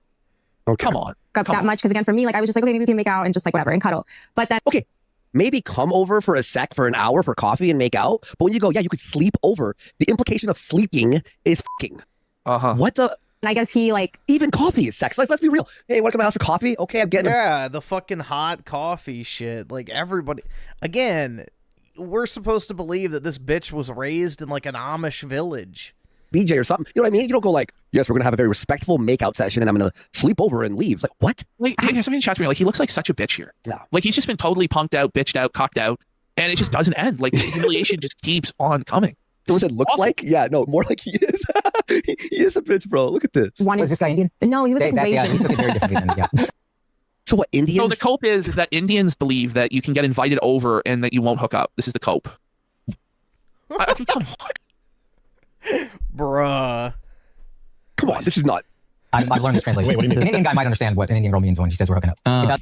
I gotta Google this shit. This is insane. I gotta Google. Sure, buddy. In India. Sure. An Indian guy would understand what she means when we're hooking up. Yeah, you're not in fucking India, retard. Hooking up, just kissing? Maybe he's right. Let's...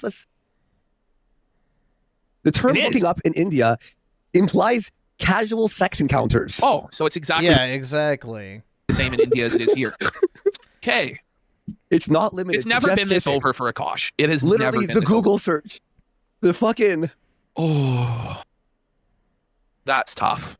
It's not even like a, well, actually, 1994, the term changed from the original. No, it's sex, it's intercourse, casual. Oh, it's casual sex. It's not like intimate, like relationship. It's just like casual sex. Okay. Doesn't mean we're fucked. There's something concerning. I think most American people I was thrown off by her inviting him over. Because when Yeah, I've that been was invited over. Dude, this bitch was probably so run through by the end of college. Fucking, she was probably whistling as she walked. That usually means, oh, we're. No, I know. That was, again, stupid decision on my part. I was like 20. She's so obviously lying. She's so obviously lying. And like nobody there can even go along with the lie, even though they're being paid to go. Like, she literally made a video about how many times she went to white frats. Like, come on. Along with the lie, and it's in their best interest to go along with the lie. Even the black guy has to be like, yo, shit. Look, when I'm invited over, it means I'm I don't know about you, but this is how I feel. It's what I know to be true.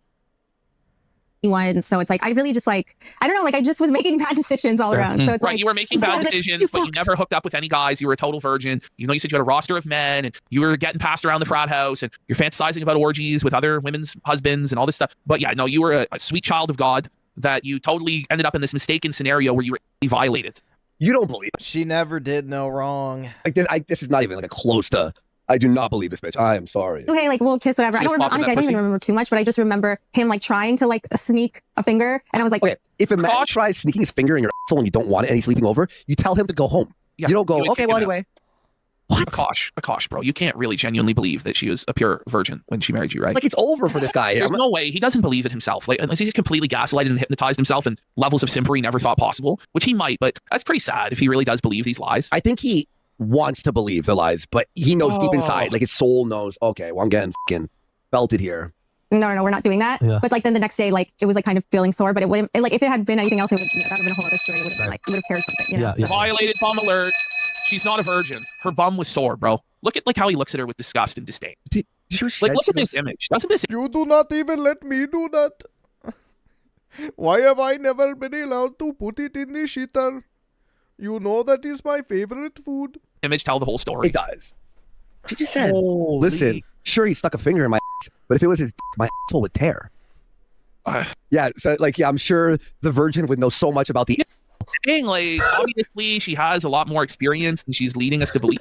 To like find each other and find our like soulmates in each other. I wish that my mom He was looks like like the he's most dead. amazing lady He in the died. world, could have experienced that, and maybe, you know, she'll kind of experience that like later in this chapter, but yeah. Oh, it's beautiful. Yeah. It is. It's what your parents sacrificed. So you guys can have this kind of stuff. Exactly, yeah. You know? Yeah. And I truly, like, again, I think that's it. She actually realized it faster than I did, but now I'm like, oh, that's my soulmate. So again, the jokes don't bother me. That's I your know what's soulmate, happening. bro. Go buy the bag. I like encourage her to buy stuff early on. I'm gonna like, I feel No.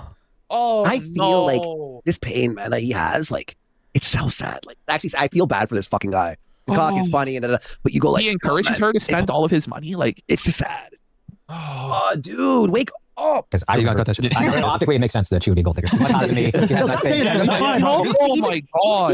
Even Andrew's like, shut the fuck up being a bitch about yourself. Stop being such a loser, You're a bro. millionaire and you're like well kept. Like be a man.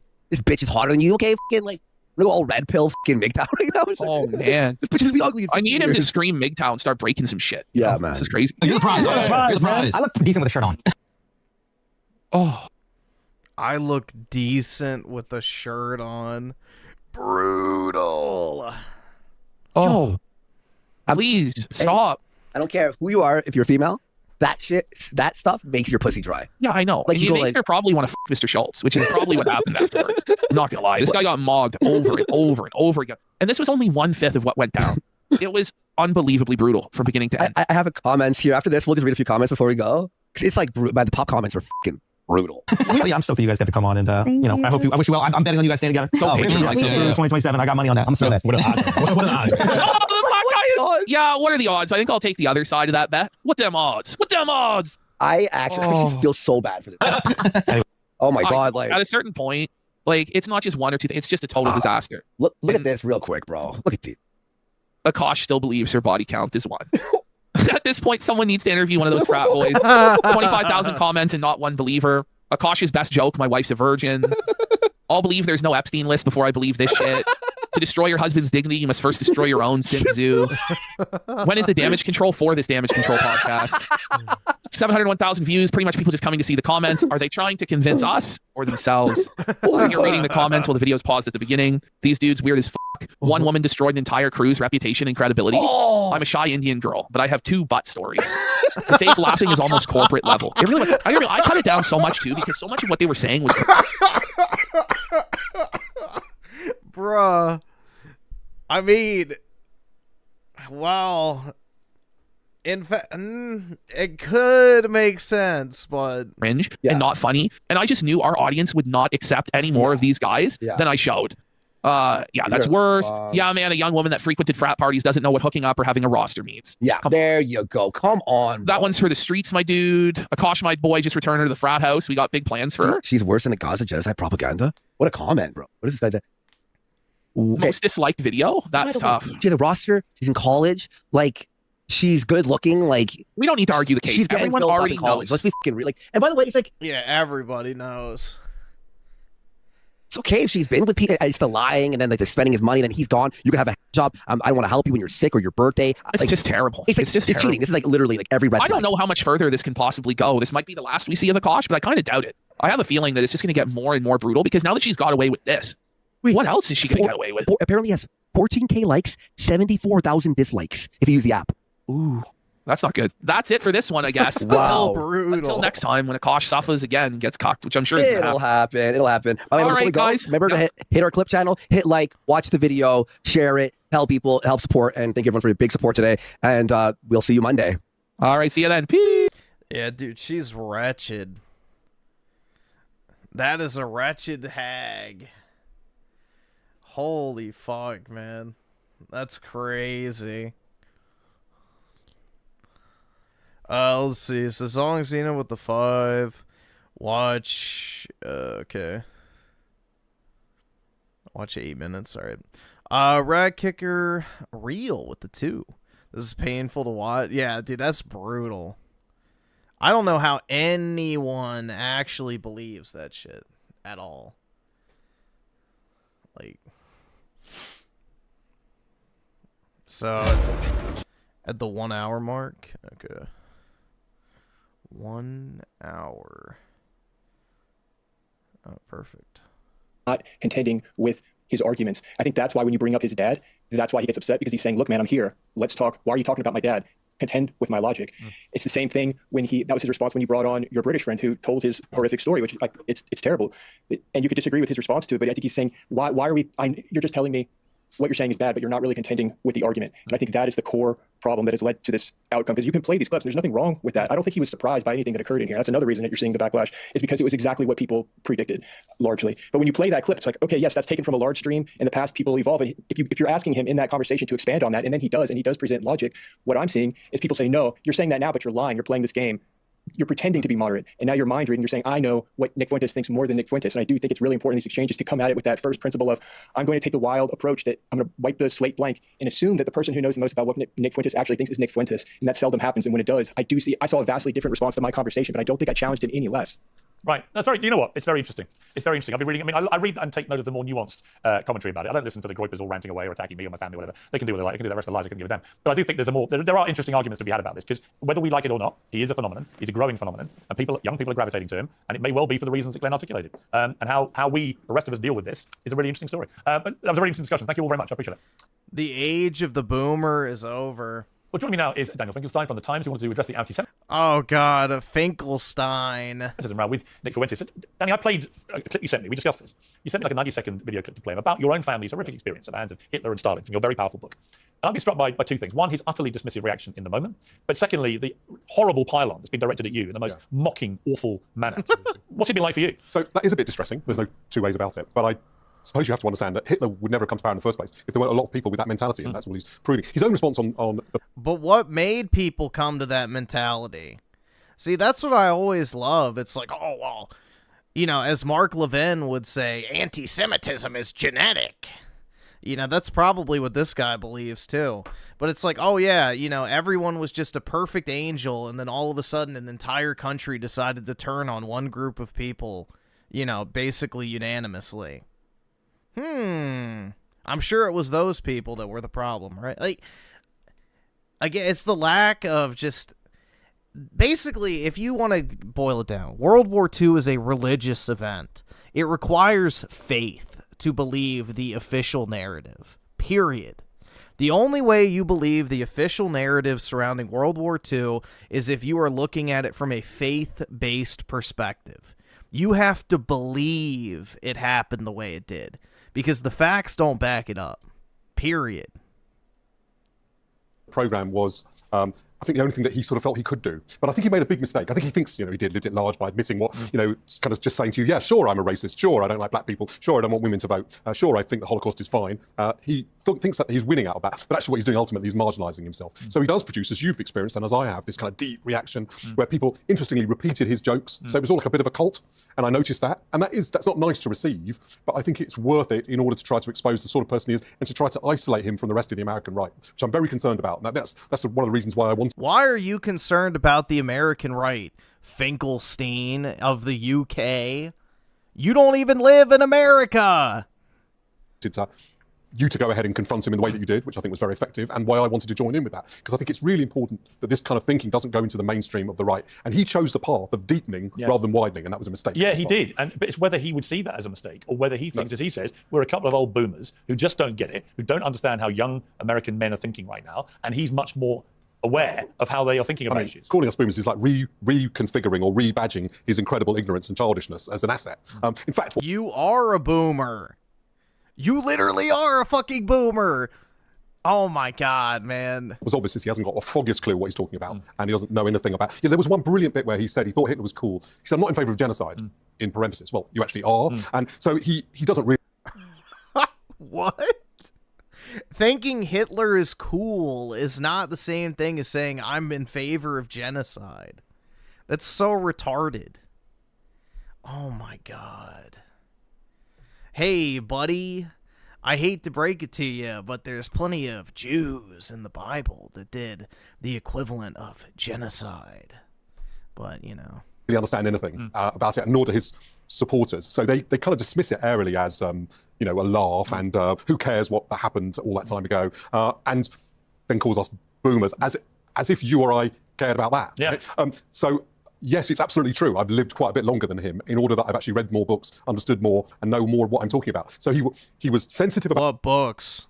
About his own ignorance, and it came out in a kind of bragging way. And then, of course, a load of other people pile on to support that as if they're unbothered by it. But he's made a mistake, which he'll live to regret, even though he's 27 now and hasn't lived very long to regret anything. What's happening with the kind of conservative movement in totality in America is fascinating. You're seeing splits within the MAGA movement. You're seeing others now developing, like Fuentes and others outside of MAGA, going very hostile on Trump and so on. You're seeing a lot of stuff going on here. What do you make of it? So, it's really fascinating thing is the split between your two interviewees, Tucker Carlson and Nick Fuentes. Yes. Ultimately, that actually is, in fact, what I'm really interested in producing. Right? Tucker Carlson has gone wild. some of the things as you laughed in his face when he said some of the things about the French. His ridiculous point about Poland, not understanding at all, of course we had to enter the war before Hitler invaded us. Any historical account will show that we couldn't trust him or have a deal with him. And in fact, we had a contractual obligation to help Poland. And which we went into not simply because of Polish human rights, but because we understood strategically we had to do that. The American, by the way, did not do that and ended up being dragged into the war anyway. So Tucker Carlson's position was ridiculous, but it's not yet Nick Fuentes' position. His position is, I don't know why you British are that bothered about the Holocaust. Yes. He's not actually in favour of it, which is the Fuentes position. Driving a wedge between those two things, making Tucker Carlson feel he can go that far, but he can't go as far. He can endorse a lot of cranks, but not Nick Fuentes. That is valuable, and I think has been achieved by his interview with Fuentes, your interview with both of them. I just had a panel discussion about it where one of the panelists argued quite strongly, I shouldn't have platformed him at all, that actually all you end up doing is helping him grow his movement. I think that you know, you and I have to recognise in our different media ways, we don't any longer, because of the way that internet works, have the power just to say, well, let's no one listen to Nick Fuentes. Yeah. He's got a platform. It's ridiculous to argue he hasn't got a platform. I agree. And I took the view, you know, and I know, you know, some people said this to you before you did the interview. That was not my position, and I think it was vindicated by what happened. Isn't Jew hating a lefty sport? It is, for the most part. If all the Palestine propaganda and protests are filled with leftists, how the hell is it... Wait, is the right more anti-Semitic?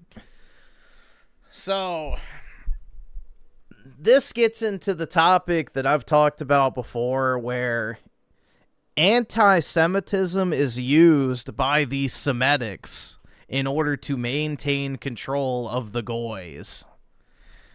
So, essentially, the way you have to look at this is, if there was an actual concern amongst powerful Jewish businessmen in the United States and abroad of the growing sentiment of anti-Semitism expressed by the right and the left, why would any news station, which are owned by Jewish people, keep in mind, be allowed to platform any sort of anti-Semitic, pro-Palestine narrative? Why would that be allowed to be circulated? Same thing goes with social media. All right, awesome. Thanks, nigga. All right. Predominantly owned by Jewish people.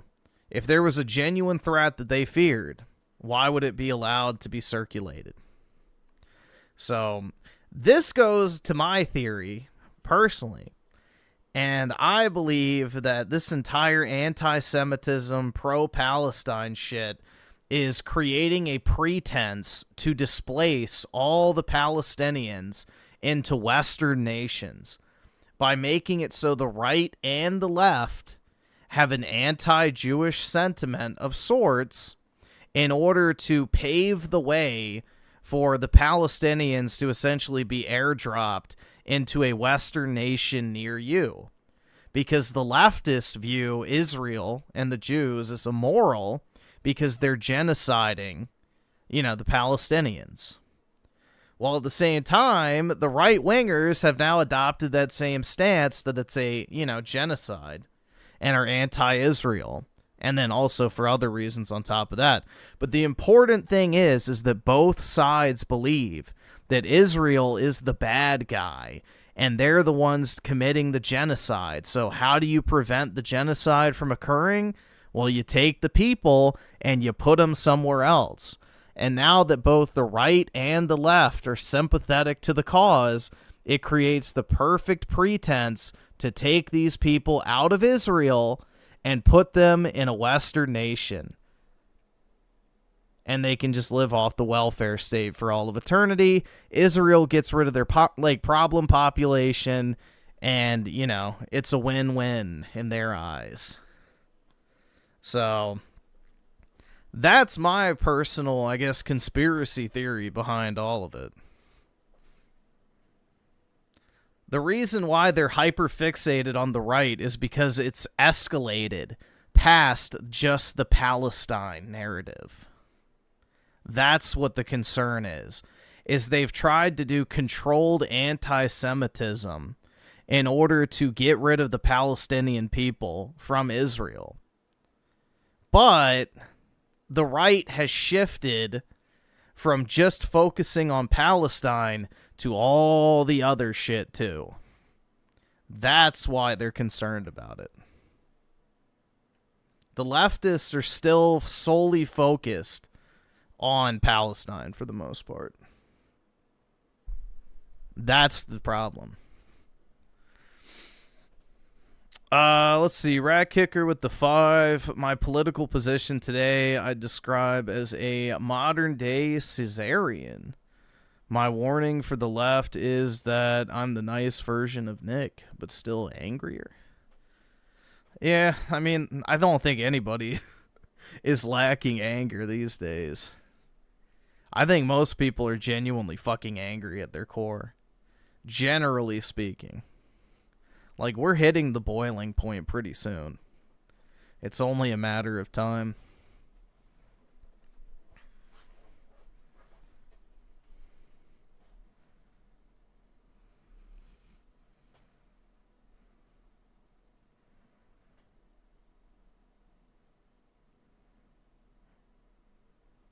Oh shit! There goes the chat.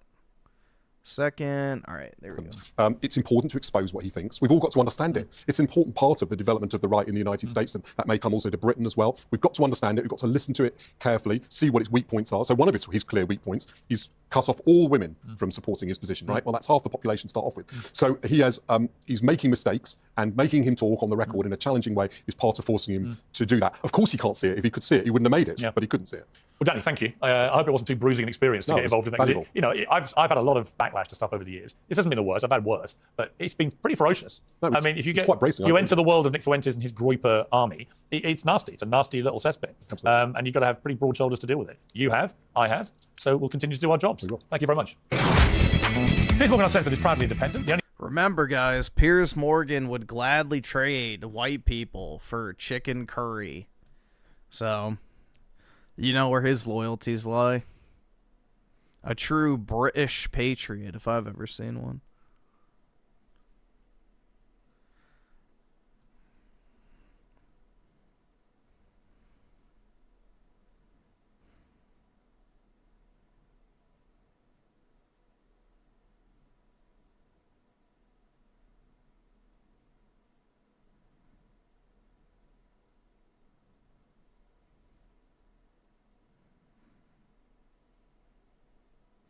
Dude, I don't think Piers is a real person. He's obviously just a paid talking head.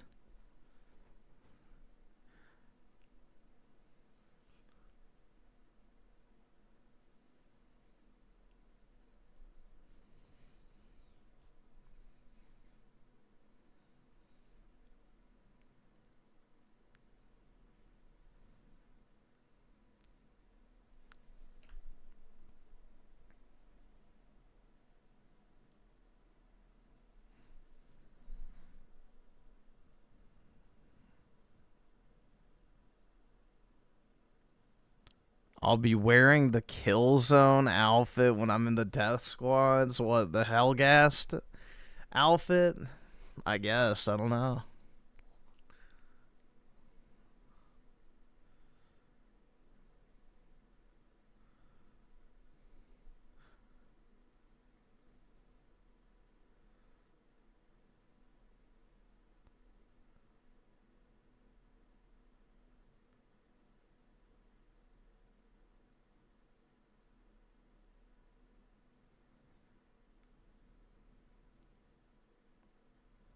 Oh, it's fine then?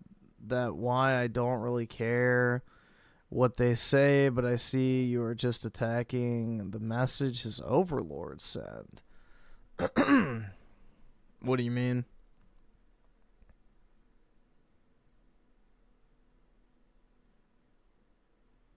I already know about the genocide of the millions of white Christians.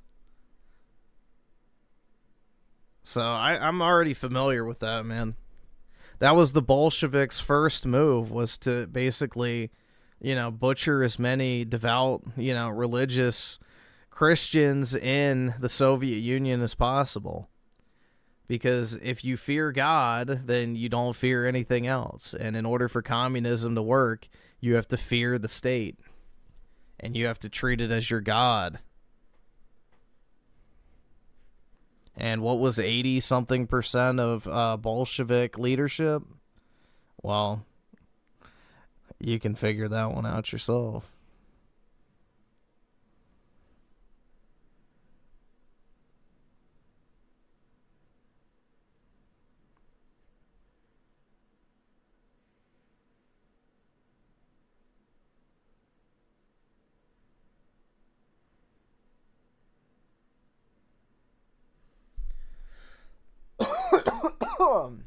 Damn.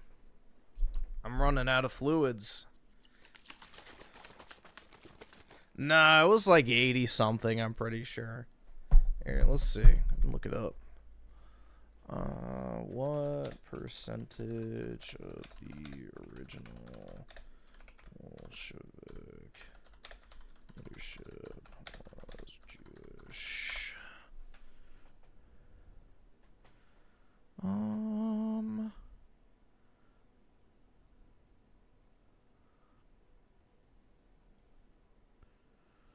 No, I don't want the... Not total.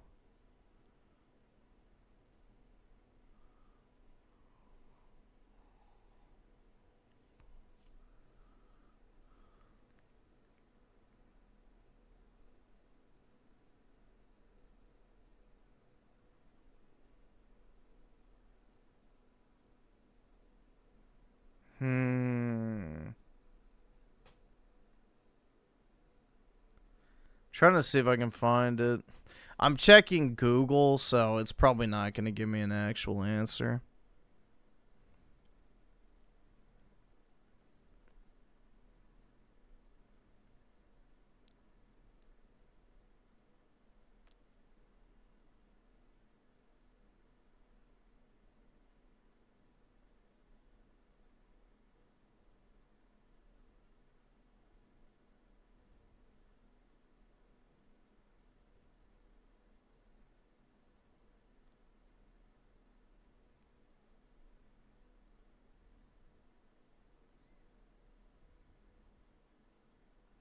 Let's see.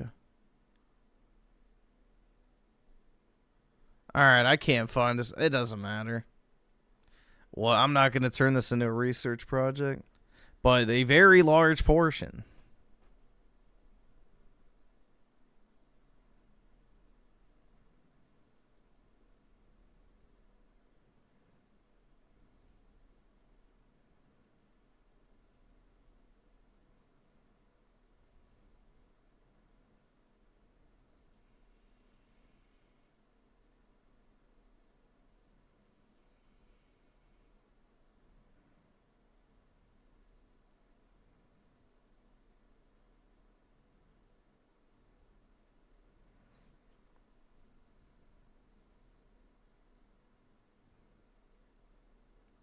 Why hate Jews when Christianity literally says your Christian God is a Jew?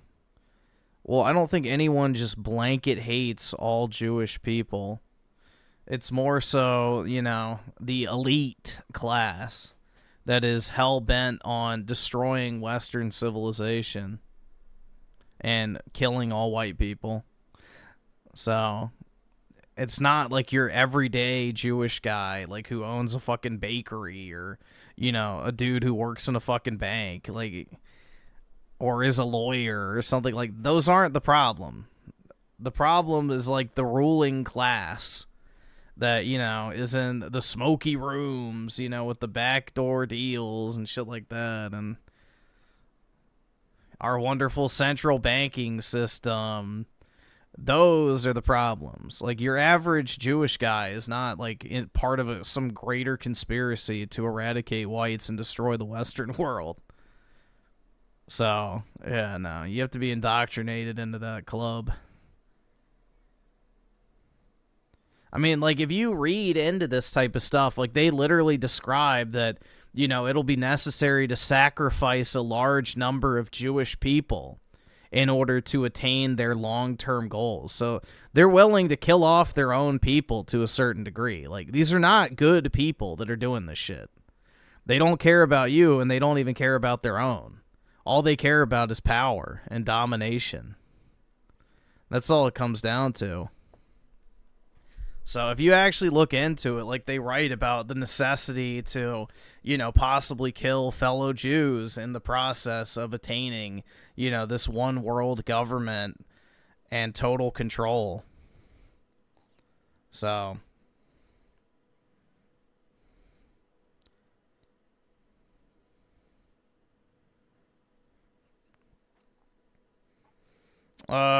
rat kicker real with the 2, those who went to the Frankfurt school, if you, yeah, that's part of them. So again, this is not about, like, your average, you know, oh look, it's just some random Jewish guy. Like, no, that's not it. It's the ruling class, like, Hollywood elite type, you know, media executives, central bankers, you know, corporate executives, world leaders, congressmen, lobbyists, You know, those are the people that your, you know, anger should be directed towards. Not some random fucking Jewish guy who's just living his life. That's retarded.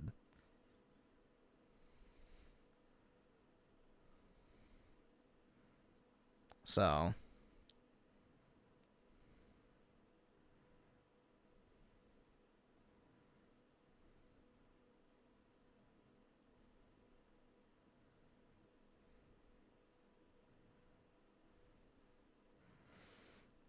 let's see. What the fuck, bro? This chat thing is fucking up again. Give me a second.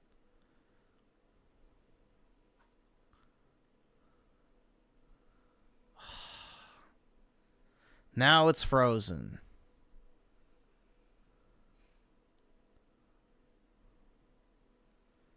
Well, it's not only Jews that are in on this, like, death cult shit, bro. It's not just one group of people that are in on this shit. There's a lot of people who have, you know, decided to become turncoats in order to earn their place in the new world government. So, the Chinese are in on it. The Arabs are in on it. The fucking British are in on it and have been in on it for a very fucking long time. If you know anything about Britain, you know, the British royal family, you know, one of the 13 families, if you will. But, yeah.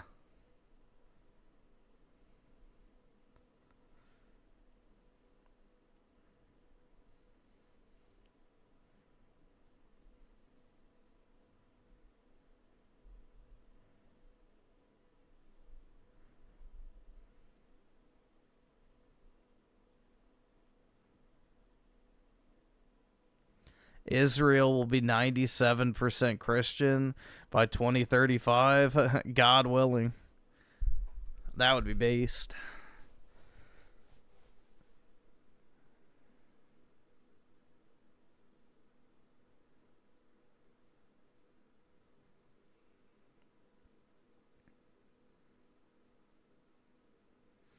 Yeah, what we essentially have now is like pretty much class warfare.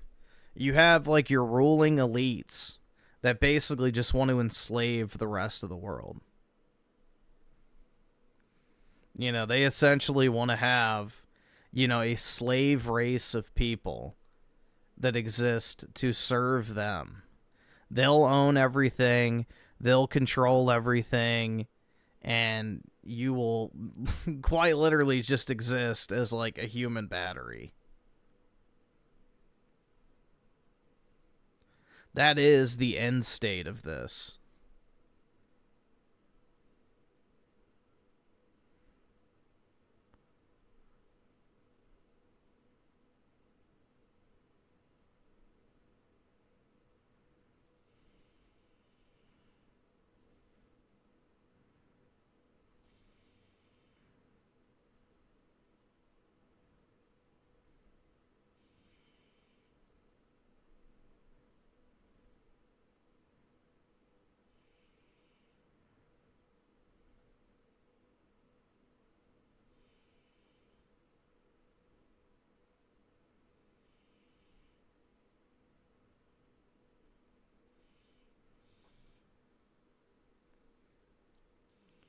Well, of course it's always been class warfare.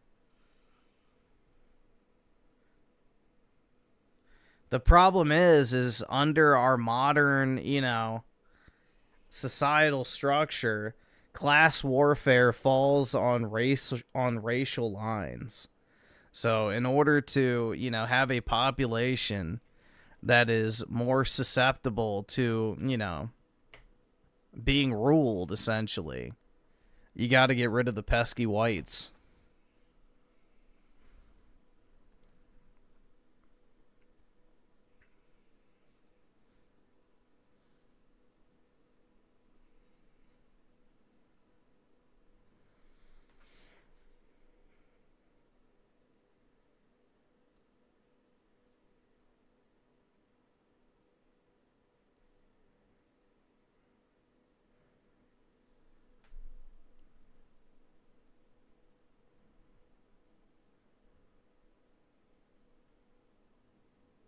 What did I think of Prime 4? It was okay. It's just incredibly mid. I feel like it's just very mid. Not really anything special.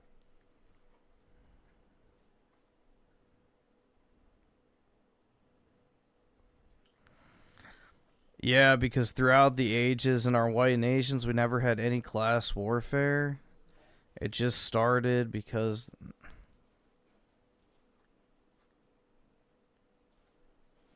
I mean, I'm assuming you're saying that sarcastically, right?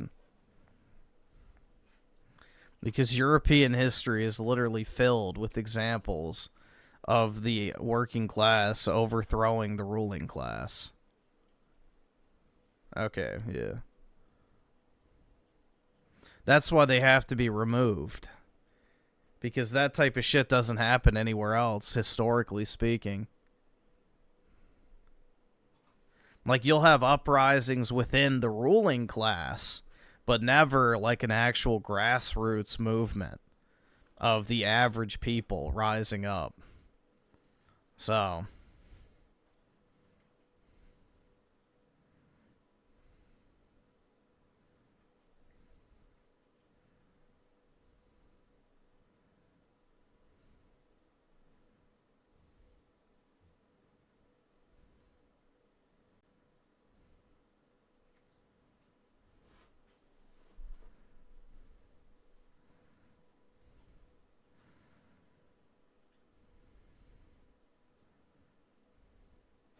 SyntheticFutaman hates it.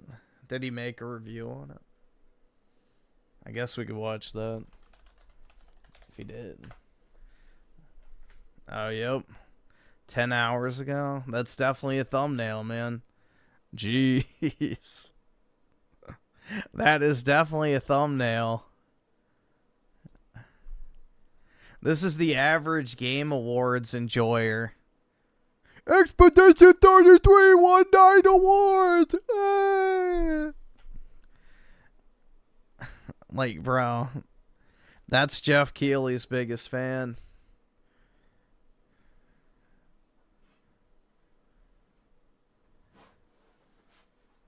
You're alone on a planet, no hope of survival. But you're also not sitting next to Phil anymore in that cubicle, so... Dude, that actually made it into a Metroid game. I'll stop when you die!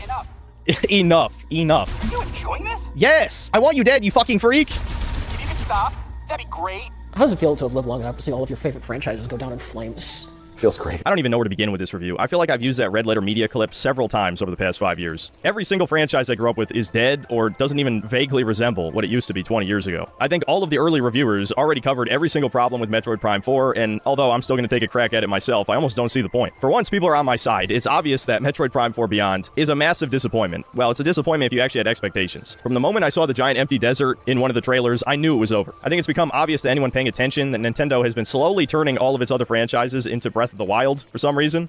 Yep. I suppose that reason being that Breath of the Wild sold way better than any other Zelda game, so clearly it's the giant empty open world that was the reason for its success, and not that it actually had surprisingly good open world design. But of course, that is not the only problem with Prime 4, there's a lot of other ones. The most obvious being Miles McKenzie, Mr. Goldstein himself, one of the most annoying video game companions in history, in a fucking Metroid game. Alright, I'll be honest, I don't really think he's that bad. I've definitely heard worse. I think a lot of the hate for this, you know, ally of ours is a little overblown. Personally, I really don't think he's that, like, obnoxious.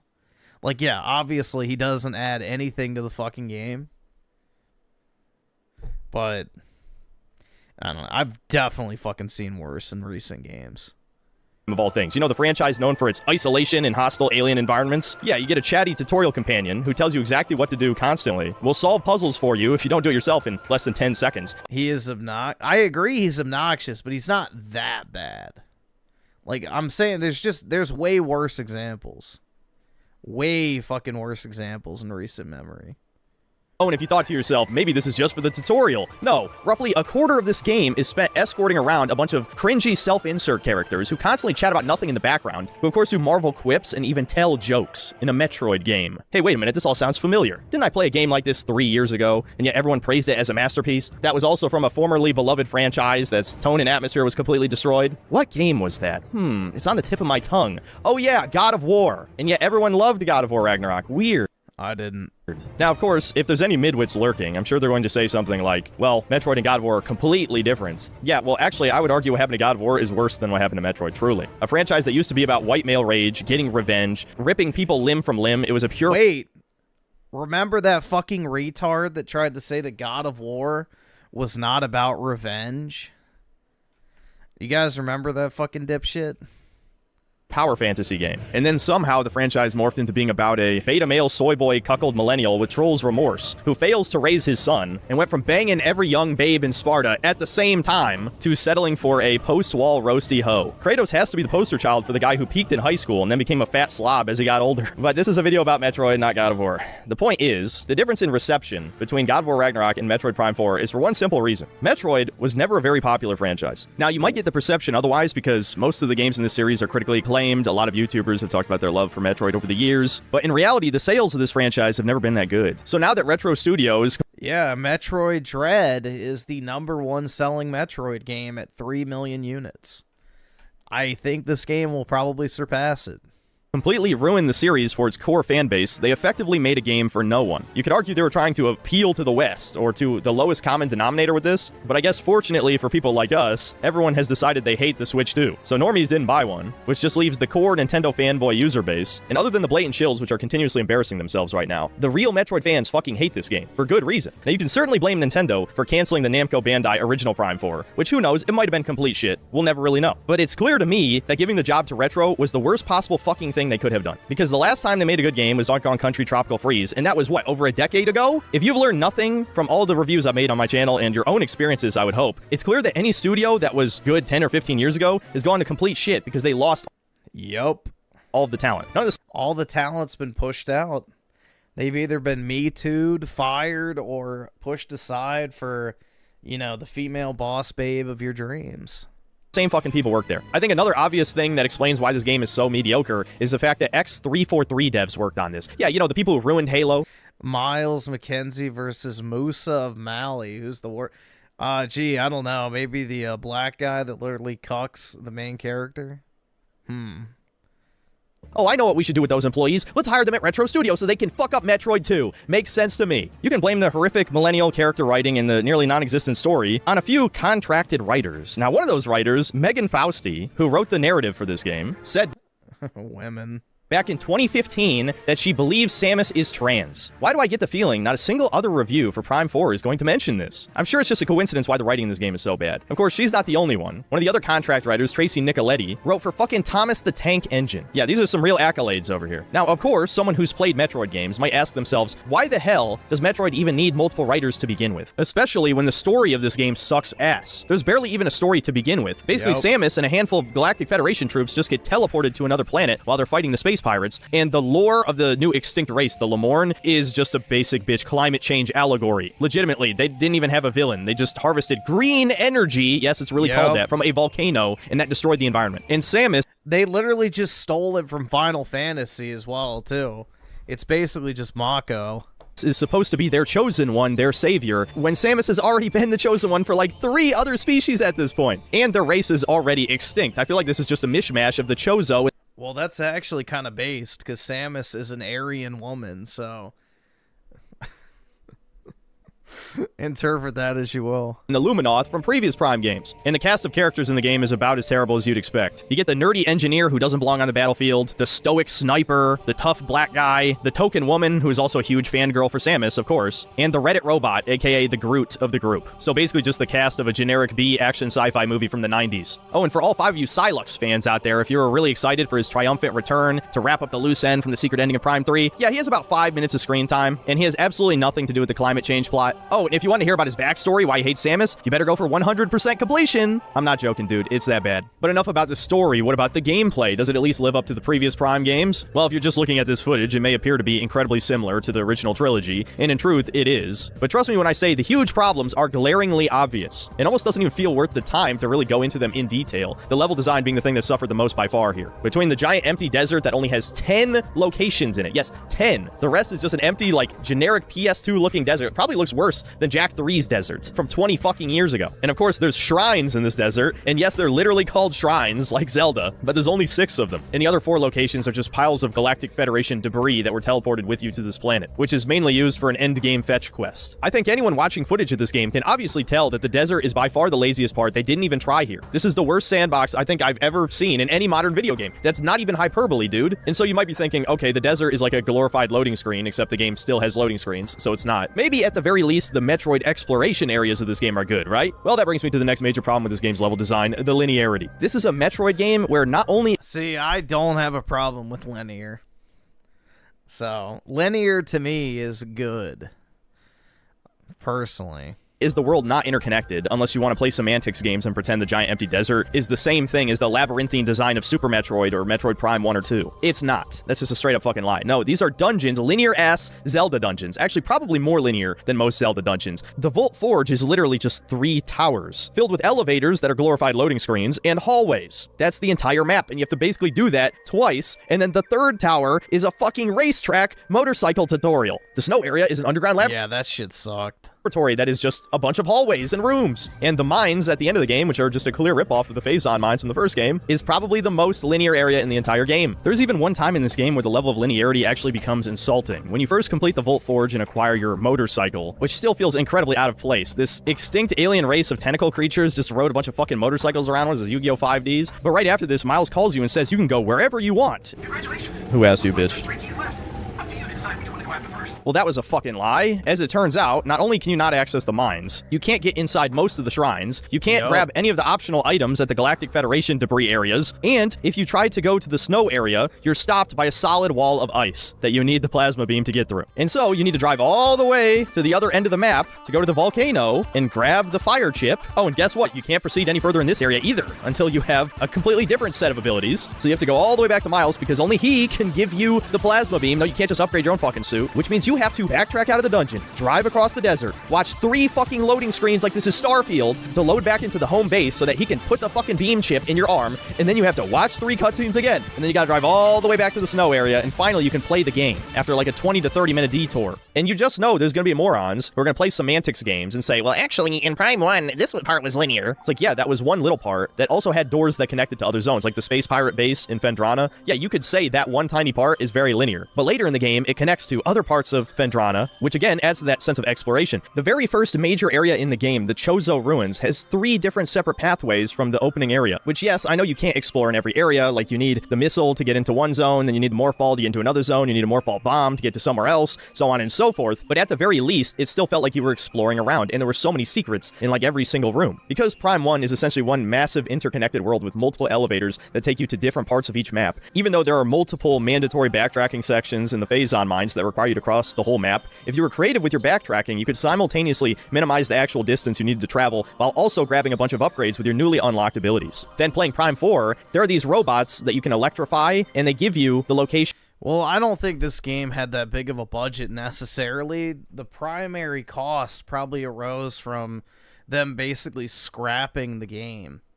So originally Bandai Namco was developing Prime 4, and apparently Nintendo was like just disgusted by how bad it was, that they told them to stop working on it, and then they gave it to Retro Studios, who essentially, I guess, started it again from the ground up.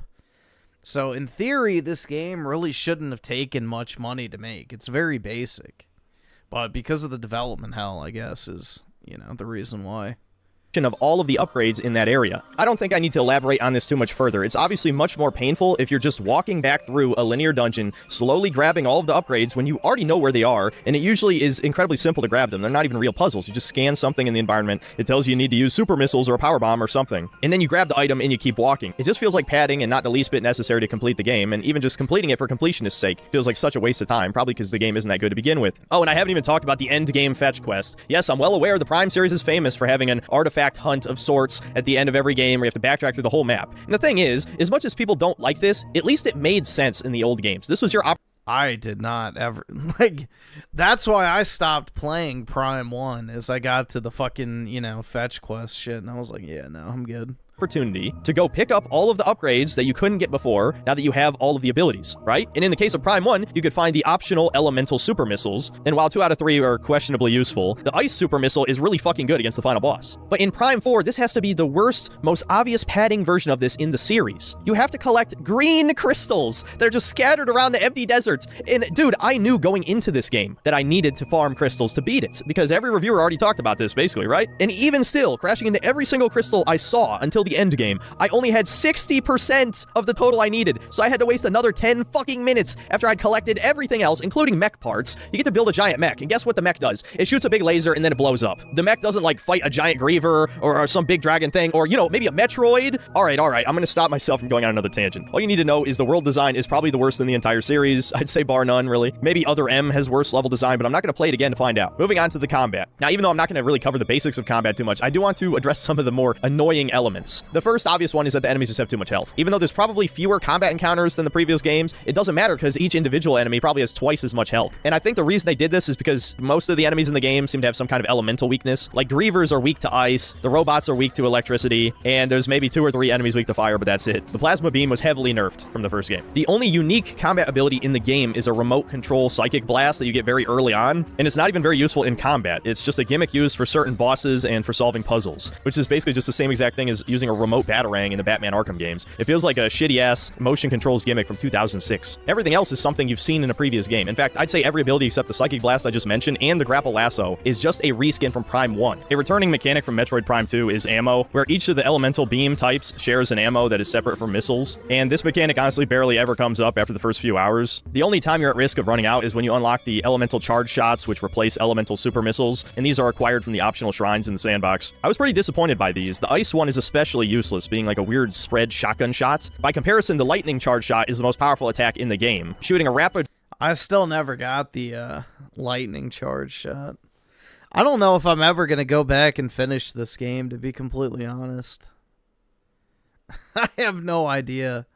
I really don't want to.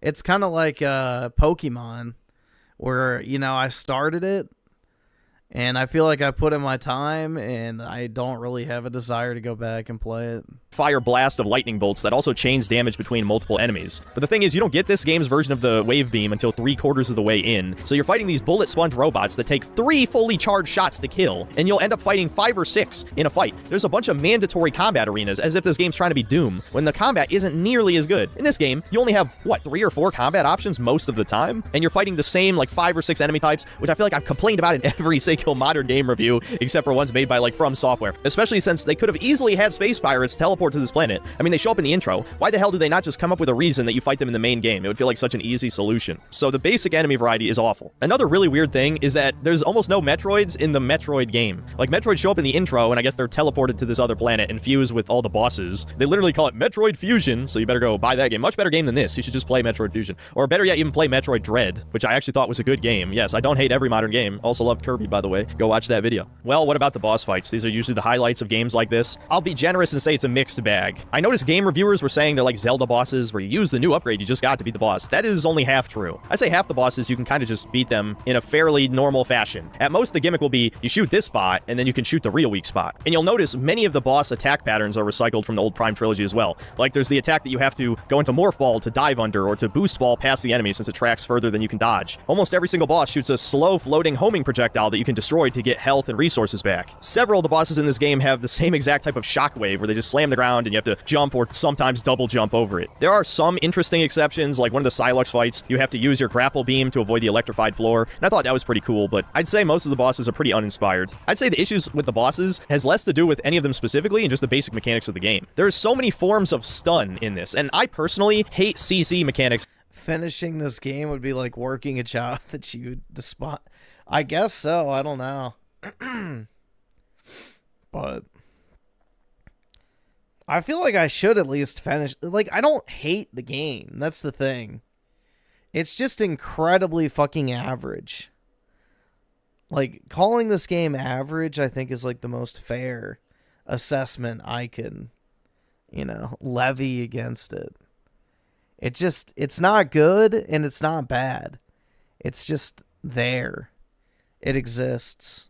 In FPS games. I find them disorienting and very frustrating. And specifically when I was fighting the Omega Griever boss at the end of the mines, I was drinking a bit, I'll admit, so being drunk doesn't help for this kind of stuff. But every single one of his attacks would interrupt me charging up a beam, and that was so fucking frustrating. Another incredibly annoying and common thing in this game is enemies can actively dodge your attacks. Yes, the Grievers just have a Dark Souls or Bloodborne dodge, and there's nothing you can do about this, because your projectiles fly so slow. The Omega Griever boss fight, as he's crawling the walls, just actively waits for you to shoot. Yup, it does feel like a chore. That's the perfect way to put it. Like, you're not really having fun, but you're not having a bad time either. It's like, okay, maybe if I was playing this while watching a podcast or a long-form video, or, you know, I have Netflix open in the other tab or whatever, like, maybe I could see that as, like, maybe a little bit more enjoyable. But, yeah, just playing the game on its own is pretty fucking boring.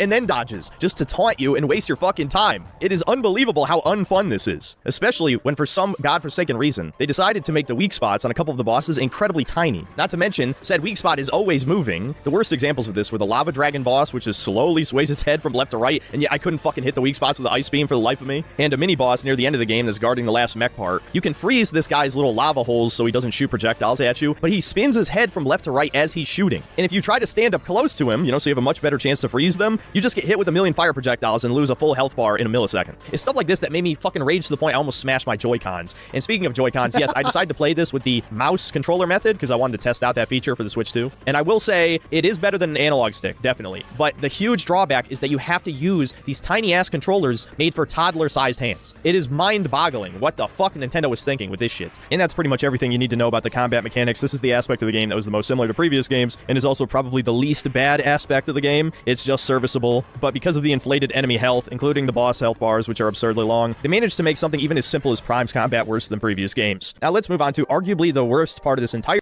8 hours streaming. It's a miracle your voice. Yeah. And I'm doing it while I'm tired too, so that doesn't help either. Game, the characters. Why the hell do they have these Galactic Federation nobodies? Samus is treated like a background character in her own game. Like, these characters are given their own backstories and character development and, like, Marvel movie moments. I mean, during the fucking mine dungeon, they do death fake outs for every single one of these characters and then don't even explain how they managed to survive. We're just supposed to believe they're badasses who could take on a whole horde of these Griever things, even though in gameplay, they get downed in like 5 seconds if you're not constantly covering them. Oh, and if you don't revive a partner in combat, that's a game over, buddy. How dare you not love our self-insert characters? Miles is definitely the worst one, and it was certainly a choice to make him the first companion you meet in the game, so you're immediately put off and don't want to play anymore. I honestly can't believe that Retro Studios thought it was okay that you have this annoying-ass, relatable soy boy bitch behind you being like, "Oi, Samus, I tripped. Make sure to save. Oh, I think if you use your morph ball, you can solve the puzzle." Holy shit, dude. The worst part is they artificially inflated this guy's importance for no reason. As I already covered earlier in the video, this guy is necessary to get— Well, there definitely was a reason. The other element, but it didn't have anything to do with the gameplay. Mental beams in the game, and he's also the one who repairs the golem mech so you can go challenge the final boss. Well, if you're sufficiently schizo enough, you might question why a guy with a giant nose, a dual citizenship with Israel, and is voiced by someone named David Goldstein, is portrayed in this game as your greatest ally. You cannot possibly complete your mission without him. But it's probably just a coincidence. The weirdest part is, while these annoying— And he works on a golem. companions are constantly talking, never letting you absorb the atmosphere. Sometimes they will ask Samus questions, and she just doesn't answer because all of a sudden she's a mute again. Obviously, Nintendo remembers the backlash to Other M, but the problem wasn't that Samus spoke. No one thinks Samus should be Link. No, the problem was what she said. The baby, the baby, the baby. Adam, Adam, Adam, Adam, Adam, Adam, Adam, Adam, Adam. Everyone knows that. But for some reason, you know, in Nintendo and Retro Studios' mind, this translates to, no, Samus should never talk ever. This doesn't make her look like a stoic badass. It makes her look extremely autistic. And not the based kind. No, this is the cringe kind. The only Not the based kind. The one that's nearly as annoying as Miles is Armstrong, the woman of the group, who is a fangirl for Samus. And man, this shit... Yeah, dude, I need to find an autistic chick whose autistic obsession is sex. Actually, that's what Raymond needs, probably.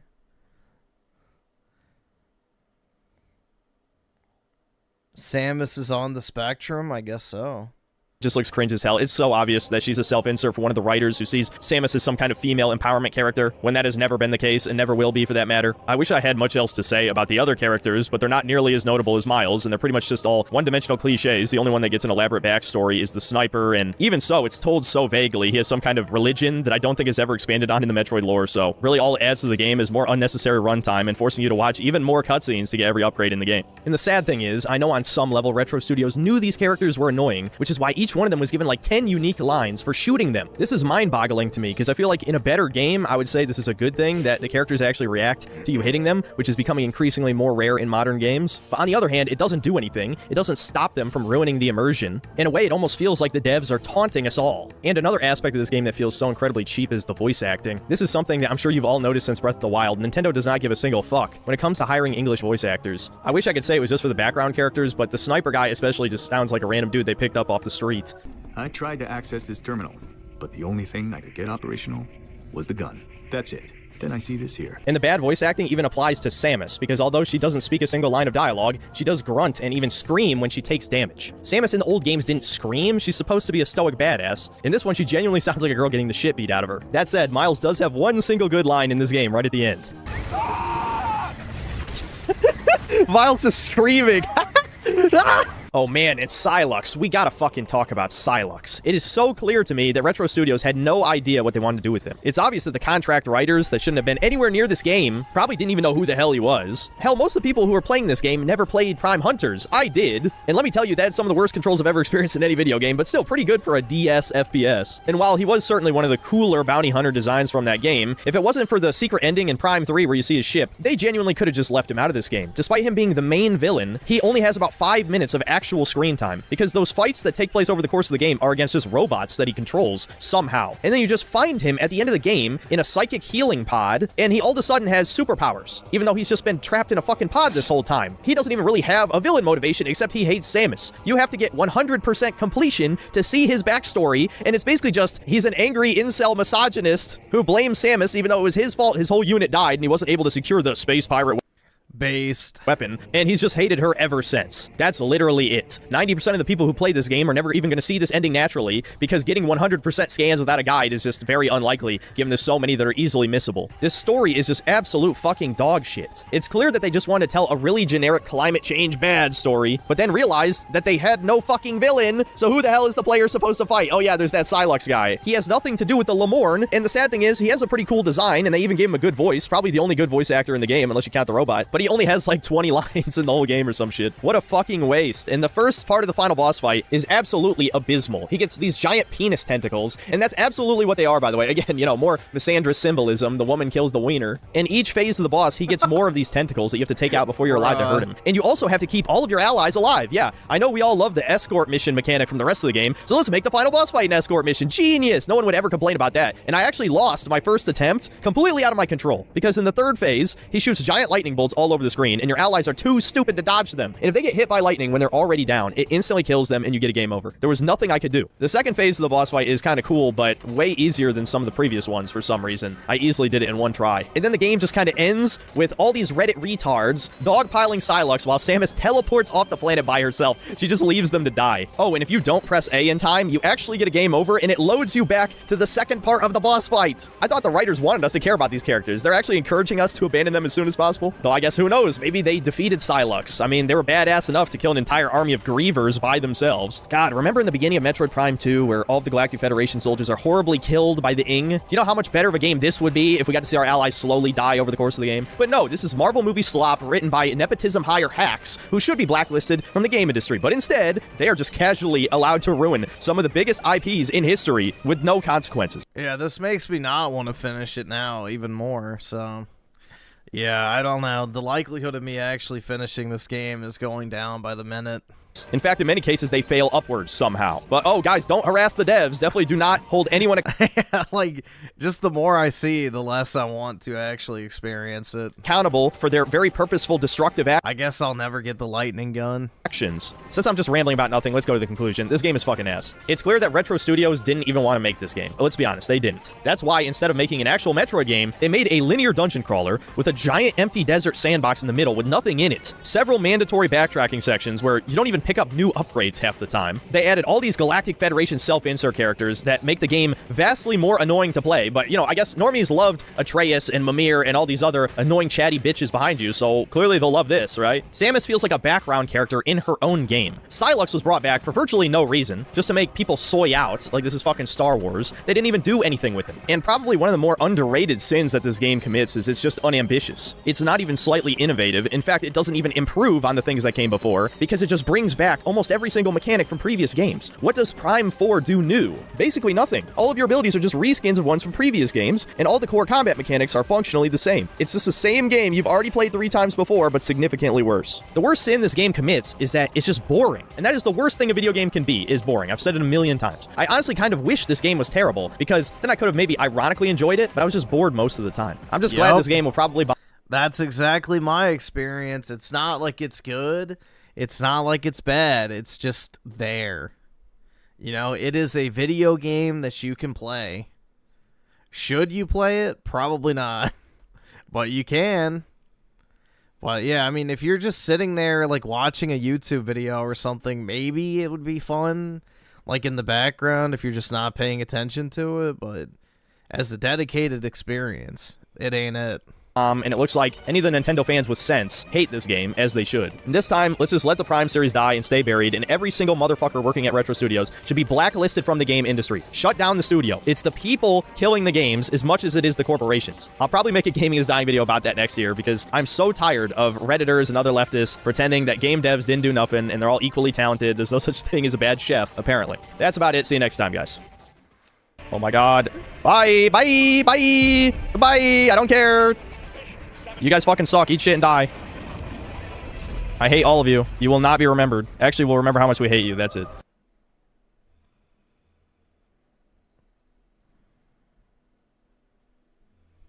I should play Rebirth. Yeah, I agree. The only good game that's released.